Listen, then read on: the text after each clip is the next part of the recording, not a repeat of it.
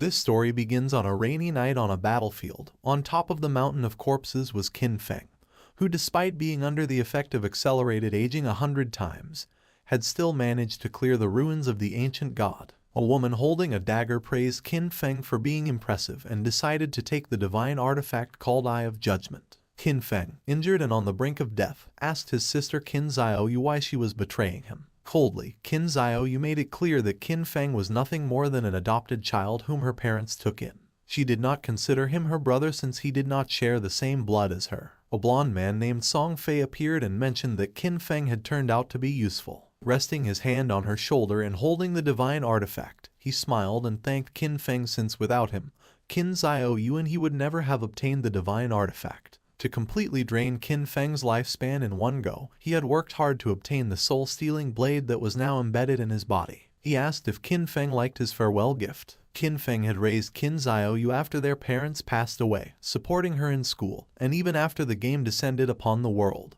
he risked his life countless times for her. But now seeing that she had betrayed him, he realized that he had judged her wrongly. Qin Xiaoyu made it clear that after their parents died, Qin Feng kept meddling in her life, giving her orders and controlling her. Before, when Song Fei and she needed his protection, he was still somewhat useful. But now that they had the divine artifact, the only value he had for them was gone. Song Fei lunged at Qin Feng to end his life, promising that he would take good care of Qin Xiaoyu. As death was approaching, Qin Feng promised not to let them get away with it. Just before he could finish the sentence, Song Fei took his life. In 2025, the God-forsaken game descended where the only currency was lifespan.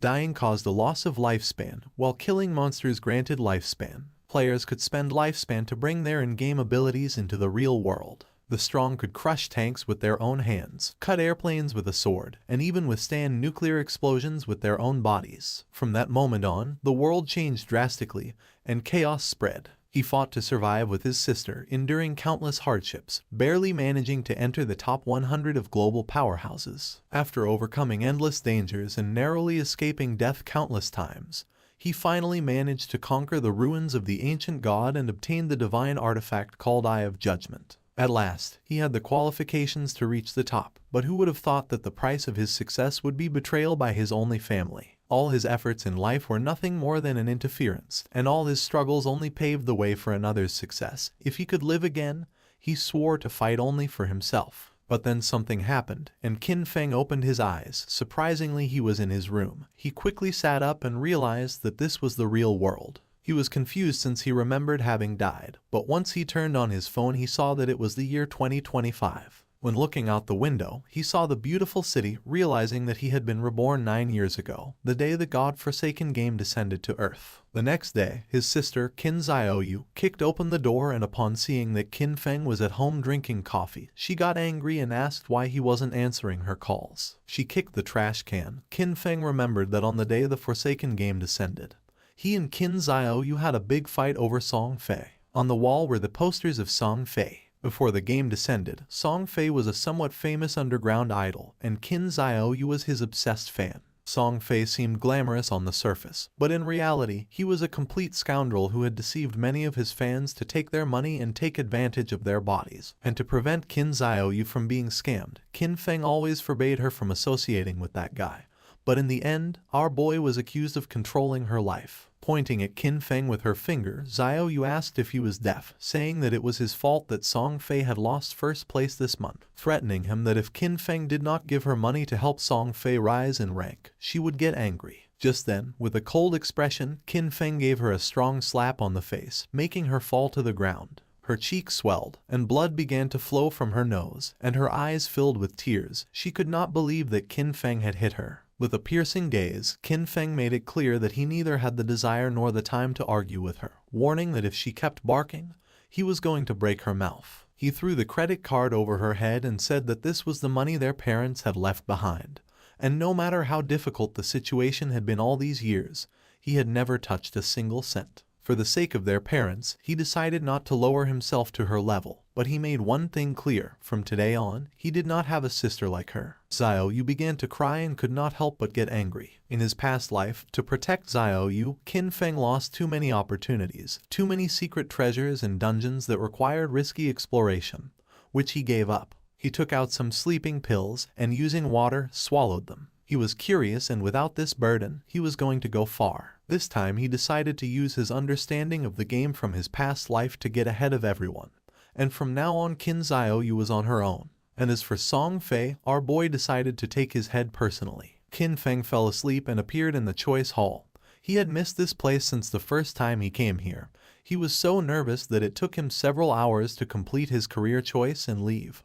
But this time, he had to be faster. In his past life, he chose the warrior to protect Qin Xiaoyu. The warrior class was not weak, but it was no longer the right choice. Now, without the burden of Qin Xiaoyu, he was going to be able to clear solo much faster. Mobility and reaction were the most important things, so without hesitating for a second, Qin Feng chose the assassin class. But then something unexpected happened, and the system reported that the divine artifact Eye of Judgment had been successfully bound. The Eye of Judgment was activated. It had a passive authority. Upon entering the Forsaken game, Qin Feng was going to automatically obtain the highest ranking profession and talent. Our boy was in shock upon seeing that the Eye of Judgment had linked to him after his rebirth, realizing how it worked. As long as the artifact recognized its owner, and even if it was stolen, it would be useless, believing that perhaps this was the reason why he had been reborn. Just then, shadow began to enter his body, then his body started to change and his hair turned white, becoming a shadow. Qin Feng's appearance had changed. Shadow was the highest level hidden profession for assassins. It was completely different from the warrior profession he chose in his past life. Just obtaining this profession had already given him enormous power. Qin Feng's eyes widened in surprise when he remembered that each profession had a very small chance of unlocking its hidden higher tier profession,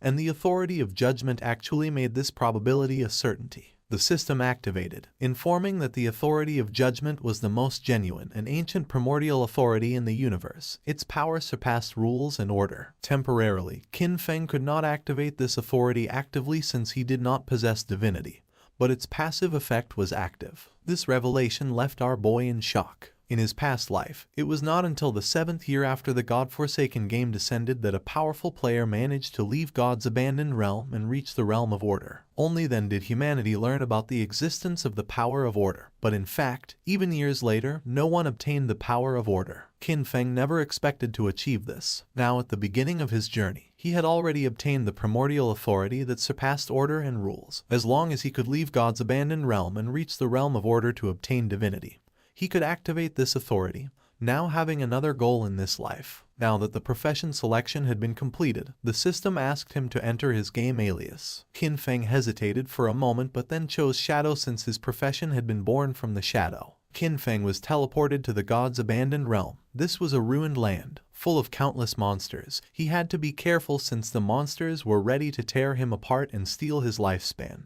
One could leave the town, kill monsters and earn tradable lifespan. But if they died in the game, they would lose half of their lifespan, both tradable and non-tradable. Qin Feng was in Shell Town, a safe zone. Here there were no monsters and players could not attack each other, and the lifespan loss speed was multiplied by 1. Many people were dragged into the game. Some had taken a nap after eating and some others had fallen asleep after a long workday, only to end up in this place. Everyone's attention was fixed on Qin Feng.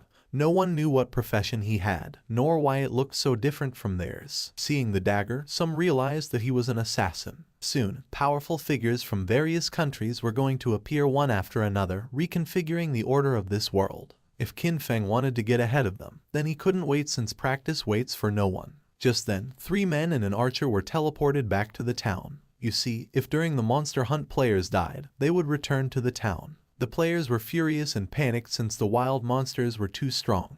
With one bite the monster had taken all their life. They had been fighting against a weak level 1 crawler. But even so, they had only managed to take away a third of its health together, and now that they had died, their lifespan had dropped to half. They asked the archer Lizzie what to do now. Qin Feng started observing her and remembered that archers started with short bows, realizing that she was also a hidden class. Lizzie noticed that Qin Feng was also a hidden class. With a kind smile, she asked if he wanted to team up with them. The monsters outside were really strong, and they couldn't handle them alone. Her team had already been annihilated once, so they had experience. Qin Feng refused and continued on his way. Lizzie's companions mocked him when they saw that he was pretending to be a pro. The 5 of them together had not been able to defeat the monster, so there was no way he could do it alone. According to them, Qin Feng was looking for death. Using the system, Lizzie saw that King Feng's alias was Shadow. While our boy was walking towards the exit of the town, Lizzie decided to follow him to see if they could find out what skills he had.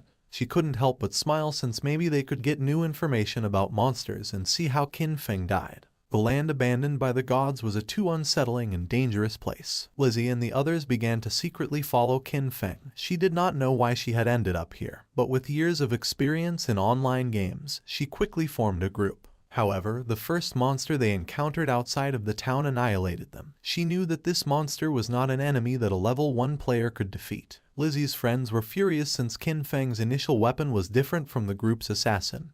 He had a dagger, but Qin Feng had a short blade. The assassin felt envious since Qin Feng was even faster than him, but as an assassin, his agility should be the highest. Besides that, Qin Feng's clothing was different from his. Qin Feng seemed like an unusual player, so Lizzie decided to follow him as he might lead to crucial information. Qin Feng started staring at them, and upon feeling this, Lizzie quickly hid again without knowing if they had been noticed. Our boy used the shadow sneak technique and disappeared from the place without a trace, becoming a shadow. Lizzie and the others were somewhat confused to see that he had vanished into thin air. The assassin of the group realized that this was a stealth ability, an initial ability that granted invisibility. Qin Feng had become invisible. Lizzie decided to return to the town and look for ways to improve themselves. It was too dangerous to go out. They had already died once and their lifespan had already been reduced by half. They decided to look for NPCs to try to obtain hidden rewards like treasure chests. Shadow Sneak was a skill that allows the user to enter stealth for a duration. Attacking will reveal the user,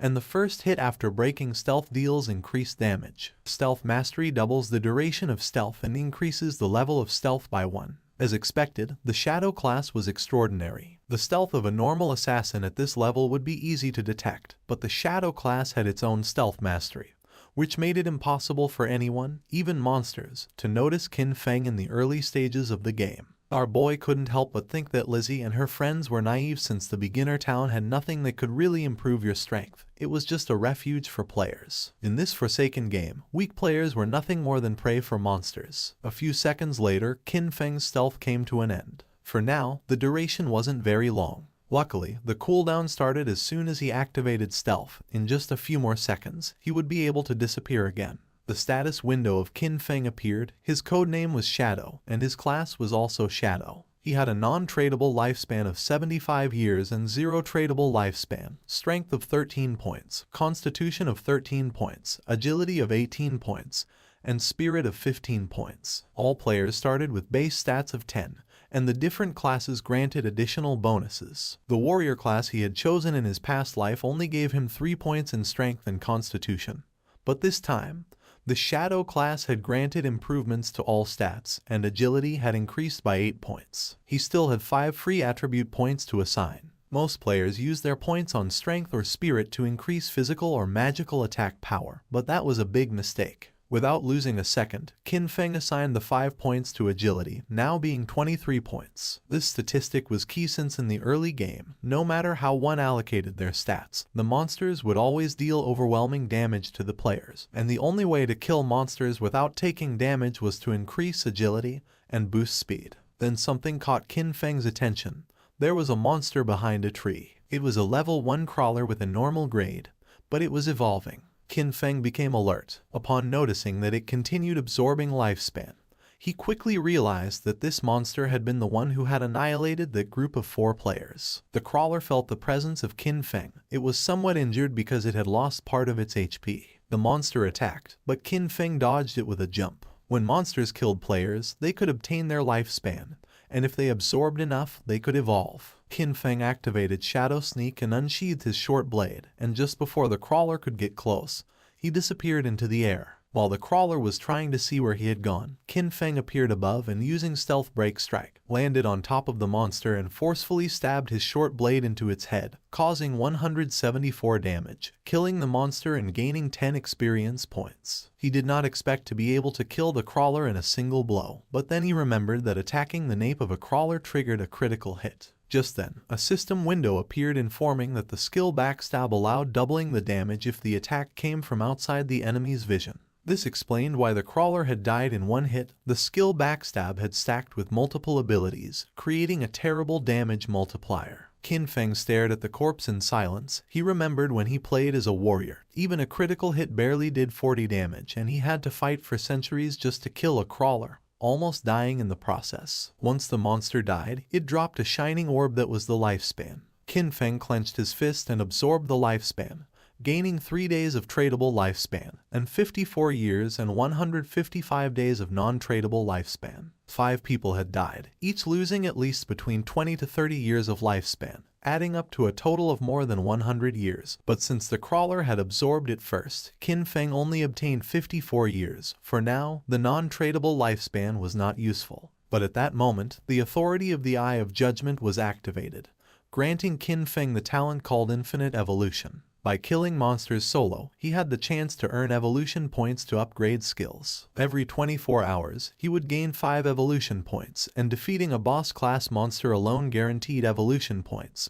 Currently, he had 5 points. He had infinite evolution and could improve his skills. In his past life, he had never heard of anything like this. No matter what equipment or skill book monsters dropped, its grade was fixed and there was no way to improve it. This was a power beyond rules and order. Our boy decided to try it out and upgrade Shadow Sneak and Backstab. He spent 4 evolution points and the skills were successfully improved. The starting skill Shadow Sneak went from normal to bronze, and the duration increased from 12 seconds to 16 seconds. The breaking stealth attack bonus increased from 60 to 90, and the cooldown time was reduced by 2 seconds. Backstab went from inferior to normal and the damage increased by 5%.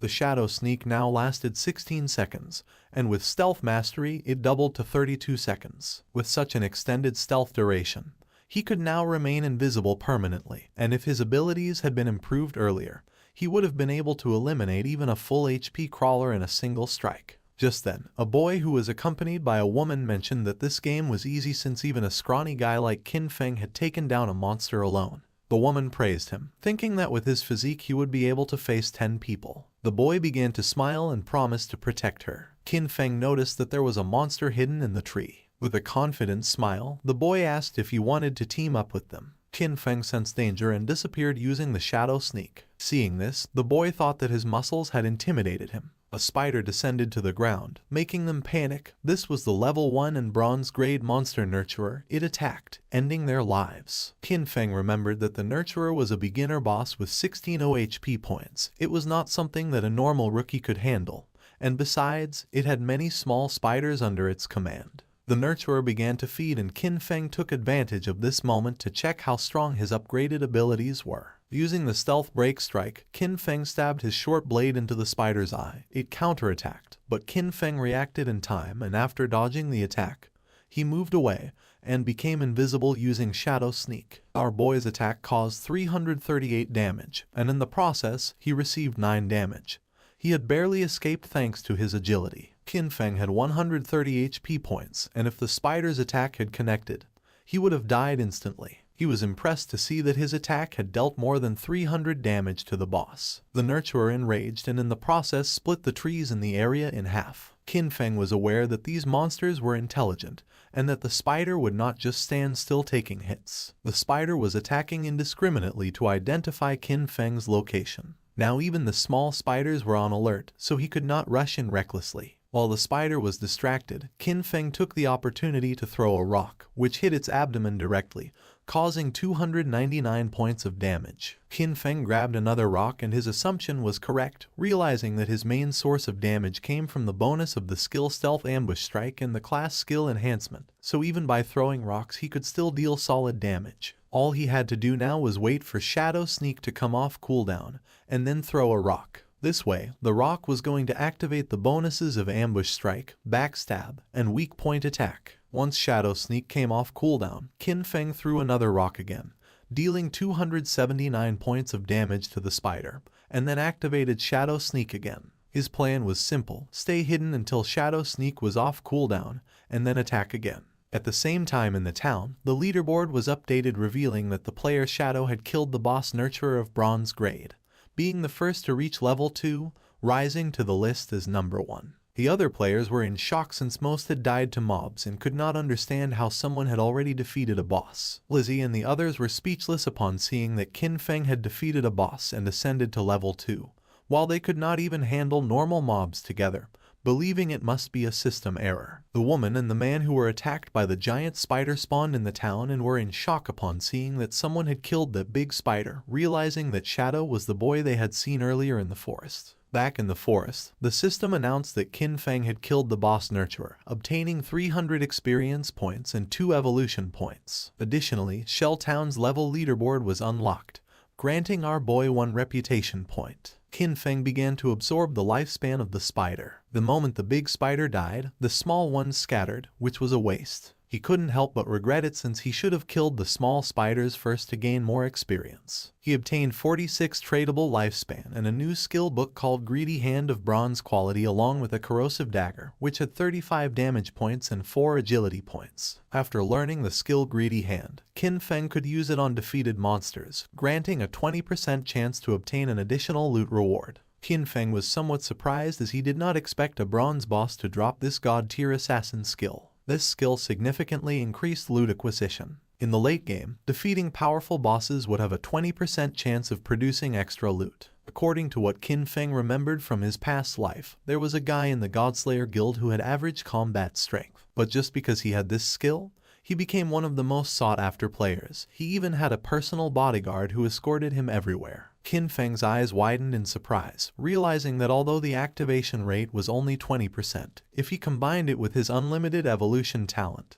he would be able to infinitely increase both the drop rate and the amount of loot. The next day, the students were on their way to school. Xiao Yu's friend asked if she was not going to call Qin Feng and apologize, reminding her that yesterday they had skipped the exam to secretly go and support Song Ye. She was sure that Qin Feng must be angry with her. Xiao Yu refused since she had done nothing wrong, and because of him, they had almost missed the entrance time. According to her, Qin Feng was the one who should apologize. Her friend tried to convince her since Qin Feng treated her very well and also asked what had happened to her face. Xiao Yu stood firm in her decision since all Qin Feng did was meddle in her affairs, and she made up an excuse, saying that she had tripped and hurt her face. Upon entering the school, they saw many students gathered in front of a classroom. The friend became curious and, making her way through the crowd, entered the classroom where she saw that Zhang Wei's body was becoming semi-transparent. One of Zhang Wei's friends explained that he wasn't very sure, but just now, Wei had said he was going to take a nap, and when they turned around, he was already like this. This was not an isolated case, it was all over the internet. People from all over the world were experiencing the same phenomenon, and some experts said that if one fell asleep, they would enter a semi-transparent state like a ghost, and no one knew why. The friend went on alert and decided to call her parents to warn them and advised Xiao Yu to call her brother to warn him as well just in case. But she refused since she preferred to see him dead rather than contact him. Meanwhile, Qin Feng evolved the new skill Greedy Hand, upgrading it from bronze quality to gold. Now, when looting an enemy, the probability of obtaining an extra piece of loot increased from 20% to 70%. And thanks to this, our boy learned Greedy Hand and obtained 2 points. Qin Feng clenched his fist and activated the skill, obtaining 2 evolution points and 46 days of tradable lifespan. He was more than satisfied to have obtained 2 evolution points and knew that to upgrade Greedy Hand to level 3 he needed 3 points, and that soon he would have a 100% chance of obtaining extra loot. He knew that the governments of the world must have realized the situation by now, and more people were going to flood into the game, so he had to accelerate his progress and equip what he could use. Qin Feng equipped the corrosive dagger of bronze quality, gaining 35 attack points and 4 agility points. He activated the shadow stealth to avoid drawing attention from the monsters, knowing that it wouldn't be long before people realized that the skills and equipment from this game could be extracted into the real world. And when that happened, the world would fall into chaos. Extracting skills and equipment required 2 conditions. First, reaching level 10, and second, having enough tradable lifespan. Defeating small monsters took too much time, so he decided to find stronger bosses. While he was walking through the area, he heard someone fighting, and when he went to the cliff, he saw several players fighting against a level 2 sprint predator, bronze grade. Qin Feng was planning to find stronger bosses, and now he had found a sprint predator, being a perfect timing. The monster attacked, but the player carrying a shield and mace blocked the attack without much effort. It was Wang Meng. Qin Feng did not expect to meet him here, realizing that the rumors were true. It was said that when Wang Meng first entered Forsaken Game, he had gathered an entire team of hidden class players. The 6 members of his team were hidden class users. Wang Meng summoned the Holy Barrier, creating a golden barrier to repel the monster. He had the hidden class of Holy Shield Warrior, having twice the basic stats of a normal warrior, and, as if that were not enough, he also had an innate invincibility skill. While the monster was distracted, the mage of the team summoned a fireball which hit directly against the creature's arm. She had the mage class hidden profession called Prophet, which allowed her to inflict double the magical damage of a normal mage and came with an incorporated prophetic fireball. The archer of the team had the hidden profession of the archer class called Sharp-Eyed Shotter, granting the user double the stats of a normal archer, and came with an incorporated rapid shot skill. The priest had the Oracle Priest class, having twice the healing power of a normal priest and a group healing ability. The archer and the mage attacked together, but the monster evaded the attacks without much effort and attacked Wang Meng, forcing him to retreat. The archer panicked upon seeing that the ranged attacks were not hitting, thinking that this boss was too fast. The priest healed Wang Meng, and he decided that the best way to defeat this boss was to keep attacking while the healers took care of healing. Seeing that he planned to wear down the monster's health little by little, Qin Feng thought that Wang Meng was very optimistic, but he knew that he was forgetting the most important thing. This was the wild nature, and if a battle dragged on, other monsters would be attracted. Just then, 2 monsters appeared behind Wang Meng. Qin Feng recognized them as corruptors, regular level 2 monsters covered in dark brown mud, specialized in using ranged attacks. The swordsman of the team rushed towards the monsters and attacked one of them. He had a hidden class that our boy had not seen before. The attack caused 33 points of damage, and the swordsman did not take long to realize that the defense of these monsters was very high. The corruptor vomited mud on the swordsman.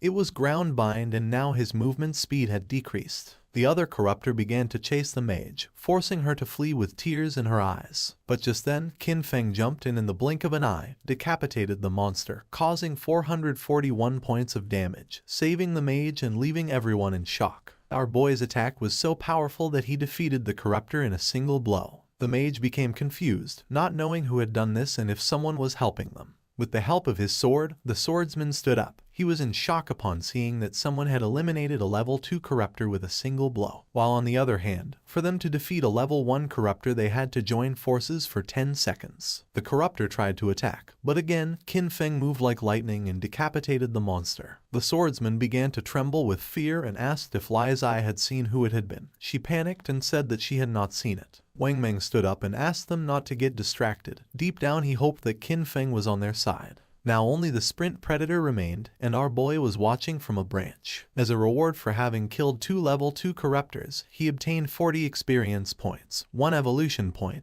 the skill book called Venom Dart of common quality, and 8 days of tradable lifespan. Qin Feng did not waste a second and evolved Venom Dart as it was a perfect mid-range poison damage skill. Upon evolving it, the skill rose to level 2 and went from common quality to silver. It allowed the user to throw a deadly poison dart with a maximum range of 14 meters, inflicting 120 attack damage points upon impact and applying the status Venom, with a cooldown of 5 seconds. The status Venom inflicted 50% continuous damage per second, lasting for 5 seconds and could not be stacked. The monster attacked again. Wang Meng managed to block the attack with his shield, but in the process, the creature stabbed its sharp limb into his stomach. Wang Meng dropped his shield and mace to the ground, and the monster took advantage to stab him with its other limb, causing him terrible pain. The archer began to tremble with fear. The priest panicked knowing that this was not good since he could not heal fast enough. In a desperate attempt, Wang Meng asked them to flee. Qin Feng shot a dart, which lodged in the head of the sprint predator, causing 845 points of damage. The mage and the archer were in shock upon seeing that the attack had taken half of the boss's HP. Both the monster and Wang Meng began to writhe in pain, and venom started to emerge from the monster's wound until its body collapsed to the ground, causing 324 damage multiple times. Since Qin Feng had inflicted more than 90% of the damage, the loot belonged to him, and for having killed the sprint predator, he obtained 600 experience points, reaching level 3, obtaining 2 evolution points and 55 days of tradable lifespan. He did not expect that the damage over time of the Venom Dart would activate his class's passive ability. With stealth, he could remain invisible and throw darts indefinitely, and now nothing in the early and mid-game could stop him. the loot began to emerge from the monster's corpse. Wang Meng was in shock upon seeing the amount of damage the monster had taken, and several seconds later, the loot disappeared. Wang Meng stood up and thanked Qin Feng for saving them, but our boy made it clear that in the wildlands, one could not trust people so easily, leaving everyone in shock. Wang Meng thanked our boy for the advice and they decided not to bother him while he was checking the loot. He also added that if he ever needed anything, he could come to find him. Qin Feng picked up the loot, realizing that Wang Meng seemed trustworthy.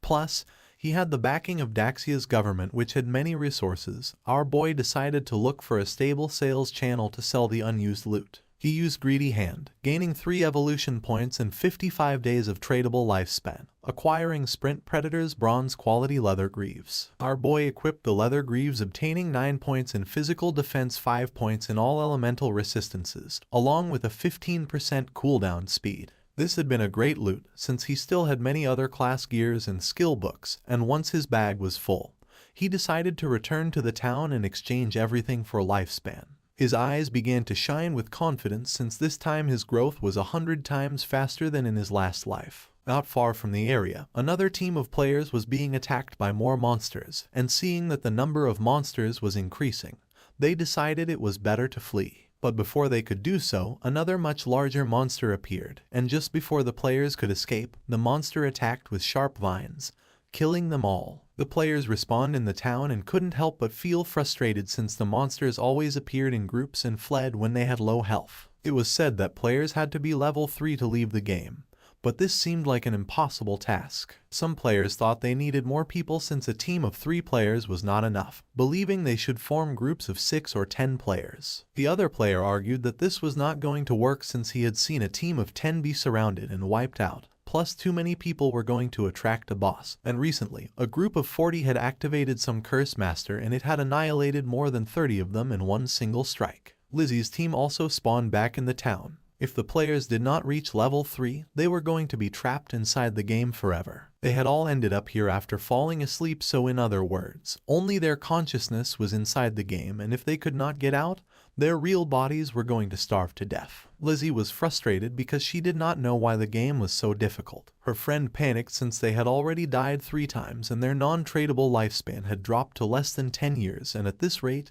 they were going to end up dying in real life. Despite not knowing if it was real or not, Lizzie knew that they could not afford to die again. Upon seeing that Shadow was level 3, she was somewhat confused, realizing that he must have discovered some trick. She knew they needed him to carry them to level 3 in order to escape this game. Clenching her fist, she gave the order to her team to spread the word. They had to get Shadow to help them reach level 3. She was determined to give him 10 million in cash once they returned to reality. The others were in shock, but she knew there was no way Shadow could ignore the 10 million. Back in the forest, our boy took down a level 2 polluter, earning 20 experience points and 1 evolution point. After absorbing the lifespan of the monster, Qin Feng decided that he already had enough evolution points and decided to spend the 5 points he had to evolve Greedy Hand. It improved in quality, going from platinum to emerald, increasing the probability of obtaining extra loot to 160%, and now the extra loot had a 20% probability of being 1 tier higher. Qin Feng was amazed knowing that the effect was insane, realizing that if he kept evolving it, it would reach 100% or even 200%.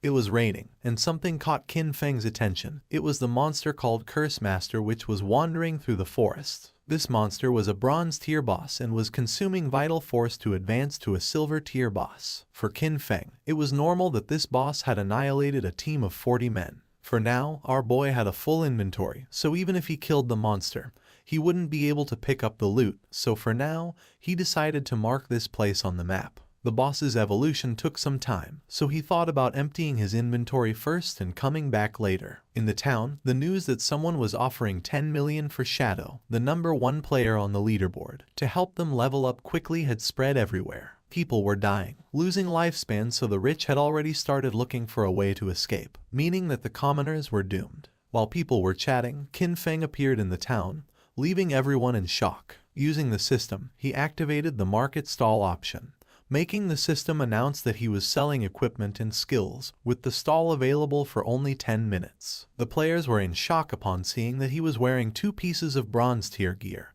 and furthermore was selling 2 more. They still couldn't believe that he had killed a bronze tier boss. One of the players asked why they couldn't see Qin Feng's face. Another player explained that he had enabled the face concealment function, making the in-game appearance match the real one, so for this reason he wanted to remain mysterious. A mage approached our boy's stall and with a curious gaze asked how much for the icicle spell, to which Qin Feng replied that it was 100 days of tradable lifespan. She was Grey Rose, currently ranked 11 in Shell Town, who also had face concealment activated. For Rose, 100 days of lifespan was a lot, so she asked if he could lower the price, to which Qin Feng explained that the common tier skill icicle spell increased a mage's early farming speed, and 100 days was already a bargain. Rose asked if she could use real-world money, but Qin Feng refused to accept it, advising her that if she had cash, she could first buy tradable lifespan and then exchange it with him, and if no one offered more, he was determined not to sell the skill until she had the lifespan.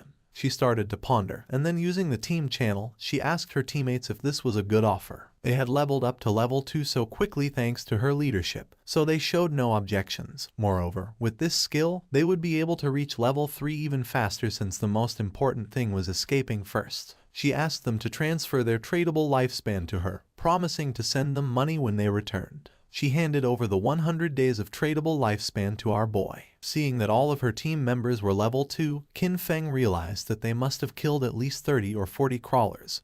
Therefore, their tradable lifespan should be much greater than 100 days. Qin Feng sold the spell, obtaining 100 days of tradable lifespan. Now his tradable lifespan went from 268 days to 368 days. Just then Lizzie appeared and was happy to have found Shadow. With a smile, she gave him an opportunity. In exchange for helping her ascend to level 3, she promised to give him 10 million in money when they returned to the real world. The other players were in shock. She was Jiang Lizzie, and in our boy's past life, she was the leader of a criminal syndicate. Later her syndicate was annihilated by the country. With a confident smile, she said that her father was the president of Dajiang Industries, and seeing that our boy didn't believe her, she asked him to look her up. According to reports, it was said that she used cash to lure people into selling their lifespan, then kidnapped them for forced labor, and those who had resisted had been murdered in reality. Qin Feng coldly rejected the offer knowing that she was scum. Lizzie admitted that Shadow was strong in this game but revealed that no one knew how the game worked yet, so she advised him to team up with her, and in return, she would make sure he lived in luxury, cars, houses, women, and everything he wanted.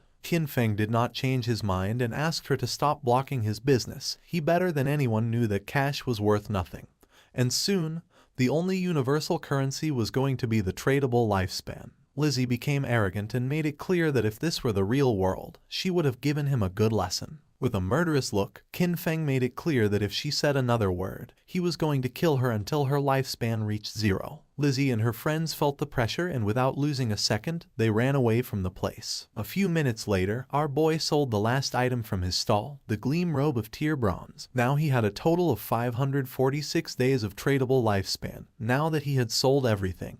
He decided it was time to go deal with the Curse Master. He became invisible. No one knew it yet, but the tradable lifespan could extract skills into reality, and soon this forsaken game was going to plunge the real world into chaos. Along with the real world backgrounds that people once took pride in, soon only personal strength would matter. Lizzie and her team moved away from the area. They're out of breath from running, and Lizzie shares that Shadow not only turned her down but also threatened her. She vows to find and kill him once she's in the real world. While she's thinking this, a man named Mao Li Jun, also known as Lao Mao, approaches her. Lao Mao says he's at level 2 and claims he knows some tricks to level up in the game. He asks if he can take the 10 million offer that Shadow turned down to help Lizzie and her team reach level 3. Lizzie, feeling cautious, asks what Lao Mao means by tricks. Lao Mao tells Lizzie that he normally keeps his tricks a secret, but he'll make an exception for her. He explains that to level up in this situation, you should quickly allocate all your attribute points to agility. Doing this will make your running speed faster than the monsters, helping you win without getting hurt. Lizzie is shocked because she had put all her points into strength. She agrees to Lao Mao's offer but says she'll only pay him 5 million since he's not as strong as Shadow. Lao Mao accepts, mentioning that while Shadow is strong,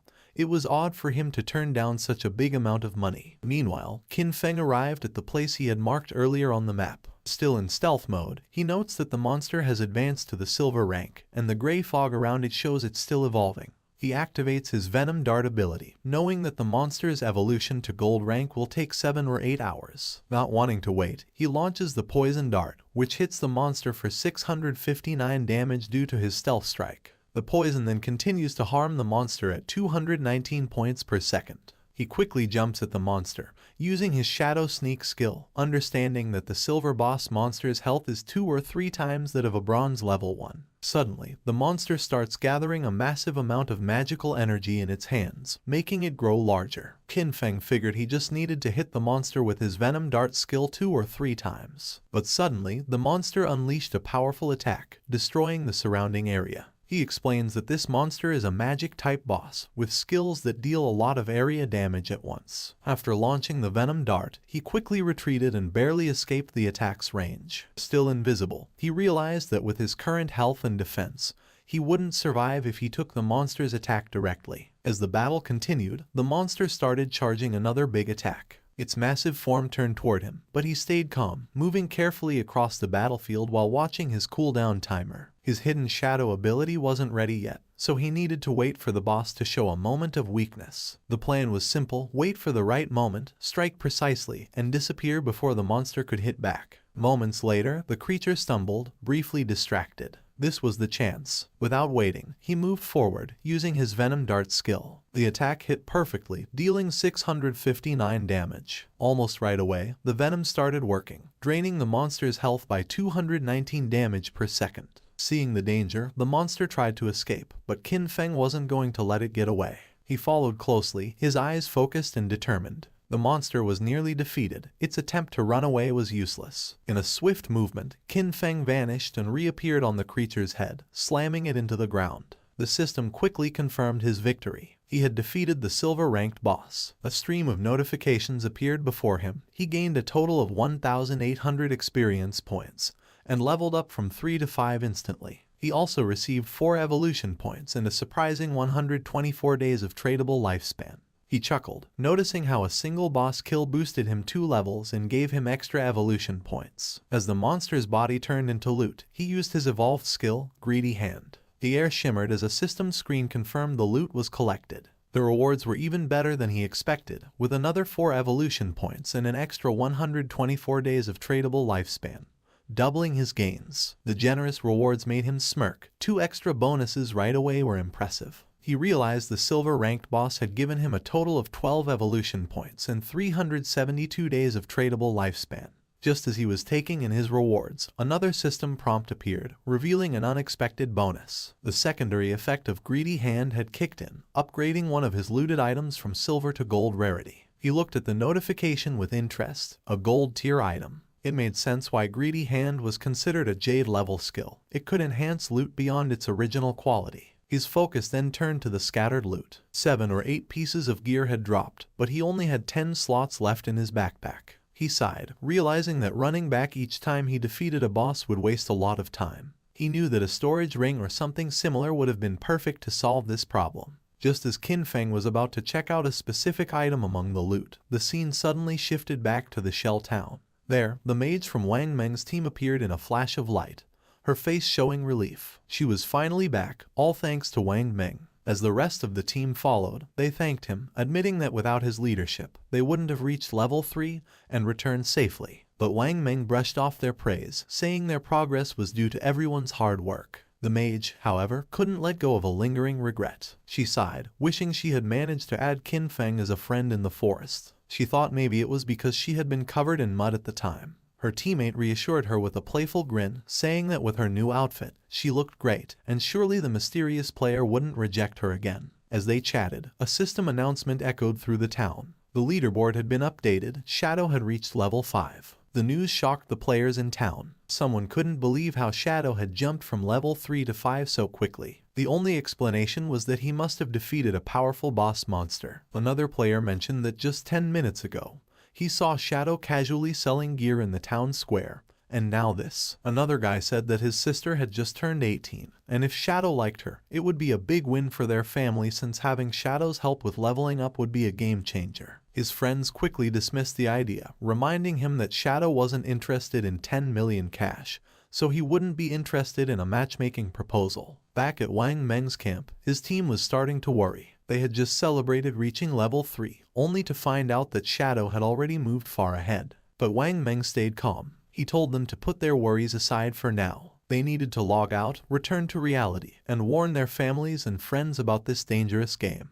As their bodies started to fade, the system confirmed their logout. Wang Meng's last words were serious. If the world was heading toward chaos, they had to prepare their loved ones. The scene shifted to the real world. Wang Meng's eyes opened, and a voice quickly called for the captain. He wasn't just any player. Wang Meng was a police officer. His fellow officers rushed to him, visibly worried. One admitted they were scared because his body had started to turn transparent while he was unconscious. The terrifying truth was clear: if a player died in the game or lost all their life, they didn't just log out, they disappeared from the real world. But there was no time to dwell on that horror. Wang Meng stood up and called for everyone to gather, as something serious had happened. Someone asks Wang Meng about his report. Wang Meng explains that he and his team formed a party, and each member had a hidden profession, which was a big advantage in the game. Yet, they were almost wiped out by a single monster. They were only saved at the last moment by an unknown player, Shadow. Wang Meng confirms that his report is accurate. He then describes Shadow's incredible progress. When Shadow helped them, he was at level 3.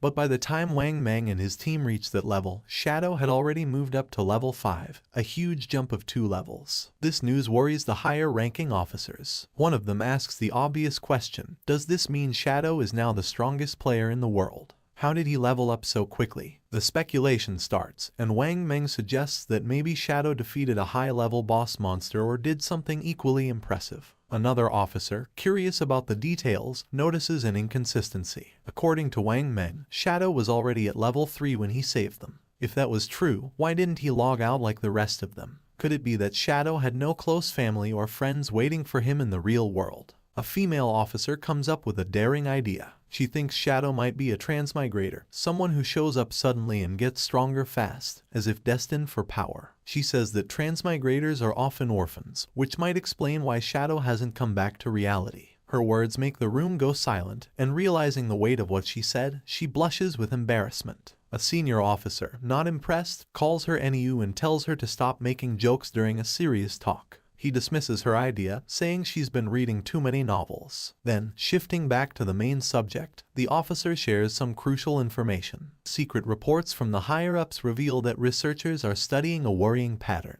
Many older people have been mysteriously dying in their sleep. When researchers compared this data with those who had returned from the forgotten game of the gods, they found something alarming. It turned out that those who died in their sleep had also died multiple times in the game. This shows a scary truth. If a player's lifespan hits 0 in the game, they don't just die there, they die in real life too. One officer shares his worry, saying the forgotten game of the gods is an anomaly, something way beyond what they understand.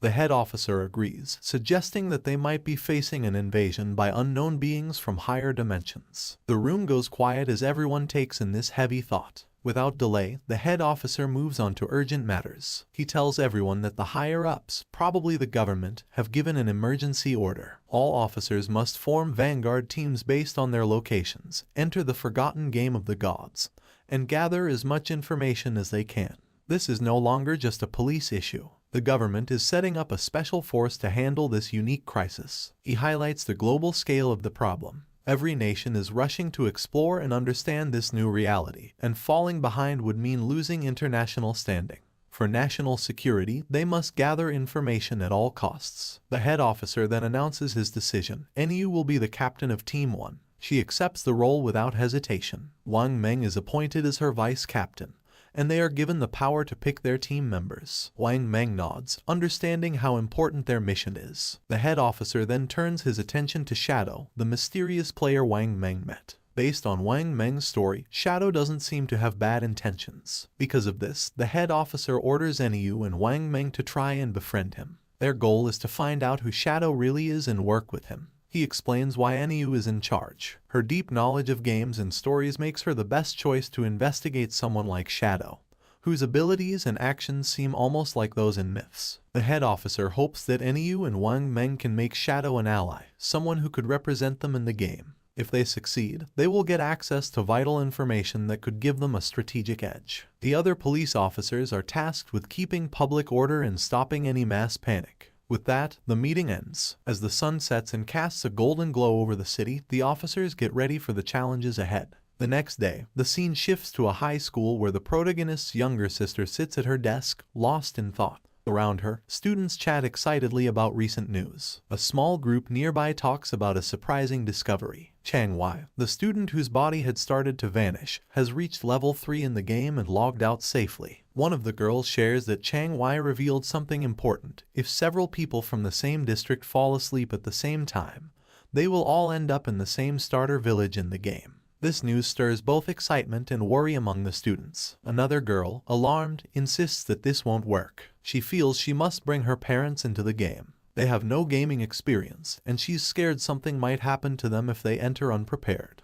But another student disagrees, saying they shouldn't rush to involve their parents yet. They should focus on getting stronger first, so they can protect their families when needed. Meanwhile, the protagonist's younger sister looks at her phone, deep in thought. A nagging frustration grows inside her. Why hasn't her brother reached out to her yet? With something as big as the forgotten game of the gods happening, she expected at least one message from him.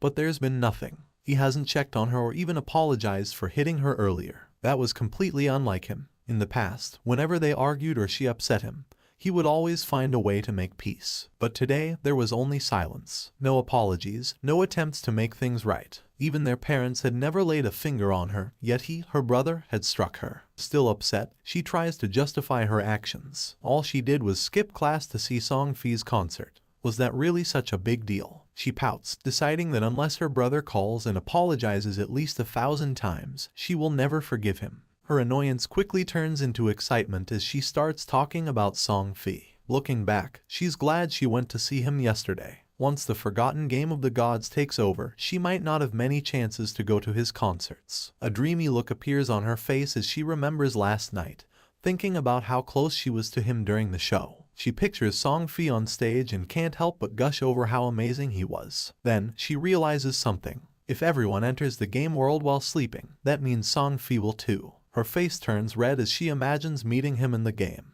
Could this be her chance? Is fate finally bringing them together? Her heart beats faster at the thought. As she gets ready to sleep, she suddenly remembers something. Chang-wai had reached level 3 really fast. That meant he was probably already an expert. If she wanted to do well in the game, she needed some good advice. So, without hesitating, she sends Chang-wai a message, asking if he has any helpful tips before she enters the game world. Meanwhile, Chang-wai is with his classmates when he gets her message. He looks at his phone and smiles. He's amazed by the situation. Who would have thought that someone like the protagonist's younger sister would ask him for advice? He sees this as a great opportunity. This was his chance, whatever that meant. Chang-wai quickly replies, saying she's asked the right person. He shares an important game secret. At the start, she should put all her attribute points into agility. If she doesn't, she won't be fast enough to escape monsters and will keep dying. She asks if this is true even if she chooses a mage class. Chang-wai assures her it is. Agility is useful for mages too, he explains, because it boosts casting speed, which is key early on. Still unsure, she asks what if she still can't win after improving her agility. Chang-wai confidently tells her not to worry. As long as someone in their village reaches level 5, the village's teleportation formation will activate, connecting all the starter villages. Once that happens, she can just join a random party to help her level up, and he will come find her when the teleportation circle is active. Hearing this, she feels very happy. Lying on her bed, she smiles to herself, thinking how handy people like Chang-wai are. Just like that, she's found someone to help her out. As she starts to fall asleep, another thought pops up. This is great. She'll get into the game before her brother, level up quickly, and become strong. When her brother finally joins, she'll make sure he has a tough time. No help, no support, he'll have to manage on his own. Happy with her plan, she drifts into sleep, excited for the adventure ahead. The scene shifts back to the game where the protagonist stands over the loot from a defeated boss monster. Among the treasures, a glowing orb catches his attention. As he picks it up, a system notification pops up, saying he has obtained the cursed ring, a gold tier item. The system then details its attributes. The ring can be used by anyone and gives a boost of 8 points to all attributes. It also increases dark elemental resistance by 26 points and makes weak point attacks 1.5 times stronger. But you need to be at least level 4 to wear it. Looking at the benefits, the protagonist sees that the total boost is 32 points, similar to leveling up 3 times. Plus, the ring's dark resistance will be helpful against many enemies, and the weak point attack boost is a nice bonus. Knowing this, he sees the cursed ring as a valuable item for his journey. Before he can think more about his new item, another system notification shows up, saying he's learned a new skill called Instant Shadow Slash, a silver tier assassin type ability. The system explains how it works. When used, the skill sends out multiple slashes in one direction, reaching up to 15 meters. It also gives temporary invincibility for 5 seconds, hitting all enemies in a 2.1 meter wide path 3 times. Each hit deals 100 damage and counts as a backstab, but it doesn't hit weak points. The skill has a 12-second cooldown. Seeing how useful this ability is, the protagonist knows it's a strong area attack with the bonus of temporary invisibility. He quickly learns the skill. With some evolution points left, he decides to improve one of his key skills, Greedy Hand. The system takes 8 evolution points and upgrades the skill from Jade rank to Diamond rank. The effects of Greedy Hand get a big boost. The chance of getting extra loot from defeated monsters goes up from 160% to 220%, and the chance of that loot being upgraded by 1 level increases from 20% to 40%. Thinking about this upgrade, the protagonist realizes that with this improvement, he'll now get 2 pieces of loot per enemy, making each kill 3 times as rewarding. Not wanting to waste his remaining evolution points, he upgrades Instant Shadow Slash by 3 levels. The system takes 3 evolution points, leaving him with just 1. The skill quickly evolves, moving from silver rank to gold rank, and finally reaching platinum rank. The skill's attack range has expanded, growing from 15 meters to 21 meters, allowing for greater reach. The invisibility now lasts 7 seconds, giving him a bit more time to stay safe. The number of slashes has increased from 3 to 5, hitting all enemies in its wider 3.1 meter path. The cooldown is slightly shorter, going from 12 seconds to 10.43 seconds, which makes it a bit more efficient but still needs careful use. Each strike now deals 200 damage, doubling its previous strength. Every attack counts as a backstab, triggering the backstab skill effect, even though it can't hit weak points. Seeing these upgrades, the protagonist knows that while the cooldown isn't much shorter, the skill's ability to keep him invisible longer can be a big advantage in fights. Looking at the rest of the loot, he quickly sees that most of it isn't useful. But one item stands out, a silver tier warrior skill book, Battle Roar. He knows selling it will give him more tradable lifespan.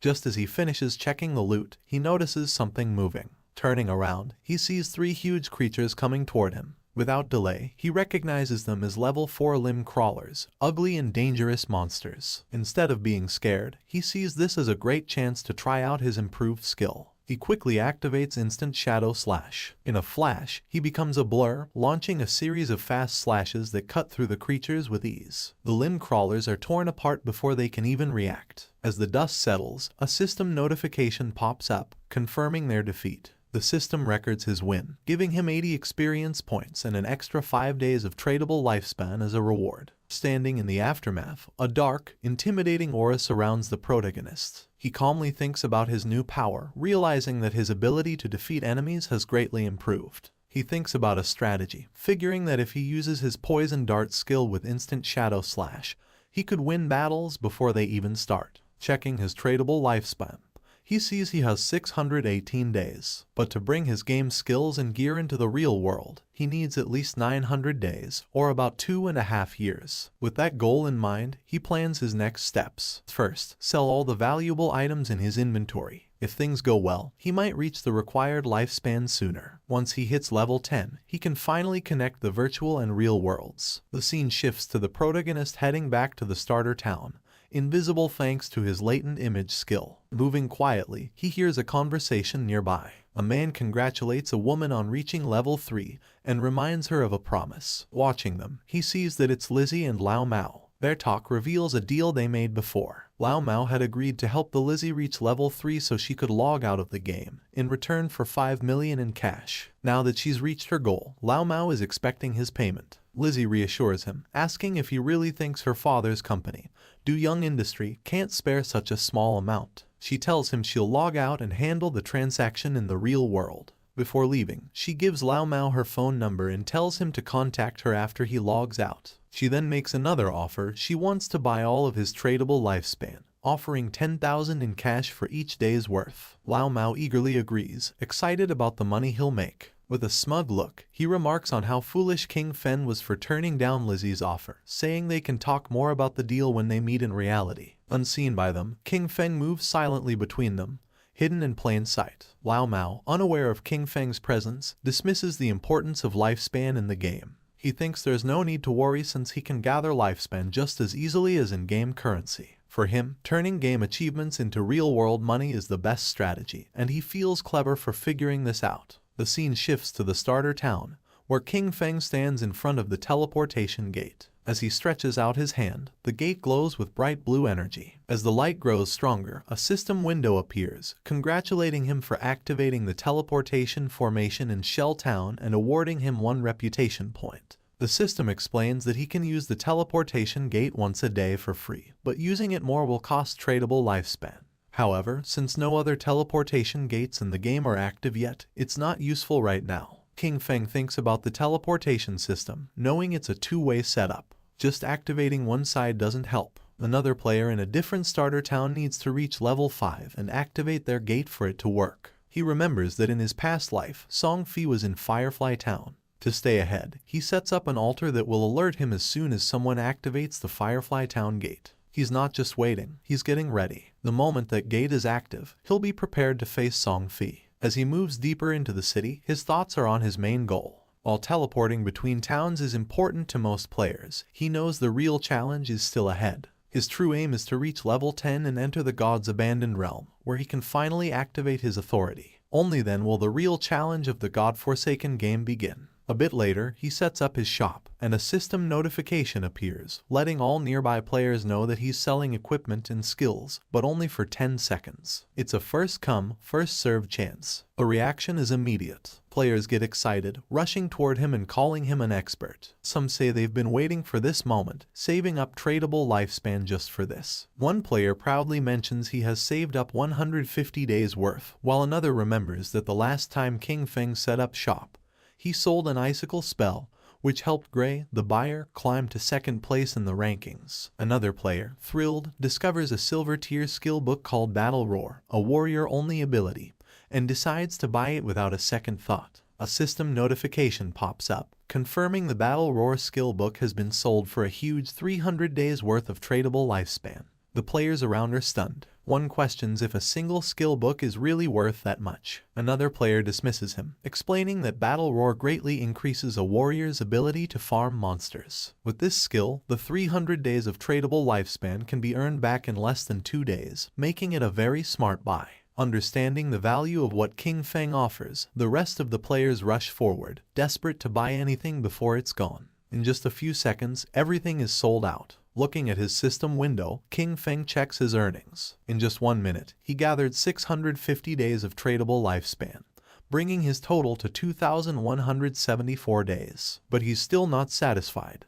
To bring his attributes, skills, and equipment into the real world, he needs much more lifespan. Meanwhile, some players complain about not getting a chance to buy anything. They ask if he'll set up shop here again, and he confirms he will. Suddenly, a female player calls out to him, saying she has a treasure and asks if he's interested in making a deal. As he turns to look, he recognizes her. She's one of Wang Meng's teammates. The system quickly identifies the treasure as a space ring with 12 inventory slots. It adds that the ring doesn't take up King Feng's backpack or equipment slot. King Feng is momentarily taken aback. He knows the true value of the space ring. It's a rare storage item that doesn't use up a ring or backpack slot. Since players can only carry up to 3 storage backpacks, an item like this is invaluable. He understands that while space rings can technically drop from any monster, the chance is incredibly low. The fact that this girl, with her prophet profession, got one so early in the game is amazing. Her luck is incredible. Without delay, he asks for the price of the ring, already figuring out its true worth. In his past life, a 12-slot space ring like this sold for an astounding 3,600 days worth of tradable lifespan.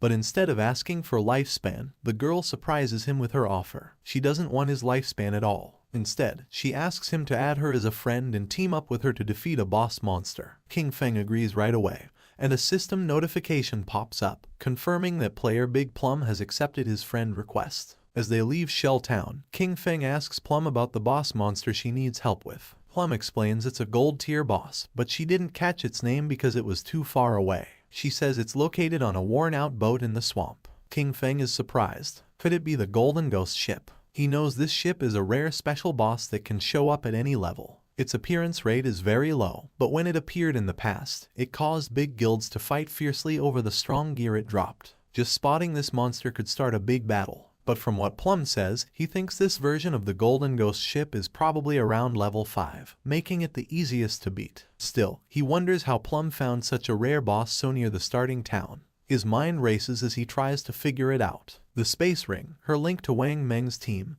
a gold tier boss showing up as if by luck. A thought hits him. Could she be the rumored koi fish from his past life? He recalls whispers from before. People said someone in Wang Meng's team had crazy luck, finding rare bosses, treasure chests, hidden palaces, and ancient temples just by wandering. He used to think it was just a cover-up to hide their real info. But now, looking at Plum, he realizes the rumors were true, and she's right in front of him. Deep in thought, he stares at her, trying to understand what it all means. Plum notices his gaze, blushes, and asks why he's looking at her like that. Snapping back, King Feng tells her it's nothing and focuses back on their journey. As they step past the main gate of the starting town, they don't notice a figure lurking nearby. A bald player hides behind a tree, watching their every move. The scene shifts to a group of tough-looking players, where a long-haired man stands in front of a bunch of bald players, speaking with authority. He talks about his past victories, like leading his team to conquer the overlord of Sand City. With confidence, he tells the bald players that if they follow him, he will make sure they succeed in the game. Before he can say more, the bald player who is watching King Feng runs back and reports that the target has left town with a girl. The boss smirks. He laughs at the news, thinking King Feng is just another young guy, easily distracted by a pretty face. Without delay, he gathers his group and orders them to move out. It's time to make their move. Meanwhile, outside the town, as they continue their journey, King Feng talks about his conditions for helping Plum's party. He says that if the boss drops equipment or skill books Plum can use, they will go to her, but the rest will be his. Plum thinks about this for a moment and then asks what the other party members, like Wang Meng, will get from this deal. King Feng explains that since the party has different roles, there's no promise that gear for an assassin will drop. If that happens, he would have fought for nothing, which wouldn't be fair. Understanding his point, Plum agrees to his terms but has a small request. If any gear drops for her captain or other party members, she asks if he would sell it to her at a discount. King Feng agrees. With the terms set, Plum says they will go to the boss's location once Wang Meng and the rest of her party log back into the game. But after walking for a while, she realizes she doesn't know where they're going. It's only when King Feng finally tells her their destination that she understands. They are going to fight the gold tier boss monster now. Plum is shocked. The idea seems crazy. King Feng is an assassin, and she is a mage. He might turn invisible, but she can't take a hit from such a strong enemy. Facing a gold tier boss this early with just the two of them sounds like a death wish. But King Feng stays calm and confident. He doesn't plan for her to fight at all. His plan is to tackle the boss alone while she watches from a safe distance. Even with his confidence, Plum finds it hard to believe. She knows he's strong, but beating a gold tier boss solo is unheard of. Just as she gets ready to question him more, King Feng suddenly stops, sensing something. Without a word, he uses his latent image skill, and he disappears into thin air. Plum is left there, stunned. She looks around, trying to understand what just happened. Moments ago, he was next to her, and now there's only empty space. Confused, she calls out for him, but there's no answer, just silence. Meanwhile, hidden behind a tree, the group of bald-headed players keeps watching King Feng and Plum from afar. Their leader smirks, sure they have the upper hand. But then one of the players notices something odd. King Feng has vanished. Confused, they look to their boss for what to do. Without a second thought, he dismisses it, thinking King Feng must have tricked Plum and left her alone. Grinning wickedly, he orders his men to move in, planning to capture Plum first and have some fun before anything else. As they rush forward, their boss reminds them of his promise that sticking with him means a good life. Now, he claims, even women are falling into their laps. But just as they get close, a shadowy figure appears right in front of them. The leader stops, his grin fading as he looks into the swirling dark aura before him. Confusion flashes in his eyes. What is this? Before he can react, King Feng uses his instant shadow slash skill, and in a blink, it's over. A cold gleam slices through the air, and the group falls, lifeless. Their bodies drop, torn apart before they even know what's happening. King Feng, as if stepping back into the shadows, disappears without a trace. A system notification pops up, confirming his kills. 5 players down, earning him 12 days of tradable lifespan. He glances at the bodies but doesn't give them much thought. Their loot is worthless, barely worth noting. To him, killing them was like taking down 2 low-level monsters. Without a trace of what just happened, King Feng reappears next to Plum, looking indifferent. Plum, still in the dark about what occurred, immediately asks about his sudden disappearance. King Feng shrugs, saying a few people were following them, so he sent them back to town. Plum seems satisfied at first, but her curiosity kicks in and she starts asking questions. She jokes that she thought he left to relieve himself and muses about how handy his invisibility must be. With it, she jokes he could do his business without being seen. King Feng cuts her off, clearly not amused by the odd turn in the conversation. He tells her to focus and hurry up. They need to get to the gold-tier boss monster. At the same time in Shell Town, the ground began to shine. And just then, King Feng's sister spawned as a healer. Her eyes widened in surprise upon seeing a magic staff. She picked up the staff, realizing that everything was real, so much so that she could even feel things. The player's attention was fixed on her, realizing that she was another newcomer. She was happy since she had obtained the hidden class sacrifice. Thinking that it must be very powerful, she firmly believed that with this class she was going to capture Song Fei's attention. She was worried about knowing where Song Fei was right now and if he knew the secret about the starting points. Her eyes began to shine with rage at the thought of where King Feng might have gone. He was always looking after her all day, but when the critical moment arrived, he couldn't be trusted at all. She decided to stop thinking about it since she now had a hidden class and Jiang Wei had promised to help her level up. From now on, King Feng would have to manage on his own because she was not going to worry about him. Her attention fixed on the leaderboard, leaving her in shock upon seeing that rank 1, Shadow, was level 6. She was furious because Jiang Wei was only level 3, and yet dared to boast about how powerful he was. Realizing that Shadow was the true expert, she thought that if she could stick close to Shadow, she would be able to level up faster than with Jiang Wei. But a question came to her mind: where should she go to find that expert? Not far away, there was a group of players talking. They were worried because they couldn't contact Swaying, the healer of the party. It was Wang Men's team. He knew they didn't have time to wait for him, so he asked if anyone had any ideas. One of them, somewhat concerned, explained that they couldn't kill mobs without a healer. The other player argued that they weren't experts like Shadow, who could farm alone, suggesting finding another healer to party up. While they were trying to find a solution, someone greeted them, and when they turned around, they saw King Feng's sister. For her, this opportunity was perfect. With a smile, she asked if they needed a healer, revealing that she had the hidden class life sacrifice. Meanwhile, in the forest, King Feng and Plum were on top of a cliff with a swamp at the bottom, where they saw the Golden Ghost ship lurking. Using Shadow Sneak, King Feng disappeared into the air, asking Plum to hide and be careful of ambushes while he went to take care of the boss. Plum, somewhat confused, nodded but asked him to be careful. Our boy descended onto the swamp, and a system window appeared informing that due to the influence of Ghost Ship, this area had become a violent domain, with a rate loss of lifespan of 100 times. Doing quick calculation, King Feng realized that at a speed 100 times greater than time, staying here for 15 minutes was equivalent to consuming 1 day of lifespan.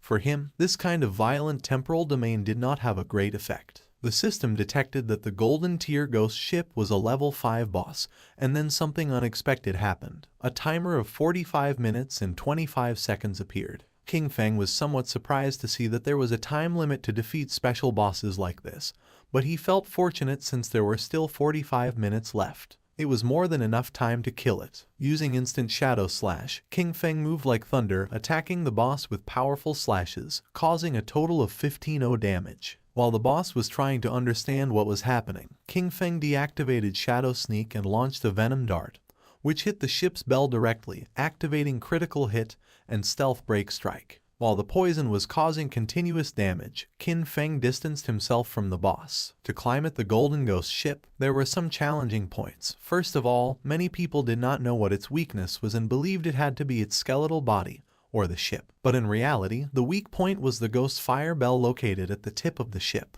The boss enraged because when its weakness was attacked, it controlled the surrounding water. The boss prepared a massive AI attack, making pillars made of water emerge. Evading the attacks, King Feng began to approach the boss. The water pillars had abnormally high damage, and early-stage warriors wearing silver armor sets could barely take a hit. He was happy since his shadow class had high agility, otherwise, he wouldn't have been able to dodge. At that moment, hands emerged from the swamp. Decaying zombies known as ghosts began to surface. King Feng remembered that once the AoE attack ended, the boss would summon 12 decaying water ghosts, each with a silver tier capability. Thanks to Shadow Sneak, the ghosts couldn't sense King Feng's presence as he stood right in their midst. The 12 decaying water ghosts were about to attack savagely, and most parties would be in a frenzy by then.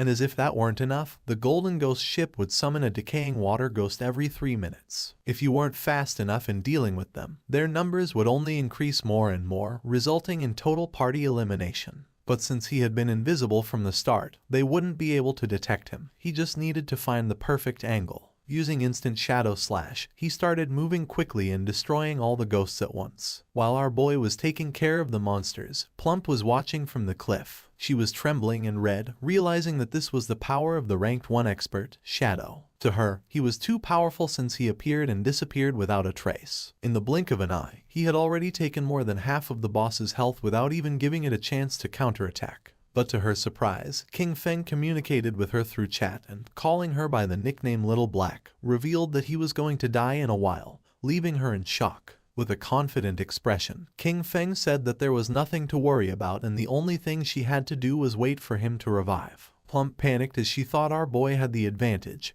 and also asked who Little Black was. Calmly, King Feng asked if she wasn't Little Black. She explained that her nickname was Big Plum and not Little Black, which sounded like a dog's name. Someone stomped on the ground forcefully. It was the man our boy had killed before. This time he had brought his entire team and was furious for having been careless. In his glory days, he used to kill legends one after another, but now he was being bullied by a little girl. One of his men appeared running with good news. He had found the girl on the cliff, revealing that Shadow's bastard was challenging the boss alone at the bottom of the cliff. The leader was filled with determination and thought they could kill him since this time he had brought his entire team. In the swamp, the boss was furious and the ship's bell was shining. King Feng was in stage 4 and the most difficult to deal with. The boss raised the ore, creating powerful waves. When it was at half health, it launched massive AoE Soul Surge. The waves started traveling through the swamp, making Plump's eyes expand in fear. The Soul Surge disabled our boy's invisibility skill, and something started emerging under his feet. In the next second, a powerful giant pillar of water trapped his body, taking away 1059 points of damage. The system confirmed his death. Our boy lost 326 years of non-tradable lifespan and 1087 days of tradable lifespan. The leader, who was on the cliff, was pleased thinking that King Feng had become arrogant after being called an expert several times. To him, our boy was a fool for believing he could challenge a gold boss alone. Seeing King Feng's lifespan lying on the ground, he and his men started running like mad towards it. They didn't know Shadow was so rich, realizing that such a large orb of light must contain at least 100 days of lifespan. They decided to kill the boss now that it had low health, believing that at the same time they could collect our boy's lifespan. But once they took another step, they appeared in the sky. The leader was confused, not knowing what was happening. He and his men were teleported back to Shell Town. They felt frustrated without knowing why this boss was so powerful, and how the player Shadow had attacked it until leaving it at half health. Some were furious since just after entering the swamp, the boss had instantly killed them with the water pillar, not to mention that the swamp was full of small mobs. For them, there was no way to fight this. The leader gritted his teeth and refused to believe this. They had suffered great losses, so he gave the order to his men to follow him as he wanted to try again. At the same time, someone jumped. It was Kin Feng who had already returned to the swamp. He felt somewhat confused upon seeing so much lifespan dropped on the ground. Using the chat, he informed Little Black that he was already back and also asked why there were so many lifespan light orbs. Little Black was somewhat surprised to see how quickly he had returned, explaining that the lifespan belonged to a group of people who had charged noisily against the boss, only to be wiped out by the water pillar. Kin Feng couldn't help but smile upon seeing that they had overestimated their own strength, but then he remembered that in his past life, he had also suffered a lot because of Ghost Ship. The boss was still roaming around the area. King Feng began to observe it, knowing that the Golden Ghost Ship was only going to use the immobilization skill once, so the rest of its health was very easy to handle. When it received damage while below half health, there was a fixed probability that it would disappear and reappear far away, making it very difficult for normal players to kill it. Without wasting another second, King Feng launched a poison dart, which hit the ship's bell directly. The boss became enraged and began to summon another attack. Seeing this, King Feng used Shadow Sneak and became invisible. After carefully observing the boss's movements, King Feng used Instant Shadow Slash and attacked quickly since he had long seen through its movement patterns. The leader and his men arrived at the cliff again. One of them informed his boss that King Feng was fighting against the boss again. Upon hearing this, he decided to find an opportunity to take down both. Seeing that the group of idiots had returned to cause trouble again, Little Black got angry. Shadow was about to kill the boss, so she decided not to let these bastards get away with it. She gripped the magic staff tightly and concentrated. Making thunder appear, a thunderbolt emerged from the magic staff, falling on the men, charring their bodies and leaving the others in shock. The leader, somewhat furious, asked who was attacking him. One of his men began to point at Little Black with his finger, informing that it had been her. He picked up his axe from the ground and gave the order to his men to kill her. Seeing this, Little Black's eyes filled with fear. She started running, asking for help. The leader and his men began chasing her, swearing to kill her. Not far from the area, a man who was hiding behind a tree began to observe them. He was not alone, there was another man behind him. Upon noticing that Little Black and the others were approaching, they hid again behind the tree. Back at the swamp, King Feng distanced himself from the boss, his gaze fixed on it, realizing that it was almost dead. But it was as he had expected. Despite being only a level 5 boss, the Golden Ghost ship was difficult to kill alone. He knew that his damage was very low. The battle had taken too long, attracting many people to spectate. Noticing that there were people on the cliff, he realized they were those who had just died. Additionally, he noticed that there was also a group beside the swamp waiting for him to kill the boss before killing him and seizing his loot. The poison started to take effect on the boss, making its eyes start to shine, and not many after, its body started to disappear. The system announced the death of the Golden Ghost ship of gold grade, granting King Feng as a reward 48 experience points.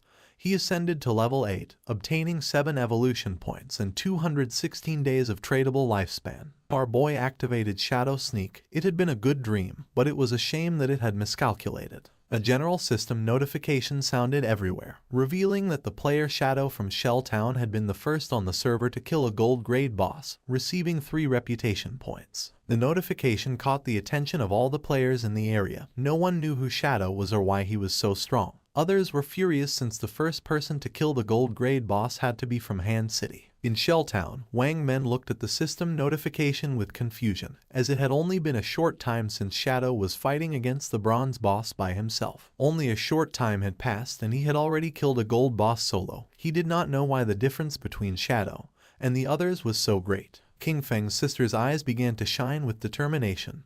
Realizing that Shadow really was the strongest, she thought that if Shadow helped her level up, then she would be able to see Brother Song Fei. The body of the boss disappeared, leaving lifespan and loot on the ground. The boss of the group that was hiding behind the tree couldn't help but smile upon seeing that the boss had dropped so much loot. With a wicked expression, he realized that Shadow had hidden using invisibility without taking the loot, realizing that he must be wary of them. He gave Guang the order to release his skill and find Shadow. They were going to kill King Feng and take the gold boss's loot for themselves. Guang nodded his head, then drew his bow, used the skill called Phantom Horned Eagle, and shot an arrow toward the swamp, which transformed into the ghost of an eagle. The eagle flew until it exploded, causing its feathers to start falling over the swamp. King Feng began observing them carefully. He did not expect this hunter to learn this anti-invisibility ability so quickly. For him, it was no surprise that they were so confident in killing him and seizing his loot, but it was a pity that his assassin class came with an extra point in invisibility level. Guang's skill was level 1, so it could not break his skill. Confident, Guang turned to the boss, informing that Shadow must have fled after seeing so many of them. The boss and his men began to advance towards the loot.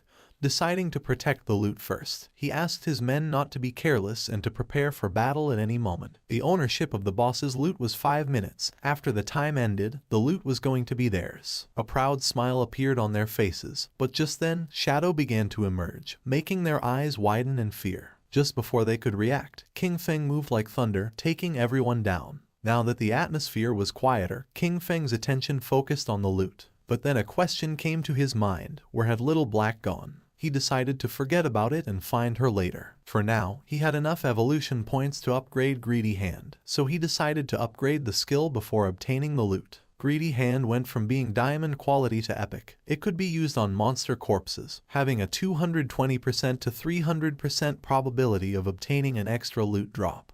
The extra loot had a 100% probability of being one tier higher. Our boy picked up the loot. He was determined to use the 100% chance to gather all the light together and squeeze them. Greedy Hand started to absorb the loot, making a smile appear on King Feng's face. A bright light began to emerge from the forest, and after using Greedy Hand, he obtained 21 evolution points, 648 days of tradable lifespan, and 2 special items called Ghostfire Bell. King Feng's eyes widened in surprise upon seeing that he had obtained 2 Ghostfire Bells. It was a special item. After equipping it, King Feng would not lose lifespan upon dying, with a cooldown time of 1560 seconds. It had 2 skills, 1 passive and 1 active. Soul Absorption was passive. When killing monsters, the amount of dropped lifespan would increase by 20%, and having 2 Ghostfire Bells at the same time would double this effect. Soul Shock was an active skill. He could shake the bell to immobilize all enemies within a 100-meter radius for 3 seconds, with a cooldown of 512 seconds. The Ghostfire Bell was not considered equipment. It was an item. It did not take up 2 equipment slots,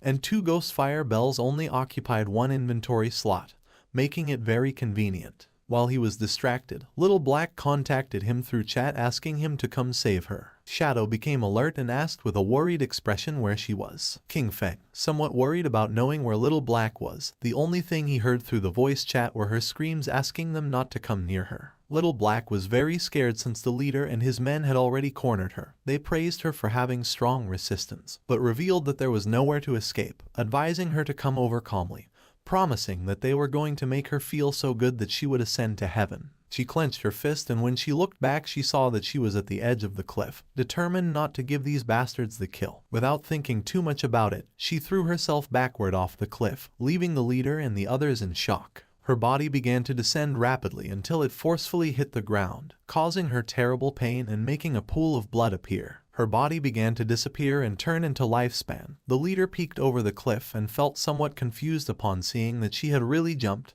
thinking that she was quite resolute. Little Black informed our boy that he no longer needed to save her, since she had died and returned to the town. She felt relieved, as it was good that the tradable lifespans of their party were all on Captain Wang Meng. King Feng felt relieved and asked Little Black to wait for him there, as he was going to pass the stuff to her. She felt happy and praised our boy for having worked hard. He collected all the lifespan that was in the area. This time he had 1 big. His tradable lifespan had reached 3115 days, and he even had 21 evolution points.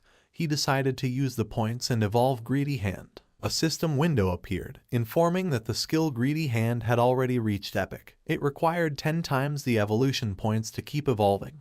The system asked if he wanted to spend 210 evolution points to evolve this skill. King Feng was not surprised. For him this was to be expected. It was not so simple. The higher the level of the skill, the more evolution points it consumed to evolve. He decided to forget about it and first raise his attack skills, since the higher his damage, the stronger the boss he could face would be, and in this way, he would be able to receive better loot. He concentrated, and instant Shadow Slash went directly from Platinum to Diamond. The attack range of the skill increased from 21 meters to 27. The duration of invisibility stayed increased from 7 seconds to 9. Now he could perform 7 slashes on all enemies along the way instead of 5 slashes, with a total duration of 10 seconds. The length of the slash increased from 3.1 meters to 4.1 meters, and now each slash would cause 300 additional damage instead of 200. He used 10 evolution points and now only had 3 points left. The initial skill Backstab enhancement went from normal to gold, skipping bronze and silver. When using Backstab, damage would increase by 30% instead of 15%.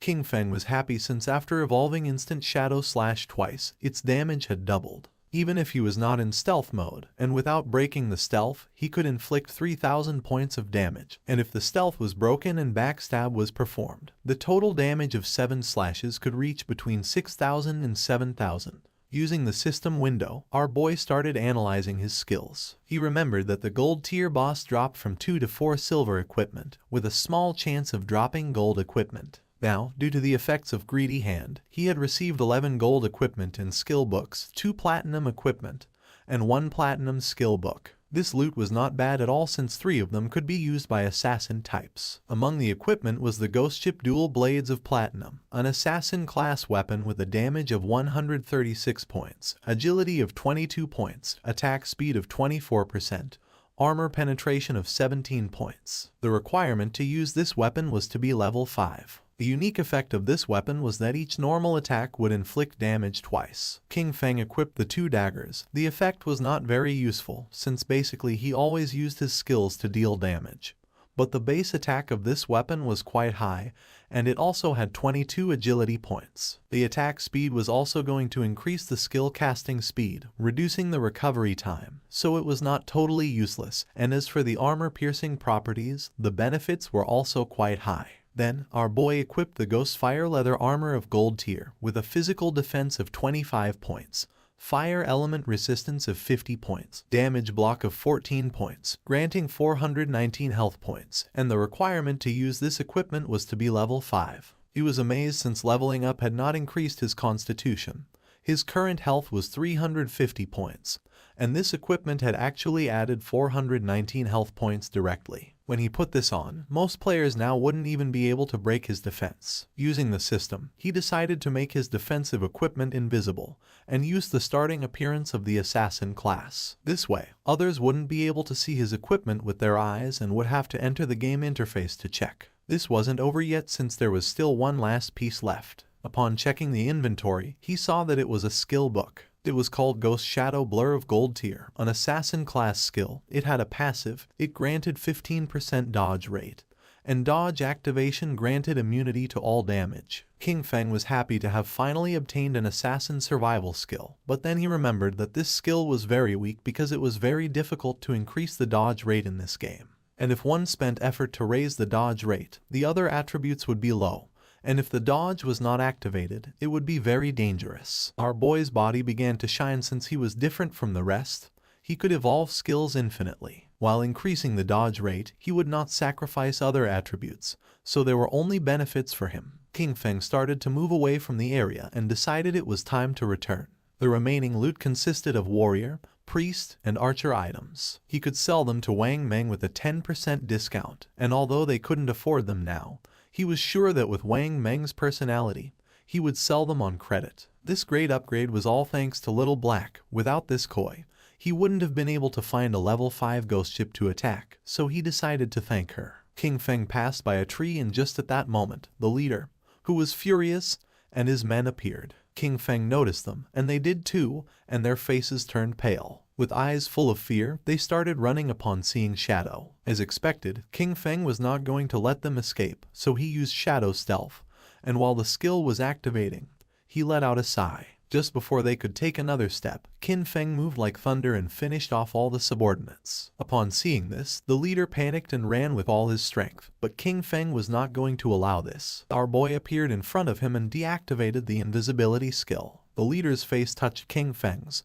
his eyes filled with tears and fear. He admitted he was wrong and promised not to do it again, begging our boy to please let him go since he had less than 1 year of lifespan left. With a cold gaze, King Feng asked if he had first thought about his own fate when attacking others. Without remorse, King Feng attacked with a poison dart, and while the leader was writhing in pain, he turned his back and left. Since he had killed too many players, he received a layer of status called Killer. Currently in the first layer of the Killer status, he was going to lose 75% of his current lifespan upon death. King Feng was calm since he had the Ghost Fire Bell. If he was careless and died once, he would not lose any lifespan. King Feng returned to Shell Town and everyone's gaze fixed on him. People started talking among themselves since he had killed a gold tier boss. Everyone was in shock. Seeing that he was not wearing any equipment, some thought that he must have exploited bugs to defeat the boss. While our boy was walking through the area, a man approached and asked him to please wait. King Feng turned curious. Showing a skill book with a smile, the man mentioned that they had mistakenly bought this assassin's skill book, asking him to please accept it and take it as if nothing had happened between them.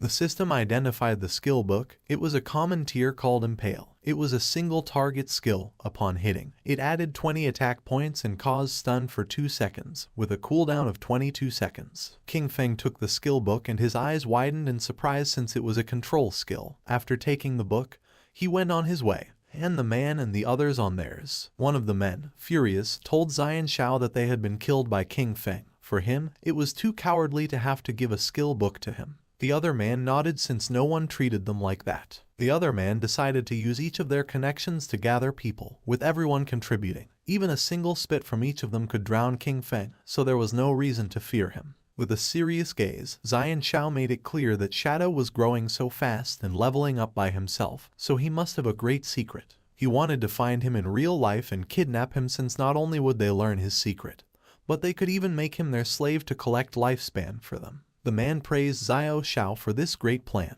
Xian Shao decided to have the family send a woman to try to extract information from King Feng. When he had heard Shadow's voice just now, it sounded very foreign. He knew he was not within their circle, which meant that he was very poor. They decided to find a professional beauty, as they were sure that King Feng would fall into the trap. King Feng met with Little Black and asked her to accept the trade, since he wanted to give her some things. Upon hearing this, her eyes filled with excitement, but she explained that her name was not Little Black but Big Plum. King Feng gave her a powerful skill and a necklace, and upon using them, fire began to emerge from her magic staff. She was happy because with this skill and the necklace, her damage had multiplied several times. Moreover, her mana regeneration had more than doubled. She thanked him from the bottom of her heart. Our boy said there was no need, explaining that he was just following their agreement, asking her to give him the space ring. With a smile, she took the space ring out of the inventory and said that he could keep it. With her face blushing, she revealed that when she was escaping in the forest, she had discovered an underground cave that seemed to be the entrance to a ruin,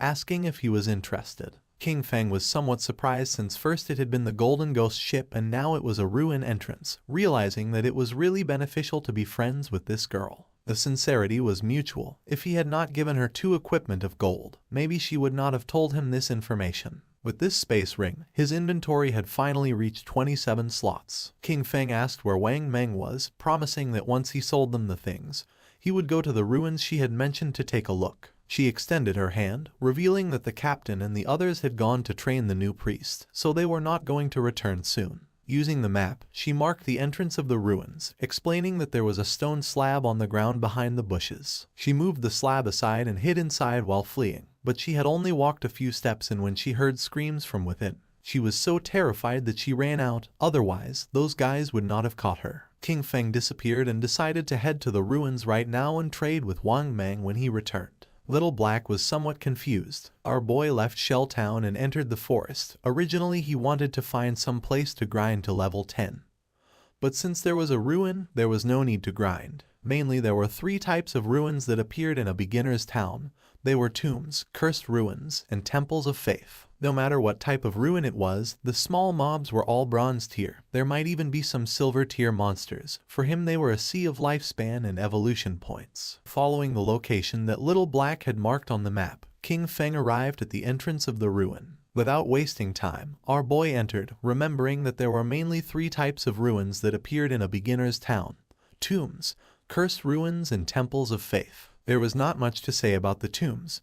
They were inhabited by a lot of monsters and it was very difficult to kill them all, and also there was almost always going to be a golden boss at the end. The monsters in the cursed ruins were all cursed by ancient gods and evil gods. They could have been humans in the past, but some went mad and others became ghosts after death. The monsters in the temple were all believers of ancient gods and evil gods. Moreover, the layout of the temple was very complex. The walls were filled with ancient murals. If one managed to get past the last 2, they would receive a special item or a skill book. Upon observing the murals on the walls, our boy realized that this was a temple of faith. He began to observe the murals carefully as they were very familiar. At that moment, roars began to be heard. Our boy started walking down the hallway, realizing that this was the faith temple of the ancient god of judgment. It had the same origins as his eye of judgment. At the same time, in the forest was Wang Meng and his party fighting against a monster. Wang Meng drew his shield and blocked the monster's attacks. But then, the monster lunged at him and just before he had time to react, it attacked with its fierce claw,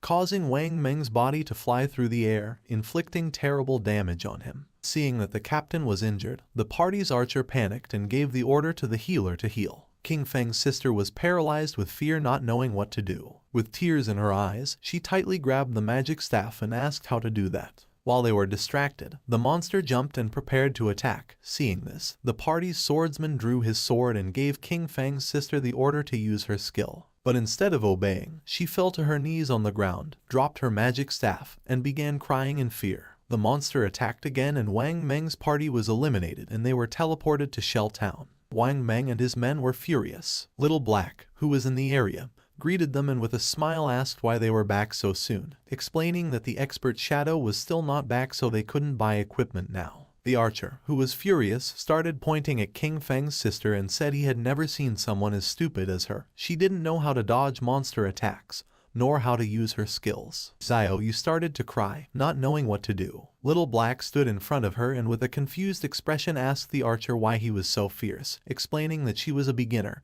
and it was her first time playing the game, so it was normal to die once. With eyes full of rage, the archer asked Little Black to move away since he was going to scold her to death. The swordsman explained to Little Black that they had not died once, they had died 3 times in less than an hour.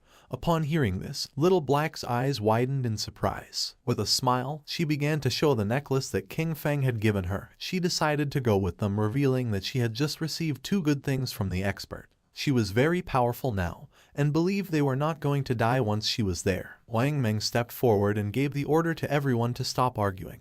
For him, Little Black's suggestion was not bad since with her joining them this time, things should go well and maybe when they were back they would be able to meet Shadow. Although deep down Xiao was furious, she pretended to be grateful, apologized and promised to work hard. She could not believe that they themselves could not do the job and still dared to blame her. If it weren't for the connections they had with Shadow, she wouldn't bother with all of them. She was very angry. At the same time, our boy entered a room and something caught his attention. 2 monsters knelt before him, and the system identified them as devout followers of the ancient god. Called the Judged, they were level 10 monsters and silver tier. King Feng's eyes began to shine with suspicion.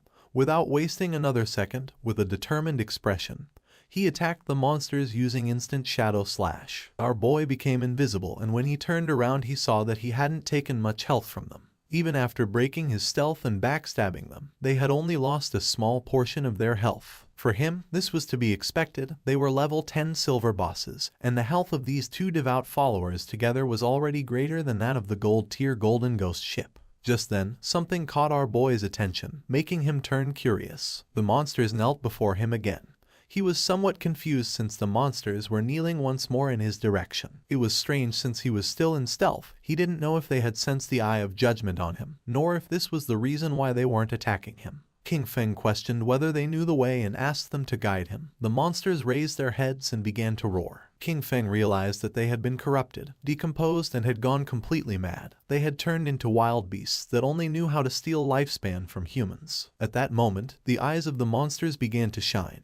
And not long after, they turned their backs on our boy and ran off. Right at the door of the room there was a group of players. The monsters felt their presence and began to charge at them. The players realized that these bosses were silver tier. They could not face one so they decided to flee from this place. Just before they could do it, the monsters attacked and toxic mist began to melt their bodies. Their bodies disappeared, dropping lifespan orbs. They were the team of the girl who had bought Ice Spike from our boy, called Grey Rose. He never thought that they would also find this ruin. Judging by the current players' equipment levels, King Feng came to the conclusion that no one was equipped to go deep yet. Our boy deactivated stealth and decided to pick up the lifespan. The monsters knelt before him again. These guys had lost more than 100 days of tradable lifespan, and our boy didn't expect them to be rich. Our boy returned to the room and started searching. Several minutes passed and after searching around, he hadn't found anything. There were no traps or treasures. So he came to the conclusion that there were only 2 silver mini-bosses. His eyes began to shine with rage and he decided to forget it. Without hesitating for a second, he attacked using the poison darts,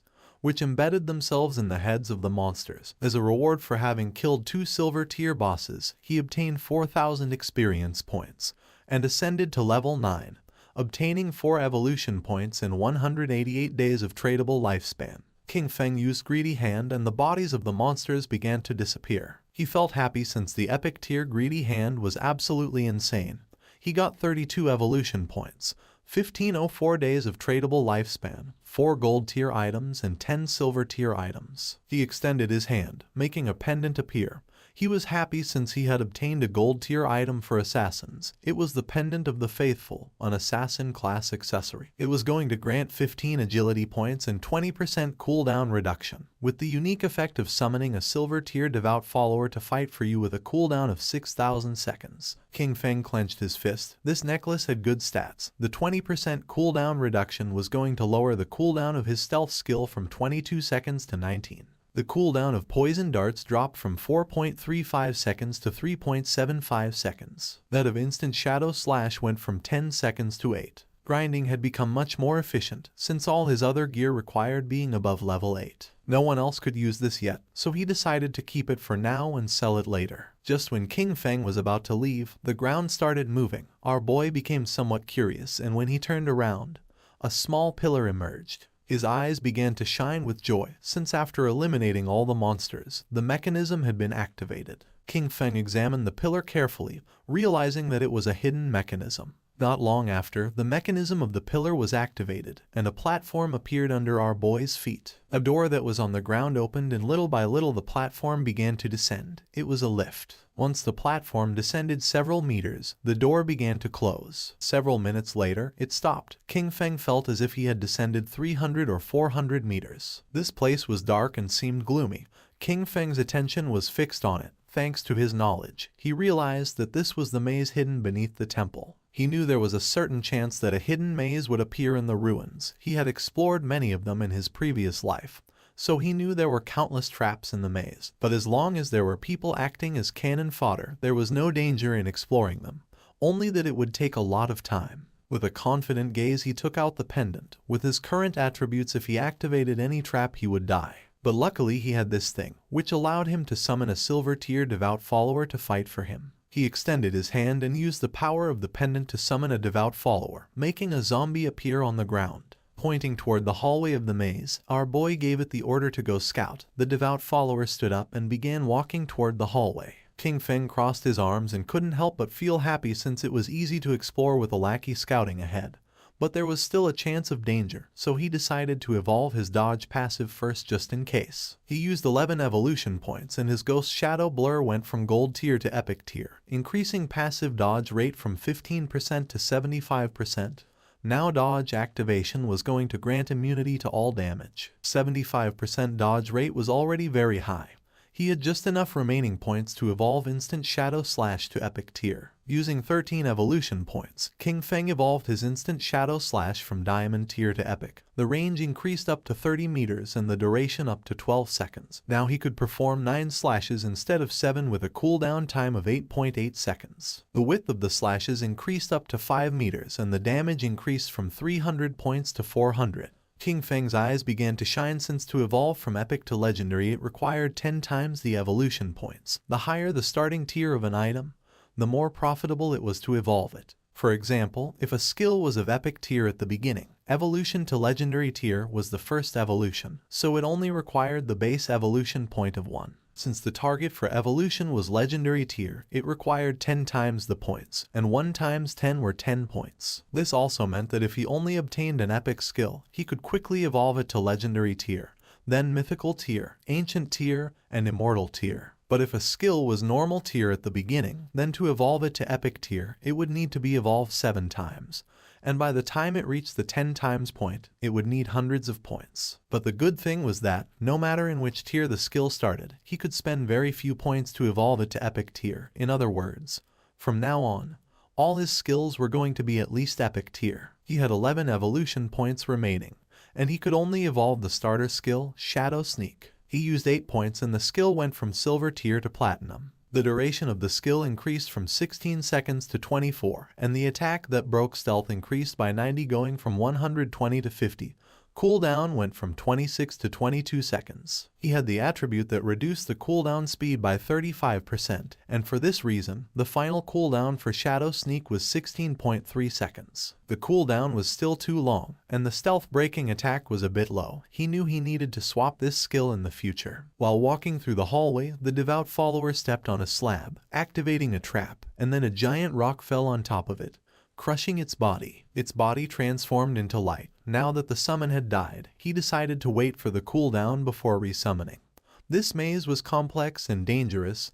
He could only do this to explore slowly, and hope to find good things when the time came. In the upper layer of the temple, a man carrying a shield and a hooded woman peeked their heads through the door. The man informed his captain, Grey Rose, that the monsters had disappeared. Upon hearing this, Grey Rose couldn't help but feel somewhat surprised. They entered the room, and Grey Rose noticed that their lifespan had also disappeared, knowing that someone must have killed those monsters and taken their lifespan.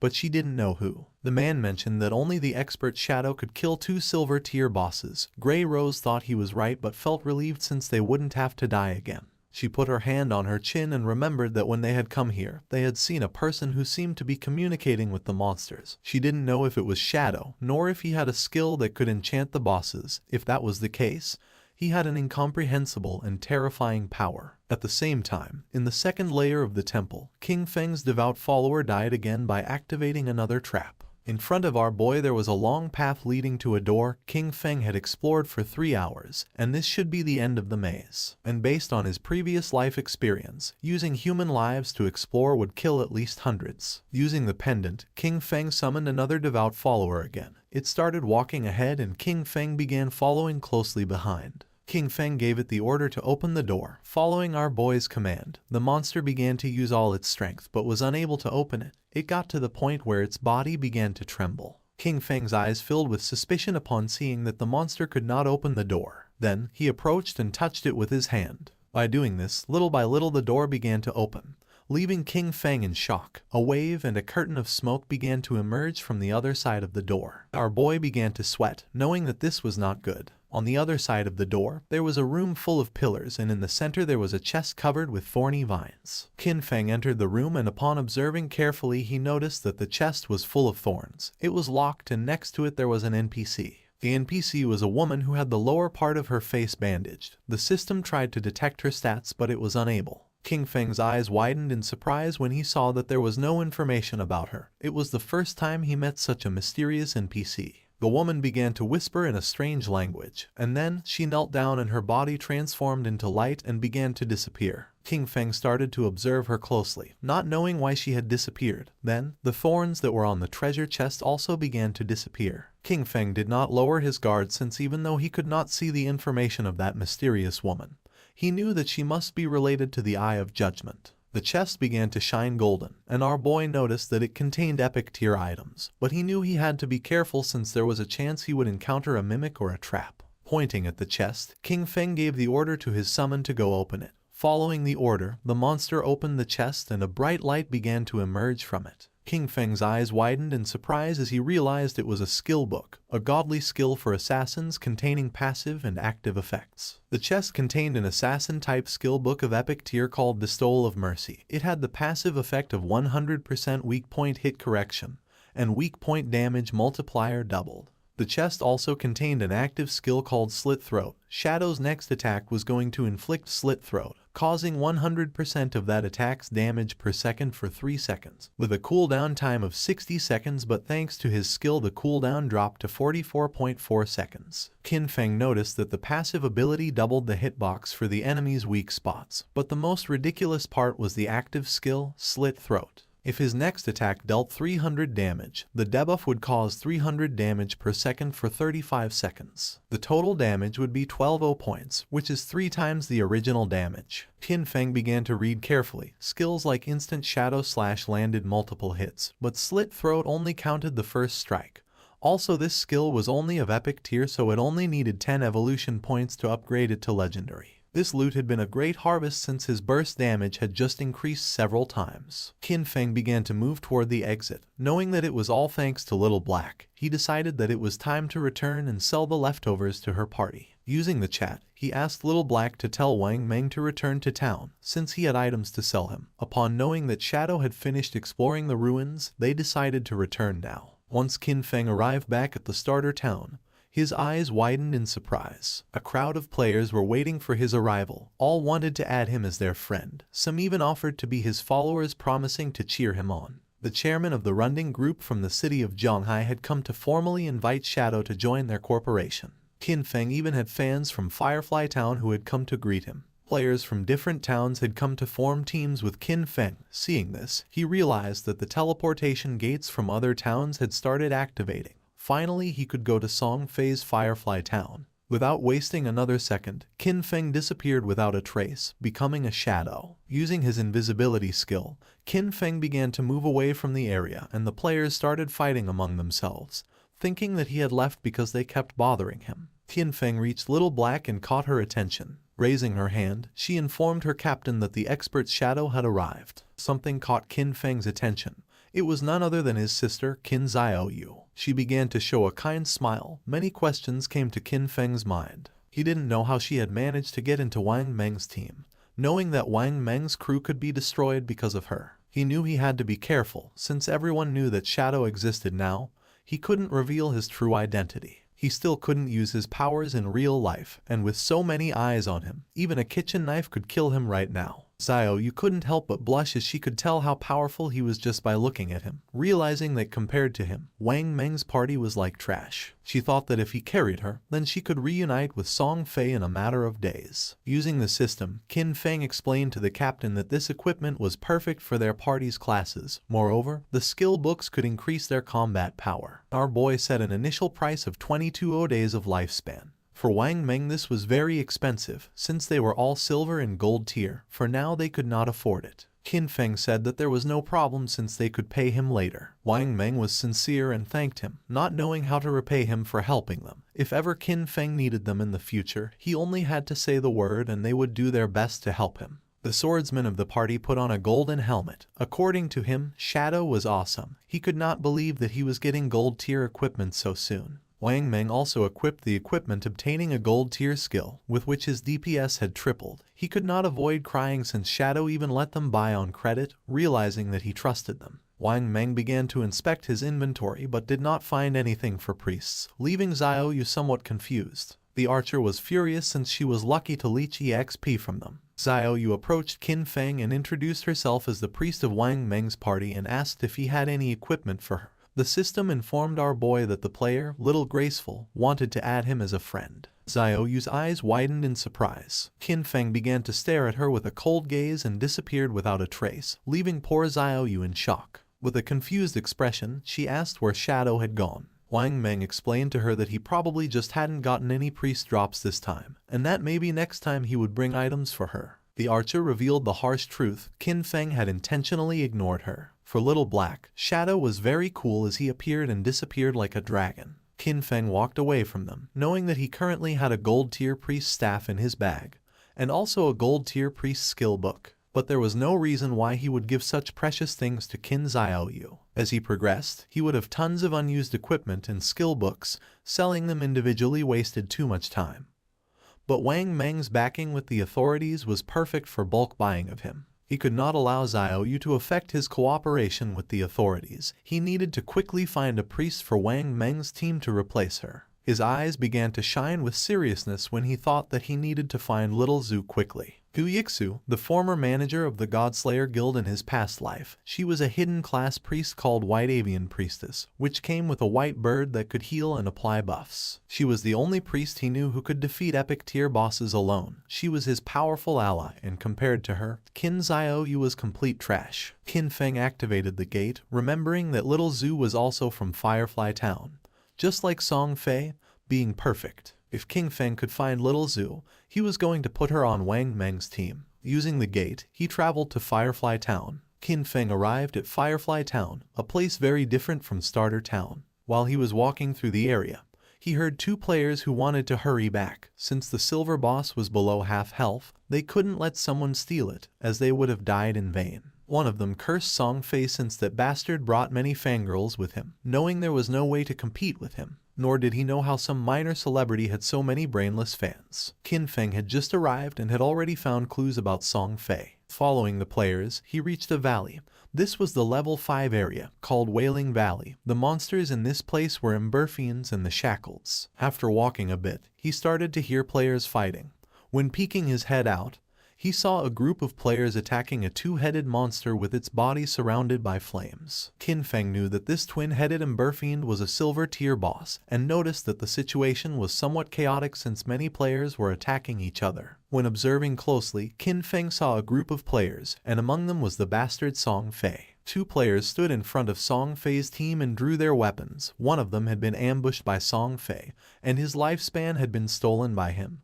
He swore to kill him. With a smile, the player carrying a shield asked if Song Fei thought that hiding behind his mage girls made him safe, revealing that he had the godly anti-mage skill. Just before he could take a step, one of Song Fei's mages crushed his head using the magic staff. Qin Feng remembered that Song Fei, with the title Heaven-Defying Mage God, had the mage class. In his past life, this bastard tricked a bunch of fans into choosing the mage class, only to take all their equipment and skills to strengthen himself quickly. But a team couldn't be made up of only mages, so his fangirls came up with a solution. Some put their attribute points into intelligence to become glass cannon mages. Some put their points into agility to become disruption mages. Others used their points on health to become meat shields, and some chose strength to become battle mages who attacked using their staff. In the early stages, Song Fei's team was extremely dominant, stealing lifespan from players everywhere without anyone being able to stop them. And as expected, as the game went on, most of his fangirls died pretty quickly. Pointing at the boss with his finger, Song Fei made up a lie saying that his fans were working so hard that now his heart hurt. He hoped the boss would die soon so everyone could rest, and also that the world would be full of love and free of violence. The twin-headed Emberfiend began to advance towards Song Fei's group.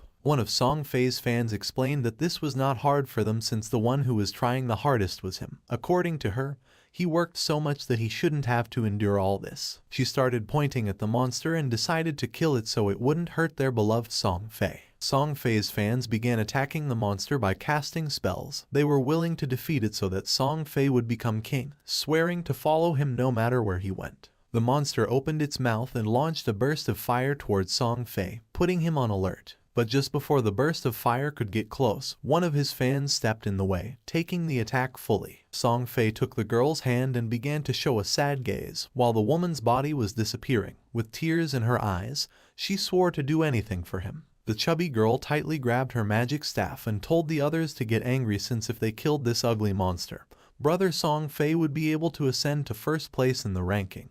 He had to surpass Shadow. This made the others excited. Raising their weapons, they swore to conquer the world, dominate the heavens, and fight alongside Song Fei. They summoned several powerful spells, causing thunderbolts to strike the monster. Song Fei realized that it was going to die, knowing that this silver-tier boss was hard to kill. He couldn't help but wonder how someone had been able to defeat a gold-tier boss alone. He was sure that Shadow had used a bug. Song Fei had many fans helping him and was only level 7.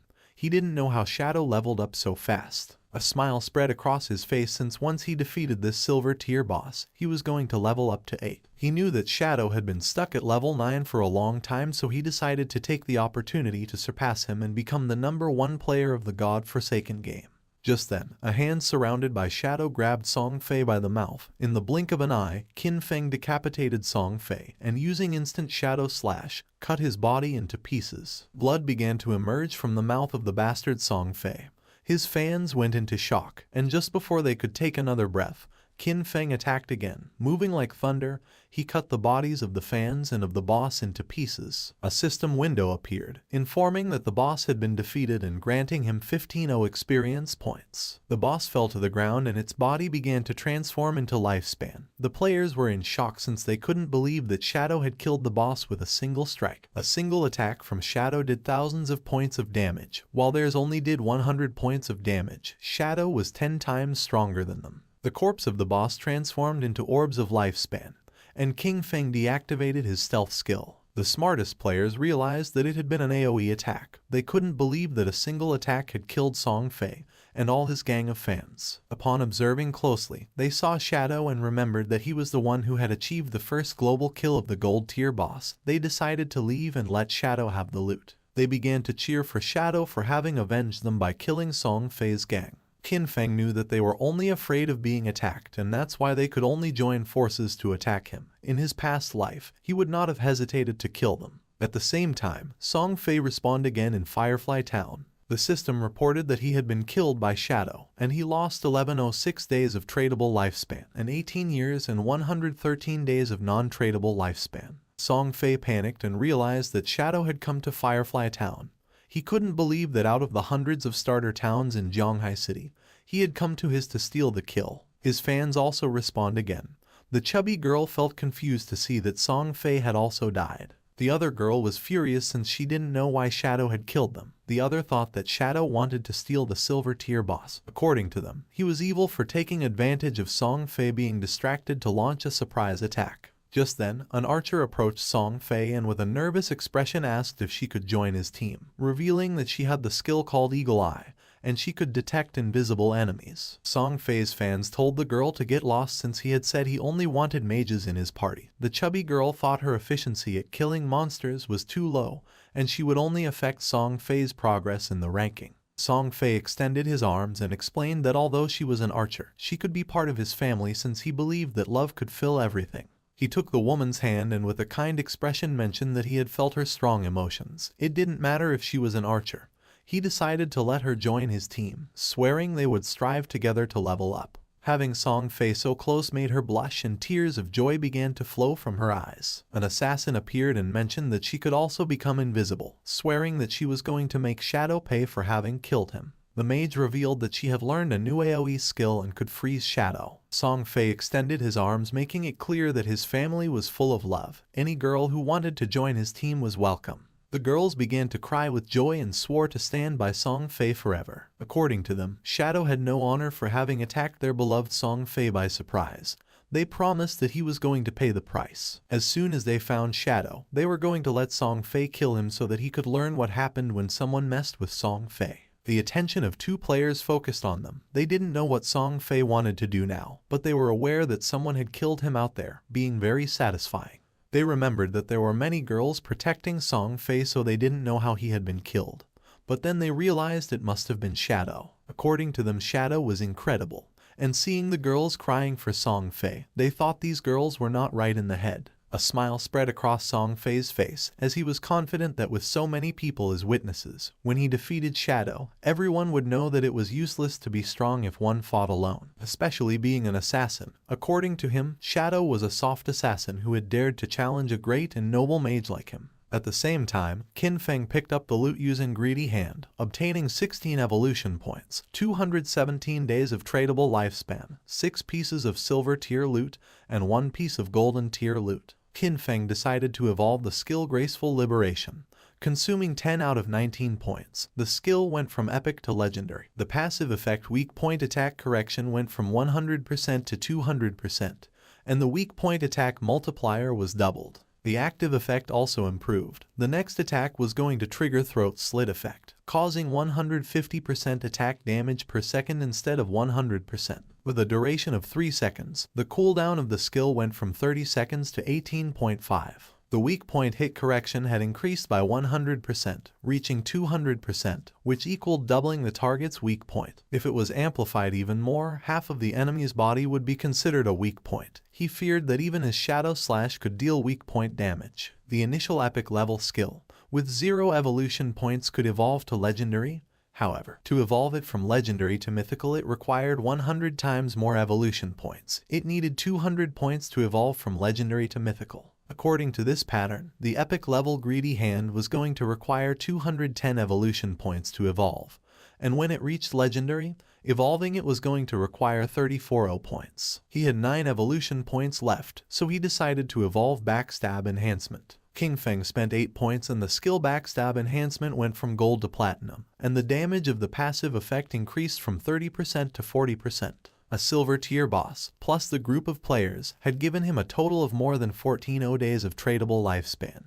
His mission had been fulfilled, so he decided it was time to return. While Qin Feng was distracted, a girl tried to attack him by surprise. She intended to kill him. Shadow began to observe her in silence and dodged the attack without much effort. The girl attacked again, but he evaded it again without problems. The girl was in shock to see that he could dodge all her attacks. Without wasting any more time, she used stealth and disappeared. Just then, Song Fei's fans appeared on top of the cliff. They had cornered him and swore to avenge Song Fei. The mages of Song Fei raised their magic staffs, and the archer who had just joined the team began to aim her bow at Qin Feng.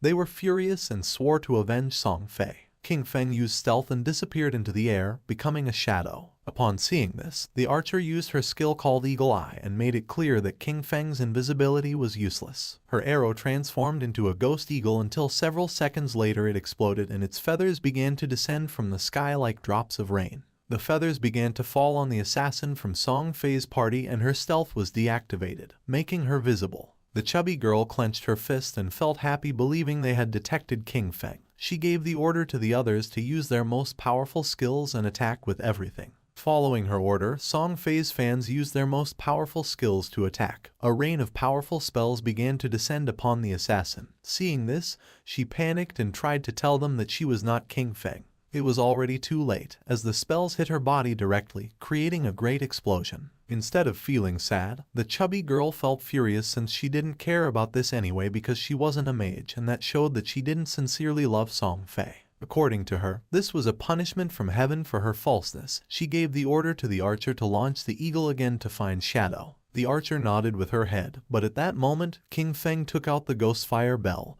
and started shaking it, activating its active effect called Soul Attack, which could immobilize all enemies within a range of 100 meters for 3 seconds, with a cooldown of 521 seconds. Just before the archer could use her skill called Eagle Eye again, an aura appeared around her body and those of her friends, leaving them immobile. Seeing this, they felt confused. Just before they could take another breath, King Feng appeared and using Instant Slash, attacked like thunder, cutting their bodies into pieces without even giving them a chance to react. Song Fei, who was hiding behind the corner, peeked his head out and felt confused not knowing what was happening or why they had suddenly died. At first he thought the culprit was Shadow but then dismissed this idea since if he had made a move, he would have revealed himself. King Feng, who was invisible, approached him and with an arrogant gaze made it clear that his death was near. Upon hearing Shadow's voice, Song Fei's eyes widened in fear and surprise, making him tremble. Without losing another second, he activated his magic shield, causing a powerful shield to appear around him. But to his surprise, King Feng launched a poison dart which passed through Song Fei's shield without much trouble, breaking it into pieces. The dart hit him squarely on the forehead, making the bastard Song Fei fall to the ground and start screaming in agony. Song Fei's body transformed into orbs of lifespan.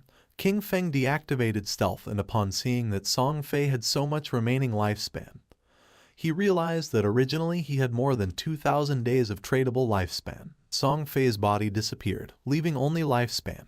King Feng began to observe it and felt somewhat confused since he didn't know why his fans had no tradable lifespan, realizing that they had given all their lifespan to Song Fei. A lot of time had already passed and there were still people thinking that the godforsaken game was just a game. The crazy fans were truly terrifying. For our boy it was a shame since the tradable lifespan added up in total to several hundreds of years, and now it was only going to go to the nearby monsters. Back in Firefly Town, Song Fei and his fans respawned again. Song Fei was furious since out of more than 2,000 days of tradable lifespan now he only had 500 left. With a confused gaze he asked the archer why she hadn't been able to find King Feng using her detection skill. She explained that she had indeed used the skill, but the only thing she had found was their assassin sister. The chubby girl mentioned that she could see there was stealth level in her attribute panel. She didn't know if Shadow's stealth level was higher than they expected. The archer revealed that her Eagle Eye skill had a counter stealth level of 1, so she could only see targets with a level 1 stealth. If the opponent had a higher stealth level, she couldn't detect them. Song Fei felt frustrated since Shadow attacked and disappeared without leaving a trace.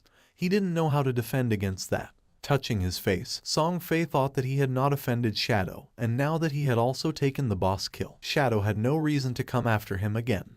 But then he thought maybe Shadow was jealous of his unparalleled beauty, and was going to come kill him again. Song Fei's fans raised their weapons and decided for everyone's safety to level up somewhere else. Wherever Song Fei wanted to go, they swore to follow him. Not long after, King Feng also returned to Firefly Town. After searching for a while, he thought this was strange since Song Fei and the others had left. He didn't know if they had gone to another town or logged off. Deactivating stealth, our boy asked a player who was in the area if he knew where Song Fei and the others had gone. Upon seeing Shadow, the man couldn't help but feel afraid. Pointing to one side, the man revealed that Song Fei and his fans had gone in that direction.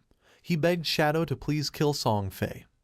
He also had a request. After killing Song Fei, he asked King Feng if he could spare the life of his girlfriend, a female hunter named One Flying Treasure Cat. Our boy advised the man to look for another girlfriend, realizing that his girlfriend was the hunter who could detect invisibility. Using stealth, our boy disappeared again. The man began to beg, saying that he had worked very hard to find her. Although King Feng knew the direction in which they had gone, He had no idea where they were heading, and searching everywhere was going to take too much time. The man put his hand near his mouth and started calling Shadow. Our boy knew that things would be much easier if he could find Gu Yixu. At that moment, a woman passed by his side, and his attention fixed on her, leaving him somewhat surprised. This girl was none other than Gu Yixu. Our boy deactivated stealth, and with a cheerful gaze called her beautiful and asked if she could help him. Upon seeing Shadow, she couldn't help but feel surprised. King Feng took out the golden grade staff from his inventory and mentioned that he had heard that her class could search for targets in a wide area. He promised that if she could find Song Fei, as a reward he would sell her the staff at a bargain price. Seeing this, Gu Yixu's eyes began to shine with excitement. She opened her system window and asked how he knew that she could search over a wide area. She remembered never having told anyone about it. King Feng asked if she wanted this golden grade weapon, and she said yes even though she didn't know if she could afford it.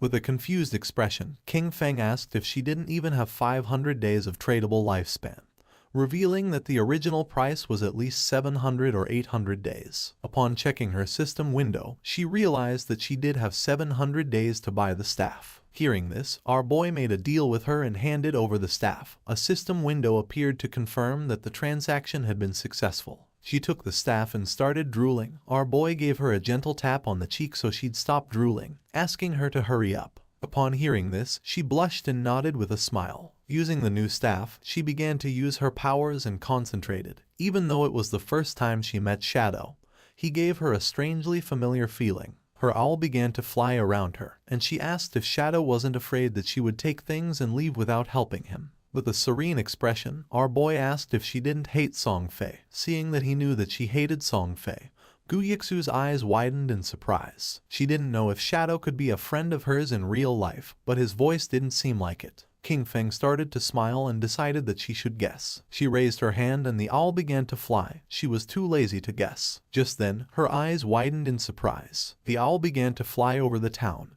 and in the distance in the middle of the canyons she saw Song Fei and his fans. Her owl finally found where Song Fei was hiding in the rocky canyons and quickly told King Feng the place. She also told him to hurry because Song Fei and his friends might leave before he got there. The owl could fly fast, but following them for too long could make it really tired. Shadow, ready to go, told her not to worry because he'd be there super quick. Right then, King Feng took off like a shot, zooming over rocks and through rough spots without slowing down. But then, the owl stopped flying. That made King Feng stop too, because it meant something was messing with their tracking. He looked around and saw a tree with a weird sign on it. Wanting to know more, he got in touch with you again, and she had the owl check the area. Soon, the owl found 2 more trees with the same signs. One was 100 meters ahead, and another was 100 meters to the left. King Feng went up to each tree, touching the symbols very carefully. When he touched all 3 with a bit of his energy, a bright light connected them. Then, the ground in the middle started shining, and suddenly, a treasure chest with a bright green light and golden glow appeared. Feng was shocked. A treasure like this in a simple place like Firefly Town.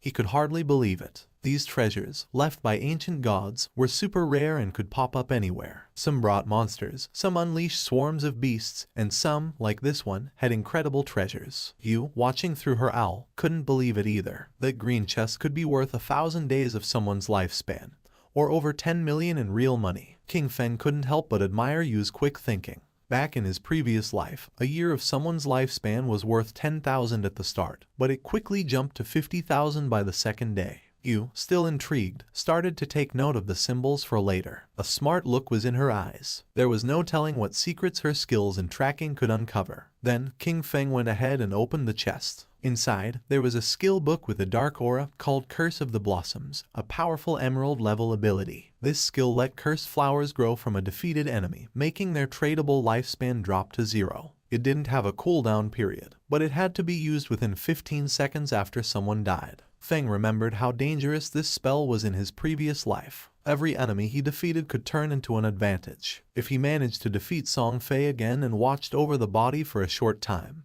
he could take everything from him. A sinister smile appeared on his face. This time, Song Fei wouldn't just be defeated, he would be completely drained. As King Feng hurried toward his target, the scene changed. Somewhere far away in a canyon, Song Fei's biggest fans were busy fighting a boss, hitting it hard while Song Fei stayed back, waiting to land the last blow. Song Fei was overconfident, sure that King Feng wouldn't chase them this far, especially since King Feng had already beaten a silver-level boss and embarrassed him twice. That should have been the end of it. But Song Fei was mistaken. Right when the boss was about to go down, the girl who was a bit heavier noticed another group fighting a different boss nearby. Song Fei, smooth as ever, convinced his fans once more. He said the other group were fans of a rival idol, trying to make him look bad. The faces of his fans twisted with anger. No one was going to outdo their dear Song Fei. Without a second thought, they charged at the other group. The other team, thinking they were about to get some help, welcomed them. But before they could even say hello, the heavy girl slammed her staff down, knocking out their leader in one hit. The rest of the team was shocked as Song Fei's fans turned on them, madly talking about idols and fate. When one of the enemy tried to ask what was going on,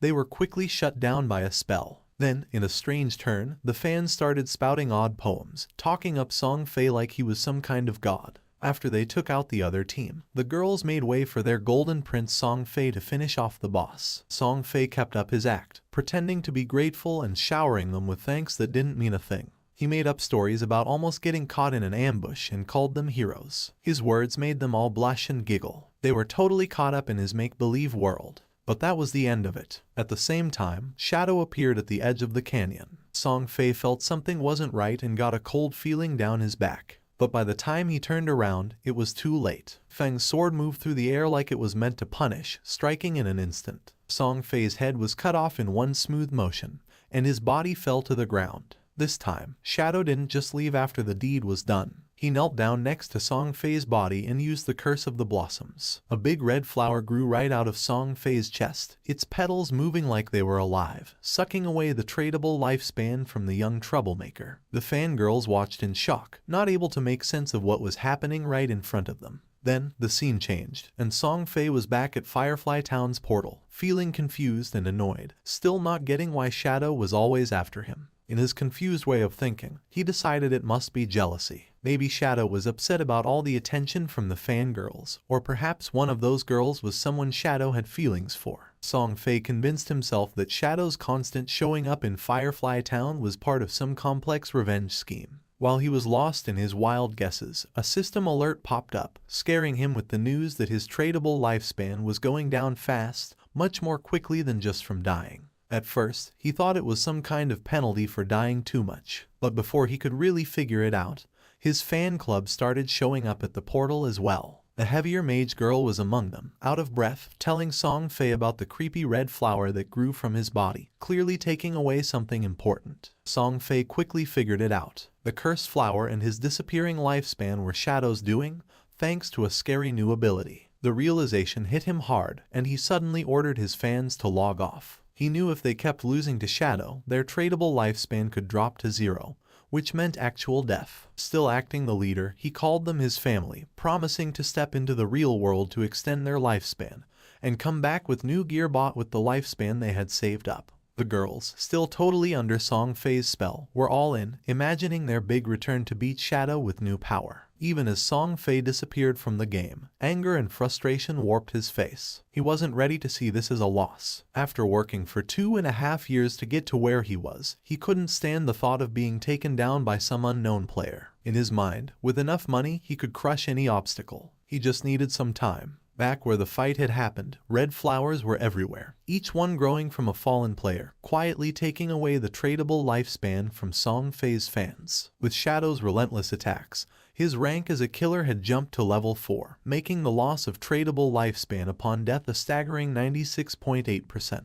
But Shadow wasn't bothered by this at all. Shadow figured out that this surprise attack had just added about 1,000 days to his lifespan, all thanks to Song Fei and his misguided followers. They had done the hard work of defeating monsters only to end up giving their gains to him. But the bounty didn't last forever. The flowers started to fade, and the energy stopped flowing. Shadow realized that the players had logged off to avoid losing more of their lifespan. Above, the white owl kept flying in silence. Yui had watched the whole thing, and even she was taken aback by such a show of strength. Seeing what the top player could really do was something else. When Shadow asked Yui if Song Fei had really logged off, she nodded, saying the whole group had disappeared to save themselves some time. Shadow told her calmly to keep an eye out and to let him know if Song Fei ever came back. When she wondered if her job was over, Shadow said to stay on it a bit longer. He had just gotten a golden tier priest skill called Sword of Divine Judgment, and her interest was immediately piqued. She really wanted that skill. Seeing her interest, Shadow made her an offer. He'd trade the skill for 500 days of her lifespan, but he'd cut the price in half if she agreed to one thing. Yui's eyes narrowed, and she quickly said she wasn't going to trade her dignity, which caught Shadow off guard. He hurried to explain she had the wrong idea. He just wanted her to join his team as their main healer. She relaxed and laughed, agreeing right away, but warned him she'd hold him responsible if the team was a disaster. Shadow reassured her they were a solid group and decided to get in touch with them immediately. Then the story moves to a different part of the game world, where Wang Mang was feeling proud after defeating a poisonous monster, happy about the experience points. He called over to Ju for a heal and something to counter the poison, but Ju was stuck, not knowing what to do. Wang tried to remind her again about her priest class's ability to remove toxins. But before she really got what he was saying, she accidentally used the skill on a tree instead of helping Wang, who needed it. As time ran out, Wang fell to the ground, succumbing to the poison, his victory over the monster wasted. The team was left in shock, frustration simmering as they looked at Feng's sister, unable to believe how useless she had been. Standing near the teleportation stone later, the team leader faced a tough decision. He knew they needed a new healer since every skilled hidden class priest was already taken. But they couldn't continue like this. Zhao, on the other hand, was blissfully ignorant of her failure, lost in fantasies of being the chosen one, a goddess in this new realm. She believed her quick leveling was a sign of her destined greatness and anticipated joining her brother, Song Fei, in glory. But at that moment, news from Shadow reached Wang Mang, bringing a surge of excitement. A hidden class healer, a white bird priest, had agreed to join their team. She was also strong in other roles. This was the chance they were waiting for, and the leader immediately asked Shadow for her location. Shadow told them the new healer was in Firefly Town. It wasn't the best place for leveling up, but it was important to get together and start moving as a team. Wang agreed and got ready to head there, but he knew he had to address the issue with Zhao first. He carefully told her they were moving to a zone with higher levels because Shell Town was too crowded. He said it in a way that made it seem like her low level was the only issue, to avoid hurting her feelings. But before she could respond, the whole team took off, clearly happy to leave behind a healer who couldn't actually heal. Zhao didn't seem bothered, though. She saw their leaving as a good thing, thinking they weren't strong enough for her anyway. She decided she'd find Shadow and make him help her level up. Meanwhile, Wang Mang made it to Firefly Town and found Shadow and Yu. Right away, he gave them the lifespan he'd gotten from their last fight, ready to settle up and get going with the new team setup. As they moved forward, Wang realized just how challenging it was to keep up in this game. While making plans, he brought up a new ally, a captain named Yu. Hearing that name made Shadow stop dead in his tracks, his thoughts racing. That name wasn't just random. Then, suddenly, she showed up. Greeting them with a cheerful wave, Yu caught the attention of both men right away. Shadow was in disbelief. The woman standing before them was the Yu, also known as Justice Execution, the only one in the game with the Dragon Swordsman hidden class. In Shadow's previous life, she was in the top 20 players worldwide and played a crucial role for the country's official forces. She was a national hero, respected and feared. And there she was, showing up early, glowing, and looking at Shadow with clear admiration. Yu introduced herself with a warm smile, admitting her admiration for Shadow. She even half-joked about him being a time traveler or a reincarnated hero because of how quickly he was advancing. Shadow stayed quiet, his mind wandering back his past there where their paths had crossed later, and under much grimmer conditions. She hadn't been part of Wang's team back then, which made this early encounter quite the surprise. She likely had a good amount of tradable lifespan already, probably gathered for government groups. As a dragon swordsman, known for their toughness, she was an ideal candidate to hold such power. Shadow saw the wisdom in the government's choice and respected it. Yu was straightforward, too. She told him if he had any gear to sell, she and her group were interested in buying. She sweetly but firmly reminded him of the responsibility she carried for her city. Shadow saw no benefit in opposing her, and they both understood that. He agreed, mentioning it would be short-sighted to pass up a chance for such a beneficial deal. Though Yu appeared cheerful and unthreatening, King Feng knew well there was much more beneath the surface. The fans of Song Fei logged out of the game. They had seen the official announcement that left them in shock. Lifespan in God-forsaken game was real, and if it reached 0, one would die in the real world. The archer was furious since she realized this wasn't just a game. She had given all her tradable lifespan to Song Fei. Some of them only had a few days of lifespan left. The assassin had killed several players and had the assassin's stat, and dying one more time was going to make her lose double the lifespan. They were in shock. They couldn't believe how it was possible that dying 3 times cost so much lifespan. The chubby girl began to read the messages and her face filled with sweat. She realized, cursing to herself, that in the game, as a tank mage, she had always charged at the front. She had killed many people and died many times, so now she only had 1 day of lifespan left. If it reached 0, she was going to die. Just then, something caught her attention. Brother Song Fei was buying lifespan. That was great. She decided to go find Brother Song Fei, thinking that he would definitely help her. Quickly, she changed clothes and thought about putting on Brother Song Fei's support outfit from head to toe, thinking that it was great, and that she was going to find Brother Song Fei, who would definitely help her. She even mentioned Brother Song Fei's latest release, the Song Fei Ultra Thin Anti-Side Leak. She dressed in Song Fei's merchandise, and without wasting a second, she left her house and started heading to the concert. Not far away, there were some apartments. Qin Feng's sister also logged out of the game. She didn't know if she was in the real world since now it was hard for her to tell the difference. She turned on her phone and couldn't help but smile when seeing that. At that rate, 1 day of lifespan could be sold for 15,000. With the 200 days she had left, she could become a millionaire. But then, she went into shock when she saw that Shadow had killed Song Fei 3 times. She couldn't help but cry from sadness and fury, since she remembered that they had told her that if her lifespan reached 0 in the game, she would truly die in real life. Even having 100 years of non-tradable lifespan, dying 3 times had left her with barely 12 years remaining.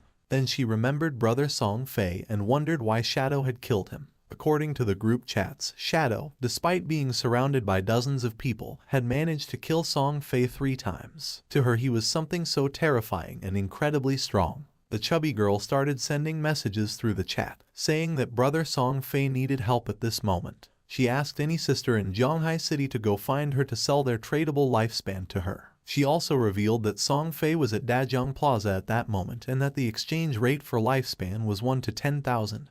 This was the perfect opportunity to get rich and help brother at the same time. King Feng's sister put on her clothes. She couldn't believe that Brother Song Fei was in Dajiang Plaza, not far from her. She thought she couldn't just stand by and watch his lifespan run out. She had to go help Brother Song Fei. Thanks to that Shadow and the others, she had managed to save more than 200 days of tradable lifespan, just enough to help Brother Song Fei. Without wasting any more time, she decided to go to Dajiang Plaza. At the same time in the game, our boy slaughtered several monsters without much difficulty. A system window appeared, informing him he had reached level 10. His attributes had increased by 2, and he had gained 5 free attribute points. He had unlocked class promotion. In addition, as the first player to reach level 10 in the Zhonghai City area, he had earned 7 reputation points. As the first player in the Great Xia Kingdom area, he had earned 14 reputation points, and as the first player worldwide to reach level 10, he had earned 21 reputation points. The window also revealed that the teleportation function to the continent of Forgotten Gods would be unlocked when there were 7 level 10 players in the Zhonghai City area. The system revealed in all towns that Shadow had reached level 10. People were in shock and commented with amazement. They said that, as expected, it was Shadow again. He had gotten the first kill of a gold tier monster and was the first player worldwide to reach level 10. They thought Shadow was simply too strong. They had also heard that the big shot had even killed a small celebrity several times recently. According to them, Song Fei deserved it. Other players were expressing their frustration. They cursed, surprised that Shadow was from Grand Xia, and compared their own progress, pointing out that their hidden smith class was only at level 8, while wondering what was going on with Shadow. No one knew if among the 1.5 billion people in Tianju, there really wouldn't be anyone who could catch up to him. Our boy was near a shore, and decided to use the points he had obtained. He consumed 13 evolution points, leaving him with 0 points. His initial skill, Backstab Enhancement, evolved from Platinum to Emerald, increasing its passive effect from 40% to 50%. Even though his tradable lifespan was just a little over 7,000 days, he realized it wasn't enough. He knew that to leave Starter Town, they needed to gather 7 level 10 players to activate the teleportation portal to the continent of the Forsaken Gods. But since the highest level at that moment was only 7, they would have to wait a bit before it became possible. He decided to go back to the real world to take care of a matter. His figure disappeared with the sand, and several seconds later, he opened his eyes in the real world and the system asked him, "Do you want to consume tradable lifespan to transfer your skills to reality?" Without losing a second, Qin Feng accepted. When the system asked what skill he wanted to extract to the real world, he stood up and decided to extract his class. The system then consumed 1,000 days of tradable lifespan and completed the extraction. He gained the shadow, its passive was activated, and his attributes increased: strength by 3, constitution by 3, agility by 8, and spirit by 5. Then, he decided to extract level 2.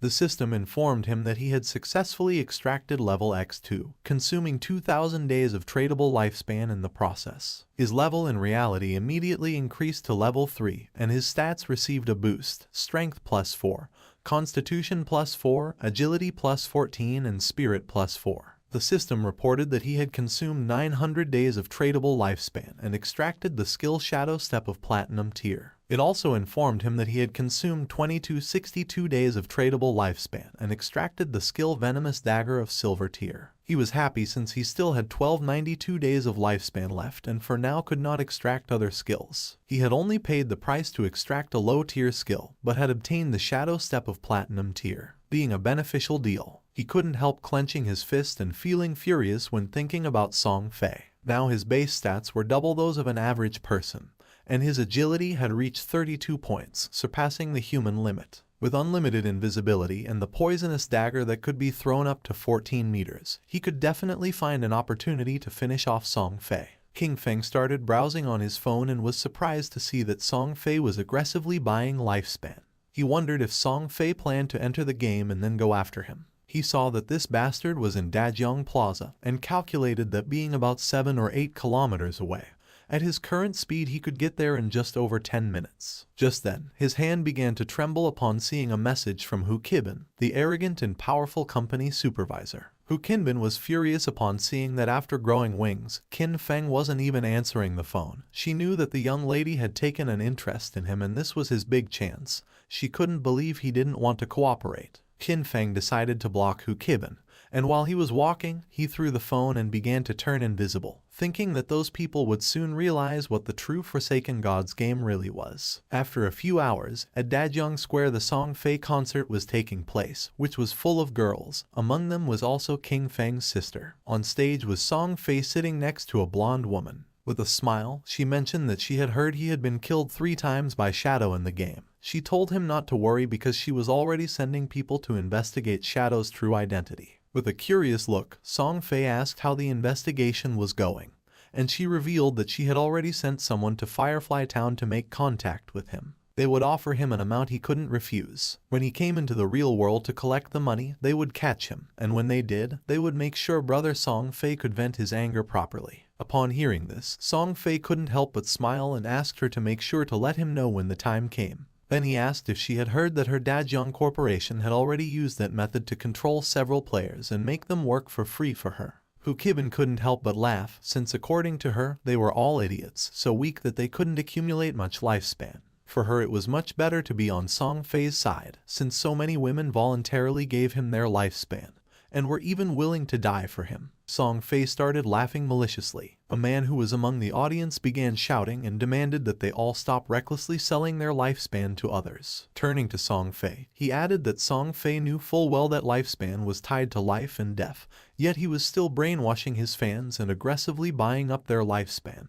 He accused Song Fei of endangering lives and declared that they were going to report him. Song Fei couldn't help but smile, thinking that there was always a fool who showed up to cause trouble. He stood up and made a public statement, saying that he had noticed some of the recent debates. He stated that his actions in acquiring lifespan had occupied certain public resources and caused inconvenience to the public, and for that reason, he felt deeply regretful and offered his most sincere apologies. His fans said that he didn't have to apologize since he hadn't done anything wrong. With a sincere smile, Song Fei admitted that he was truly grateful for all the support and affection from his fans. At the same time, he sincerely urged everyone to remember that all love should be positive and uplifting. He hoped everyone could follow their idols with rationality. During that special moment in the game, while ensuring their personal safety, they also needed to work together in a more positive way to contribute to society and bring positive energy. With his face full of tears, he explained that while the entire nation was being affected by the game, he had been actively cooperating with the authorities and working hard within the game.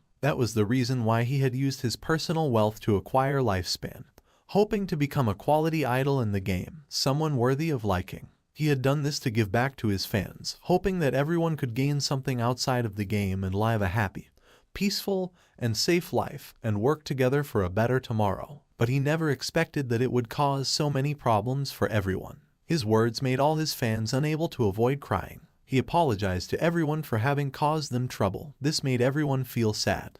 They started shouting, saying that he had not done anything wrong. They got angry with the man, calling him a bunch of savages and telling him to leave from there, since they were voluntarily helping the brother, and told him not to insult their genuine intentions. The chubby girl went up on stage and asked everyone not to listen to those ridiculous rumors from outside. She didn't know how they dared question the brother, since only fools with pig brains believed everything, asking how the lifespan of the game could possibly affect the real world. She put her hand over her chest and declared that she was the one who was willing to die for the brother. She said that when she logged out, it showed her that she had less than a day of lifespan left, but she was perfectly fine. Even if the rumors were true, if even they didn't have the resolve to die for the brother, then they didn't deserve to say that they loved him. His words made the other fans feel excited, and they decided to give all the lifespan they had to Song Fei. He was happy to see the enthusiasm of his fans. He extended his hand toward the chubby girl and mentioned that being loved by someone like her made him feel truly honored.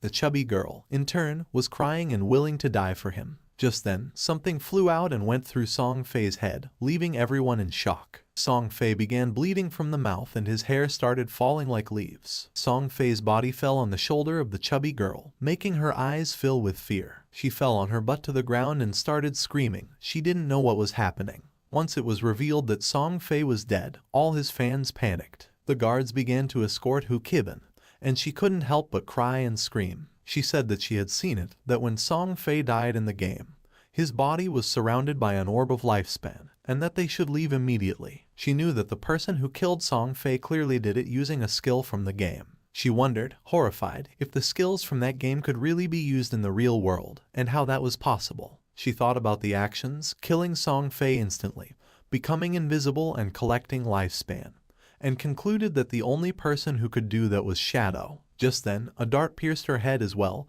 killing her instantly and leaving the guards in shock. Among the crowd was King Feng. It was already dusk, and the news announced the tragic death of superstar Song Fei in Dajiang Plaza. It was also reported that his most devoted fans had sacrificed all the lifespan they had left, falling dead next to Song Fei's corpse, and the police investigation had revealed that his death was due to supernatural abilities. The faces of King Feng's sister and her friend were full of tears and fear. She was sad since she still couldn't believe that just the day before they had gone to see Song Fei's concert, and now he was already dead. The friend wasn't dumb at all and realized that the throwing knives and invisibility must be abilities from the godforsaken game. She wondered if Shadow had been the one who killed Song Fei, since she had heard that Shadow had killed him 3 times in the game. Xiaoyu was confused as she wondered how the game's skills could appear in reality. She couldn't believe that Shadow had killed Song Fei. She remembered that Shadow had killed him several times in the game and came to the conclusion that, in reality,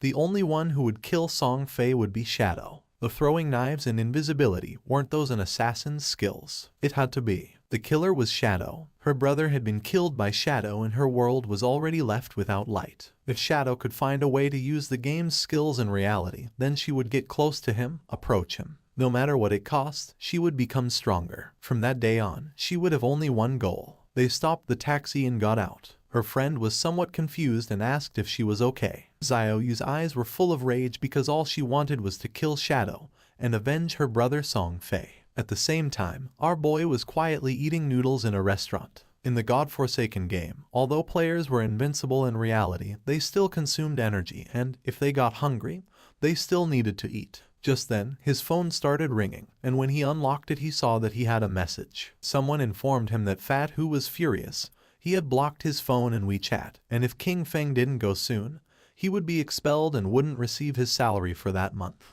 The message was from Yang Xiaoya, whom he considered a good girl, although quite delicate and often bullied. In his previous life, she had also been a member of his Jan Shen guild. King Feng asked her not to worry about him or the job but to focus on leveling up in the game. She was confused since she asked King Feng if he had played the game. She had heard that it was very difficult and that the lifespan of many people was almost exhausted. Our boy explained that, whatever her profession was, she simply had to focus on improving agility at the beginning. She decided to listen to him, but mentioned that she had heard that the lifespan produced in the game was really expensive at this moment. Then, she asked Qin Feng how his progress was going and how much he had earned. Our boy replied not much, since he had almost spent it all. He knew that Fat Hu was a lackey, and that the real problem was his boss behind him, Kaiyan Shishi. She was the daughter of the president of Kaiyan Group, and the company for which he used to work belonged to said group. This young woman did nothing all day except look at men. She had gone into a hotel with 6 middle-aged foreign men, had driven a sports car with 3 African men for fun, and now she was even taking an interest in him. Kaiyan Shishi was obsessed with foreign culture. After the arrival of the game, she had left Great Xia and gone to North America, where she led the formation of North America's top 3 guild, Alice's Wonderland. She had specifically opposed Great Xia. In his previous life, she had caused endless trouble for Great Xia and its Jan Shen guild. Our boy thought he needed to find a way to deal with her before she went abroad. Otherwise, once she was in North America, it wouldn't be so easy to handle her. If Kaiyan Shishi died, the guild Alice's Wonderland might never get established. It was rumored that all the key founders of the Alice Guild had some kind of connection with Kaiyan Shishi, and as soon as that woman disappeared, the bond between those founders would naturally break. His phone started ringing again. Now it was a call from Xiao Yu. She was somewhat confused to see that Qin Feng was still answering calls, as she thought he had died in the game. Now that he was still alive, she let him know that she had earned enough money to buy a house, so he no longer needed to worry about her. Our boy decided to play along and asked if she had anything else to say. She asked him not to bother her anymore and said that she would not look for him either. She also asked him not even to try finding out where she lived since from now on, she had cut ties with him. Our boy hung up the call and couldn't help but feel happy. He decided it was time to return and continue leveling up since it wouldn't be long before someone reached level 10 and learned that skills could be transferred into reality. By then, the world would no longer know peace. Not long after, Xiao Yu and her friend also logged back into the game. The friend was somewhat confused and asked if it wasn't too harsh to cut ties with her brother and advised her to make peace. Xiao Yu stood firm and refused, revealing that she had sold her lifespan to the Kaiyan Group, sold for a full value of 2 million. This left the friend in shock. Xiao Yu also mentioned that she had bought a house and that they would live together. She added that soon she would meet Shadow, and by then, King Feng would no longer matter. Just then, a player who was passing through the area caught her attention. With a smile, the man handed her a book and mentioned that this was the assassin skill book she wanted. He also reminded her not to forget what she had promised him. With a cheerful expression, she nodded and said that once everything was done, she would indulge his little wishes, although inwardly she called him a flatterer and thought that once she met Shadow, no one would care about a worthless piece of trash like him. She informed Wang Meng that she had an assassin skill book, a control skill. She asked him to check with Shadow if he needed it, since she could give it to him. A smile spread across her face. According to her, Zhang Wei, that flatterer, was still somewhat useful since he actually had such a good skill book. This skill book would be the red thread between her and Shadow. She would approach Shadow soon, stay quietly by his side, heal him, help him kill enemies and level up with him. She would make sure he felt every bit of her help so that he gradually trusted her so that he saw her as his other half. But when she became strong enough and he no longer served any purpose, she would kill him with her own hands and rip out his eyes, all to avenge her brother Song Fei. But to her surprise, Wang Meng said that Shadow said this skill was trash. He didn't need it. She could keep it and sell it herself for money. A while later, Shadow also logged into the game, and just then, he heard someone fighting a boss that didn't seem ordinary. Following the sound of battle, King Feng saw a man carrying a shield fighting against a multi-armed boss. The man started running, but it was in vain since the monster cut him into pieces. Our boy realized that this boss was a golden arachnid, a level 8 gold tier boss. This boss possessed a level 2 anti-stealth ability. That meant that, in front of it, his invisibility would be completely ineffective. The monster began to roar. King Feng gathered momentum and came out of his hiding place, and attacked quickly using Shadow Slash, causing it several thousand points of damage. He had the buff damage doubles when attacking outside the target's sight. He knew this effect, in a situation where the enemy could see through invisibility, wouldn't activate, which significantly reduced his damage. However, the legendary effect of Graceful Liberation amplified the head and heart weak points of the Golden Arachnid by 200%.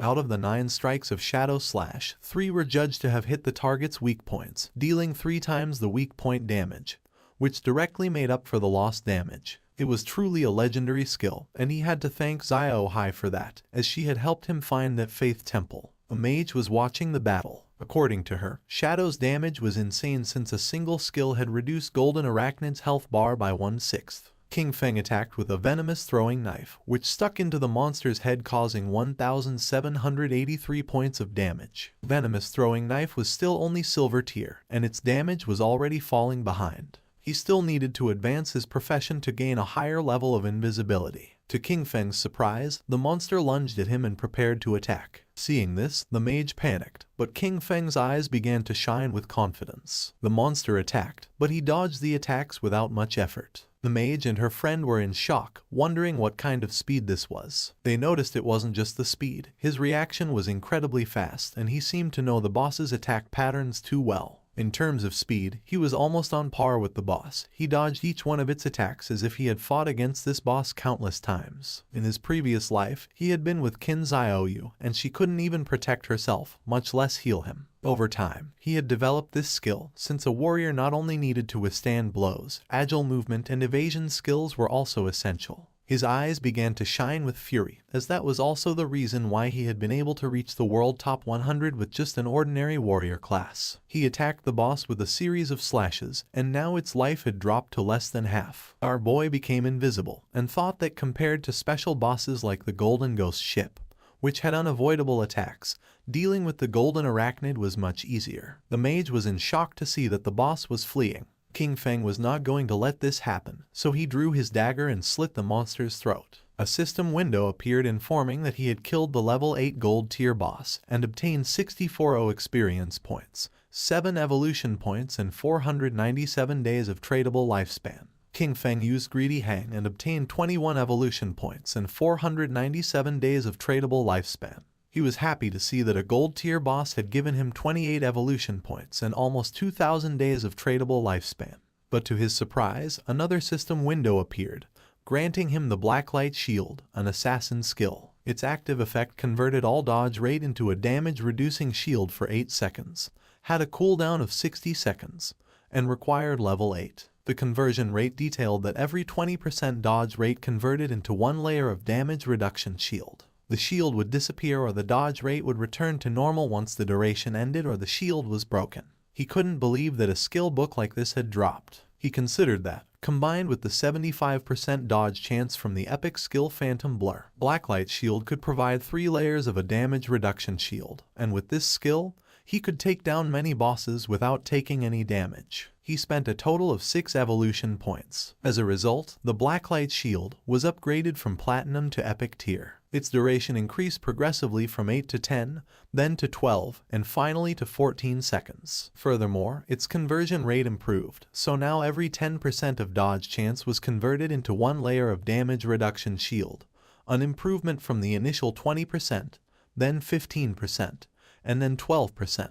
He was happy since he now had 7 layers of damage reduction shield. With this, he could even explore many high-level areas ahead of time. He still had 22 evolution points left, so he also decided to evolve the venomous throwing knife to increase its damage. He spent 16 evolution points, and the venomous throwing knife of silver tier evolved into emerald tier. Its maximum range increased from 14 to 17 meters. The continuous damage had no weak point bonus, lasted for 5 seconds, and could not stack. The additional damage on hit increased from 120 to 240 attack, and the venom now dealt 80% of attack per second, instead of the previous 50%.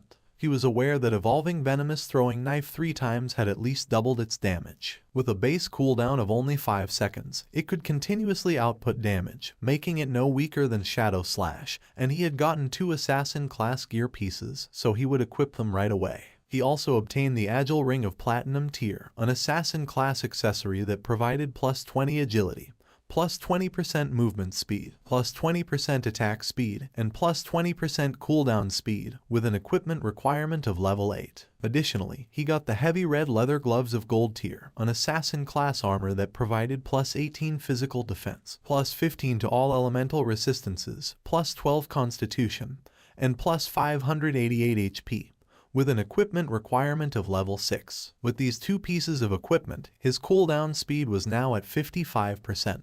What used to be a 12-second cooldown for Shadow Slash was now only 7.7 seconds. Plus, he had increased 51 points of constitution, 106 points of physical defense, and 17 points of HP. It was not bad at all. Now, his stats allowed him to tank 3 attacks from the Golden Arachnid without dying. Combined with Blacklight Shield, his survivability had greatly improved. The mage and the others went out and praised Shadow, saying that the boss had been nothing to him. They couldn't believe he had defeated it alone. Then, the mage asked him if he had any equipment or skill that she could use, adding that she would buy them. Our guy revealed that for a mage, he had a gold tier skill book, Frostball Bounce, a group skill that released ice balls, bouncing up to 10 times, priced at 800 days for a one-time purchase. The mage thought that 800 days was a bit expensive, as she had seen someone sell a level 5 gold tier skill book for just 400 days earlier. With a serious gaze, he made it clear that this Frostball Bounce was a level 7 skill book, which had over 40% higher damage than a level 5, so 800 days wasn't expensive at all. The mage did not hesitate and made a deal with King Feng and decided to buy it for 800 days. The system window confirmed that the transaction had been completed. Our boy started to become invisible. At this moment, there was no boss in the initial stages that could threaten him. He decided to go back to the town to post a message, gathering information about the locations of silver and golden tier bosses. This way, he would have a constant flow of bosses to hunt, and his leveling speed would be maximized. Wang Meng informed him that Xiaoyu, the priestess from his team, wanted to send him a skill book. He found it interesting and wondered what kind of skill book it would be. King Feng was somewhat surprised to see that Xiaoyu wanted to send him a skill book. Moreover, it was one of bronze tier. He wondered what it could be, but even so, he decided he should take a look at it. King Feng wasn't stupid at all and knew that now everyone speculated that he had killed Song Fei, and right after that she was trying to send him a skill book. He decided to reject her offer while wondering if she was trying to associate with him or if she was trying to avenge Song Fei, or maybe both things. Wang Meng informed her that Shadow said her skill book was trash, he didn't need it, and she could keep it and sell it for money. King Feng asked Wang Meng to go to the town since he had something to sell him and to prepare some lifespan. With a serious look, Wang Meng decided to ask him a question, and our boy asked what he meant and if he was asking whether he had been the one who killed someone. Then, he revealed that he had been the one who killed them. For King Feng, Wang Meng was his friend, so he knew that during the time Song Fei had been murdered, Shadow had been disconnected the whole time. The motive and timing of the crime matched perfectly. Since Wang Meng had asked this, it meant that the authorities had already deciphered most of it. King Feng asked if Wang Meng was trying to arrest him, as he knew that in 2 hours other players would reach level 10 and the ability to transfer powers to reality would no longer be a secret. He considered it the perfect opportunity to see how the Daxia government would react to this and would take it as a test. King Feng returned to Firefly Town and reunited with Wang Meng and the others. Yu asked if he was really admitting to having killed Song Fei. King Feng nodded. With a smile, Yu mentioned that King Feng was, in fact, the main suspect. However, they also knew that Song Fei and Zhonglai had harbored malicious intentions toward him, and that Dajiang Industries had captured and abused many players, forcing them to work. Strictly speaking, killing those two had been an act of self-defense. King Feng realized that since they couldn't uncover his true identity, they had chosen to maintain a temporary cooperation with him. He reflected that in his previous life, by working with the officials, his record had been spotless. However, this time he had directly killed Song Fei and Zhonglai, which might cause some changes. He was eager to see how much his rebirth could alter that doomed era of games. For now, he considered selling the platinum tier equipment he didn't use. Since they were backed by the authorities, they would accept equipment and skill books of any class,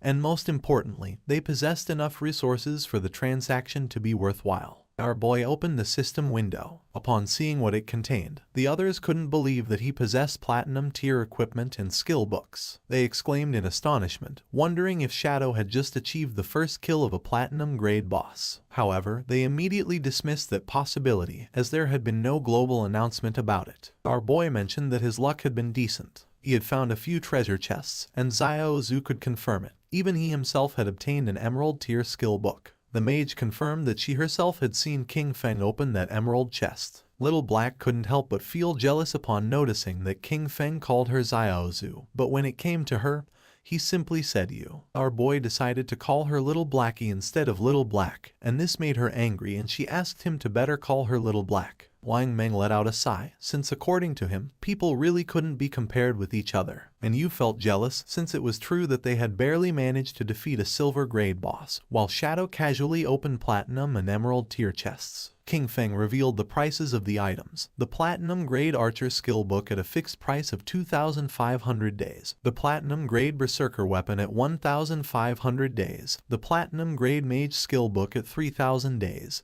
And the Gold Equipment and Skill Book package at 8,000 days, including the remaining Platinum Equipment and Skill Books, which totaled 25 items. He offered a discount, setting the total price at 16,000 days. Wang Meng was in shock and asked Niu to pay whatever he said. Then he asked if she wasn't going to try bargaining. With a smile, she mentioned that she thought the price was quite fair. She would also include what Xiao Zhu and Wang Meng owed her from before in the deal. The transaction was completed and King Feng praised her, calling her a true heroine, direct and decisive. Deep down, King Feng knew that once the tradable lifespan exceeded 10,000 days, the unit would change to years. 60 years converted to days were approximately 22,000 days. At the current exchange rate, that equaled 400 million in cash. Even for the officials of Jianghai City, it was a huge expense, but the benefits for them far outweighed the money. After all, with this batch of equipment and skill books, many teams under the tutelage of Jianghai City officials could develop ahead of schedule. He was aware that the stronger the authorities became, the more unnecessary problems could be avoided in the future, and they could even gain an advantage in international confrontations. Niu informed King Feng that several players had been imprisoned at Dajiang Industries. They were planning a rescue mission and asked if he wanted to join them. King Feng felt somewhat confused since he didn't know whether the authorities were trying to recruit him or just trying to whitewash the fact that he had killed Song Fei. He said he wouldn't go but that he could tell them something in advance. Their suspicions were correct.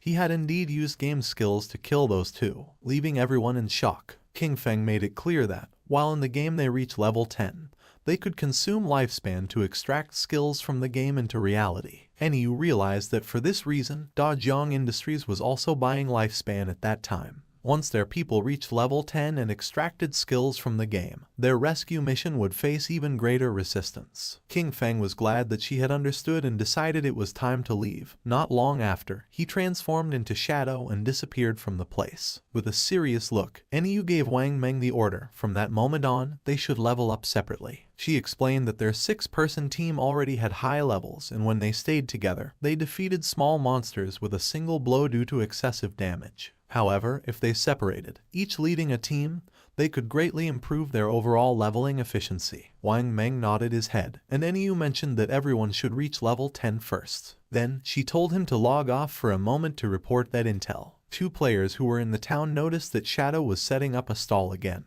but this time he wasn't selling, he was buying. A system window appeared and announced that Shadow was buying silver boss coordinates for 30 days. And gold boss coordinates for 100 days. Upon seeing this, one of the men nearby couldn't help but smile. He approached our boy and informed him that his young lady had said that as long as he was willing to help her level up, she would give him 300 million, plus shares in Dajiang Industries. The man added that such an opportunity rarely came along in life and advised him to take advantage of it. The other players noticed that the man still hadn't disconnected. He probably didn't know that Shadow had killed Song Fei and the young woman from Dajiang Industries in real life. Some couldn't believe that the girl from Dajiang Industries had also been eliminated. They had seen that girl and thought it was a waste. The man's face filled with rage as he remembered that the girl had brought it upon herself. She had initially planned to capture Shadow in real life to force him to do illegal work, but she was killed on the spot. With a shock, he realized that Zhonglai was dead. He recalled how, at first, Zhonglai had offered 10 million for Shadow to help her level up. Shadow refused, so he, seeing the money, rushed to help her. He thought he could get a huge payment of 5 million,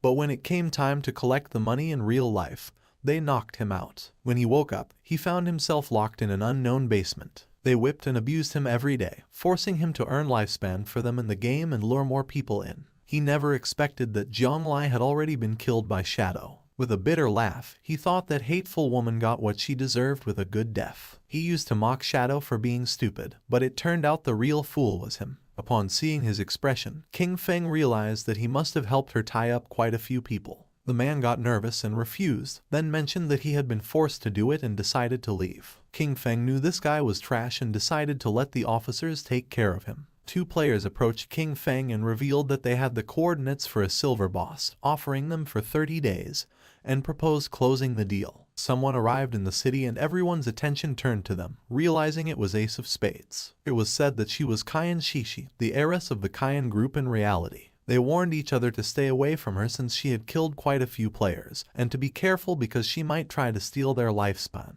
Kayan Shishi logged into the game along with her men. She couldn't help but smile, since she didn't think the game was anything special. You only needed to spend money to buy a lot of equipment and skills. As long as her combat power was ahead of other players, when she found someone with lifespan, she would kill them and take it. She was furious since that damn game had delayed her flight. At that moment, she should have been in North America, enjoying pleasures with Big Dick and Max Fackle, surrendering herself to lust and passion. Her attention focused on two players who were trembling with fear. She was trapped in Daxia's magic city, unable to leave the country. She looked at those men from Daxia, each one as weak as an insect. According to her, Tony's men were still more attractive. With a smile, Tony mentioned that she had good taste. They were naturally much stronger than those men from Daxia, being superior in that aspect. He added that, once they returned to reality, she could experience it for herself. Upon hearing this, she couldn't help but blush like a tomato. She had heard that the useless Song Fei had died. She had played against him once and he disappeared in a minute. According to her, he was a waste. She felt excited since it was said that the person who had killed him was named Shadow. Although he was a man from Daxia,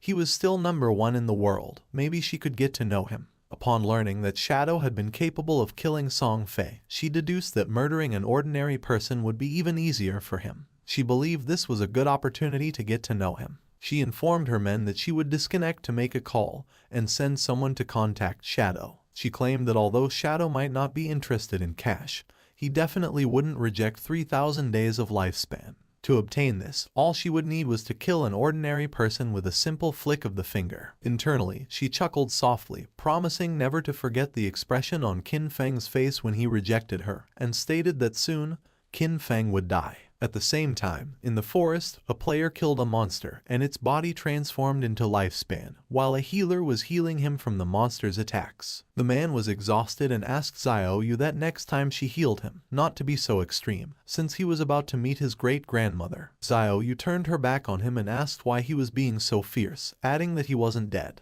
With a confused look, the man replied that he hadn't meant to be fierce. He was just reminding her. She mentioned that the system had warned her that her hunger level had reached 90%. She decided to log off along with her friend Yan Yan to eat. They disappeared and the man felt somewhat confused. He was furious, cursing internally, because before she used to call him boss, but after seeing Shadow once, she had started giving him dirty looks. He promised himself that, sooner or later, he would tear her clothes off. At the same time, Xiaoyu logged out of the game and woke up in her new house with an empty stomach. Upon checking her phone, she was in shock, as all delivery places were closed and no delivery person was accepting orders. She wondered if everyone had gotten into the godforsaken game. She remembered that at home Qin Feng always prepared delicious food for her. She never had to lift a finger or use her brain. Her eyes began to shine with rage, and she decided not to think about it anymore and be more ambitious. She thought that it was just eating. Compared to freedom, that wasn't a problem at all. Clenching her fist, she thought she was the best and that she had to keep going, that she was the best and could achieve it. Without Qin Feng, she would definitely live better. At the same time, in the game, near the shore there was a small cave, and a monster was fleeing. It was a crab. When the crab came out of the cave, someone cut it in half. It was Shadow, he sighed, as he had killed 4 silver bosses in just over an hour, and overall efficiency was quite good. Each boss granted 16 evolution points. The crab's corpse transformed into lifespan. On average, each silver level boss yielded 3,500 days of tradable lifespan. Thanks to this, all his equipment was now gold tier or higher. He couldn't help but smile, as his cooldown speed had increased from 55% to 75%. The Shadow Slash, which originally had a 12-second cooldown, now only took 6.8 seconds, greatly boosting his output power. There were no platinum-level bosses around the outskirts of the safe town, so gold-level equipment was the highest for now. To improve further, the only way was to advance his profession. He knew that the platinum-level bosses he would face in the future each had at least level 2 anti-stealth. He had to advance his profession quickly to reach level 3 stealth, as he was still over 20,000 experience points short. Only with stealth at level 3 or above could he minimize the chance of accidents when facing platinum bosses. After all, in his previous life, defeating a platinum boss had required a tightly coordinated team of 20 people. With that in mind, he decided he would head back to the town first and contact the officials to sell all his stuff. He started to become invisible, since he wanted to be ahead of everyone and claim the first kill of a platinum-level boss by himself. King Feng returned to the town, for now he had 105 years of tradable lifespan. While he was walking through the area, a player asked him that next time he had more equipment, to sell it to them. King Feng had almost 40,000 days of tradable lifespan, and knew that it would allow him to extract quite a few skills. A man who was hiding behind a pillar peeked out and, with a smile, realized that he was Shadow. He approached and offered him an assassination contract, asking if he would take it. He asked him to kill someone in reality, assuring him that the payment would not be less than what he deserved. Our boy ignored the man and left. Seeing this, the man panicked and stood in front of King Feng, asking him to stop. He explained that it was just about killing an ordinary person named Kin Feng. He would give Shadow the address. He argued that since he had even killed Song Fei, this should be easy for him and asked him not to reject free money. With a cold gaze, our boy was in shock and asked if King Feng had provoked him and if he wanted to kill him. He told the man not to worry about that. With an arrogant smile, the man made it clear that the payment would not be small. If he completed the task, he would get 3,000 tradable lifespan days. King Feng was pleased, realizing that 3,000 days, which at current prices was about 50 million, was an interesting offer. He wondered who wanted to kill him, as he hadn't met this person in real life, nor were they any player he knew in his previous life. It seemed like they were just a messenger. The real person wanting to kill Kin Feng was someone else. He recalled that in his previous life, his grudges with others had also surfaced in the later stages of the God-forsaken game. The man couldn't help but smile since this was a tempting offer. King Feng knew that being the target so soon must be due to grudges prior to the game's arrival. Only someone who held a grudge would be willing to pay such a high price. He couldn't help but wonder if it was Cayenne Shishi. King Feng knew better than anyone that she had both the motive and the means to hire someone to kill Kin Feng. However, with the financial power of the Cayenne group, if they had really wanted to kill him, they could have done it before the game arrived. So this contract must have other intentions. He feared that her main goal was to get familiar with Shadow. As for getting rid of Kin Feng, that was probably just a side effect, since Kin Feng had once rejected her invitation for fun. He laughed internally, thinking it was interesting. He hadn't looked for her yet, but she had already found him. With a smile, he mentioned that he would accept the job. He demanded half of the deposit up front and also made it clear that he would decide when to make his move. The man panicked upon hearing this and asked him to wait a moment, as he needed to inform his superiors first. After consulting with his superiors, the man decided to pay half of the deposit first. He would transfer the amount directly, and once the transaction was completed, he would receive 1,500 days of tradable lifespan. King Feng was happy, as he would take the deposit first, considering it as interest. Then, internally, with a snort, he told Cayenne Shishi to wait because he would soon come for her. The man gave our boy the address and information of the target. According to him, with his skills, finding him wouldn't be a problem. King Feng was in shock upon seeing that the information was correct. Shadow decided to leave and asked the man to wait. The man was furious upon noticing that he was acting all arrogant, and thought, "Aren't you working for Miss Cayenne just like me?" Just then, someone asked our boy to wait. It was a woman who had heard that he was collecting coordinates of bosses. She asked if he was interested, as she had a coordinate of a gold boss. With a smile, she said the price was 100 days. He could pay after seeing the boss. King Feng thought this was good and decided to go with her. The woman asked him to follow her, and mentioned that the place was a bit far north of the city. King Feng asked what the name of the boss was, and the woman said it was called the Plague Enveloper. Upon noticing that she knew the name of the boss, he asked if she had really seen it. She didn't know if he could handle it alone and if he wanted to take a healer, warning that the boss had area toxic damage. Our guy refused and decided to go without a healer. King Feng was aware that the Plague Enveloper was indeed a golden level boss. This boss had a poisonous aura. As long as one stayed within its range, they would continuously lose health every second. Therefore, to deal with this boss, one had to kill it as fast as possible. For him, at that moment, it was just a matter of using a few skills. Not long after, the woman took King Feng to a cave and mentioned that the boss was inside. She added that her team had eliminated all the monsters, but they had not been able to defeat the boss. She decided to guide Shadow inside. They entered the cave and the woman began to point at a tree which was in the middle of a swamp full of poisonous aura, and revealed that there was the boss. Seeing that she hadn't deceived him, King Feng decided to give her the lifespan, and a system window appeared confirming that the transaction had been successful.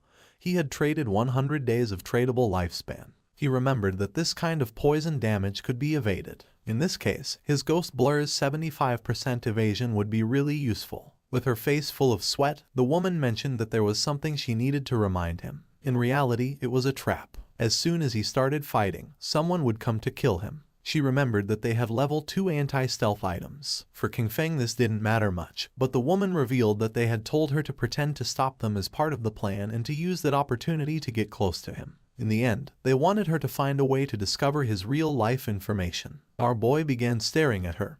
He was disappointed upon seeing their plan. The woman blushed and, with a nervous expression, said that she had also been forced. She wanted to tell him the truth so he could go after the one behind everything. Since they were blackmailing her in real life, she wished for their death as much as he did. When King Feng asked who was forcing her, she revealed that it was Dongfeng Xian. She explained that in the game, his ID was Xianian, and he said that King Feng had killed him once. Upon hearing this, our guy couldn't help but wonder if it was Dongfeng Xian, the one who had first tried to steal his Golden Ghost ship boss. The same guy later sent him a skill book asking for forgiveness. The woman panicked and remembered that he had been able to kill Song Fei, so she believed he could also take down Dongfeng Xian. She was putting all her cards on the table with him and begged him not to betray her. The best thing, she emphasized, would be for him to eliminate Dongfeng Xian or else she would be doomed. According to King Feng, they had really come up with a childish plan. He had never heard of that guy in his past life and considered that he was probably eliminated early. King Feng decided to start by killing the boss,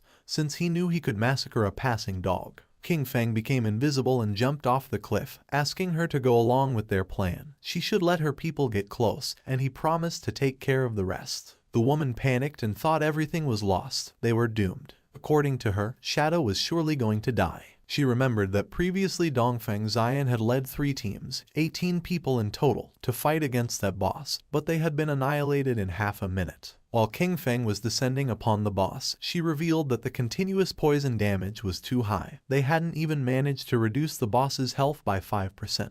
No matter how strong that Shadow was, when facing indiscriminate poison attacks, death would be the only outcome. Therefore, they had to find a way to escape. King Feng first used Blessed Release, and while the boss was preparing to attack, our boy activated the Weakness Amplification effect, and then the Throat Slash effect. His eyes began to shine with determination. King Feng attacked quickly, taking several thousand HP points from the boss. In an instant, its HP bar dropped to less than half. The woman was in shock, since she realized that a single skill had annihilated 2/3 of the HP of the gold tier boss, inflicting more than 80,000 points of damage. She wondered if King Feng was even human. Our boy disappeared and appeared behind her. Luckily for him, the active effect of Blessed Release had a 25-second cooldown.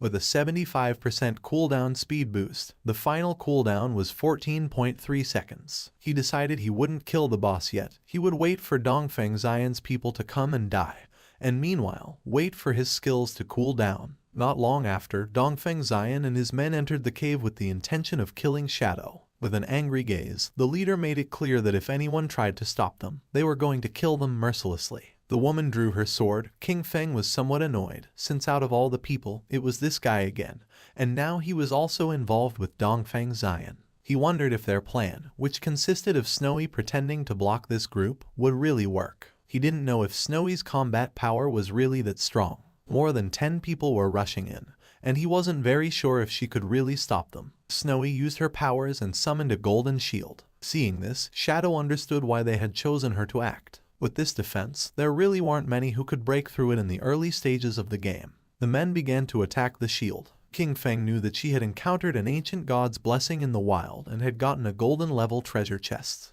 His eyes began to shine with seriousness, and using instant shadow, King Feng attacked quickly, cutting their bodies into pieces. With eyes shining with rage, King Feng used the skill Blooming Curse, and the corpses of the men transformed into flowers. Snowy was in shock since, according to her, it was terrifying. A single skill had killed so many people, and she wondered what those crimson flowers were. Fortunately, she hadn't listened to Dongfeng Zion, or otherwise she would have died miserably like Song Fei and the others. She asked Shadow to add her as a friend, promising that if she had the chance, she would tell him Dongfeng Zion's location in real life. King Feng decided to listen to her. Snowy couldn't help but blush and asked him that if he ever needed any special service, he should come to her, assuring him that for him they would always be free. King Feng realized that was how it was, and it was no wonder it burned so much. Then he jumped and began descending the cliff. He attacked the boss quickly using powerful slashes. According to King Feng, the lifespan that had been absorbed from more than a dozen people did not even compare with what the boss had granted.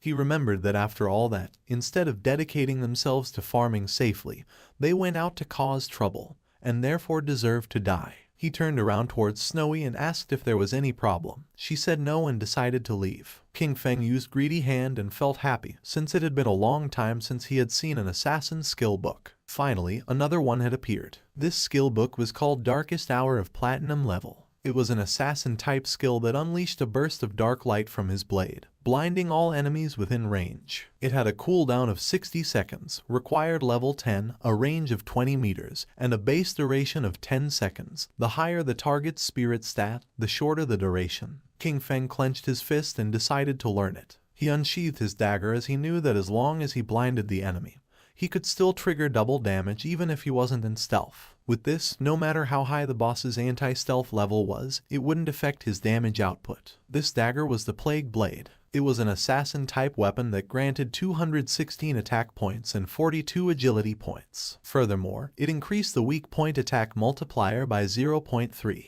The equipment requirement was level 10, and all of its attacks inflicted a poison that detonated after 3 seconds, dealing 50% of the original attack's damage. King Feng decided to leave the cave, as he considered it had been another excellent and profitable day. He had already accumulated 98 evolution points and would soon be able to evolve his epic grade Greedy Hand to legendary. He left the cave and the small monsters were frightened. He realized that he only needed a little more than 10,000 EXP for his class advancement, so he decided to go farm monsters directly. King Feng began to massacre all the monsters he saw, causing the others to start fleeing in terror. But King Feng was not going to let this happen, so in the blink of an eye, he finished them all. He couldn't help but smile since he could finally advance his class. Golden energy appeared around his body, and a system notification informed him that his shadow class had advanced. His current tier changed from tier 0 to tier 1. The class attribute bonuses also increased. Strength went from 3 to 9. Constitution from 3 to 9, Agility from 8 to 24, and Spirit from 5 to 15. His class passive 1 now doubled stealth duration and, as a new feature, allowed him to use stealth skills while in stealth mode. Class passive 2 increased his stealth level from +1 to +2. Finally, class passive 3 improved his damage when attacking from outside the enemy's line of sight, increasing it from double to triple. Our boy started to look at his hand as he realized that with the class advancement to tier 1, the attribute bonuses had tripled. He understood that he could even activate stealth while already in stealth, which meant, as long as his cooldowns were short enough, he could stay permanently hidden. Not only that, the damage dealt from attacks launched outside the enemy's line of sight had increased from double to triple. He mused that this was just tier 1, no wonder it was the strongest stealth class. At that moment, the system announced that there were already 7 players who had reached level 10 in Zhanghai City. It also informed that the teleportation matrix to the abandoned divine continent would be activated in 10 minutes, and urged players who met the requirements to prepare to depart. A table appeared, showing Shadow in first place, followed in second place by Grey Rose. In third place were Snowy Day, Black Elf Doll Lai Zai, and Wang Meng. Finally, in fourth place were Huaiyu and Yu Han. King Feng noticed that it was already 8:30 p.m. He had not expected so many players in Zhanghai City to have reached level 10. The ranking table was full of familiar faces, and he remembered that the last time, at the same hour, that table had been completely occupied by foreign players. His eyes began to shine with seriousness upon realizing that the impact of having sold so much equipment and skill books had begun to manifest. He thought that maybe the world order from the previous time would change, and he was really hoping it would. In reality, it was already night, and the police had arrested several men. One of them reported that all main members of the Dajiang industrial criminal group had been arrested. However, he added that 3 key members were still inside the game, with their bodies in a state of non-existence, which made their capture impossible. They were waiting for further instructions from the commander. The commander praised his comrades for their good work and ordered them to inform Manhwa, assigning them the task of finding a way to force the suspects to disconnect. He told his companion that this method was effective, since even if the criminals hid in safe towns where they could not be attacked, their bodies would still feel hunger in reality. He nodded and mentioned that when they got hungry, they would have to disconnect to eat, and as soon as they disconnected, they could be captured. They were happy since this time everything had gone very well, and all thanks to Shadow. He had not only provided them with criminal intelligence about Dajiang Industrial, but had also warned them in advance that the skills from the game could be extracted into reality. If he had been a little later, the leaders headed by Jiang Lai would have soon reached level 10. By then, they would have already extracted their skills, and any attempt to capture them would have resulted in numerous casualties. Several countries had already experienced small-scale uprisings, with thousands of deaths. The squads they had sent into the game had gradually reached level 10, largely thanks to the equipment and skills provided by Shadow. They knew that Shadow was an indispensable talent for Great Zia, and that they needed to find a way to fully bind him to their warship. At the same time, our boy returned to Firefly Town, and Snowy mentioned that she didn't expect him to be a great hero who would free the town from evil. She admired him.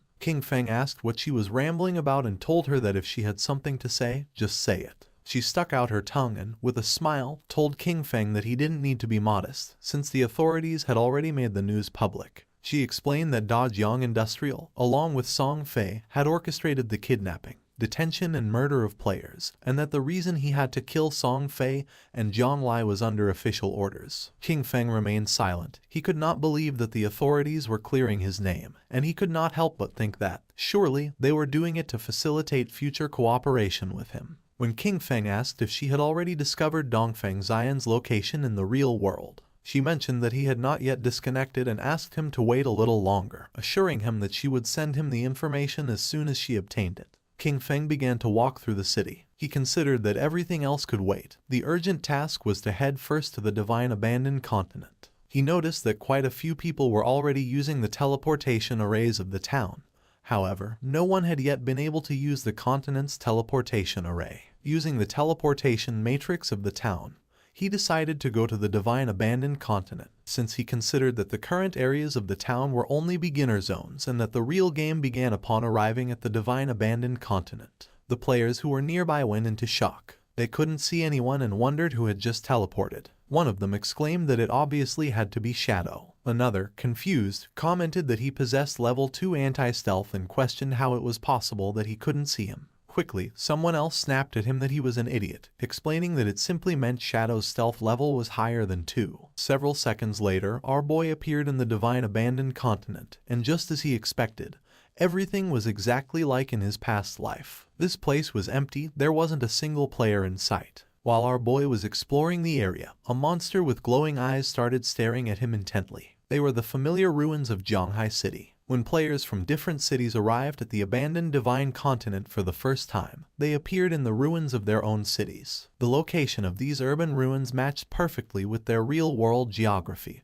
and the reason for this had always been a mystery. The monster emerged from its hiding place, and upon noticing this, King Feng turned around. A worm-shaped monster appeared and began to roar. The monster attacked fiercely, destroying the ground. Using Shadow Blur, our boy dodged the attack, and then using Instant Shadow Slash, he cut the monster in half. A system window appeared informing that he had killed a level 11 Earthshaker. Just then, more Earthshakers appeared and tried to attack King Feng, but he jumped and dodged the attacks. With his eyes shining, he used Blessed Release, and then activated Instant Shadow Slash and cut the monsters into pieces. The bodies transformed into Lifespan, and he knew that there were no longer safe zones like in the towns. The monsters lurked from all directions, ready to attack at any moment. But he was aware that, as long as one could find the refuge hidden in the ruins, a fortress could be established and dominate the area. He remembered that the best refuge in the ruins of Zhanghai City was located in the northwest. It was exactly the refuge of the Godslayer Guild from his previous life. At the same time, in the divine abandoned continent, another group of players also arrived. It was Wang Meng's party. Little Black was somewhat surprised.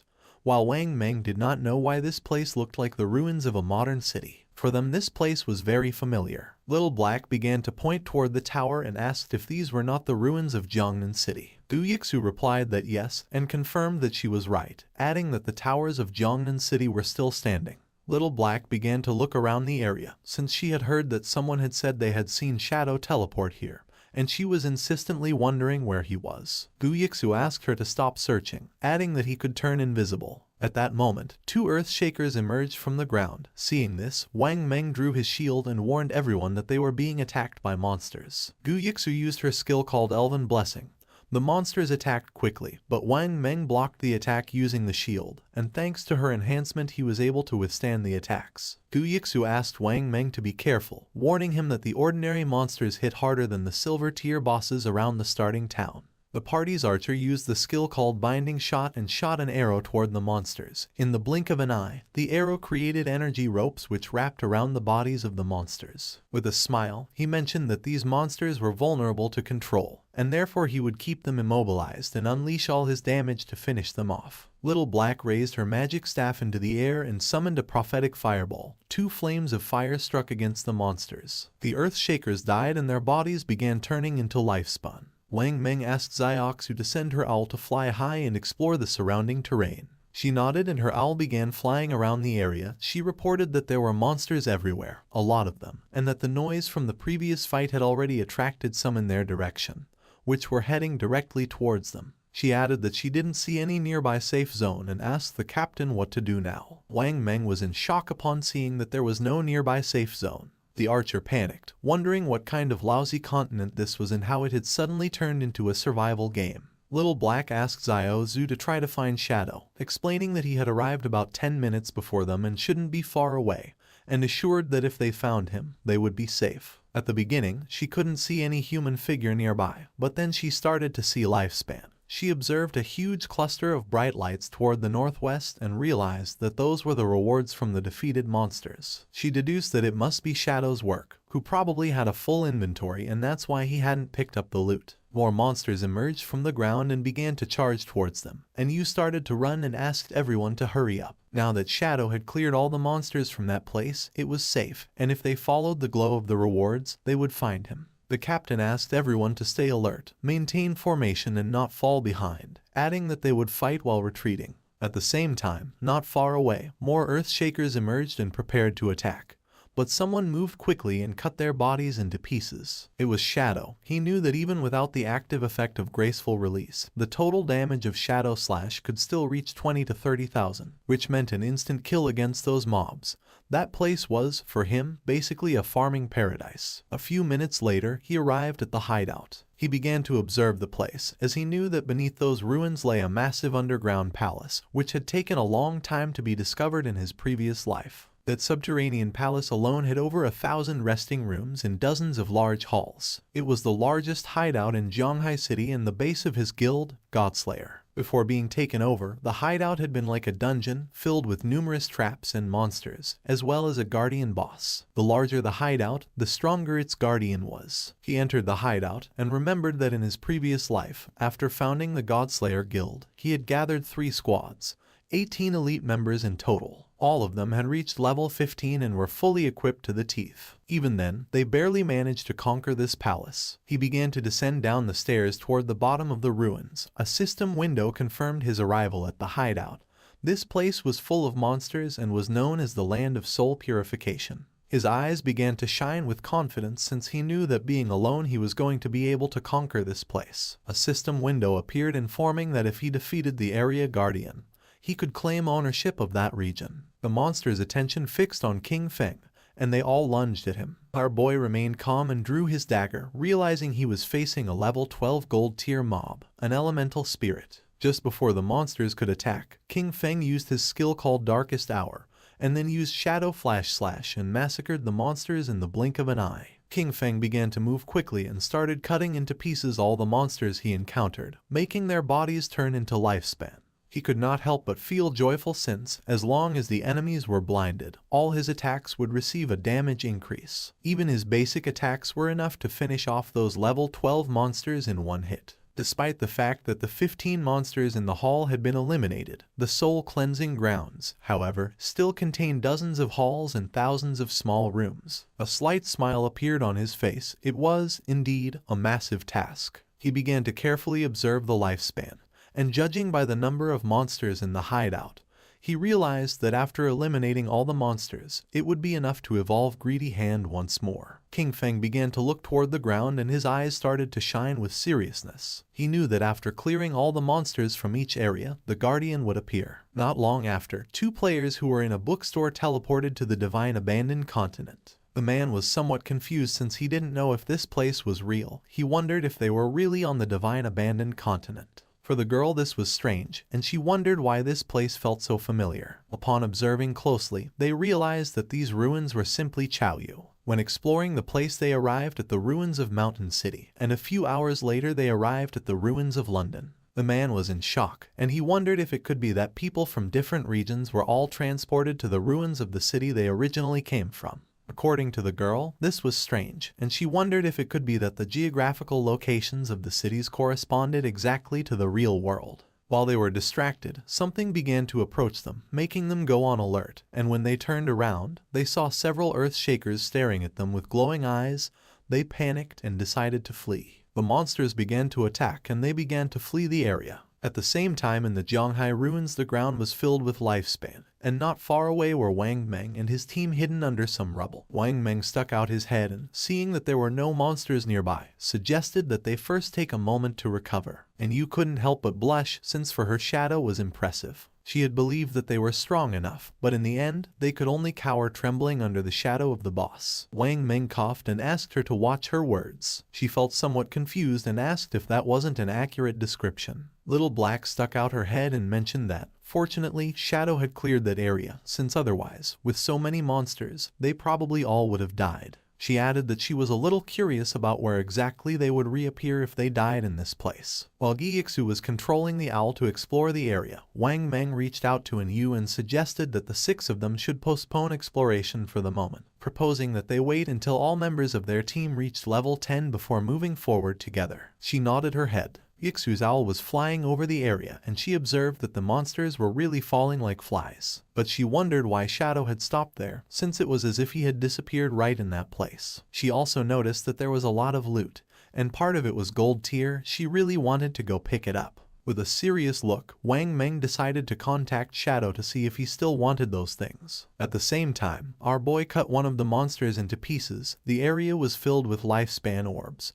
He felt relieved, as he had finally cleared all the mobs. He had cleaned more than 40 halls and more than 1,000 small rooms, taking down over 400 monsters. He had also defeated 4 bronze tier bosses and 2 silver tier ones, which had granted him more than 80,000 experience points and had raised his evolution points to an impressive 205. He began to walk, knowing that he only needed 5 points to evolve Greedy Hand. Wang Meng contacted Shadow and mentioned that they had noticed he had left some loot from the monsters he had killed, and proposed if they could collect it and pay him in lifespan according to its value. Upon hearing this, our boy realized that it seemed Wang Meng and his official squad had also arrived. He did not refuse and decided to let them collect the loot, adding that he would contact them later as he had a batch of equipment to sell. Wang Meng thanked him and said they would wait for him at coordinates 89,554, 66,666 inside the ruins shelter. At that moment, electricity began to manifest. King Feng's attention was fixed on it. It began to move quickly toward our boy. King Feng realized that the Guardian had appeared. A knight made of electricity appeared in front of him called Soul Purifier of Tier Platinum, according to the system window. Its description indicated that it was the guardian of the Soul Purifier's domain, and that by defeating it, he would become the master of the Soul Purifier's domain. Our boy began to think, knowing that the highest level monsters in the city ruins were level 15. This Soul Purifier, Faisal, was already the highest level monster within the city ruins and also the highest grade boss. If he remembered correctly, this boss had a total of 750,000 HP, and 3 phases. Using instant shadow slash, King Feng decided to take the first step and attack, but the attack didn't have much effect. King Feng attacked using Throat Slash. This time the attack took a bit of HP from the boss. It raised its hand and summoned a spear of electricity. A rain of spears began to descend from the sky towards Shadow, but he started moving quickly and dodged the attacks. While dodging the attacks, he realized that if he were hit by those lightning attacks, with his current defense and lightning resistance, death was certain. He knew that any skill or attack from a platinum level boss or higher had hit correction. With his current evasion rate of 75%, normal monsters only had about a 25% chance to hit him, but the Soul Purifier's attacks hit him with at least a 50% probability. However, his agility attribute had already reached 182 points, and at maximum speed, his running speed exceeded 40 meters per second.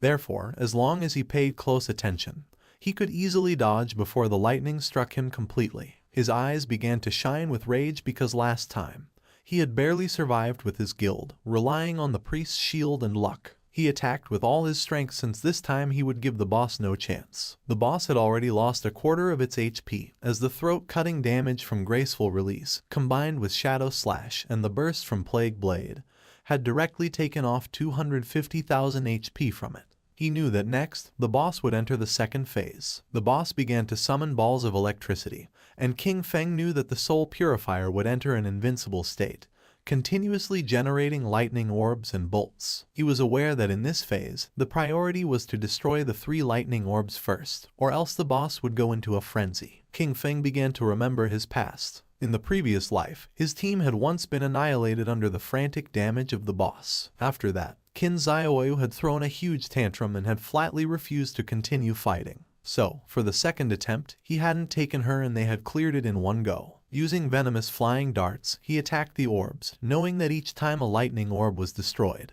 it would receive corresponding damage, and that once all 3 orbs were destroyed, it would enter the third phase. King Feng threw another dart, which hit the third orb, causing the boss's HP to drop below half. Its eyes began to shine with rage. It extended its hand and electricity started spreading through the area. King Feng remained calm because he knew that in the third phase, the Spirit Purifier continuously unleashed wide-area lightning attacks. He remembered that last time, the guild had equipped all participating members with full sets of lightning resistance gear in addition to 4 priest and healing shields, barely managing to survive it. King Feng jumped and a barrier appeared around his body, since this time there was no need for all that trouble. He used Graceful Release and Black Light Shield. With the continuous lightning on the ground, he decided to attack from the air. Upon noticing that there were continuous lightning strikes on the ground, he decided to attack from the air. King Feng used Graceful Release and the Black Light Shield, then his eyes began to shine with determination. Using Shadow Slash, our boy attacked quickly, cutting off the boss's head. After defeating it, King Feng landed on the ground. A system window notified that he had killed the Soul Cleanser Faisal of Platinum tier. As a reward, he reached level 11. His 4 main attributes increased by 4 points and he obtained 10 free attribute points. Additionally, he gained 20 evolution points and 1,520 days of tradable lifespan. Our boy was somewhat happy. He had achieved the world's first kill of a platinum tier boss, for which he earned 10 reputation points. Additionally, he had become the master of the sanctified grounds. The ground was full of lifespan and, according to King Feng's knowledge, the hideout he had just obtained had an importance that transcended the game. He knew that a hideout not only provided shelter and storage functions, but more crucially, it could be extracted into the real world. This was vital because, when the game descended, real-world weapons began to corrode. The most powerful ones, especially nuclear bombs, became useless from day one. Planes and tanks would barely function for another month or 2 before turning into scrap. In other words, all future battles in reality would depend entirely on skills extracted from the game. Once a hideout was brought into the real world, it could activate a magical defensive barrier and become an absolutely safe refuge. King Feng began to think in silence, and then started to move away from the area, remembering that in his previous life, his guild Godslayer had used this same place as their base to continuously grow. And although he kept many joyful memories of that time, he had also witnessed how countless people came and went, full of intrigues and deceit. His eyes began to shine with determination. This time he was not going to choose the same path, he was going to become stronger on his own, until reaching the top. Outside it began to rain, and a monster swung its axe forcefully. Xiaoyu's friend fell to the ground and dodged the attack. Asking her to step aside, she began screaming for help. She didn't react in time and the axe cut her body in half. She respawned back in the town, and the system informed her that she had died, losing 14 years of non-tradable lifespan and 2 days of tradable lifespan. She went into shock upon seeing that she had died again. Her friend was furious. He called her an idiot and scolded her, asking how it was possible that she hadn't dodged the big axe wielded by the boss. She got angry and asked him who he thought he was insulting. She scolded him, saying he was the tank and if he didn't attract the boss's attention properly, how was she supposed to dodge the skills? He got even angrier and, calling her an idiot, asked her how he was supposed to attract the boss with an AoE skill. After arguing, he left the party. Xiaoyu's friend panicked when she saw that the tank had fled and started asking for help since she was being attacked by the boss. The boss attacked with its axe, and not long after, the friend also respawned back in town. With a worried expression, she suggested to Xiaoyu that they better focus on killing small monsters to level up first, explaining that she was uneasy because they didn't have much lifespan left. Xiaoyu began to ponder in silence. At that moment, the system revealed that the player Shadow from Jianghai City had achieved the world's first kill of a platinum-level boss, gaining 10 reputation points. Everyone's attention was fixed on the system window. People couldn't believe what they were reading. It seemed crazy to them that someone had managed to solo kill a platinum-level boss. Many commented in amazement that they had barely made it to the continent, while Shadow was already farming there alone. The name Shadow echoed once again, and everyone wondered about his true identity. The feat was incredible, considering that most players hadn't even seen a gold-tier monster yet. It was evident that this was someone immensely powerful. Xiaoyu was somewhat confused, since she did not know why the other players were so weak. She knew that they fought simply to kill a silver-tier boss, and she wondered how the hell it was possible that Shadow had achieved the first kill of a platinum-tier boss. Back at the hideout, our boy began collecting the lifespan orbs. After killing the Soul Purger, he had reached level 11. He knew that after level 10, each level up granted +4 to all attributes and 10 free attribute points, so he continued assigning all his points to agility. His reasoning was that with high enough agility combined with his infinite invisibility, he could kill many bosses without taking any damage. He was in shock, as he did not expect the boss kill to grant him 20 evolution points immediately. This meant that he could evolve his skill Greedy Hand once more. He could not help but feel happy, since the additional loot rewards had increased from 3 to 5. Moreover, he had obtained an extra storage space of 100 slots. He spent 210 evolution points, which left him with 15 remaining. As a result, his Greedy Hand skill evolved from epic to legendary. The assassin skill now granted a 500% chance to get an extra loot reward, and that extra loot had a 100% chance to increase by 1 tier. Additionally, he gained a new passive effect, 100 slots of greedy space for item storage. King Feng decided to use his legendary tier Greedy Hand skill to collect the loot, and as a result, he obtained 5 extra loot drops. Additionally, he gained 100 evolution points, bringing his total to 115 remaining points. While observing the system window, King Feng noticed that 2 pieces of assassin gear and a book of assassin skills had dropped. However, since his level was still not high enough to use them, he decided to store them for the moment in the safe house warehouse. King Feng summoned a devout believer and gave it the order to collect all the loot from the palace and pile it up. The devout believer got to work. King Feng was happy because he knew that the 115 evolution points he had left could be used to upgrade those skills that had not yet reached the epic level. He consumed 42 evolution points to evolve Shadow Stealth 3 times to epic level. As a result, its stealth duration increased from 36 to 60 seconds. The attack that broke the stealth now dealt 300-500 damage, and its cooldown was reduced from 22 to 15 seconds. Next, he used 34 evolution points to evolve Backstab Enhancement twice, bringing it to epic level, and increasing its backstab damage bonus from 50% to 75%.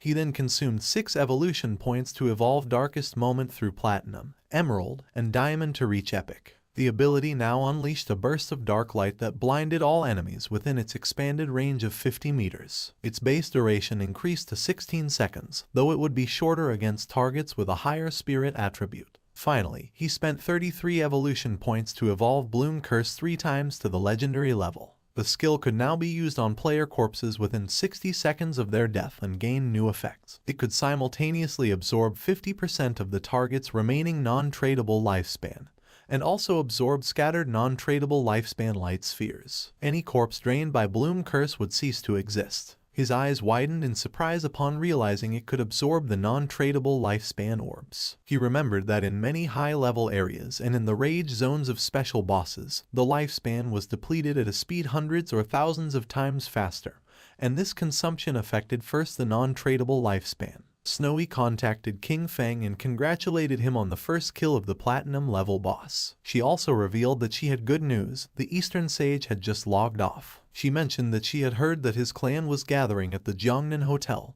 and apparently they had bought a large amount of lifespan with the intention of turning it into combat power within the game. While the devout believer was piling up the loot, King Feng praised her. However, she replied that there was no need to thank her, since that was what she was supposed to do. She revealed that he had to defeat Eastern Sage without fail, or else she would be doomed. King Feng asked her not to worry and began storing the loot. He realized that all the items fit and he still had half of the space left.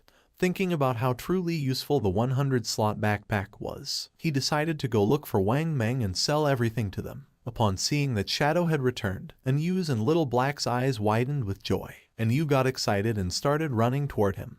But just before she could give him a hug, King Feng stopped her with his hand and got straight to the point. He made it clear that, as usual, he set the price and if they didn't accept it, they could pass. He explained that more than 30 items were common grade and bronze junk, so he would give them a discount, a single price of 950 days of lifespan. With the mark of King Feng's hand on her face, and with a smile, Anyu mentioned that she agreed. They had already calculated the value of the items they collected earlier, which was approximately 1,000 days, so to simplify everything, they would give 2,000 days for the entire batch. King Feng felt somewhat confused and mentioned that this batch consisted of silver level, gold level, and platinum level items, with a total value reaching 18,000 days of tradable lifespan. She opened the system window and, while browsing through the contents, was visibly surprised. She couldn't believe there was platinum-level equipment. She herself only had one piece of gold-level equipment and thought that only a true boss would be willing to sell items of that caliber. Excitedly, she realized this would undoubtedly accelerate Zhonghai City's development, and thanked Shadow profusely. Our boy said that there was no problem, since they were helping each other. With a nervous gaze, Little Black asked Shadow how it was possible for him to have so many inventory slots and if by any chance he was Doryman. King Feng explained that their bags were probably already full and, as a friendly reminder, pointed out to her that under the statue in the center of the city ruins, there was a staircase leading to a teleportation portal back to the starting town. King Feng began to walk away from them and made it clear that if they wanted to return, the first time would cost them 500 days of lifespan. He warned them that although returning again would not have any cost, they should think about it themselves. That said, he left, and Yu began to point at King Feng, and with a smile she mentioned that she had told them so. She revealed that Shadow was a reborn player, because otherwise, it would be impossible for him to know such hidden information. Seeing her attitude, Wang Meng felt somewhat confused and asked Captain and to please not behave that way, as she was scaring him a little. She began to blush and asked them what they would think if she tried to flirt with Shadow. Once King Feng moved away from the area, the system asked him if he wanted to consume tradable lifespan to extract a skill into the real world. He decided to activate the level synchronization and class advancement synchronization. The system informed that he had consumed 27,000 days of lifespan, and that the level synchronization and class advancement synchronization were completed. King Feng felt excited, as the next step was the extraction of skills. He remembered that he had previously extracted Shadow Meld, but it was only at level 1. This time, he not only planned to raise the level of Shadow Meld in reality, but also to extract even more skills. He consumed 1,946 days to improve Shadow Meld to level 10. Then, he extracted a series of skills: Backstab Enhancement for 900 days, Greedy Hand for 1,000, Shadow Flash Slash for 3,200, Ghost Blur for 5,366, Curse of Blooming for 16,099, and Blacklight Shield for 11,313. Once the synchronization of the extraction was completed, he had 7,480 days of tradable lifespan left. Finally, he invested 3,600 days in extracting the Boots of Concealment of Gold Grade and another 3,394 days in the Pendant of the Devout, also Gold Grade. Now the time had come to extract the equipment. He began navigating through the system window, realizing that the Pendant of the Devout not only reduced cooldown time, but more importantly, the silver tier follower it summoned was nearly invincible in the real world. After spending it all at once, he was left with only 486 days of tradable lifespan. But now his strength in reality was almost on par with what he had in the game. He began to disappear without a trace, knowing that he still needed to gain more lifespan. He had to make sure that by the next logout, he could achieve full synchronization. Several minutes later, with the body releasing shadow, King Feng woke up in the real world. He began to think silently. Now that Kai and Shishi knew his address, he considered that, for safety, it was best to leave this place for the moment. He knew that extracting the sanctuary of soul purification required more than 1,300 years of lifespan, so for now, he would have to find a temporary place to stay. With eyes shining with seriousness, King Feng decided to use Greedy Hand and absorbed everything that was in his room. Everything disappeared without a trace. He was happy, since the storage space of Greedy Hand was really useful, and all his things fit perfectly inside. Jumping up, he climbed onto the window. Then, he took out his phone and realized that Dongfeng Zion was at the Jiangnan Hotel, about 15 kilometers from that neighborhood. He began to look toward the ground and then, making himself invisible, descended from his apartment to the ground. He calculated that, at his current speed, he could get there in 10 minutes. Our boy began to move quickly through the night toward the Jiangnan Hotel. Several minutes later, he arrived at the place. Inside there were several men having dinner, and one of them mentioned that, given the current situation, the various skills and the lifespan of the game could affect the real world. He considered this a great opportunity for his Dongfeng family and praised Zioner for having done a good job by initially establishing a faction within the game. With a smile, Zioner replied that everything was what he should do. With a cheerful look, the grandfather said that he was very pleased with Zioner's progress. He explained that this time they had bought a large amount of exchangeable lifespan, all in order to acquire equipment and skill books. The goal was for the main members of their family to reach level 10 as quickly as possible, thus gaining an initial advantage to then use it and expand the family's influence in the real world. With this dual development, their Dongfeng family would surely become a dominant power, and even the dream of establishing a millennial family and dynasty would cease to be just a dream. Zioner began staring silently at his grandfather, and then his eyes began to shine with malice. In his mind, he thought with contempt about that damn old relic, who already having one foot in the grave still clung to the position of clan leader, dreaming of immortality. His plan was to trap Shadow, force him to reveal his secrets and then make him earn lifespan for him. Once he became number 1 on the ranking list, he would make sure they all died. The grandfather asked him how the plan to deal with Shadow was going. With a smile, Zioner asked his grandfather not to worry. He assured him that he had already found a trustworthy woman to discover Shadow's identity, and that they would have news soon. The grandfather asked him to capture him alive and make Shadow work for the Dongfeng family, since that was the way they would bring enormous benefits to the clan. Meanwhile, King Feng had already killed the guards who were watching the entrance of the hotel. They decided to toast together for the resurgence of the Dongfeng family, and then chanted in unison, "Long live the Dongfeng family." His eyes began to shine with seriousness, since he did not expect these noble families to have weapons. He knew that his skills Ghostly Blur and Blacklight Shield could not guarantee a 100% evasion, and furthermore, he had not extracted any armor into the real world. He was aware that if a bullet hit him in the heart or head, it would mean instant death without a doubt. Considering that it was better to be cautious, he extended his hand and using his faithful pendant summoned one of the followers, a devout faithful, equipped with sharp claws for melee combat, and green flames for ranged attacks. Our boy gave the order to it to go in and leave no one alive. He knew that, being a silver level boss, the devout faithful had strong resistance to damage and that, even against firearms, it could withstand quite some time. While everyone was distracted, the devout faithful opened the door, it started roaring, and upon seeing this, everyone panicked since they didn't know where this monster had come from. With its eyes shining, it began to charge towards them. Seeing this, with a serious gaze, Zioner stood up and began to point at the monster, causing the guards to aim at it with their guns. He could not believe that it was a monster from the game and quickly ordered them to shoot. The bullets impacted against its head, but they did not have much effect. It swung its arm forcefully, killing one of the guards. It stabbed its sharp claw into the chest of the other guard. While it was attacking the guests, Zioner couldn't help but sweat and feel fear. The monster began to attack his grandfather, who panicked and started calling for help. Without losing a second, instead of helping, Zioner started running. He did not look back, knowing that he had to get out of here quickly, because as long as he managed to escape and enter the game, he would be safe. His eyes were full of fear, and he thought that as long as he managed to reach level 10 in the game, extract his skills into the real world and then return. Nothing could threaten him. At that moment, he saw King Feng standing at the entrance of the hotel, and just before he could take another breath, our boy attacked quickly, making Xioner's head fly through the air. While blood was emerging from his neck, King Feng turned his back and began to walk away. Xioner's eyes were full of confusion. He did not know what was happening.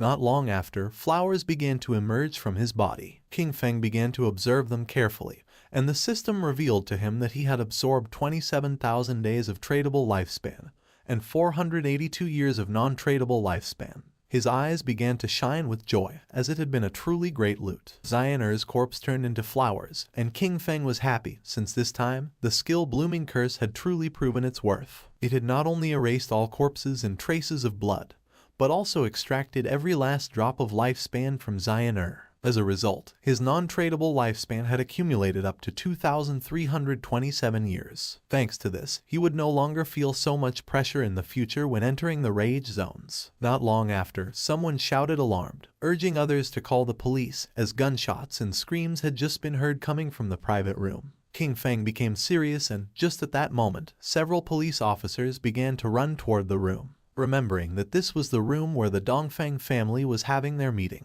They were sure there had been a shooting, but upon arriving at the room they went into shock. Since there was no corpse, it seemed impossible to them that there were no victims. The situation was incredibly strange. One of the police officers felt somewhat confused. As this private room was a complete mess, it was evident that a violent fight had taken place here. What he didn't understand was why there wasn't a single person in the place. Immediately, he asked his companions if any of them had seen someone leave the hotel. According to them, this was strange. The question everyone was asking was where the entire Dongfeng family had gone.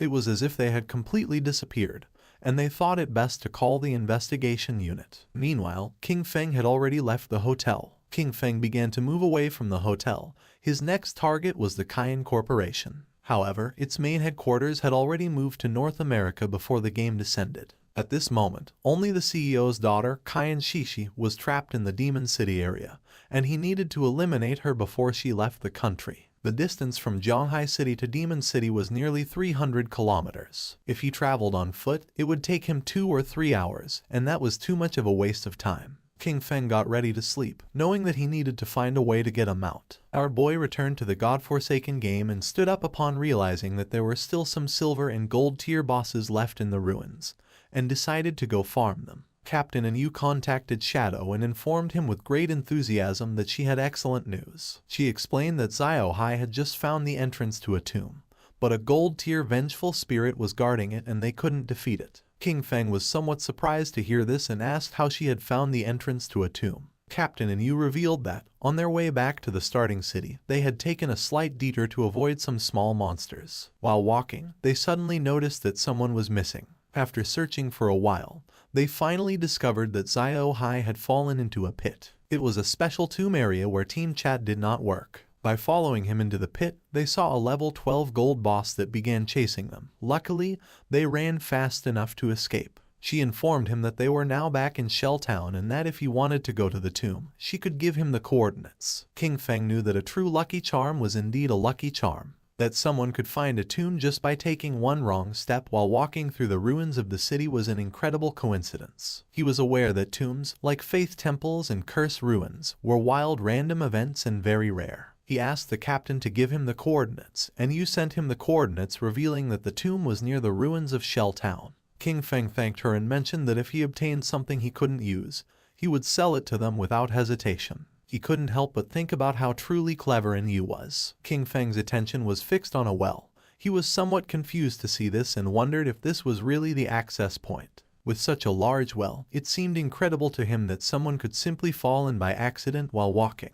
Without a doubt, that girl, Xiao Hai, was truly unique. Without hesitating for even a second, King Feng jumped into the well, and a system window welcomed him, announcing his arrival at the Tomb of Resentment and notifying him that his long-range communication would be blocked. King Feng landed at the bottom and began to walk down the corridor. At that moment, a giant monster appeared before him, the Wailing Spirit, a level 12 creature of gold rank. King Feng began to observe the boss in silence. He had never encountered this wailing spirit in his previous life, but judging by its form, he deduced that it must have an extremely high attack power and a wide attack range, definitely being a type of physical damage. This explained why Yu and the others had fled in panic. The equipment and skill books he had sold them did not increase their defense much. He estimated that Wang Meng, being a holy shield warrior with about 5,000 HP at this moment, would probably lose at least half of his health with a single hit from this boss. King Feng began to observe the boss in silence, aware that if it hit him with its axe, death would be inevitable. Combining the skills Blessed Release and Instant Shadow Slash, King Feng attacked quickly, cutting off the monster's arms. He knew that this boss had very high defense, and the damage of Instant Shadow Slash was only 80% of normal. But this didn't matter, since the creature wouldn't be able to withstand the subsequent damage from throat slitting of the skill Blessed Release. At that moment, the monster's arms started moving toward King Feng, making him panic. Not long after, it exploded, but King Feng reacted in time and jumped away from the area. He was somewhat surprised. It was a corpse explosion. He acknowledged that he had been careless by not dodging it and, fortunately, his skill Ghost Blur had activated. Otherwise, he would already be dead. The boss's corpse transformed into Lifespan. King Feng remembered that in his previous life, something similar had happened once.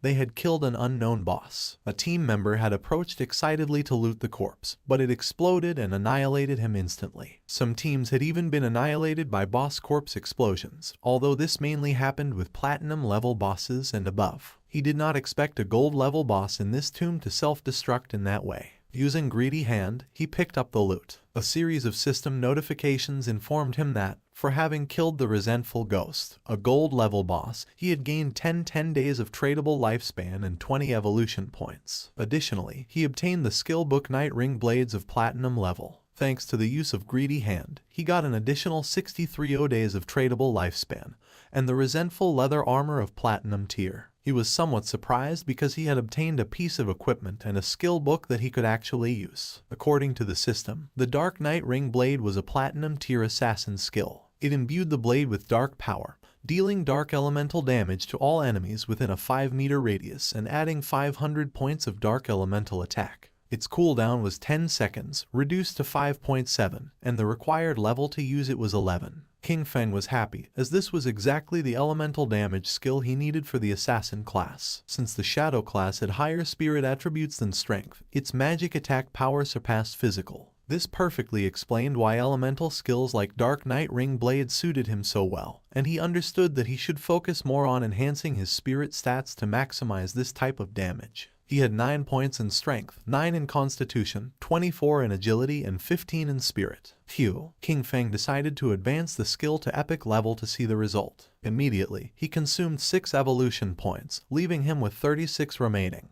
The skill Dark Night Ring Blade evolved from Platinum to Emerald, then to Diamond, and finally to Epic. As a result, the radius of effective dark elemental damage increased from 5 to 12 meters, and the added dark elemental attack rose from 500 to 13 points. Our boy thought that, after the evolution of the skill, the range had expanded from 5 to 12 meters and the additional attack had increased from 500 to 13 points. His eyes filled with seriousness, as he knew better than anyone that, being an area attack, the additional attack power was not so strong and the total damage per use could not be compared to that of Shadow Slash. However, it was a divine skill for eliminating groups of small enemies. Shadow Slash had a cutting range of 5 meters, but ultimately it was a linear skill. In contrast, the Dark Night Ring Blade was an area skill, so its effectiveness was much greater when surrounded. The system informed him that the Resentment Leather Armor of Platinum level granted plus 55 physical defense, plus 45 to all elemental resistances,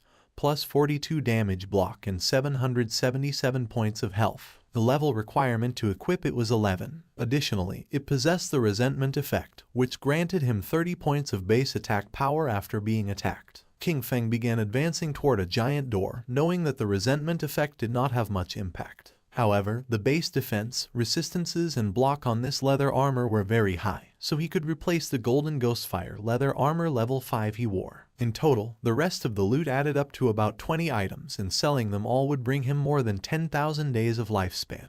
Now that he could enter the tomb, he hoped to find good material inside it, and if he managed to get a mount, that would be best. At the same time, a goblin swung with force its sword, cutting Xiaoyu and her friend in half. She and her party respawned back in the town. The man was so furious that he started shouting like a madman. Then, he grabbed Kin Zioyu by the collar and made it clear to her that she was a useless person who grew in height but not in brain. He scolded her that it was always because of her that the team ended up being annihilated, and that, because of this, he only had 2 years of non-tradable lifespan left. He threw her to the ground with force and threatened her, warning her not to even think about looking for him at school, or he would definitely take care of her. The friend approached her to help her and the man disconnected from the game. The friend asked Kin Zioyu to go with her to her parents' small town. She explained that she had heard that there was a community support group there that specifically helped the elderly and people like them, who didn't know how to play the game. She clenched her fists tightly and couldn't help feeling furious. She disconnected from the game and rejected her friend's offer, telling Yanyan to go alone. Furious, she woke up in her bed and, using her phone,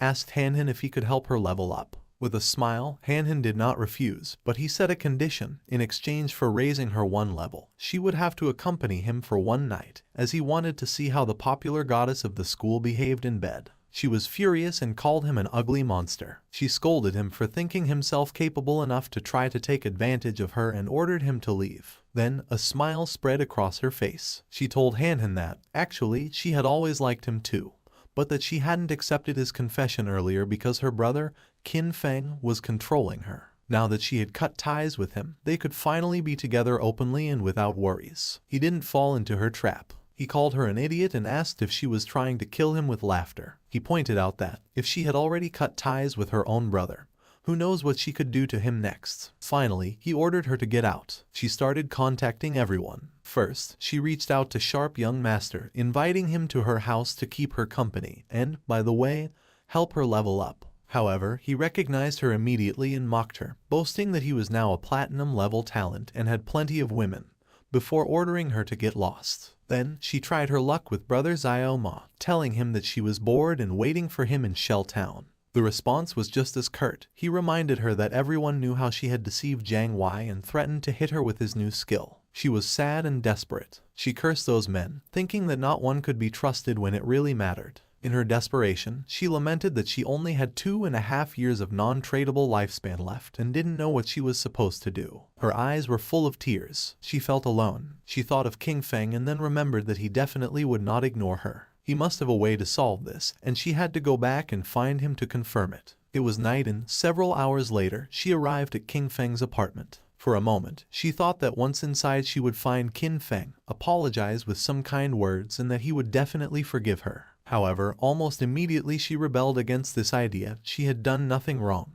Why should she apologize? She prepared herself to knock on the door and decided that she could not think in that way. She convinced herself that lowering her head was only something temporary. First, she would pretend submission so he could help her level up, and she was sure he would accept because he was the person who had cared for her the most since childhood. A smile appeared on her face. Once she leveled up and no longer faced the crisis of lifespan scarcity, she would completely cut ties with him. This was the plan, and Xiaoyu thought she was truly a genius. Satisfied, she knocked on the door, asking Kin Feng to open. She started knocking on the door, calling for Kin Feng to open it. She insisted, wondering aloud if he might be asleep, and then announced that she had returned. Her tone became increasingly pleading, begging him to please open the door. Furious, she kicked the door open but went into shock upon seeing that there was no one inside. She wondered where Kin Feng was, only to discover with greater astonishment that the bed, table, clothes, everything had disappeared. She turned on her mobile phone and tried to call King Feng, but there was no answer. She didn't know where our boy had gone.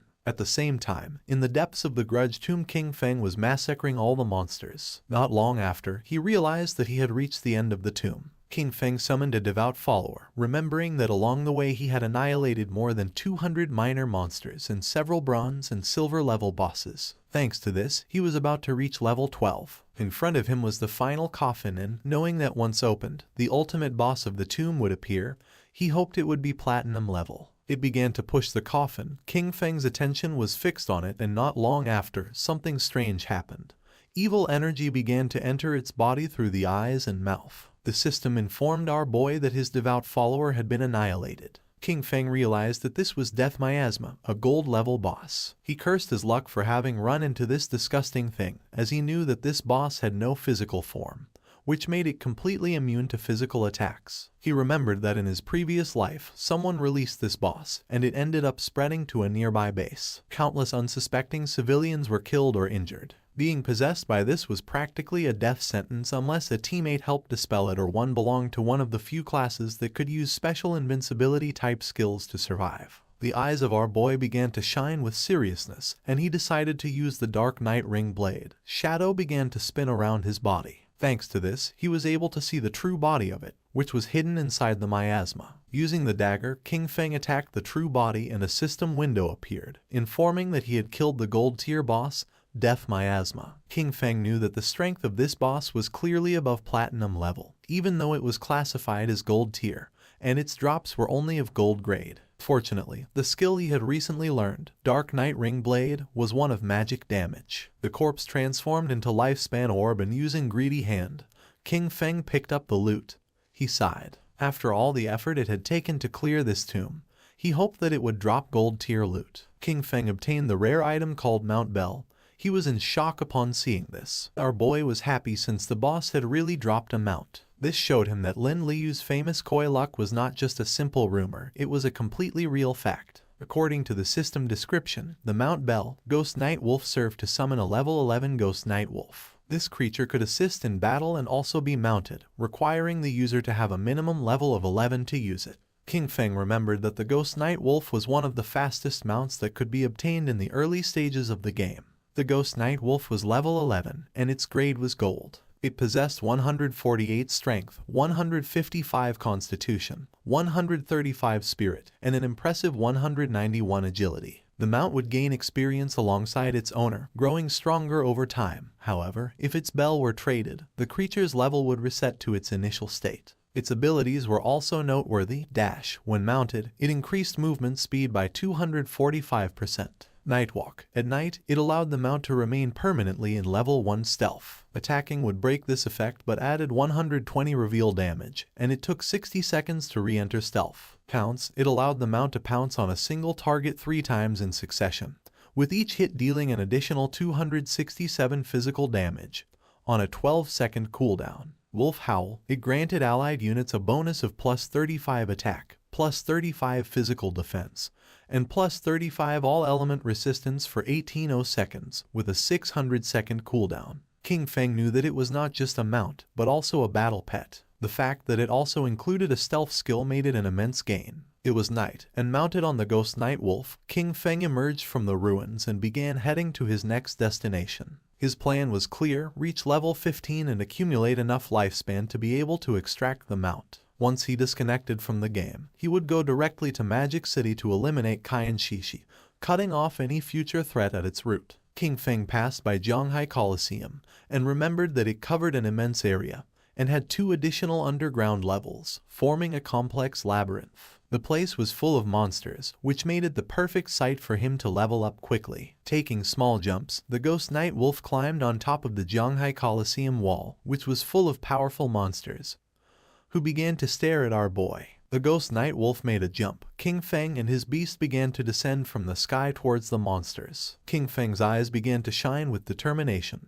Using Shadow Instant Slash, our boy began to massacre the monsters. At the same time, somewhere else in the ruins, there was an Yu, who using her sword, killed one of the monsters that was in the area. The monster's corpse transformed into Lifespan, and she felt relieved. Her teammate, Manhwa, son of a department head in Zhanghai City, began to applaud while mentioning that, as expected from Captain N, her damage was insane. He remarked how powerful the hidden class dragon swordsman was and stated that Yu was undoubtedly the woman he had set his sights on. She mentioned that this golden boss was only level 8, and even so, they had been fighting it for more than 10 minutes. Because of this, she really didn't understand how Shadow had managed to solo kill a platinum boss. Manhwa praised her but dismissed Shadow's achievement, stating that he was simply a stealthy assassin who relied on stealth to slowly wear down the boss. According to him, someone with this playstyle would never truly become great. He felt happy, since he knew that, luckily, Yu didn't have any influential backing.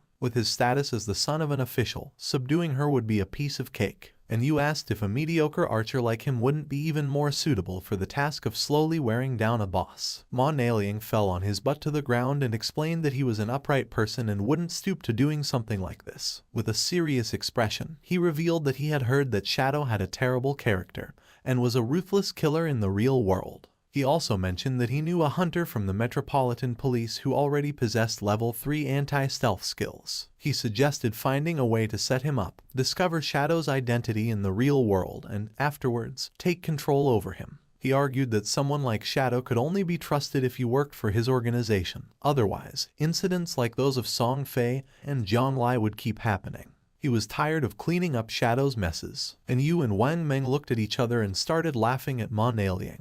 They asked him if he really hadn't understood it. They explained that the situation wasn't that Shadow begged them to clean up his messes, but quite the opposite. It was they who had to clean up what he left behind. Only in this way could they ensure their interests were aligned with his, thus allowing cooperation. They reminded him of Shadow's achievements, the first global kill of a golden boss and the first kill of a platinum boss, both solo. With a furious expression, MANHWAEDIT made it clear that, to him, Shadow was nothing more than a fragile assassin. He rhetorically asked how they couldn't control him, as long as their anti-stealth level remained on par. Calling them a bunch of nobodies, he scolded them for daring to reprimand him. He then turned to Yu, declaring that she should watch closely because he would ruin Shadow's reputation and capture him. He stated that when this happened, she would be on her knees before him, apologizing and begging for his forgiveness. Wang Meng asked Yu what loot the boss had dropped. She replied that it had dropped a piece of gold tier equipment for a priest, a silver tier equipment,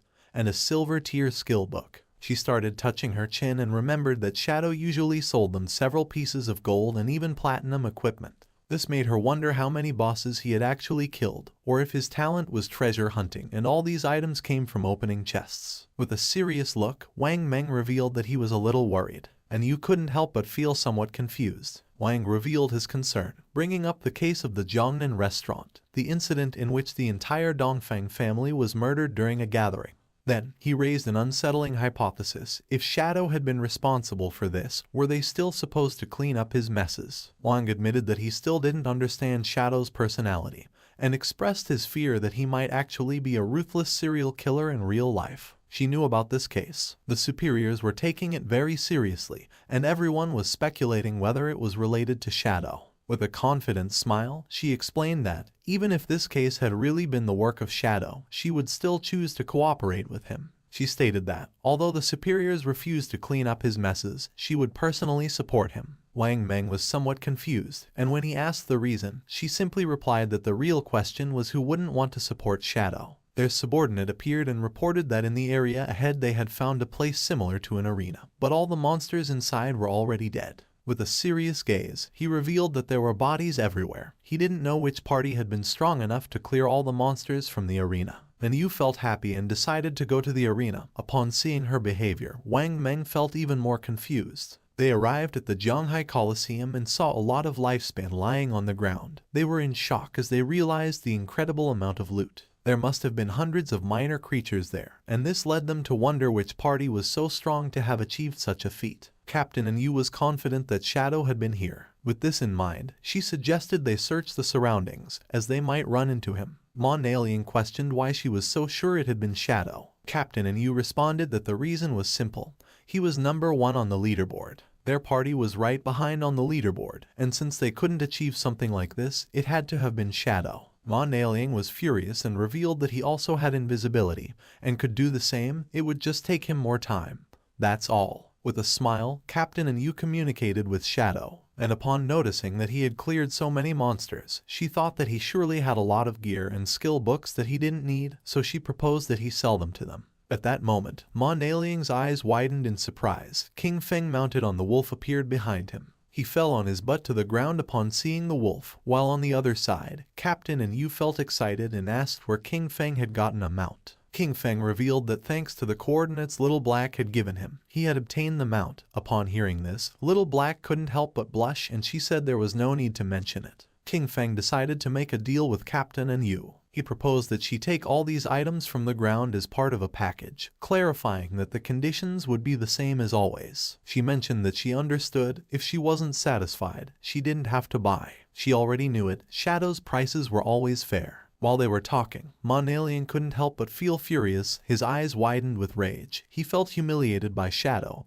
and swore internally that he would make them pay. Mounted on the wolf, King Feng began to advance through the ruins. According to the system chart, he had already reached level 13. Below him, at level 10, were Justice Enforcement and Wang Meng. Black Goblin Big Lie's Eye also appeared at level 10. Our boy had 245 years of tradable lifespan and 255 evolution points. King Feng was happy because this time, after clearing the arena ruins, he had obtained a pretty good grade gold skill book. The skill book was called Silent Concealment. It was grade gold and allowed the user to enter stealth without moving. As long as they did not attack or move, they would remain permanently invisible. Attacking from this state added 300 detection penetration damage points. It had a cooldown of 120 seconds and required level 13 to be used. King Feng realized that this skill not only strengthened his stealth, its true power lay in the fact that, if he used it in reality and combined it with the invincible state from the game, he could make himself disappear completely in the real world. He decided to evolve this skill book to Epic, for which he consumed 11 evolution points. The skill was improved, going from gold to platinum, then to emerald, diamond, and finally to epic. With this, the additional damage per stealth penetration attack increased from 300 to 800 points. In turn, the cooldown was reduced from 120 to 60 seconds. He decided to evolve other skills as well. First, he consumed 34 evolution points to bring Venomous Dart to the epic level. The skill progressed from emerald to diamond and finally to epic, improving its attributes. Its maximum range grew to 20 meters, its on-hit attack damage increased to 400, and it applied the venom status. This status now dealt 100% damage per second for 5 seconds, with no weakness bonus,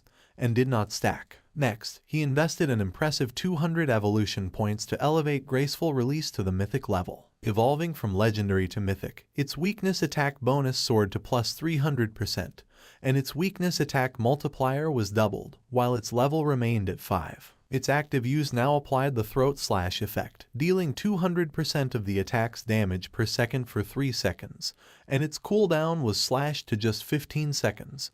Or 9.7 with his bonuses. King Feng was happy since the mythic level skills were truly powerful. Now, except for some special monsters, each of his attacks was a hit to a weak point. He took out the necklace and began to observe it carefully and decided that it was time to evolve it. It was the Deceiver's Pendant of Platinum Grade, an accessory for assassins that granted 45 points of physical attack, 20 of strength, and 20 of constitution. Its equipment requirement was to be level 13 and also had a unique effect that added 1 point to stealth level. By combining his skills and equipment, he realized that he now possessed a stealth level 4. He was convinced that, at this stage, no one could detect him. In addition, there was the item Shadow Veil. Thanks to it, his evasion rate had directly reached an impressive 83%.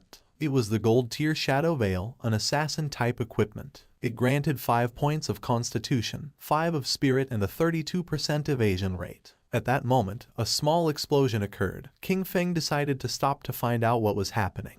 And when he turned around, something began to emerge. It was a giant boss who had chains as arms and 2 sharp blades as hands. King Feng realized that it was the Steel Saintess and wondered who would be crazy enough to have unleashed this boss. King Feng remembered that in his previous life, she had appeared in the ruins of Zhanghai City, where more than 1,000 people tried to hunt her down, which resulted in more than 4,000 deaths in total. In fact, she was the guardian of the sanctuary called Church Sanctuary, the second largest refuge in the Zhanghai ruins. His original plan had been to deal with Qian Shishi first before facing this boss, but since she had appeared there, he decided to face her. Jumping up, the wolf climbed on top of a building. The boss began spinning her arms and massacring nearby players. She killed one of the players, and upon seeing this, the others realized that she was very strong. Just before they had time to react, she swung her blade-made arms with force and began to kill the other players. King Feng, upon seeing that the players wanted to face the Steel Saintess, knew that they were greatly overestimating their own abilities. A player who was mounted on a tiger began to fight against the boss, and King Feng noticed that he was Dong Wuming,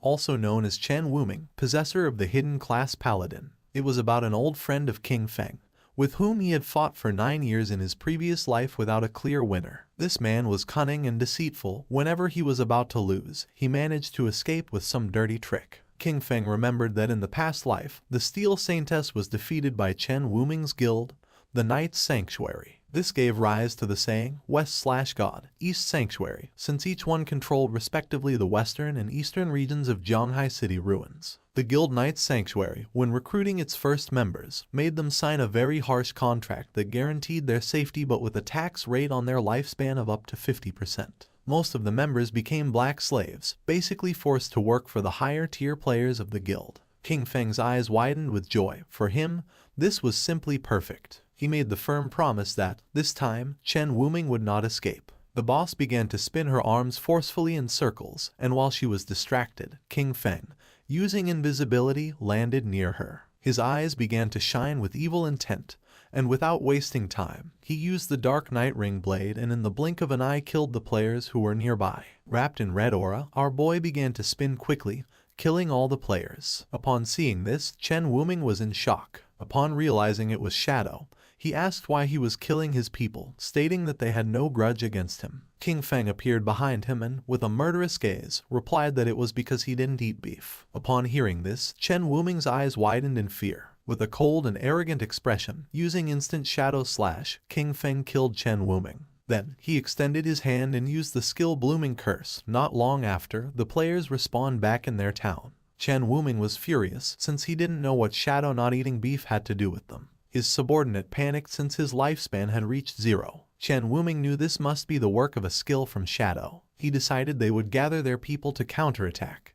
But first they would move to another place to level up and thus recover the lost lifespan. Among them was also Xiao Yu. She couldn't help but cry while wondering why Shadow was attacking her directly.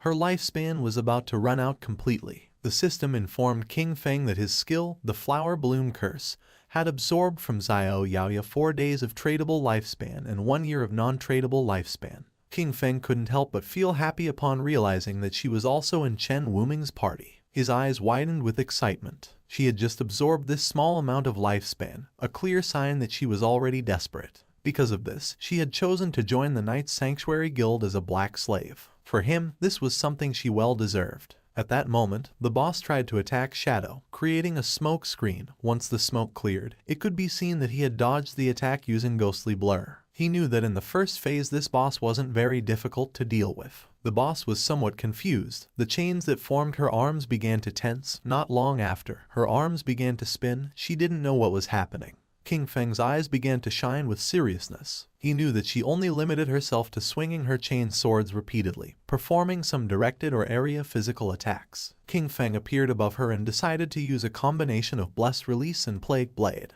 After an attack, Blessed Release applied the effect Throat Slash, which triggered a burst that caused massive damage. Plague Blade, in turn, would cause an explosion of toxin damage 3 seconds after impact. King Feng attacked quickly, causing several thousand points of damage to the boss. Then, he used Throat Slash, causing a deep cut in her throat. In the blink of an eye, her HP bar had dropped to less than half. Her eyes began to shine with rage. King Feng remained calm, knowing that the reason she had become the Guardian lay in her terrifying second phase. After losing half of her health, the demon sealed within her would awaken. All damage received was then equally reflected back at the attacker. There was also a legend that claimed there was a portal inside the demon's belly. Anyone swallowed by it would be transported to an unknown place, rumored to be the bottom of a volcano. However, in his previous life, no one had achieved this. He suspected that some fools had simply confused this with mechanics from other games. A group of players was watching the battle. According to them, Shadow was ruthless. The Platinum tier boss had been summoned by the Knight's Sanctum Guild, but Shadow suddenly appeared and annihilated them all. Right after that, he used a single skill that took away half of the boss's health in an instant, pushing it directly into its second phase. While they were talking, King Feng's attention, who was using invisibility, focused on them.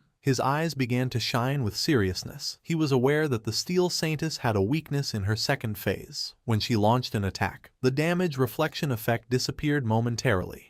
This meant that if he attacked right when she did, he could avoid receiving the reflected damage. However, the problem was his skills like Shadow Slash, Throat Cut, Plague Blade, and Poison Dagger, since they all inflicted damage over time. If he used any of them, he would still receive the reflected damage, and at his current level of development, this would kill him instantly. Thinking about this, he considered the players who had been spying on him from the cliff. He decided to use them. One of the players asked the others to step aside because he wanted to see what was happening. This man was known as Anquan. Upon seeing him, the others couldn't help but feel happy. Anquan's subordinate explained that they had been watching for a long time and had already memorized all of the boss's skills. She only had a few. With a smile, the girl extended her hands and revealed that after the boss's life dropped below half, she suddenly stopped. Her body had changed a bit, giving hints that she was gaining new skills, and just when the boss entered her second phase, Shadow also disappeared. Anquan couldn't believe that Shadow had been fighting this boss alone. His eyes began to shine with rage. He gave the order to his subordinate, Xiao Tu, to activate Red Eye and check if Shadow was still there. She nodded her head and began to use her powers. A small rabbit manifested and ran near the boss without attracting her attention. Then, she revealed that she couldn't find Shadow's location and thought he had probably left. Upon seeing that her level 3 anti-stealth could not find Shadow, Anquan realized that this meant he had definitely left, as he considered it impossible for him to have a level 4 invisibility. Anquan jumped and got down from the building, making Xiao Tu feel somewhat confused. Anquan asked her to keep a close watch and alert him immediately if Shadow returned. She nodded her head. Anquan descended to the ground and drew his swords. His eyes began to shine with joy and a confident smile spread across his face. According to the other players, he was looking for death by trying to fight a platinum tier boss alone. However, one of them recognized him.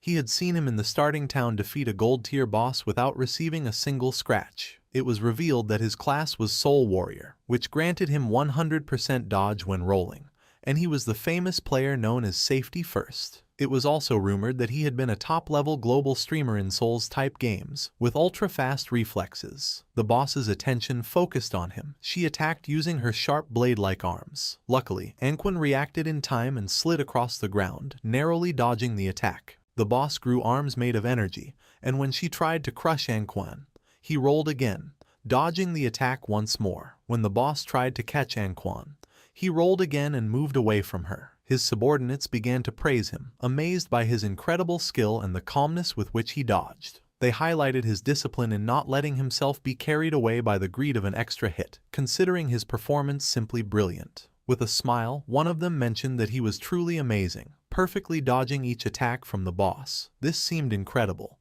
He even saw multiple slash effects flashing over the boss's body, which led him to wonder if the Soul Warrior class was really that powerful. With a curious expression, the black-haired woman explained that Anquan, by rolling, activated the special passive or counter-attack mechanic of the Soul Warrior. Each dodge or roll counter-attacked, dealing damage to the boss. Because of this, every time he dodged perfectly, he was actually hitting the boss simultaneously, draining her life. This was why the boss's HP decreased every time he rolled. With a smile, Xiao Tu made it clear that the perfect dodge was only the foundation.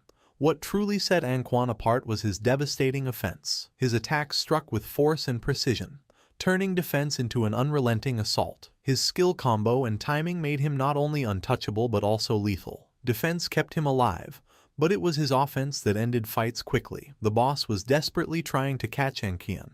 Xiao Tu's eyes began to shine with confidence when she revealed that if the dodge successfully activated during the roll, Anquan's next attack would ignore 50% of the boss's defense. Anquan turned around and decided to face the boss, and blue energy began to emerge from his body. Upon seeing this, his subordinates realized that this striking effect meant that the blow would definitely deal 4-digit damage. Anquan's eyes began to shine with excitement. Just before the boss could react, he unleashed the powerful strike he had prepared. His movement was a graceful dance. A single blow split into 3 shadows, swift and fierce like shooting stars. With absolute mastery, he precisely swung his swords through the gaps in the boss, causing deep cuts. In the blink of an eye, her HP bar dropped to less than half. His subordinates began to applaud upon realizing that, before they noticed it, the boss only had a third of her life left. Anquan turned his back on the boss and a confident smile spread across his face, but at that moment, someone attacked with powerful slashes, causing him more than 34,000 points of damage, killing him instantly. His subordinates couldn't help but panic. They couldn't understand why he had died, since they were sure he had dodged all the attacks. They were even more puzzled because, although their skills hit the boss, her health did not decrease with the blow. despite having seen it drop drastically moments before. Not far away stood our boy. He began to silently observe Anquan's lifespan orbs and thanked him. Anquan's constant showboating had caused the boss to use many of her moves. King Feng's eyes began to shine with joy, as during this time, he had been constantly attacking, finally reducing the boss's life to a third. The flashy moves of the Soul Warrior had inflicted decent damage, but in the end, he had caused his own death. Due to the traits of his class, it was simply impossible for him to defeat the Steel Maiden. When he rolled, he couldn't attack, and when he attacked, he suffered reflected damage. This was a true curse. The boss began to turn around, and King Feng's attention fixed on her. He knew this wasn't good. With her health so low, the boss was trying to return to the church sanctuary. If she managed to get there, she would fully recover, making all previous efforts useless. King Feng began silently observing Anquan's subordinates, and then his eyes started shining with seriousness. He realized that the Soul Warrior's death had scared these people and doubted they would attack the boss again. However, if the boss didn't make a move, her damage reflection effect wouldn't disappear. It was time to get serious. Our boy landed in front of her, knowing that he couldn't allow her to return to the sanctuary. Upon seeing our boy, the other players were somewhat surprised. To them, Anquan was just a clown. Shadow was the real boss. It seemed terrifying to think that all the cuts the boss had suffered moments before had been his doing. Xiao Tu couldn't believe it. Her level 3 anti-invisibility hadn't detected Shadow's presence, which could only mean that Shadow's invisibility was level 4 or higher. The gaze of one of them fixed on the lifespan orbs of Anquan, and his mouth watered upon realizing that the loot of the Soul Warrior was still on the battlefield. He decided to find a way to recover it. With eyes shining with determination, our boy used his skill Blacklight Shield, making a golden shield appear around him. This skill created a 10-layer shield, each one capable of blocking one instance of damage. The boss's attention focused on King Feng and her arms transformed back into blades. She attacked, and King Feng realized that this was the moment he had been waiting for. Using instant shadow slash, King Feng attacked with quick slashes. He began to stare at the boss. Now his black light shield had 7 layers left. He remembered that, out of the 9 strikes of instant shadow slash, the last 3 had hit the boss during her damage counterattack phase, right after her attack ended. If it hadn't been for the black light shield blocking those 3 hits, he would already be dead. The boss began to concentrate energy in her abdomen, and then she jumped and started to release purple flames. Our guy stepped back. Now he had no layers left of his black light shield. The boss began to stare at him with eyes shining with evil. King Feng realized that the damage from the flamethrower was coming too frequently. Despite having a dodge rate over 80%, this had instantly destroyed all 7 layers of the shield. If he had been just half a second slower, they would have killed him instantly. While he was distracted, one of the players tried to take Anquan's loot, but our guy noticed and threw a poison dart which stuck in his forehead. The player was eliminated. King Feng made it clear that he wasn't going to let anyone steal the loot from him. The system informed our boy that he had obtained 612 days of tradable lifespan, and 67 years of non-tradable lifespan from Safety First. Additionally, Blossom Curse had absorbed 355 days of tradable lifespan, and 20 years of non-tradable lifespan from Clean Hands and Feet. King Feng was somewhat surprised, since Safety First had a really large amount of lifespan, which probably meant that he had never died. This seemed interesting to him, so he decided not to use Blossom Curse on him.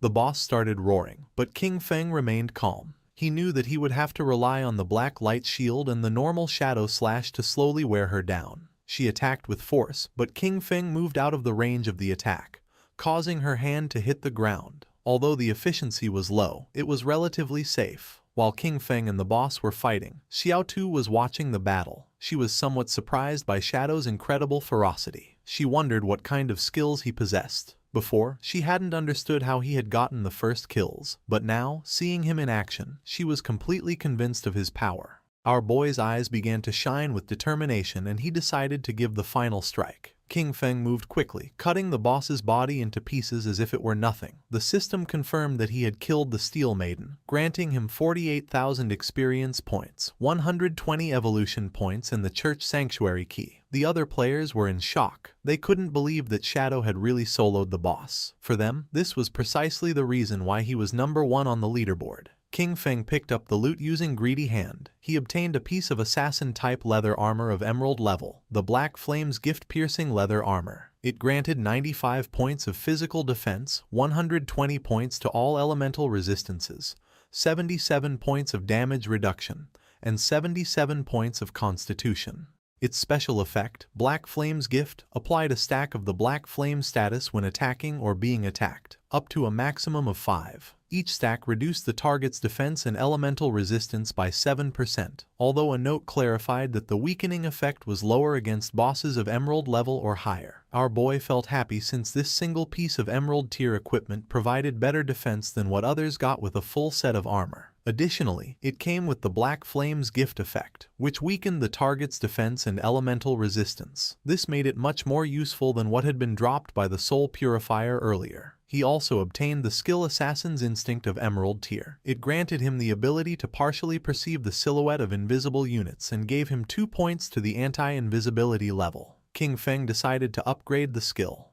The process consumed a total of 33 evolution points, leaving him with 97 remaining. As a result, his skill Assassin's Instinct evolved through the Emerald, Diamond, and Epic tiers until reaching Legendary tier. With this, his anti-invisibility level bonus progressively increased from 2 points to 5. Additionally, the legendary effect added the ability to more sensitively detect weak points of the target, granting him a 50% modifier to critical hit damage. It was an anti-invisibility skill, upgraded to legendary tier, with a level 5 anti-invisibility and a 50% increase in critical hit damage, combined with the passive of Graceful Deliverance. This added up to a total of 350%. Now, he could strike his enemies' weak points even with his eyes closed. King Feng had 97 evolution points remaining and decided to evolve his Ghostly Blur skill to legendary tier first. It consumed 80 of his points, leaving him with 17. As a result, Ghostly Blur evolved from Epic to Legendary, increasing its passive evasion rate from 75% to 85% and granting full immunity to damage each time the evasion activated. At that moment, Captain Anyu and the others appeared. She began greeting our boy and asked if any good loot had dropped. King Feng was confused, not knowing what was wrong with Anyu. With a smile, Captain Anyu mentioned that she hadn't checked the leaderboard before and didn't expect him to reach level 13 in a single night. According to her, this was crazy. Wang Meng mentioned that they had been grinding all night and hadn't even reached half of level 11. His speed was simply unreal. Captain Anyu hit Wang Meng on the head, telling him not to talk nonsense. She knew that men leveled up faster. King Feng felt somewhat confused, but then he explained to her that he had gotten some loot. He had already appraised it at 45,000 days of lifespan, all together in a single package. She decided to give him the lifespan, and the system confirmed that the transaction was completed. With a serious look, King Feng revealed that he also had another good item for sale and asked if she knew about the hideout. Captain Anyu began to show a smile and mentioned that they had already heard about the hideouts. She explained that in the ruins of Zhonghai City there were no safe zones, but player groups could occupy hideouts as bases. In them, they could store supplies and activate magical defensive barriers at critical moments to block external water invasions. King Feng knew that what she had probably heard about was the small hideout dropped by the Golden Boss. She nodded her head and explained that Zhonghai City's officials still hadn't found any hideout. She added that in Modu, officials had already taken control of a medium-sized hideout, and that's how they knew of its existence. King Feng took a golden key out of his inventory. Now that she understood the value of a hideout, he revealed that it was the Sanctuary hideout key, which had been dropped by the boss he had just defeated. He informed them that this hideout covered more than 800 meters of land and proposed that they return and discuss the price they were willing to offer. After this, he would consider whether or not to sell it. Captain Anyu and Wang Meng were in shock, as they knew that the larger the hideout was, the stronger its defensive capabilities and the more solid its internal infrastructure. A hideout covering 800 meters was more than enough for each member of Zhonghai City's official forces to have their own private room inside. She extended her hand and, with a curious look, asked how much he planned to sell such a large hideout for. King Feng decided to go back and discuss it first, to see what price they could offer. He knew that in his previous life, this hideout could be sold for 2,000 years of lifespan. If he managed to sell it to the government, this, combined with the lifespan he already possessed, would be enough to extract all his gear, skills and levels into the real world. With a nervous expression, Captain Anyu accepted his proposal and assured him that she would immediately report it to her superiors. Then, she said there was something else and asked for his help. They had just received news that 7 gold-tier bosses had appeared together in Dark Moon Town, where many people had already died. Because of this, they were willing to offer 10 years of lifespan if Shadow intervened to eliminate them. Upon hearing this, our guy mentioned that 7 gold tier bosses didn't seem like a big problem. He considered that even if they were grouped together, the official forces should be able to eliminate them with some time. Therefore, he deduced that if they had come asking for his help, there must be something particularly problematic about them. She began giving a thumbs-up gesture, impressed by his insight. She confirmed that he was right. She explained that they had managed to isolate and kill one of the 7 bosses, but it came back to life, and not only that, suddenly the stats of all 7 bosses skyrocketed, instantly annihilating her entire team. King Feng's eyes widened in surprise. He remembered the existence of group-type bosses that could resurrect.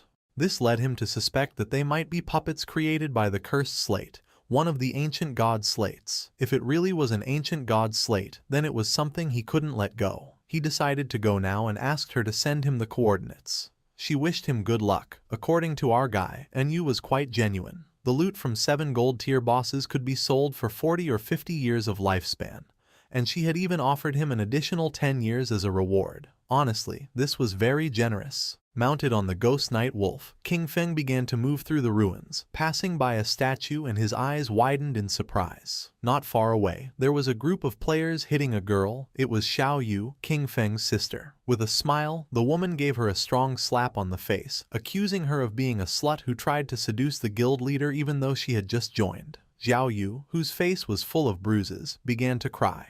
With an angry gaze, the woman made it clear that this was a warning. She should stay away from the guild leader or she would destroy that pretty face. They continued beating up Xiao Yu. King Feng, who was watching from the top of a building, realized that Xiao Yu had gotten involved in internal drama after joining the Knight's Sanctuary. These insignificant power games were nothing new to him, but in his past life, he had always been the one to resolve them for her. He descended to the ground and asked her to simply enjoy life being alone. Xiao Yu began to cry, begging them to stop hitting her, as it hurt a lot and she thought she was going to die. The women did not stop and swore they would kill her, accusing her of being a damn slut. They didn't know how many men she had seduced. King Feng entered the statue, remembering that beneath the enormous statue in the center of Zhonghai City's ruins, there was a hidden chamber that allowed returning to the starter town.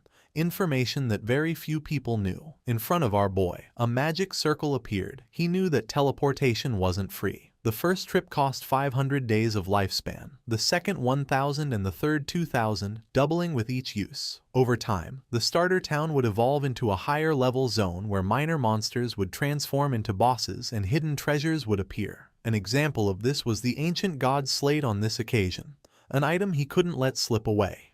The system asked if he wished to teleport back to the abandoned land of the gods, Dark Moon Town. King Feng remembered that Dark Moon Town was a town that appeared in later stages which he had never heard about in his previous life. Without hesitation, he chose to teleport. The system consumed 500 days of lifespan and King Feng was teleported to the Dark Moon Town. This town was full of elders chatting with each other. King Feng felt somewhat surprised, as he did not expect the place to be so lively and wondered why most of the people were elders. Not far away there were several players. One of them helped the elder woman to stand up. She felt relieved to have returned to the safe zone. The players reminded her that, as they promised, they had leveled her up to level 3. During this process, she had received 72 days of lifespan and now only needed to give them the tradable lifespan. The old woman got angry and refused, asking why they wanted money if they were supposed to be a charity organization that helped her level up. With a kind smile, one of them explained that they weren't asking her for money. When they partied before, part of the lifespan dropped by the monsters they defeated was shared with her. The other guy mentioned that she only needed to give them that portion, as had been agreed from the beginning. The old woman became even more furious, making it clear that she didn't know what damn agreement they were talking about. It seemed shameless to her that some young people had the nerve to ask an old lady like her for money. The players tried to calm her down, explaining that she was mistaken. They were helping her level up for free and only asked in return for the lifespan dropped by the monsters. They clarified that unless she formed a party with them, the lifespan would not be shared with her, and she would not gain the same experience. The old woman asked them not to touch her and began screaming for help, accusing people from the Mengsha River Guild of harassing her. Just then, someone grabbed her from behind and threw her to the ground, leaving both her and the players somewhat confused. It was King Feng. He grabbed her by the neck and with a murderous gaze, drew his dagger. Without hesitating for a second, our boy finished her off. Upon noticing this, the two players couldn't help but feel somewhat confused and went into shock. Lifespan orbs appeared on the ground. Our boy mentioned that her lifespan was on the ground and now they could take it for themselves. The players began to celebrate and wanted to know which expert had just intervened to help. King Feng said he was just doing a small favor. He turned his back on them and started walking away. The players picked up the lifespan. They were happy since they had obtained 72 days. And thanked our boy. For King Feng, it was really inconvenient that fights were not allowed inside the town. He began thinking about the Mengsha River Guild, realizing that their origin was Dark Moon Town. He remembered that this guild was founded with a focus on charity work, helping the elderly survive in the abandoned land of the gods for free. Later, it gained official recognition and strong support. In terms of numbers alone, Mengsha River was considered the largest guild in Huaxia. King Feng's eyes began to shine. According to him, in this chaotic apocalypse, it was precisely when more people like these were needed. It was night, and somewhere in the forest, someone was fighting against a monster made of mud.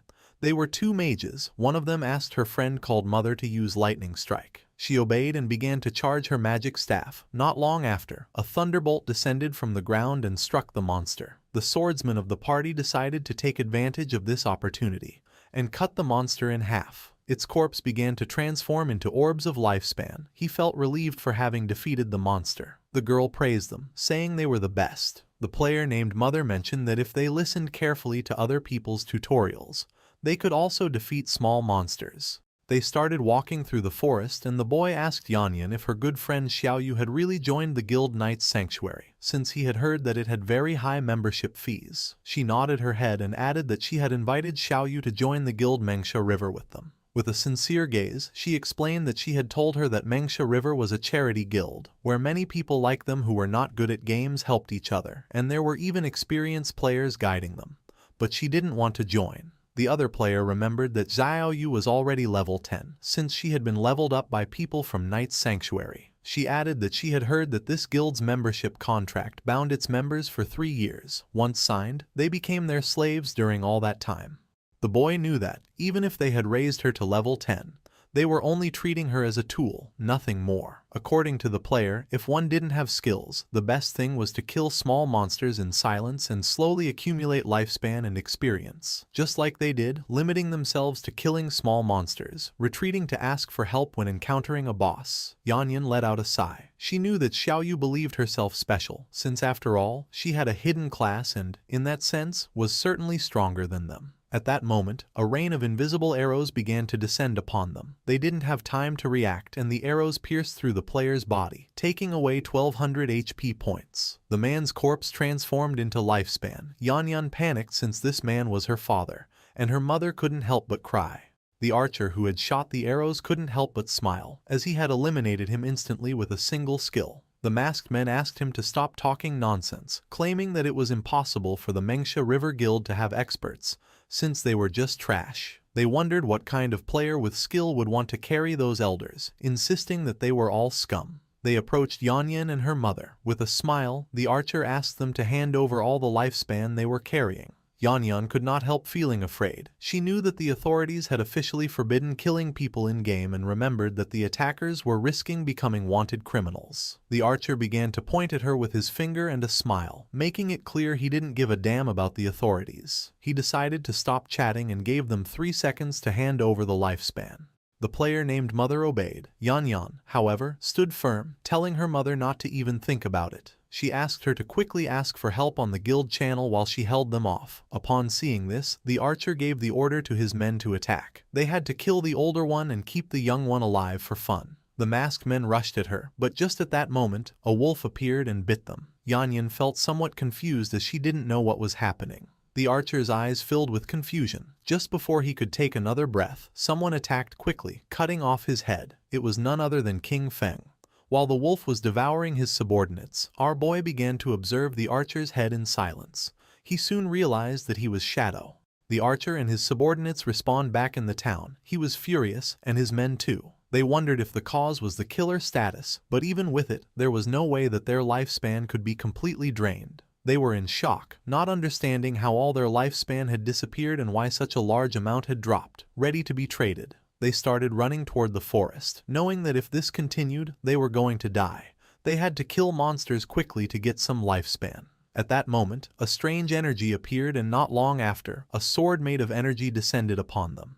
The energy made them unable to move. Someone approached them. They knew they had finally been caught for having been wandering around and attacking other players. They were two priests. The man who was holding the skill book revealed that they were official bounty hunters and that, according to the law, they were going to arrest them, for which he asked them to provide their real-world information. The other man began staring at them with a serious gaze and made it clear that if they resisted, they would immediately end their lifespan. Back in the forest, flowers began to emerge from the archer's corpse. Yan felt happy and thanked our boy, knowing that without his help, she and her mother would have been doomed. King Feng started looking down at the ground. He did not expect Chu Yan to be so good. Kind-hearted and brave, she was completely different from Qin Xiaoyu. He didn't know how they had become best friends, but fortunately, they had taken separate paths. King Feng disappeared without a trace, and upon noticing it, Yan and her mother felt somewhat confused.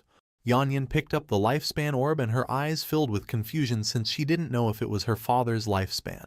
The mother was somewhat confused since she didn't know where the others were. She asked her daughter how Shadow had suddenly disappeared. Yan said that she didn't know.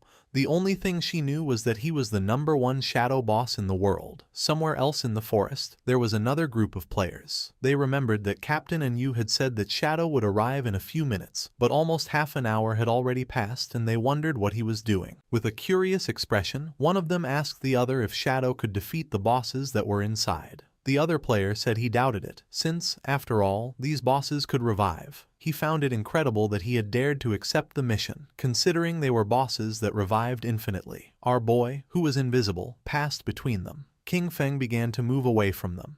He was aware that the ancient god slate added 1 positive and 1 negative affix to equipment. With luck, these affixes could even alter class traits. Some had even seen the 7th player in the world ranking summon the ghost of an ancient god using 7 of these slates to destroy a legendary level boss. Sometimes, these bosses were invisible with extremely high stealth levels, so players passing nearby were eliminated without even knowing what had hit them. The group-type bosses created by the ancient god slate contained unique mechanics, and each possessed different skills.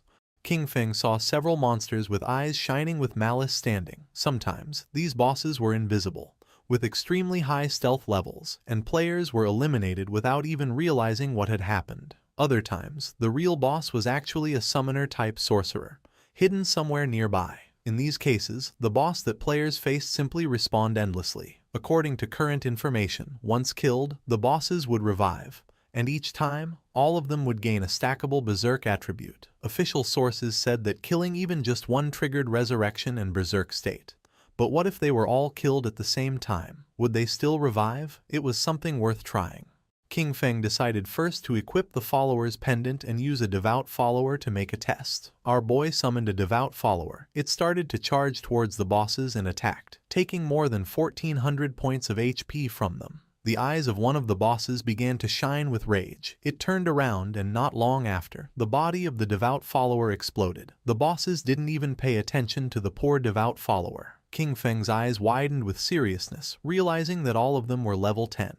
They had no damage reflection and their stats were only about twice as strong as those of regular golden tier bosses. He used Shadow Ring Blade. A strange red energy began to spread throughout the area. Then, King Feng used the poison darts, which embedded themselves in the throats of the bosses. The corpses of the bosses began to disappear. Our boy felt somewhat confused upon seeing that they hadn't dropped loot. At that moment, the bosses began to merge into a much more powerful monster. It was gigantic. The boss began to charge toward King Feng.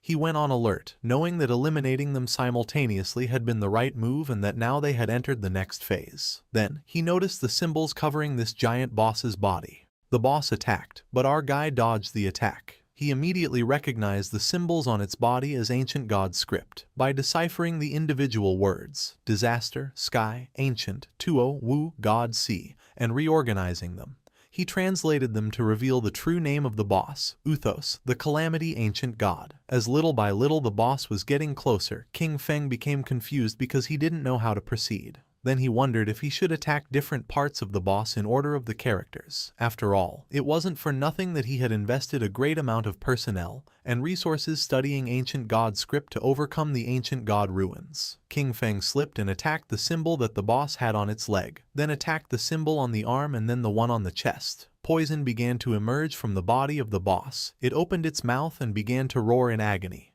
Its body began to fall apart and fell into the water. Our boy became alert, not knowing what was happening. Then, coffins emerged from the water and the boss began to float and change shape. Its body began to mutate, and not long after, several monsters began to emerge from its body and roar. King Feng noticed that the embossed inscriptions on the coffins matched one by one with the monsters. Apparently, at this stage, he needed to kill them near their respective coffins.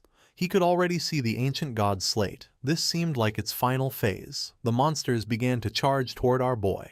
He stood firm and his eyes began to shine with determination. Crows began to fly over the area where our boy was fighting against the ancient god's slate. The attention of all nearby players focused on them. They felt somewhat confused and curious, as they didn't know if what they were sensing was an earthquake or if the movement in the valley meant that the boss was going berserk. Because of this, they decided to go take a look. With a curious look, the mage of the team asked where the hell Shadow was. According to her friend, there was no way he could defeat this boss, so he probably wouldn't come at all. The eyes of the swordsman of the party widened in surprise, asking his friends to come take a look. The place was empty. There was no trace of either King Feng or the boss, leaving the players in shock. They began to walk around the place and noticed that the ground was cracking, wondering if the earthquake had just killed the boss or what was happening. Captain Anyu communicated with them and asked them to retreat, since Shadow had already taken care of the boss. The eyes of the players filled with surprise and confusion. They could not believe that Shadow had defeated the boss alone. The coffins were empty and the chains were broken. They remembered that just a moment ago they still doubted that Shadow could defeat those 7 bosses. Now, barely 10 minutes later, all of them had disappeared without them noticing the arrival of King Feng. They wondered how he had done it, especially because the bosses were supposed to respawn. It was then that they began to understand their leader's decisions. Meanwhile, under the moonlight was walking King Feng with a slate in his hand. According to him, this time's haul hadn't been bad at all. His eyes began to shine with joy. He had leveled up to level 14. Thanks to the 7 bosses and the use of Greedy Hand, he had gained a total of 294 evolution points. Most importantly, however, was that he had obtained this ancient god slate. Given its mechanics, the authorities wouldn't decipher it in less than a month, and the losses would be catastrophic. He spent 210 evolution points, leaving him with 115. His skill Shadow Flash / evolved from epic to legendary. The improvements were substantial. The blink range increased to 40 meters, stealth duration to 15 seconds, and cooldown was reduced to 8.8 seconds. The skill now inflicted 9 slashes in a wider area of 6 meters, and each hit added 700 attack power. However, the most impactful change was a completely new effect. Each slash now granted him a shield equal to 100% of his maximum HP, stackable up to 9 times and lasting for 60 seconds. Our boy was confident and couldn't help but feel cheerful, since from now on, if the 9 slashes of Shadow Flash / hit, his effective HP would become 10 times greater. His margin for error had just skyrocketed. He turned invisible and began to walk through the area, knowing that, at his current leveling pace, he would reach level 15 in another 5 hours. Then, it would be time to head toward Magic City. Several hours later, our boy arrived at the ruins, where the women were still beating up Xiao Yu. They were willing to beat her to death. King Feng was somewhat surprised to see that they were still fighting. These women were quite ruthless. The white-haired woman began to stretch her arms to rest a little. She was exhausted and complained that her back and waist hurt. The friend was somewhat furious, as her hand was swollen from so much hitting, and she complained that her hands were practically smoking from the fight. They spat on Xiao Yu and decided that it was enough for today. This beating should serve as a lesson. Xiao Yu, whose body was full of bruises and wounds, began to sit up. She couldn't help but cry. According to her, everything was King Feng's fault. She had told him to cut ties and he had really ignored her, not understanding that when girls say something, they often mean the opposite. Using the magic staff, she stood up. Fortunately, she had signed a contract with the Knight's Sanctuary, so she wouldn't have to worry about her survival for the next 3 years. Although she had to give up 50% of her lifespan, she would still have some left for herself, ensuring that she would grow faster than Chuyan and the others. She used the skill Holy Healing, which allowed her to restore all of the target's life. She was certain that once she became stronger, she would make sure that all those who had looked down on her wouldn't get away with it so easily. Neither King Feng nor those crazy women were going to escape. To everyone's surprise, the spell began healing King Feng, who was invisible. Poor Xiao Yu fell to her knees on the ground, thinking that she had failed casting again and wondering, puzzled, where the healing had gone. At the same time, in the Magic City ruins, several players were facing a boss made of rock. The boss attacked, but the party's tank blocked the attack using his shield. Not far away there were 3 players hiding and watching the fight. Among them was also Qiang Shishi. According to her, Daxia's men were really weak since they had sent 18 people for a single boss and were too afraid to fight. Her friend winked at her and asked her not to say that, since they were working hard for their benefit, so they should be grateful to them. She blew him a kiss and, laughingly, mentioned that he was very polite, but those pigs from Daxia had such low damage that it took them too long to defeat a miserable gold-tier boss. The players continued attacking and the boss's HP bar had already dropped to less than half. With an excited smile, the team's mage encouraged everyone to give it their all, as it only had a little life left, and they needed to keep going for the final blow. At that moment, a spear pierced through his chest, killing him instantly and turning his body into lifespan. The one who killed him was King Shishi's subordinate. With a smile, he thanked him for his hard work and for the offerings of weaklings. Noticing this, the players panicked upon realizing they were facing the Spade Gang, a band of thieves made up of mysterious women from Daxia and foreigners. They couldn't understand how such beasts could exist, capable of guiding outsiders to massacre their own people.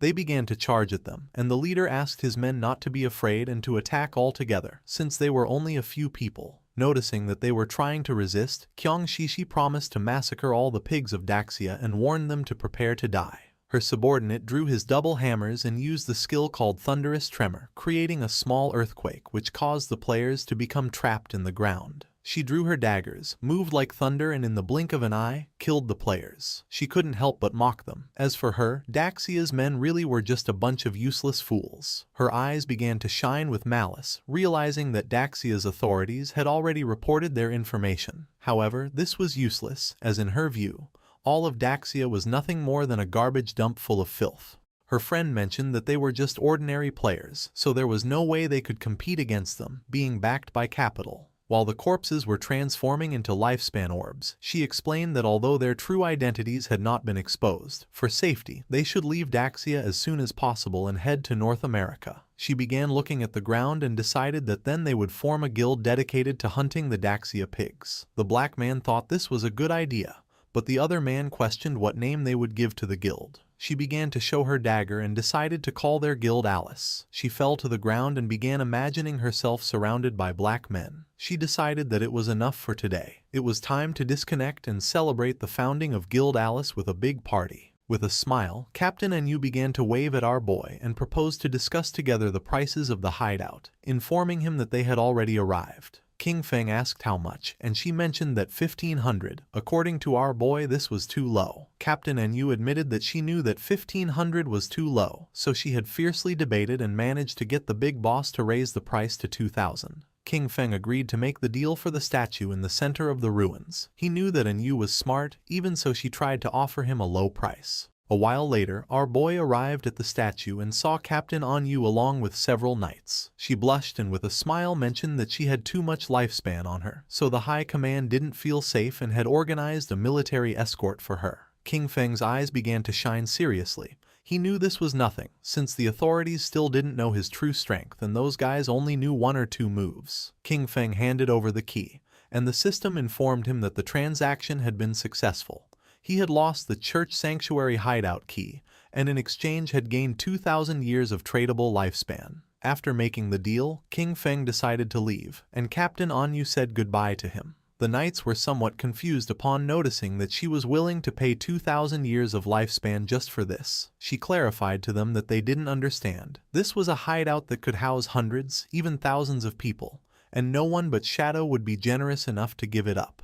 The timely gift of lifespan from Anyu was perfect. This meant that he could fully equip himself before heading to Magic City. King Feng immediately invested the tradable lifespan he had obtained. He consumed 71.2 years to reach level 15. Then, he acquired a series of new skills, the Mythic Level 1, Blessed Liberation, for 161.7 years, the Legendary 1, Assassin's Instinct, for 71.12 years, and 3 Epic Level 1s, Shadow Ring Blade, Silent Concealment, and Darkest Hour, for 36.35, 23.71 and 34.65 years respectively. Finally, he spent 113.89 years on the item Mount Bell. Except for the equipment, everything else, skills and level, had been completely synchronized. His strength in the real world was now almost the same as in the game.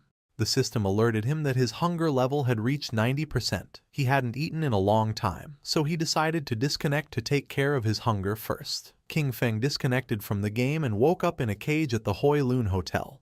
The men noticed that our boy was awake. They drew their weapons, asking him to hand over the lifespan he carried or he would end up like the others in this motel. One of them mocked, celebrating that the apocalypse was great because it meant he could kill whoever he wanted. King Feng began to look at them with a penetrating gaze. Seeing this, one of the men furiously demanded that he hurry up and hand over his lifespan. The other man begged his boss to let him tear him apart. The man carrying the bat thought that King Feng was so scared that he had become paralyzed, and decided it was better to simply kill him. Just before they could take another breath, a strange energy began to spread through the air. Our boy used the skill Shadow Ring Blade, and not long after, the whole hotel started collapsing into pieces. King Feng took a pack of instant noodles, realizing that the more power he drew into the real world, the more energy his body needed. At his current strength level, ordinary food simply was no longer enough. Our boy started eating the instant noodles, knowing that once he dealt with Qiang Shishi and her guild called Alice, he would need to find a way to obtain the divine gifted book. Riding on his wolf, King Feng set off. He knew that she was incredibly cunning, much harder to track than Song Fei. However, he could use the mission Kill King Feng that he had previously accepted as bait to lure her. Hungry, he headed toward Magic City, intending to find something to eat along the way. At the same time in Magic City, Qiang Shishi was throwing a big party. According to her, her men were amazing. She hugged the 2 black men and mentioned that for her, the feeling of falling asleep and entering the game after their epic and exciting battle was simply incredible. The men praised her, declaring that her skills were absolutely unmatched. Amid laughter, they called her a crazy hot chicken. One of her subordinates informed her that Shadow had just sent a message. Qin Feng was already dead. He told her to meet in Magic City in the real world. He would bring her Qin Feng's head and then collect the final payment. She knew that meeting with Shadow in real life was too risky. She mentioned that it wasn't necessary to meet in person and simply asked him to send a photo. Her subordinate explained that Shadow didn't use a phone because he was afraid of being tracked by the authorities. She couldn't help but smile upon noticing that Shadow was also hostile toward the authorities. Lately, their persecution had become more intense, and if they could take advantage of the opportunity to lure Shadow into Alice, the Daxia pigs would no longer be a threat. Because of this, she decided to stage a small play to test the waters and see which side Shadow was really on. She decided that she wanted to meet with Shadow first in the game, and sent him the coordinates. She went to the ruins and called Skywalker. She addressed him with affectionate words, asking if he was there and expressing that she missed him. Then, she asked him for a favor, mentioning that she needed his help with a living one. King Feng was sitting and meditating. He was using silent concealment, a skill that allowed him to enter stealth permanently while remaining completely motionless. Noticing that she wanted to meet in the game, King Feng thought that Qiang Shishi was really clever. These coordinates, Spectre Academy, were not far from him. He logged into the game and decided to see what kind of tricks she had up her sleeve. A few hours later, King Feng went to the Magic City ruins, Spectre Academy. King Feng, still using invisibility, got off his mount. At that moment, some government agents appeared in front of King Shishi. They announced that the authorities had located her Spade Gang, identified her as Spade A, and advised her to surrender immediately and stop resisting. Otherwise, they would be forced to take military action. With a smile, she asked Tian Xingjian to go back and tell his men from Daxia to remember this well. They were no longer the Spade Gang, now they were the Alice Guild. Showing off her melons, she made it clear that they, the Alice Guild, specialized in killing Xiaoguo's men. Tian Xingjian and his men couldn't help but blush. Furious, they cursed Spade, promising that Great Zia's officers would bring her to justice, calling her audacity shameless. With an expression full of excitement, she provoked the Daxia pigs to face her. She hinted that if they performed well in this show, she might become even bolder with them that night. King Feng was watching everything. Tian Xingjian clenched his fist upon noticing that she was as stubborn as ever and swore to arrest her. King Feng remembered that he was Chu Haonan, with the code name Tian Xingjian. He was a well-known informant who had provided intelligence to the Alice Guild, and who had only fallen in the 7th year since the start of the game. He found it interesting that Qiang Shishi and Qiu Haonan were conspiring so early. He understood that both had orchestrated all this to test him. If he intervened to help Qiang Shishi, he would become an enemy of the authorities. If he didn't, Qiang Shishi probably wouldn't meet Shadow in the real world. Our boy jumped and began descending from the sky. He used the skill Shadow Ring Blade and decided that this was the moment to show his sincerity. A strange red aura enveloped Tian Xingjian and his men, slowly taking away their HP. The system confirmed that he had slain Tian Xingjian and his men. Qiang Shishi and the others were somewhat confused. Once the corpses transformed into lifespan, King Feng appeared in front of them and introduced himself as Shadow. King Feng approached her and greeted her, introducing himself as Shadow. Qiang Shishi's eyes widened with love, and she couldn't help but feel excited and blush. To her, he was just too cool. She simply adored this kind of powerful man. She began to cry. According to her, it was a shame that Shadow was a pig from Daxia. She couldn't understand why such a powerful man had to be from Daxia and cursed the nation because she felt they didn't deserve him. Her subordinates were surprised to notice that King Feng had dealt more than 40,000 damage. They acknowledged that this was the power of the #1 in the world and quickly greeted him. Our boy moved like thunder, killing the 2 men in an instant and causing their corpses to transform into orbs of lifespan. With a cold expression, he made up an excuse, saying that he didn't understand what they were saying, but assumed that they were definitely insulting him. Qiang Shishi was in shock. She clarified that they weren't insulting him, but simply greeting him. King Feng played dumb and offered an apology, recommending that to avoid future misunderstandings, it was better to speak the Daxia language in this place. Our boy decided it was time to begin the exchange, but before that, he ordered her to put on clothes. With a smile, she covered her melons and asked about King Feng's head. Deep down, she thought Shadow was a weirdo, but she really liked him. Shadow revealed that he had King Feng's head with him. He explained that he couldn't bring it into the game, but he could show it to her in real life if she was willing. Qiang Shishi opened the system window and with a confident expression decided to believe him. She had already witnessed Shadow's strength and believed he wouldn't lie to her. Shadow obtained 1,500 days of tradable lifespan. Our boy decided it was time to leave, but she asked him to wait. With a smile, she proposed a long-term collaboration, arguing that he had the skills and she had the money. She informed him that she had a new assassination target and, if he was interested, invited him to her house that very night. Sticking out her tongue and blushing like a tomato, she promised that she would fulfill anything he needed. Our boy became somewhat curious and asked who the assassination target was and what the payment would be. As she was logging off from the game, she suggested they meet in person to talk. She assured him that the payment would be several times more generous than this time and that she would wait for him that night at Magic City's port. King Feng became serious, wondering if her place at the port could be her yacht. At the same time, not far from the statue, Tian Xingjian and his men respawned. He was furious, cursing Shadow, as he knew that he would definitely betray the authorities. However, for him this was a success. Qiang Shishi had managed to ally with Shadow. He realized that the idiots in Zhonghai City should be held responsible for their constant conflict with Shadow. Next, he ordered Lin Qingyu to guide everyone to collect their lifespan first, as there might be action soon. Lin Qingyu, a woman with white hair, nodded her head. Her nickname in the game was Late Night Drizzle. She considered the possibility that Shadow really had allied with Spade. If this were true, they needed to find a way to eliminate Shadow, even if it meant death. She began to gaze at her hand and sank into her thoughts. She was aware that the gap between Shadow and herself was really big. She hadn't even managed to see his silhouette before everything ended. A few hours later, in the middle of the night, a hooded man arrived at Qiang Shishi's yacht. He introduced himself as Shadow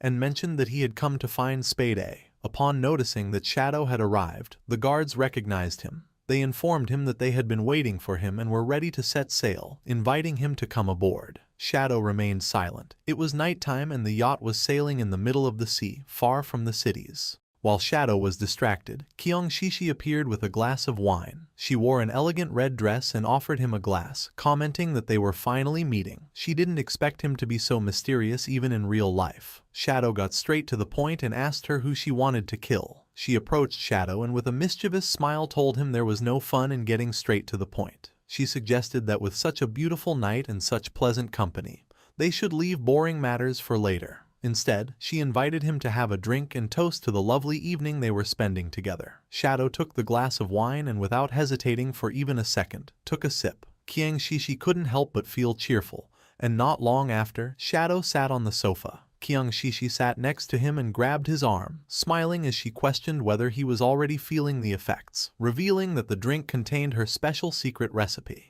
She began to get aroused and revealed that anyone who drank would obediently follow her orders. She thought with euphoria that, just as she had imagined, even Shadow was just a man after all. However, her excitement turned into astonishment upon witnessing such a powerful reaction. Drooling, she sat in front of Shadow and asked him not to be nervous, to relax and enjoy. She explained her plan. When they both reached the highest wave, she would lift her hood so she could clearly see his face, as she was sure he must be incredibly handsome. However, for now, she wanted to keep the mystery. She began having fun with Shadow, completely amazed that Daxia had such a magnificent man.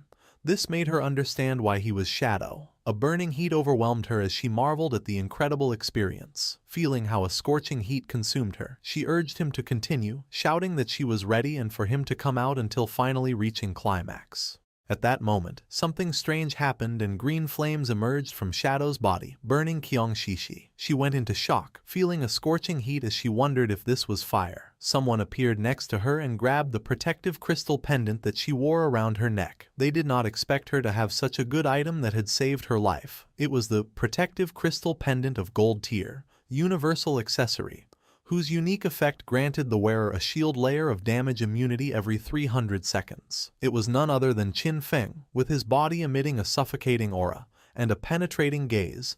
He began to stare at her. Kyung Shishi was in shock. She wondered why he was here, since she remembered that Shadow had killed him. Our boy decided to reveal the truth. There was only one reason: he was Shadow. She moved away from the supposed Shadow who was sitting on the couch, and her eyes widened in fear. The hooded man was none other than a devout follower that our boy had summoned so that it would pretend to be him. It was very happy since it had had a lot of fun with Kyung Shishi. The formerly arrogant Kyung Shishi now knelt before King Feng. Banging her head against the ground, she begged him to spare her life, admitting that she was wrong. She offered him all of her lifespan and pledged to be his slave, telling him he could do with her whatever he wanted. King Feng asked about the 5 foreigners who were with her. With her eyes full of tears, she began to bark like a little dog, asking her daddy if he would let her go in exchange for the information. Just before she could finish the sentence, King Feng broke her neck, and while she writhed in pain, he grabbed her phone, realizing that the 5 guys were not on the yacht. King Feng obtained 659 years of tradable lifespan. He wanted to catch them all at once, which was a shame. He decided that the first thing would be to use Kyung Shishi's phone to call the authorities. Not far from Kyung Shishi's luxurious yacht, police boats began speeding toward it. A large-scale murder case had been reported on the yacht, where one of the victims was the heiress of the president of Chien Group. According to the informant, the skills used by the killer closely matched those of Shadow from the game, making their identity almost certain. The investigation team was immediately dispatched to the crime scene. On the boats was also Tian Xingjian.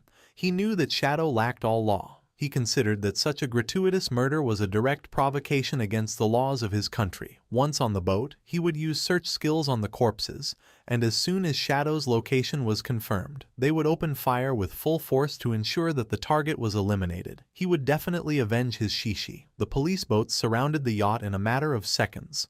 They began to investigate Kyung Shishi's corpse. The preliminary autopsy showed that the cause of death was a fracture of the cervical spine. Unidentified DNA samples were found in her mouth, along with burn marks. Tian Xingjin cursed Shadow, for he not only killed, but also insulted the dead.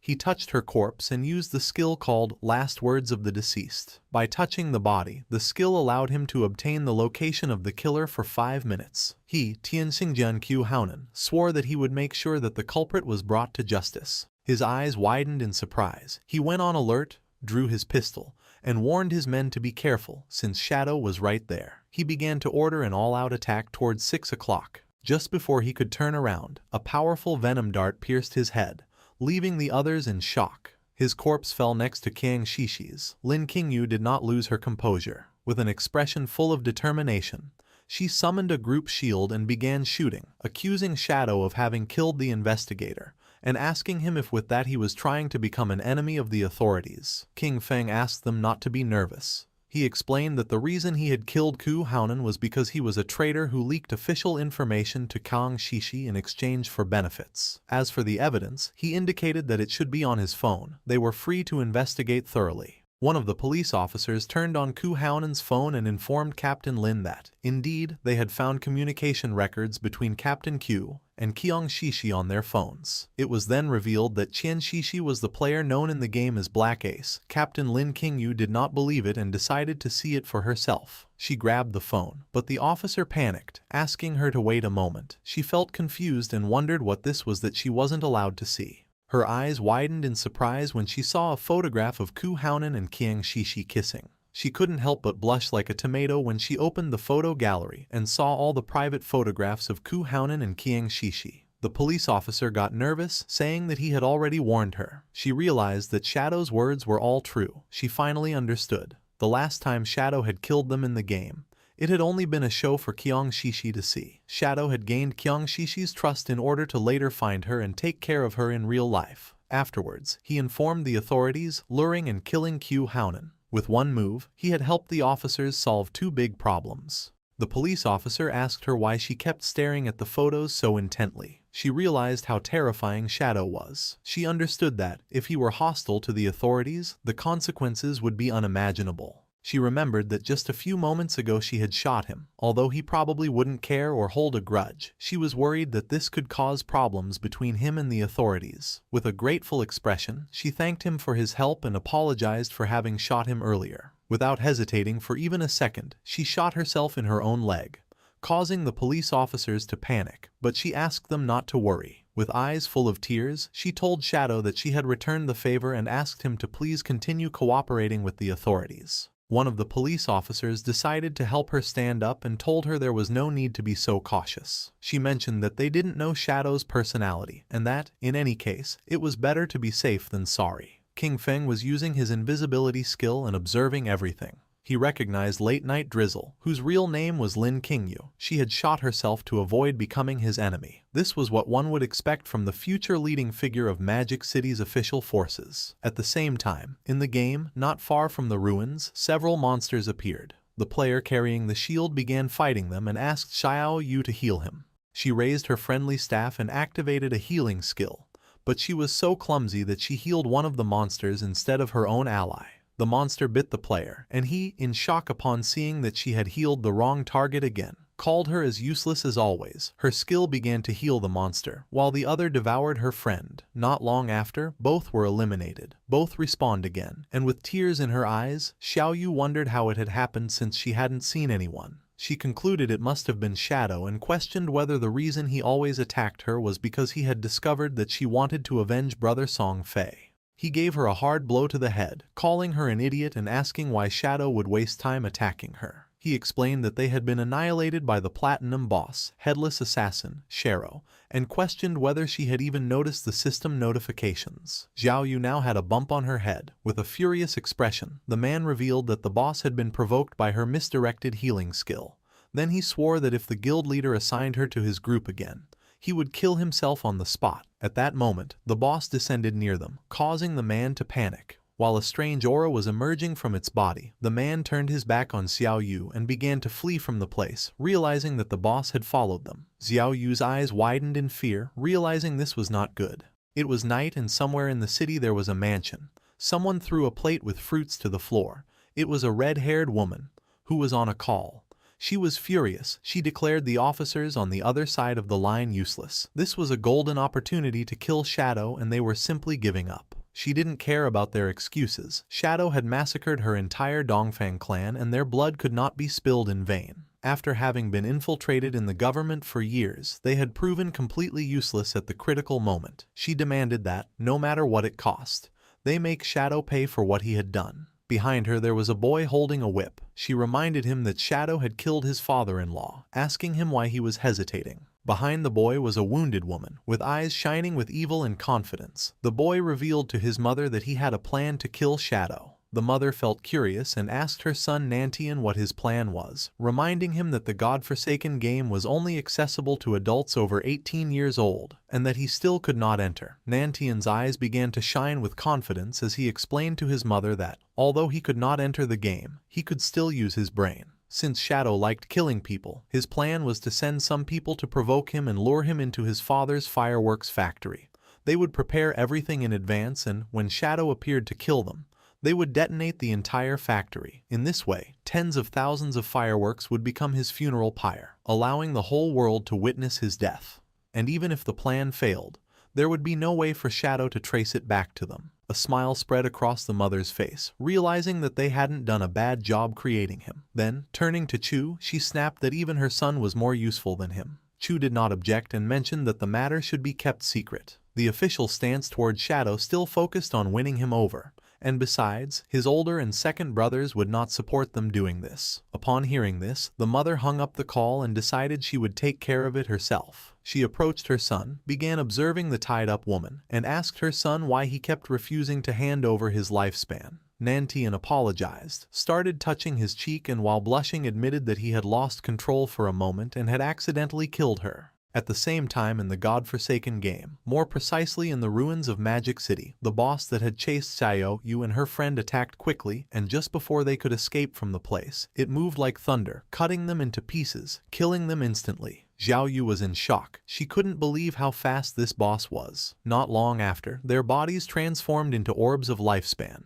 The players who were nearby reacted immediately, pointing out how the players had suddenly died. They realized that someone invisible had killed them instantly, and came to the conclusion that it had to be Shadow. Just before they could take another breath, the boss attacked again, killing them and turning their bodies into orbs of lifespan. Noticing this, the remaining players began to flee from the place, thinking that Shadow had gone crazy and was massacring innocents everywhere. At the same time, King Feng was standing over the sea, whistling and enjoying the views. He was far from town and thought this was a good place to extract the hideout. The system asked our boy if he wished to consume 1,315.2 years of lifespan to extract the soul-cleansing land, hideout, into reality. This hideout was an underground structure and King Feng had to mark the location on the map. Finally, before proceeding, it warned him that all materials overlapping with the hideout would be obliterated and asked him to confirm the action. King Feng began looking toward the bottom of the sea and confirmed. Not long after, a magic circle appeared in the water. The sea split in half and the soul-cleansing land was successfully extracted into reality. With a serene expression, King Feng decided that now was the time to go search for the divine book. Our boy logged into the game and Wang Meng informed him that someone had reported him for killing players indiscriminately. However, Wang Meng knew it wasn't him since he hadn't been online.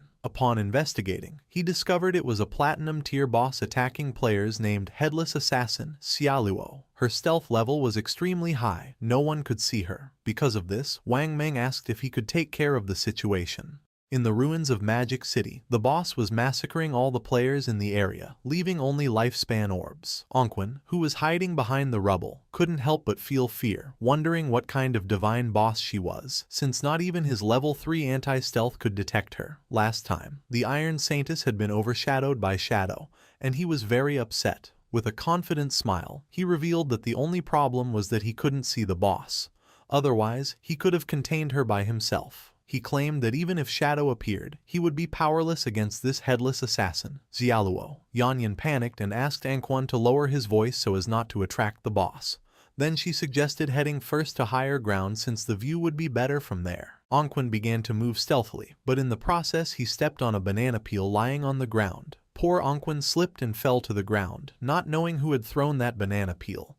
But just before he could finish speaking, the boss moved like thunder, cutting Yanyan and the subordinate in half. The bodies of Yanyan and the others transformed into orbs of lifespan. Ongqun was the only one who had not been eliminated thanks to slipping on the banana peel. He was in shock upon noticing that the boss had killed all her subordinates. Without losing a second, he grabbed an orb of lifespan, and when he turned around, he saw the boss. She raised her arm and prepared to eliminate Ongqun. Far from feeling fear, he challenged her, shouting that he wasn't afraid of her. While the boss was preparing the attack, Anquan rolled, only to panic upon realizing that he had rolled too early. Without losing a second, Anquan continued rolling without stopping. His eyes widened in confusion, wondering what she was waiting for and why she wasn't attacking him already. He started rolling non-stop around the boss, and in the process got dizzy since he had rolled to the limit. Anquan stopped rolling and couldn't help but feel somewhat confused upon noticing that the boss was disappearing.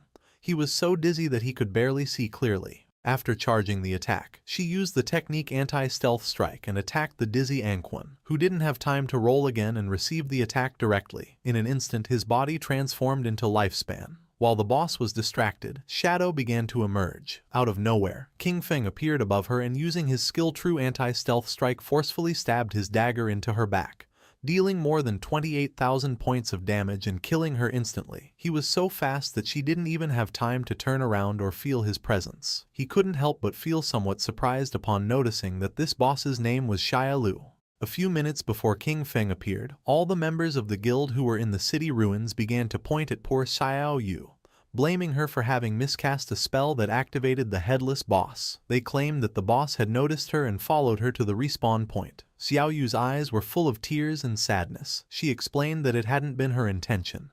Two of the players were furious and told the guild leader that their teams wouldn't dare accept someone like her, as they would die without even knowing how it happened. The guild leader asked his men to lower their voices, asking them if they weren't afraid of attracting the boss. With a serious gaze, the guild leader realized that Xiao Yu was not made for combat. Because of this, he informed her that from now on she would be in charge of gathering information about hideouts. He offered her a reward of 3 years of lifespan if she found a gold tier hideout, and 10 years if she found a platinum tier one. He remembered that at the time, upon seeing that she had a hidden class, they had thought they struck gold. Pointing at Xiao Yu, the guild leader decided that from now on he would give her 1 year of lifespan each day, since her constant deaths were a great waste. A system window appeared informing Xiao Yu that she had received 2 days of tradable lifespan. Her remaining tradable lifespan was now 2 days, 13 hours and 32 minutes. With a grateful expression, she thanked him from the bottom of her heart. Upon noticing this, the other girls in the guild couldn't help but feel furious. They were convinced that Xiao Yu had been lucky and that all of this had been her plan from the beginning to be able to see the guild leader every day. Cursing little Xiao Yu, they declared that they would do the same. At that moment, lifespan began to emerge from the area, and someone noticed that the boss was named Xia Lu. Upon hearing this, the guild leader and his men couldn't help but feel somewhat curious and confused. Not long after, the corpse of the boss appeared lying on the ground, and then King Feng appeared and began staring silently at the guild leader. The eyes of the leader and his eyes widened in surprise and their jaws dropped in shock. Without hesitating for a single second, with a furious expression, he gave one of his own men a strong blow to the head. At that moment, a strange energy appeared around Xiao Yu, and the space around her began to distort, leaving her somewhat confused. Her eyes widened in fear and surprise. Neither she nor the players knew what was happening. Without wasting even a single second, the guild leader kicked Xiao Yu in the butt, making her fly away.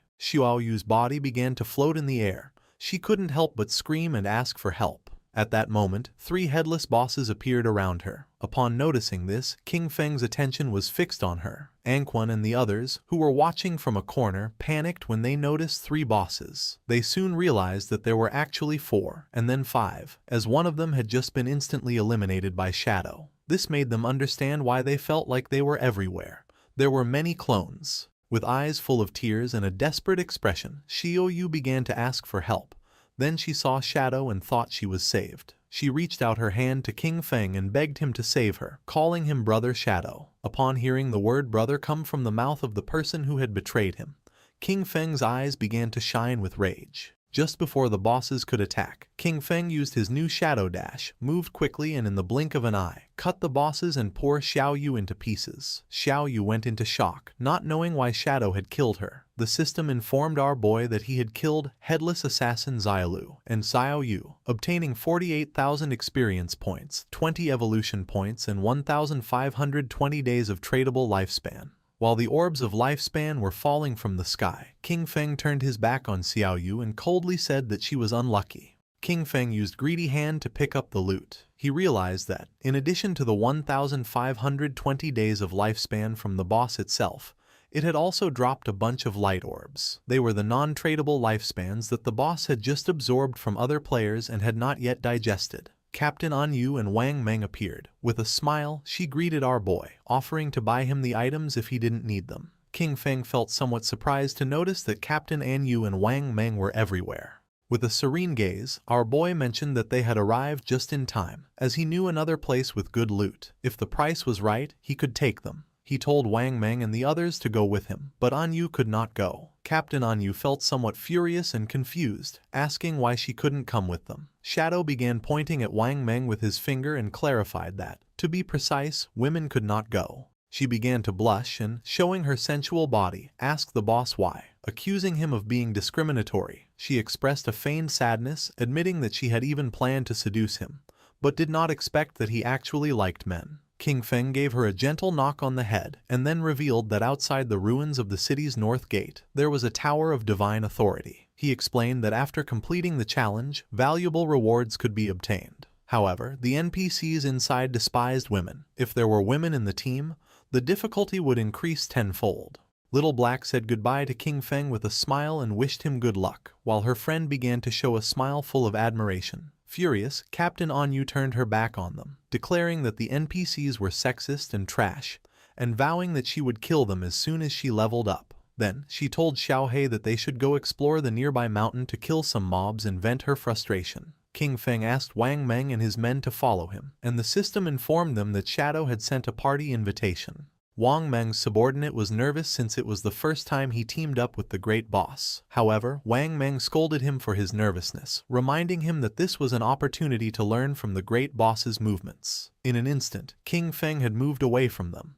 Noticing this, they panicked, as they didn't understand what was happening. Shadow seemed to walk slowly, but his speed was greater than theirs while running. They wondered how they were supposed to learn anything this way, concluding that his agility was too high.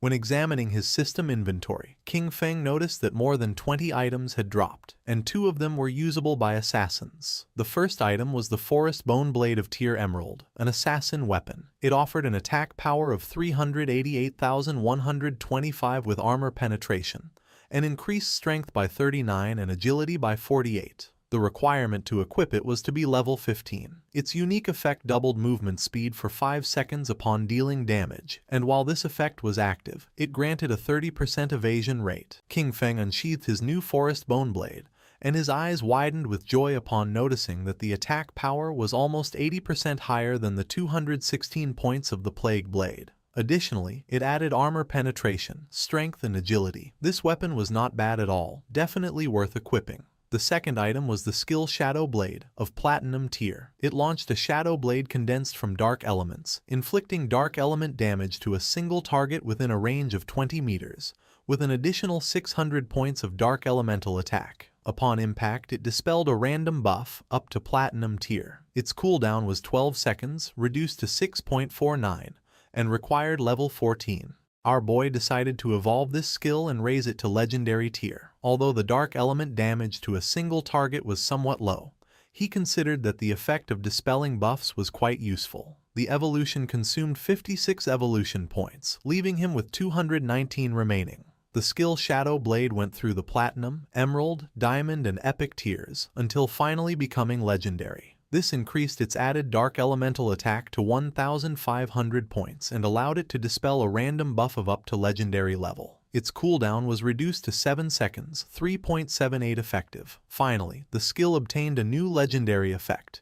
Hitting a weak point refunded 3 seconds of cooldown.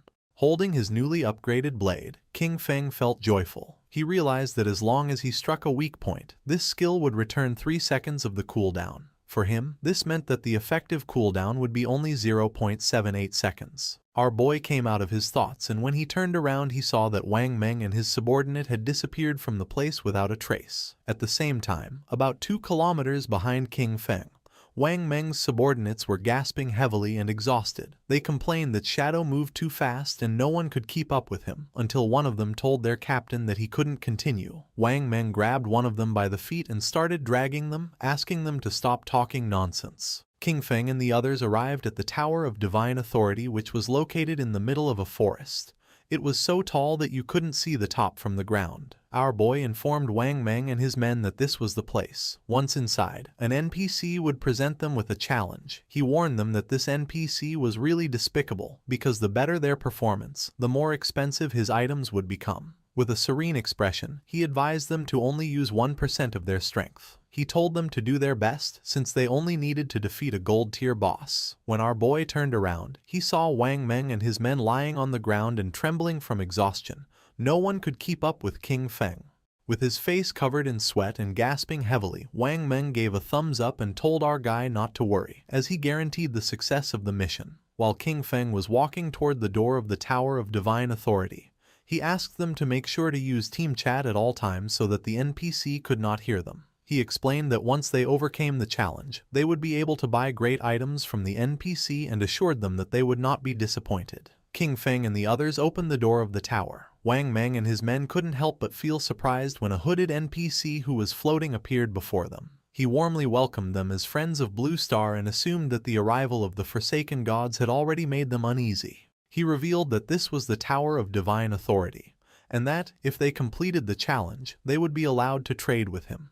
He asked them to let him know when they were ready. Wang Meng's men felt somewhat surprised and confused upon realizing that the game actually had NPCs. One of them asked Shadow what kind of boss they had to face in this challenge. Our guy simply asked them to follow his lead during the fight, assuring it was simple. The swordsman of the party felt even more confused and asked him to be more specific. He wanted to know the duration of the battle, how many phases the boss had, what skills it used, and whether the combat focused more on mechanics or pure stats. He didn't stop asking questions. He wanted to know if the boss had any movement skill, if there were instant death attacks, if it targeted specific players with its skills, where its weak points were, and how long the fight would last. Wang Meng asked King Feng not to pay attention to this guy. He explained that the boy was nicknamed Steady as an Old Dog, and that, after an accident during a mission in which 2 party members died, he was now super cautious no matter what he did. Without wasting more time, King Feng informed the NPC that they were ready to start. The swordsman panicked, informing that he still wasn't ready. The NPC lowered his head before them, announcing that it was time to start enjoying it. Not long after, a portal appeared and from it emerged a powerful boss, the gold-tier obsidian skull-splitting puppet of level 20. The swordsman's eyes widened in surprise and fear, realizing that this boss was level 20, while the highest level among them was only 11. Calm as always, King Feng assured that there was no problem and indicated to Wang Meng to go first. Following Shadow's order, Wang Meng unsheathed his shield and took his sword out of the inventory. Using his skill Shield Charge, Wang Meng launched himself headfirst at the boss, giving him a strong shield blow to the teeth. The boss became enraged and struck Wang Meng. Luckily he was fast and was able to block part of the attack thanks to his shield, but in the process his body was sent flying.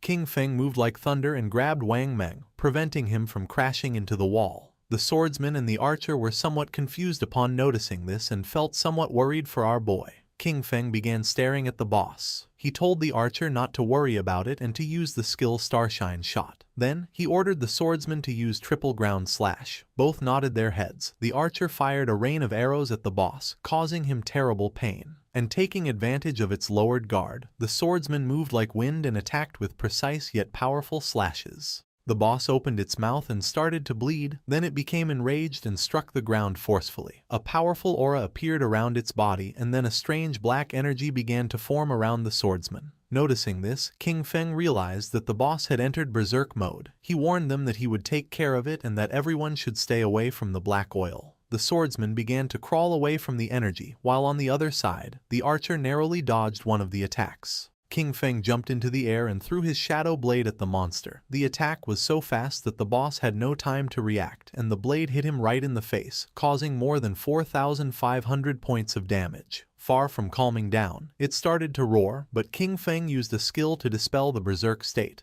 Wang Meng couldn't help but smile, commenting that the damage inflicted didn't match his status. It was as if the boss had taken off his gear. With an expression full of joy, the swordsman mentioned that Shadow was really good at acting, having stayed in the corner the whole time. The NPC must have thought he was a complete noob. The archer became somewhat curious and asked our boy how he had found out that the NPC's items were more expensive the stronger the players were. He was even more curious to know how King Feng had discovered this. King Feng began to ponder and then explained that the game held many secrets, with much information buried in the depths of the ruins. He told them they should often ask themselves if they had made an effort to explore and if their knowledge base had grown. The archer and the swordsman remained silent, not knowing what to say. While they were distracted, the boss opened its mouth and began to charge a fireball. As little by little the fireball summoned by the boss became more powerful and large, King Feng warned them that the boss was about to spin clockwise and spit fire. He ordered them to make sure to dodge it, explaining that the black oil on the ground, combined with flames, could burn them to death in just 3 seconds. Wang Meng and the others began to disperse, and then Wang Meng warned Old Dog that he was running in the wrong direction. King Feng did not take long to realize that it was too late to dodge, so he ordered Wang Meng to activate invincibility and block the attack for him. Wang Meng obeyed and blocked the attack using his shield. King Feng congratulated him and ordered them that, once the flames subsided, they should use their highest damage skills and attack with everything.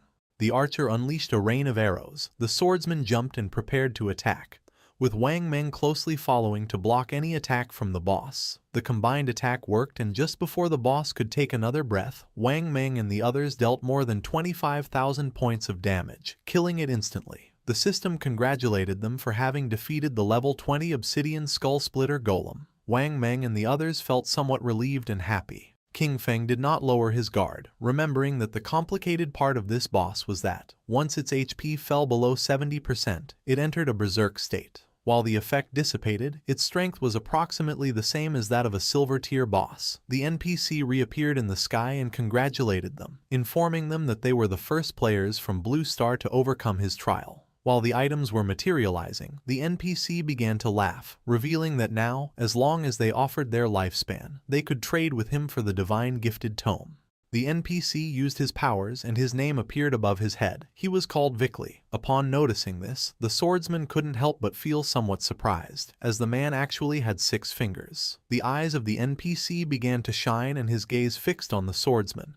Without wasting another second, he summoned a thunderbolt which descended upon the swordsman, causing him more than 99,000 points of damage and killing him instantly. His body transformed into orbs of lifespan and Wang Meng panicked, not understanding why the NPC had suddenly attacked him. Calm as always, King Feng mentioned that the taboo established by this NPC was related to his fingers. He clarified that NPCs and players could not attack each other unless the player first broke the taboo set by the NPC. Because of this, as long as they didn't mention his fingers again, they would be safe. A question came to Wang Meng's mind. He didn't know if King Feng could defeat this NPC. Our boy revealed that for now he couldn't. The system revealed the reality about these NPCs. They were powerful beings from other timelines who had obtained divinity. Bound by ancient and eternal rules, they arrived at Blue Star disguised as NPCs to collect the lifespan of players. With an arrogant expression, Vickley asked them to choose the divine skill book they needed, exchange their lifespan for it, and get lost. Upon seeing the skills books, Wang Meng went into shock. He discovered that it was possible to spend lifespan to create daily necessities in reality, like all kinds of food, water, and drinks. He understood that with these divine books, even if a disaster occurred, they would be completely supplied. As expected from King Feng, he had really led them to obtain something good. Wang Meng and the archer were surprised. They were certain that King Feng never let them down. Their astonishment grew even more when the archer discovered the existence of the divine book, Mechanical Maid, and instantly wanted to buy it. King Feng spent 9,000 days of tradable lifespan and, in return, obtained the complete set of the 9 Zhonghai City divine books. These divine books would meet his daily needs, but there was also another reason. The Tower of Divine Authority offered an achievement that granted reputation rewards, and he was determined to claim it. King Feng informed the NPC that he wanted to challenge the highest difficulty alone. Vickley felt somewhat confused and made it clear that, with the performance he had just shown, King Feng wouldn't be able to finish even the first level, yet still dared to dream of challenging the highest difficulty. King Feng felt curious and decided to ask what exactly was involved in the highest difficulty. Vickley revealed that the difficulty was divided into 5 levels, with the 5th being the highest. The boss was still the Obsidian Skullbreaker Golem of Golden Grade, but its attack, health, defense, and cooldown speed were increased by 500%. The jaws of Wang Meng and the archer dropped in shock. A 500% increase. It had already taken them great effort to dodge its skills, so they doubted that Shadow could manage it. Moreover, with 5 times more health and defense, they wondered how long it would take to defeat it. Knowing there was no room for a single mistake during combat, Vickley began staring at King Feng. He warned him that if he died during the challenge, the lifespan he dropped would belong to him, and asked if he was sure he wanted to accept it. King Feng ignored the warnings and nodded his head, making clear that he wanted to accept it. Vickley began to summon a ball of magic, gladly accepting what he considered a gift. For Vickley, the players from Blue Star had already become too arrogant so early in the game. Really, they were asking for death. The previously defeated boss was resurrected. Now it was the golden obsidian skull-splitting golem, with its strength increased by 500%. King Feng drew his dagger. He knew that Vickley could empower his summoned creatures and that 500% was not the limit. In fact, he remembered that when he defeated him in the past, Vickley had increased his summons up to 2000%. This represented the perfect opportunity to test his new weapon. King Feng shot a poisonous dart at the boss, which activated the effect of Black Flame's gift, reducing the target's defense and all its elemental resistances by 7%. Then, the special effect of the Emerald Bone Blade was activated, increasing our boy's speed by 100% for 5 seconds. The boss launched flames and just before they could get close, King Feng disappeared without a trace. While it was distracted trying to understand what had just happened, King Feng appeared behind it, landed on its head and stabbed his dagger into its skull, activating the special effect of Emerald Bone Feather. The powerful monster began to roar in agony. King Feng disappeared again, and his speed increased by 100% for 5 seconds. Upon witnessing King Feng's incredible speed, Wang Meng and the archer were in shock. At first they believed he had become invisible again, thinking that the cooldown of his skill was too short. Soon they understood that it was not any skill. Shadow's speed was so extreme that it created the illusion of simply vanishing. King Feng decided to use Blessed Liberation, which would make his next attack cause the throat slash effect. Using Shadow Dash, our boy moved like thunder, causing more than 100,000 points of damage to the boss. The attack activated Black Flame's gift, which reduced its defense and all its elemental resistances by 64%.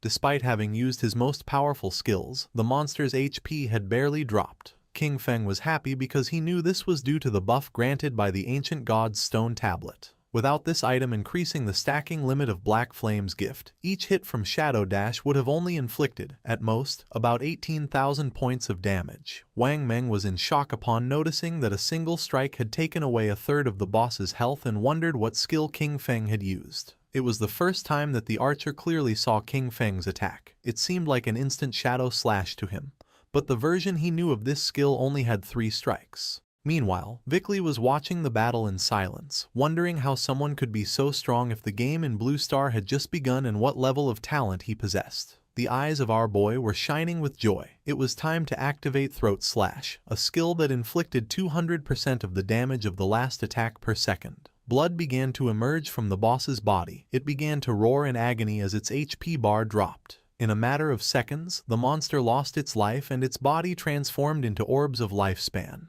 The system congratulated our boy for completing the achievement, Challenge of the 5th level difficulty of the Divine Authority Tower, granting him a total of 15 reputation points for surpassing all levels. Additionally, for being the first time in the world that someone cleared the tower solo, he received an extra 75 reputation points. Finally, an official global announcement echoed. Player Qin Feng had cleared the maximum difficulty challenge of the Divine Authority Tower for the first time in history. Far from being surprised, the players were confused. They didn't know what the Divine Authority Tower was, since in the ruins of the cities where they were, they had never seen a building resembling a tower. Once again, they realized that Shadow was ahead of everyone. Vickley was upset. For him, this was a scam. He cursed the cunning of the people from Blue Star, regretting not having charged 10,000 or even 100,000 days of lifespan for each Divine Authority book. Vickley summoned a powerful and bright ball of magic and shouted at them to get out. He never wanted to see them again. Wang Meng and the archer covered their eyes to avoid going blind, as they believed they were lost and that the NPC was about to unleash a powerful attack. Vickley's attack descended upon them. While Wang Meng and the archer were covering their heads, our boy stood still, calm as always. King Feng and the others were teleported outside of the tower. Both felt somewhat confused since they didn't know what had happened. They immediately panicked, only to realize that they hadn't died.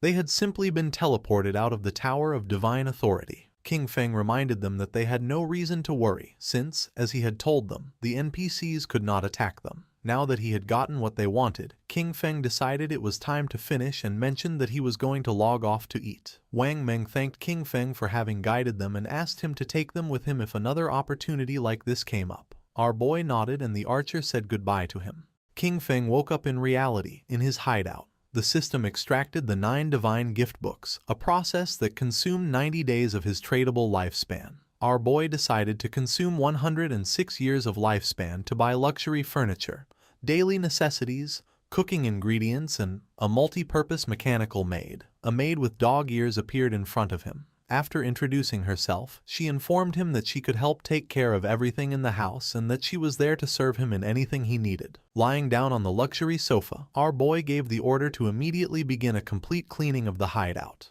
The maid began to clean the floor and decided that afterwards she would prepare a sumptuous feast. At the same time, in the real world, more precisely in Zhonghai City, the authorities were investigating several murder cases. The officer who was investigating the case informed his superior that this was the 3rd female corpse discovered in the week. Just like the 2 previous victims, all her limbs had been severed and her eyes extracted, which made it very likely that the killer was the same person. The superior asked if investigators had found any clues. The officer reported that the killer knew well about investigators. The timing of abandoning bodies was just outside of their skill's effective duration.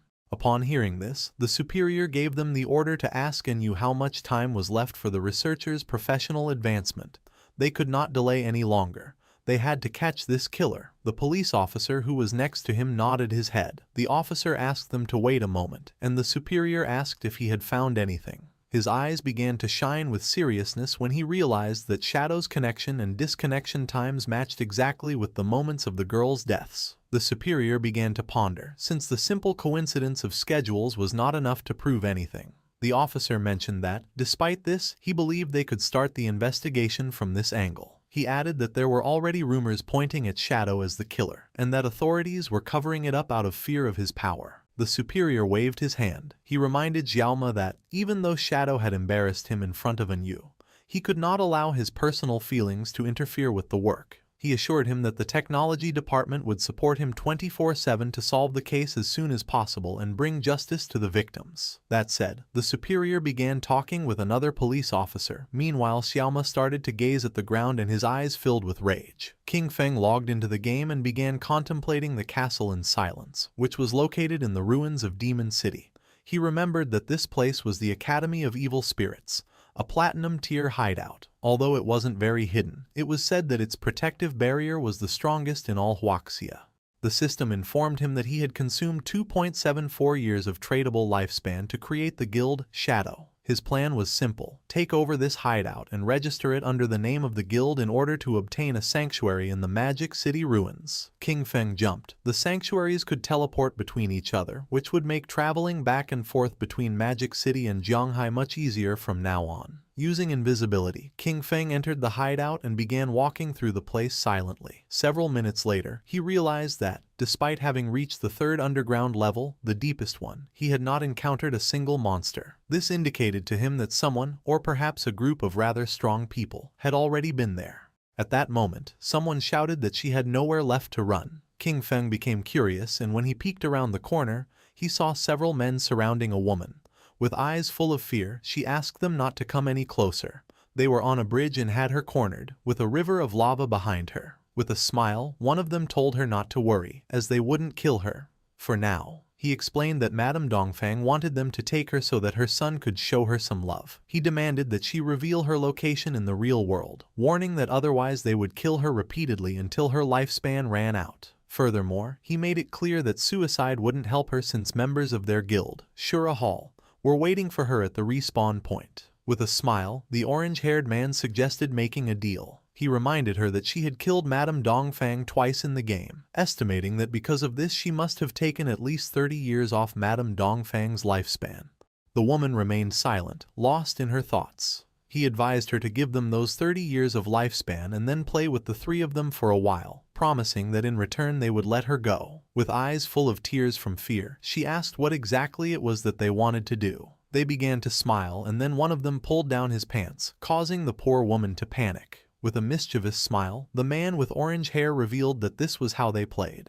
The woman began to ponder in silence, then looked away and, while blushing, asked them to promise to let her go after playing. With a cheerful smile, the orange-haired man promised her and invited her to start with him. The bald man said he would go next. With her body trembling, the woman began to approach them, and then her eyes began to shine with determination. Drawing her poisonous dart, she lunged at the man, but at that moment, the man with the blindfolded eyes used the skill Golden Cauldron Earthquake and descended upon her, crushing her body against the ground. He noticed that the little one was not behaving well. The only thing she could do was close her eyes as the orange-haired man approached. Showing his tongue, he warned her it was her last chance and ordered her to open her mouth. Then, a confident smile spread across the woman's face. Using a powerful skill, she cut both the bald man and the orange-haired one in half, causing the man with blindfolded eyes to feel somewhat confused. His eyes widened in confusion. He didn't know what was happening. Just before he could take another breath, the strip of paper summoned by the woman wrapped around his neck. She was so powerful that she made the man's head explode as if it were a watermelon. King Feng, who was watching everything from the corner, recognized the girl's profession instantly. Chain blade. After having killed those bastards, the woman crushed the orange-haired man's eggs. Their bodies turned into orbs of lifespan. With an expression full of hatred, she mocked them. And then our boy realized that she possessed the blade of the underworld. With a gaze full of determination, she swore that she would definitely kill Dongfang Ming. The girl had the class blade of the underworld, with the nickname Ghost Spirit. Our boy came out of his hiding place and started walking toward her. Her class, just like Shadow's, was the only hidden class in the assassin branch. He remembered that in his previous life, she had ranked among the 10 greatest powers in the world. But after becoming an enemy of the Chu family from Demon City, her true identity was exposed and she was besieged by many forces. Even so, she massacred thousands of enemies before finally dying from exhaustion. He remembered the deep sorrow felt by her guild members upon hearing the news. He never expected to meet her here. However, there was something he didn't understand. Who was this Dongfang Ming that she had mentioned? Supposedly, he himself had annihilated the entire Dongfang family. King Feng deactivated his invisibility skill and drew her attention. Her reaction wasn't kind. She prepared to attack, thinking our boy was a friend of those bastards she had just killed. King Feng denied knowing those guys. She got tired and lunged at him, asking him to prepare to die. As always, King Feng remained calm. With a furious expression, Ghost Spirit used her skill Underworld Chain Blade. In the blink of an eye, the strip of paper began wrapping around King Feng's body. But just then, King Feng turned into shadow and disappeared without a trace, leaving Ghost Spirit somewhat confused. Our boy appeared behind her and decided to play along. Upon hearing this, her eyes widened in surprise and fear. Knowing she was in danger, she jumped away from him. She used shadow stealth and her body turned into shadow, disappearing without a trace. King Feng was somewhat surprised to notice that she had become invisible. He also decided to use shadow stealth and also disappeared from the place. Several minutes passed and nothing happened. Noticing this, Ghost Spirit was somewhat confused. She couldn't see him. Even though her class, Blade of the Underworld, had a built-in level 4 anti-stealth, it was impossible for her to detect him. This led her to wonder if this guy could be Shadow. Not long after, King Feng deactivated his shadow stealth and appeared stealthily behind her, catching her attention. Upon hearing Shadow's voice, she panicked, noticing that he could still see her despite her level 4 stealth. She decided it was time to get serious and used her most powerful skill called Evil Ghost Soul Chase. The paper strip began to glow and a small pink flame appeared above King Feng's head. Activating Shadow Stealth again, King Feng did not lower his guard and retreated. But to his surprise, the blade began to follow him, leaving him somewhat confused. Upon observing closely, he realized that this locking blade could pinpoint his location. Ghost Spirit's eyes were shining with determination. Although her eyes could not see, her weapon could. No one who was targeted by the Evil Ghost Soul Chase could escape. King Feng tried to flee, but it was in vain since the blade kept following him. He realized that this class could ignore stealth levels. She was truly someone out of the ordinary. King Feng was cunning and began moving in circles around Ghost Spirit, and by the time she noticed his plan, it was already too late. She decided not to give up so easily, and when she tried to catch King Feng, the strip of paper wrapped around her body, leaving her immobilized. Grabbing the strip of paper, King Feng lifted it and clarified to her that he was Shadow, not someone sent by Dongfang Ming, assuring her that if he had wanted to kill her, she would already be dead. With no other option, Ghost Spirit decided to believe our boy, asking him to let her down. King Feng got straight to the point and asked if the Dongfang Yue she mentioned was from the Dongfang family of Jianghai City. Even while hanging upside down, she nodded, clarifying that however, she had married into the Chu family, so her relationship with the Dongfang family was no longer as close. Our boy understood that a fish had escaped from the net. Apparently, Dongfang Yue was not present when he annihilated the Dongfang family. Ghost Spirit's eyes widened in surprise upon realizing that it was he who had annihilated the Dongfang family. She felt excited and joyful, as this meant that Dongfang Yue and Shadow were also enemies. She asked him to put her down immediately, declaring that the enemy of her enemy is her friend and that they could cooperate. King Feng released the strip of paper, causing her to fall to the ground. He decided that cooperation could wait. First, he asked why she wanted to kill Dongfang Yue. Ghost Spirit clenched her teeth tightly and revealed that she wanted to avenge the murder of her family. She decided to tell the dark and sad story. Before the arrival of the God-forsaken game, Dongfang Yue had killed her mother in a traffic accident while driving drunk. However, she got away with it because the Chu family found someone else to take the blame for her. Her father, unable to accept it, found evidence to convict Dongfang Ming. But the next day his body was pulled from the river. The official conclusion was suicide. When she went to Dongfang Yue's house demanding an explanation, guards from the Chu family beat her nearly to death. Sunk in despair and about to end everything, it was at that moment when the God-forsaken game arrived. The first thing she did upon entering the game was kill Dongfang Yue. However, in order to kill her permanently, it was necessary to completely drain her lifespan. After reviving again, she hired countless people to hunt Ghost Spirit down, leading up to what he had just witnessed. King Feng listened silently as she told him this story without interrupting once. Tears began streaming from Ghost Spirit's eyes as she begged Shadow, "Please help me kill Dongfang Yue." Coldly and without beating around the bush, King Feng refused. Ghost Spirit did not give up, and with tears of sadness in her eyes, she begged him again to help her kill Dongfang Yue. Our boy began to stare at her. She was not a person who gave up so easily. With a sad expression, she assured him that she would not ask for his help for free. She offered everything she had, promising to work for him and give him all the lifespan she earned, her equipment and her skills, all this in exchange for his help to kill Dongfang Yue, declaring that she would even become his slave voluntarily. King Feng began to observe her in silence, and his eyes filled with surprise. With an arrogant gaze, he told her that he would not help her kill her, since that was her revenge and could only be settled by her own hands. King Feng was not a villain and told her that he would help until then. However, how far she could go would depend on her own destiny. Ghost Spirit was in shock and her eyes widened with confusion. She didn't know how he was going to help her. King Feng was honest and with a serene gaze asked her to join his guild, become one of his people, and he would help her complete her revenge. A system window appeared informing her that Shadow had invited her to join the guild. Shadow. She began to ponder silently, and then her eyes started to shine with joy upon realizing that the guild of Shadow consisted only of him, wondering if joining was all she had to do. Without wasting any more time, she agreed to join our boy's guild, and a system window confirmed her decision. King Feng accepted the friend request from Ghost Spirit. He felt happy to know that she had accepted, and told her that now she only needed to do one thing: class advancement. Our boy turned his back on her and told her that she would have to find out for herself what class advancement was and how to do it, and that she should come find him when she had achieved it. The eyes of Ghost Spirit, who was kneeling on the ground, began to shine with determination. King Feng made it clear that if she couldn't even accomplish this, then she should give up on her revenge. Using his skill Shadow Stealth, King Feng left the place. He recognized that the potential of the class blade of the underworld was unlimited and that, with just a little guidance, she could definitely advance much further in the future. He arrived at the depths of the Evil Spirit Academy. In front of him was a level 15 boss, a woman with several spiritual heads, the aberrant witch, Stana, of platinum grade.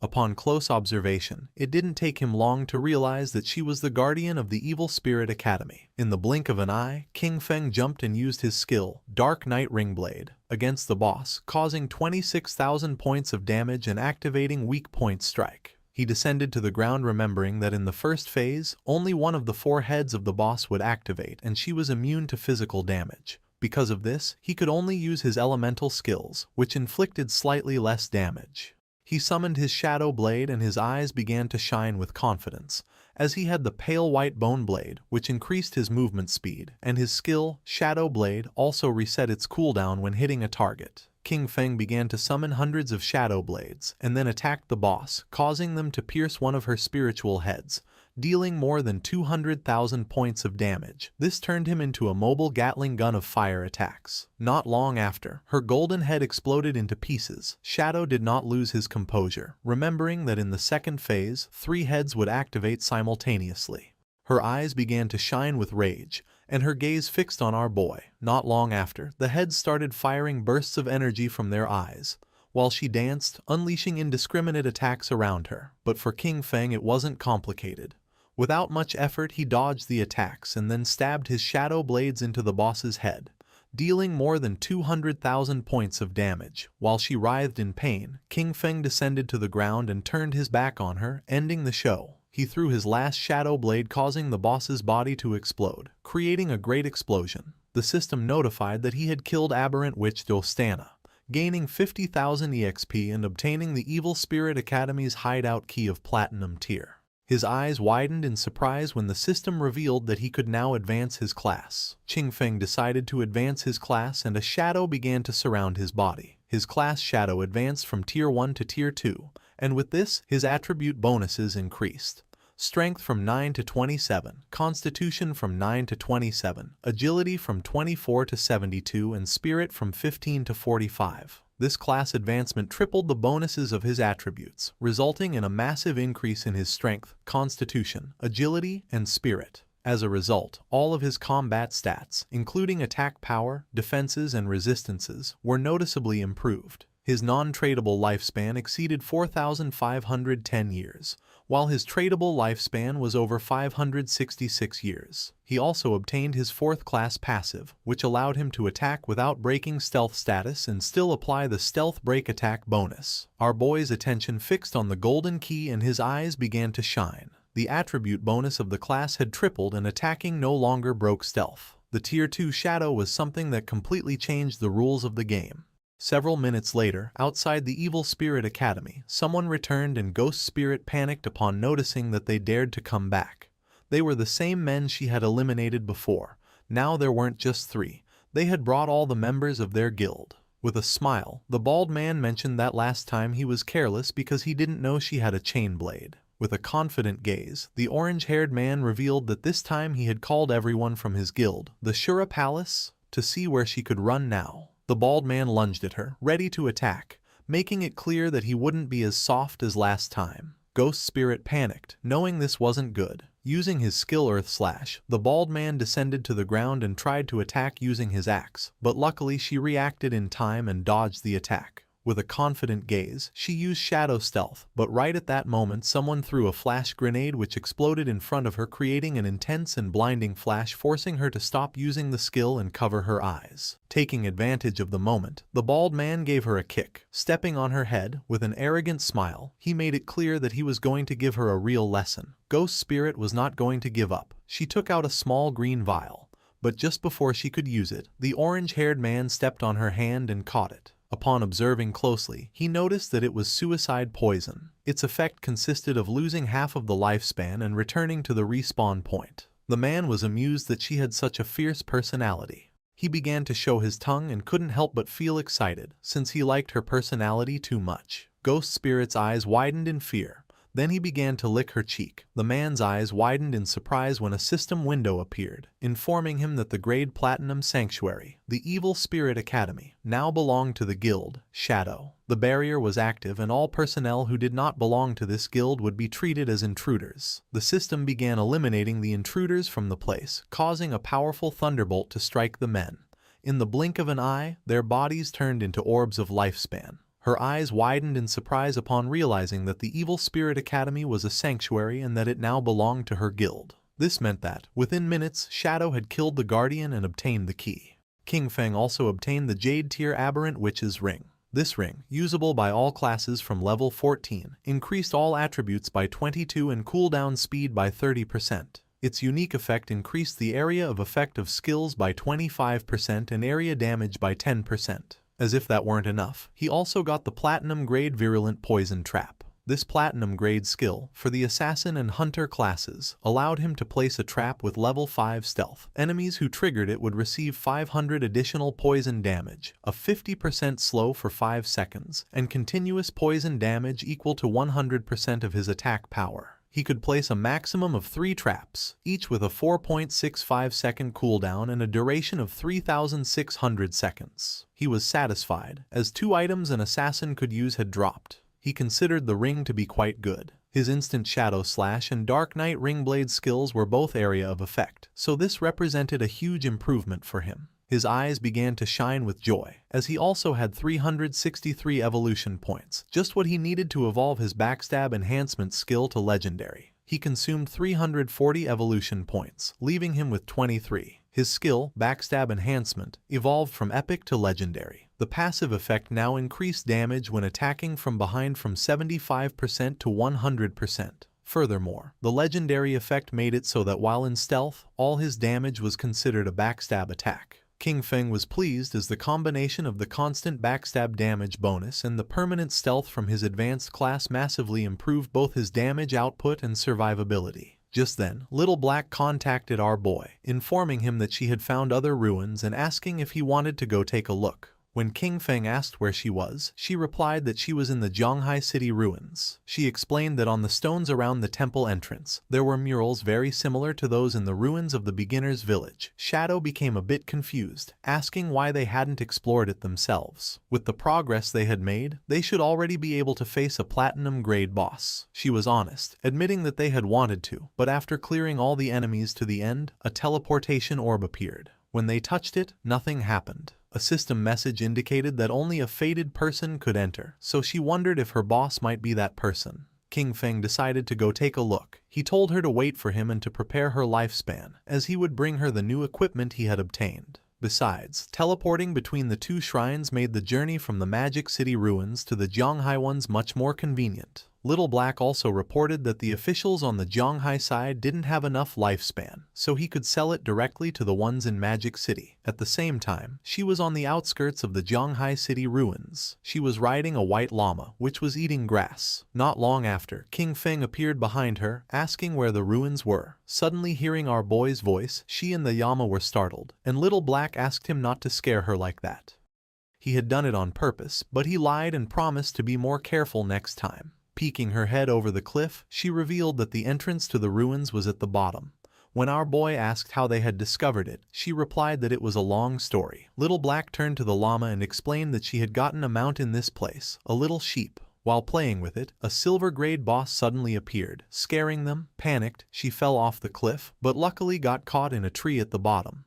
And that's how she saw the cave. Very carefully, she made her way down to the bottom of the cliff, warning him to be careful not to slip. She explained that after respawning, she had called Captain An and Uncle Wang Meng to explore it together. Taking a leap, King Feng also descended, commenting that it was just like her to find a place like this. Little Black praised Shadow's good moves, mentioning that Wang Meng had tried to jump the same way but slipped and died from the fall. They entered the cave. Along the way, she mentioned that there was a labyrinth ahead, but they had already cleared it of monsters and explored the entire path. Our boy advised her that, from now on, she should try not to die if she could help it. He warned her not to let her non-tradable lifespan reach 0, as it would be very dangerous. With a confident smile, she promised that she understood. She mentioned that she knew about a skill that drained other people's lifespan, but they had precautions in place, as they could replenish their non-tradable lifespan. King Feng was somewhat surprised, asking if they really had a reliable way to replenish it. Holding up a finger, she revealed that inside the city ruins, they would lure monsters that had absorbed non-tradable lifespan to a secluded location. After eliminating them, they would save all the non-tradable lifespan that dropped, so when they needed it, they would simply go to that place to replenish their own. King Feng grew curious, commenting that it was a good method and asking if Anu had come up with the idea. Little Black was in shock, as King Feng had guessed correctly. Our boy remembered that, in his past life, it was Anu who had devised this method and that, over time, everyone ended up using it. Not long after, they came across a teleportation orb. Little Black brought her hand to the orb, and the system informed her that she was not the fated person, and the mechanism would not activate. She asked Shadow to try, explaining that everyone assumed this temple might be connected to the one in the beginner's town. King Feng grew curious and began to observe the orb in silence. He decided to reach for it. And at that moment, the orb began to glow as an intense energy started to emerge from it. Little Black covered her eyes in confusion, not knowing what was happening. To her surprise, our boy disappeared without a trace. Realizing that both her boss and the orb were gone, she confirmed what she had suspected.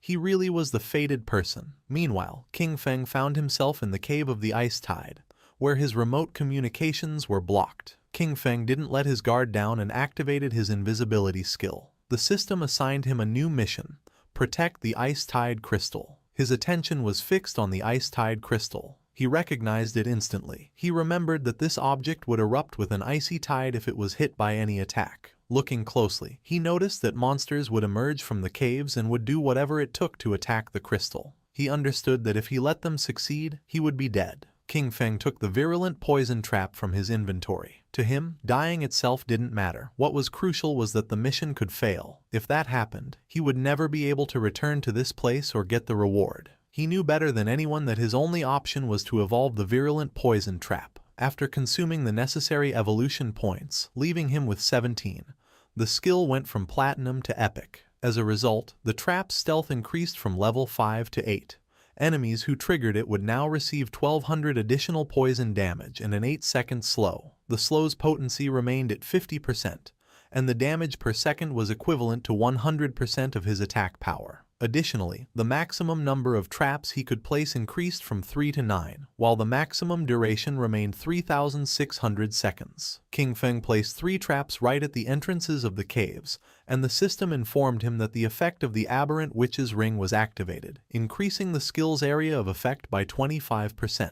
King Feng knew the upgraded traps perfectly covered the entire passage. It was guaranteed that any monster passing through would trigger them. Just then, they started to arrive. Monsters with glowing eyes began to stare intently at our boy, as a horde of them emerged from the caves and rushed towards King Feng.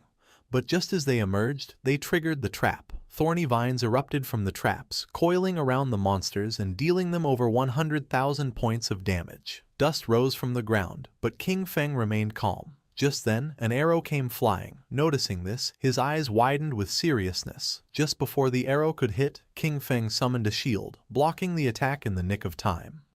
His attention was fixed on a mob carrying a bow, realizing there were ranged ones too. Outside the Magic City ruins, a mage, Dongfang Yue, met with the orange-haired man and asked if his guild was giving up on hunting Ghost Spirit, also known as Guiling, now that she was a member of the Shadow Guild. The man nodded, confirming they couldn't do it and that she would have to find someone else. She gripped her magic staff tightly, questioning why he considered Shadow a greater threat than her. She reminded him, calling him a peasant, not to forget that she possessed all of his personal information and that killing him in the real world would be a piece of cake. His eyes widened with rage. Just before she could utter another word, the man had had enough and landed a heavy punch on her cheek, sending her body flying. Once Dongfang Yue was on the ground, the man drew his dagger and started beating her. He yelled that he was sick of her, and that even if he couldn't beat Shadow, he could still kill her. He furiously berated her for calling him a peasant again and again, yelling, "Die," repeatedly with each blow. In the blink of an eye, she died and her body began to transform into orbs of lifespan. She woke up in the real world at the Chu family residence, her golden-cased phone in hand. She was furious. She couldn't help but clench her fist tightly, indignant that those peasants from the Shura Palace had dared to kill her, Dongfang Yue. Immediately, she demanded her husband send people to catch them all. Her husband was somewhat confused and asked if she meant the Shura Palace, the group she had hired to capture Ghost Spirit. With a furious expression, she explained that Ghost Spirit had now joined Shadow, and that those people didn't dare to continue for fear of his retaliation. Her husband explained that they would deal with those peasants after eliminating Shadow. He informed her that he had already arranged for men from the Black Dragon Hall of Magic City to go after him, assuring her that the plan was already in motion and that she could soon avenge her family. Her eyes widened with rage, a fury directed at both Shadow and those peasants. Her mind filled with excitement, and with a confident expression, she swore she would avenge the Dongfang family and slaughter each and every one of them. In the cave of the Ice Tide, King Feng threw his short blade, which embedded itself in the eye of the bow-wielding monster, killing it instantly. To him, it didn't matter that they were ranged mobs, as his Shadow Blade skill reset its cooldown upon hitting a weak point, making it a simple matter of 1 slash per kill. The ice-tide crystal was full of cracks and about to shatter when the system announced that the guard mission was complete and that he should claim his reward. This took him by surprise, wondering if it was already over. The ice-tide crystal shattered into pieces, and then a golden chest appeared. King Feng's attention was fixed on it as he realized it was an epic treasure chest. He extended his hand towards the chest. Last time, an epic chest had given him graceful release. Now he would see what this one contained. The chest opened, and a powerful golden light began to emerge from it. Then, a woman started to manifest. She was an NPC. King Feng was somewhat surprised, as it was the same NPC who had been next to the epic chest last time. With her eyes closed, she began to speak in a strange language, one that King Feng recognized as the language of the old gods. She communicated to him that he had passed the 2 trials and that he was the chosen one. To our boy, this was strange. He obviously couldn't comprehend the language, and yet he understood its meaning perfectly, wondering if it was because of his eye of judgment. As her body was transforming, she revealed that the old gods had already perished, and that he was the heir to the mantle of judgment. The NPC's body began to change. The only thing Shadow could do was watch in silent amazement. Little by little, the NPC's body began to change. The third eye on her forehead opened as a powerful aura emerged from her body, and she informed King Feng that her name was Asathis, that she would follow him and witness him become the true god of judgment. Then, she asked him to accept the gift she had prepared for him. It was the Asathis's summoning bell, a bell created by the Herald of Judgment, Asathis, using the power of order itself. It would allow him to summon her once at level 25, again at 35, and one last time at level 50. Each summon would grant him the opportunity to challenge a special ruin, and if he successfully completed all 3 challenges, Asathis could reside in his hideout and provide a skill upgrade function. Our boy grabbed the summoning bell, his eyes beginning to shine with joy. He understood that the last temple had been level 5 and this one was level 15. He was surprised to think that Da Lisi had stumbled upon both, recognizing that her luck was truly out of this world. Asathis asked King Feng to select a skill, informing him that he had one free opportunity to upgrade it to his current level. His eyes filled with seriousness as he began to ponder. He knew that the power of skills was judged by 2 standards, quality and level requirement. While the quality of each skill was fixed and couldn't be improved, he could use infinite evolution to forcibly increase it.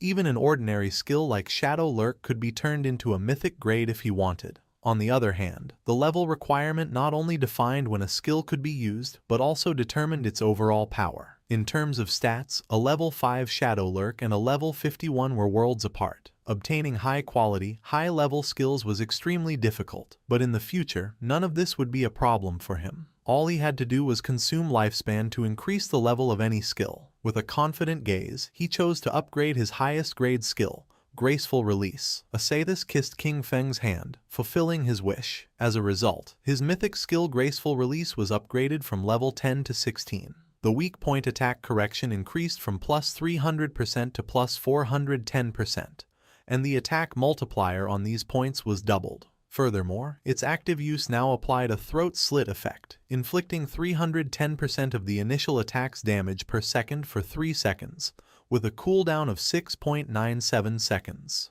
Asathis began to disappear, saying she looked forward to seeing him again. Then, a blue portal appeared in front of our boy.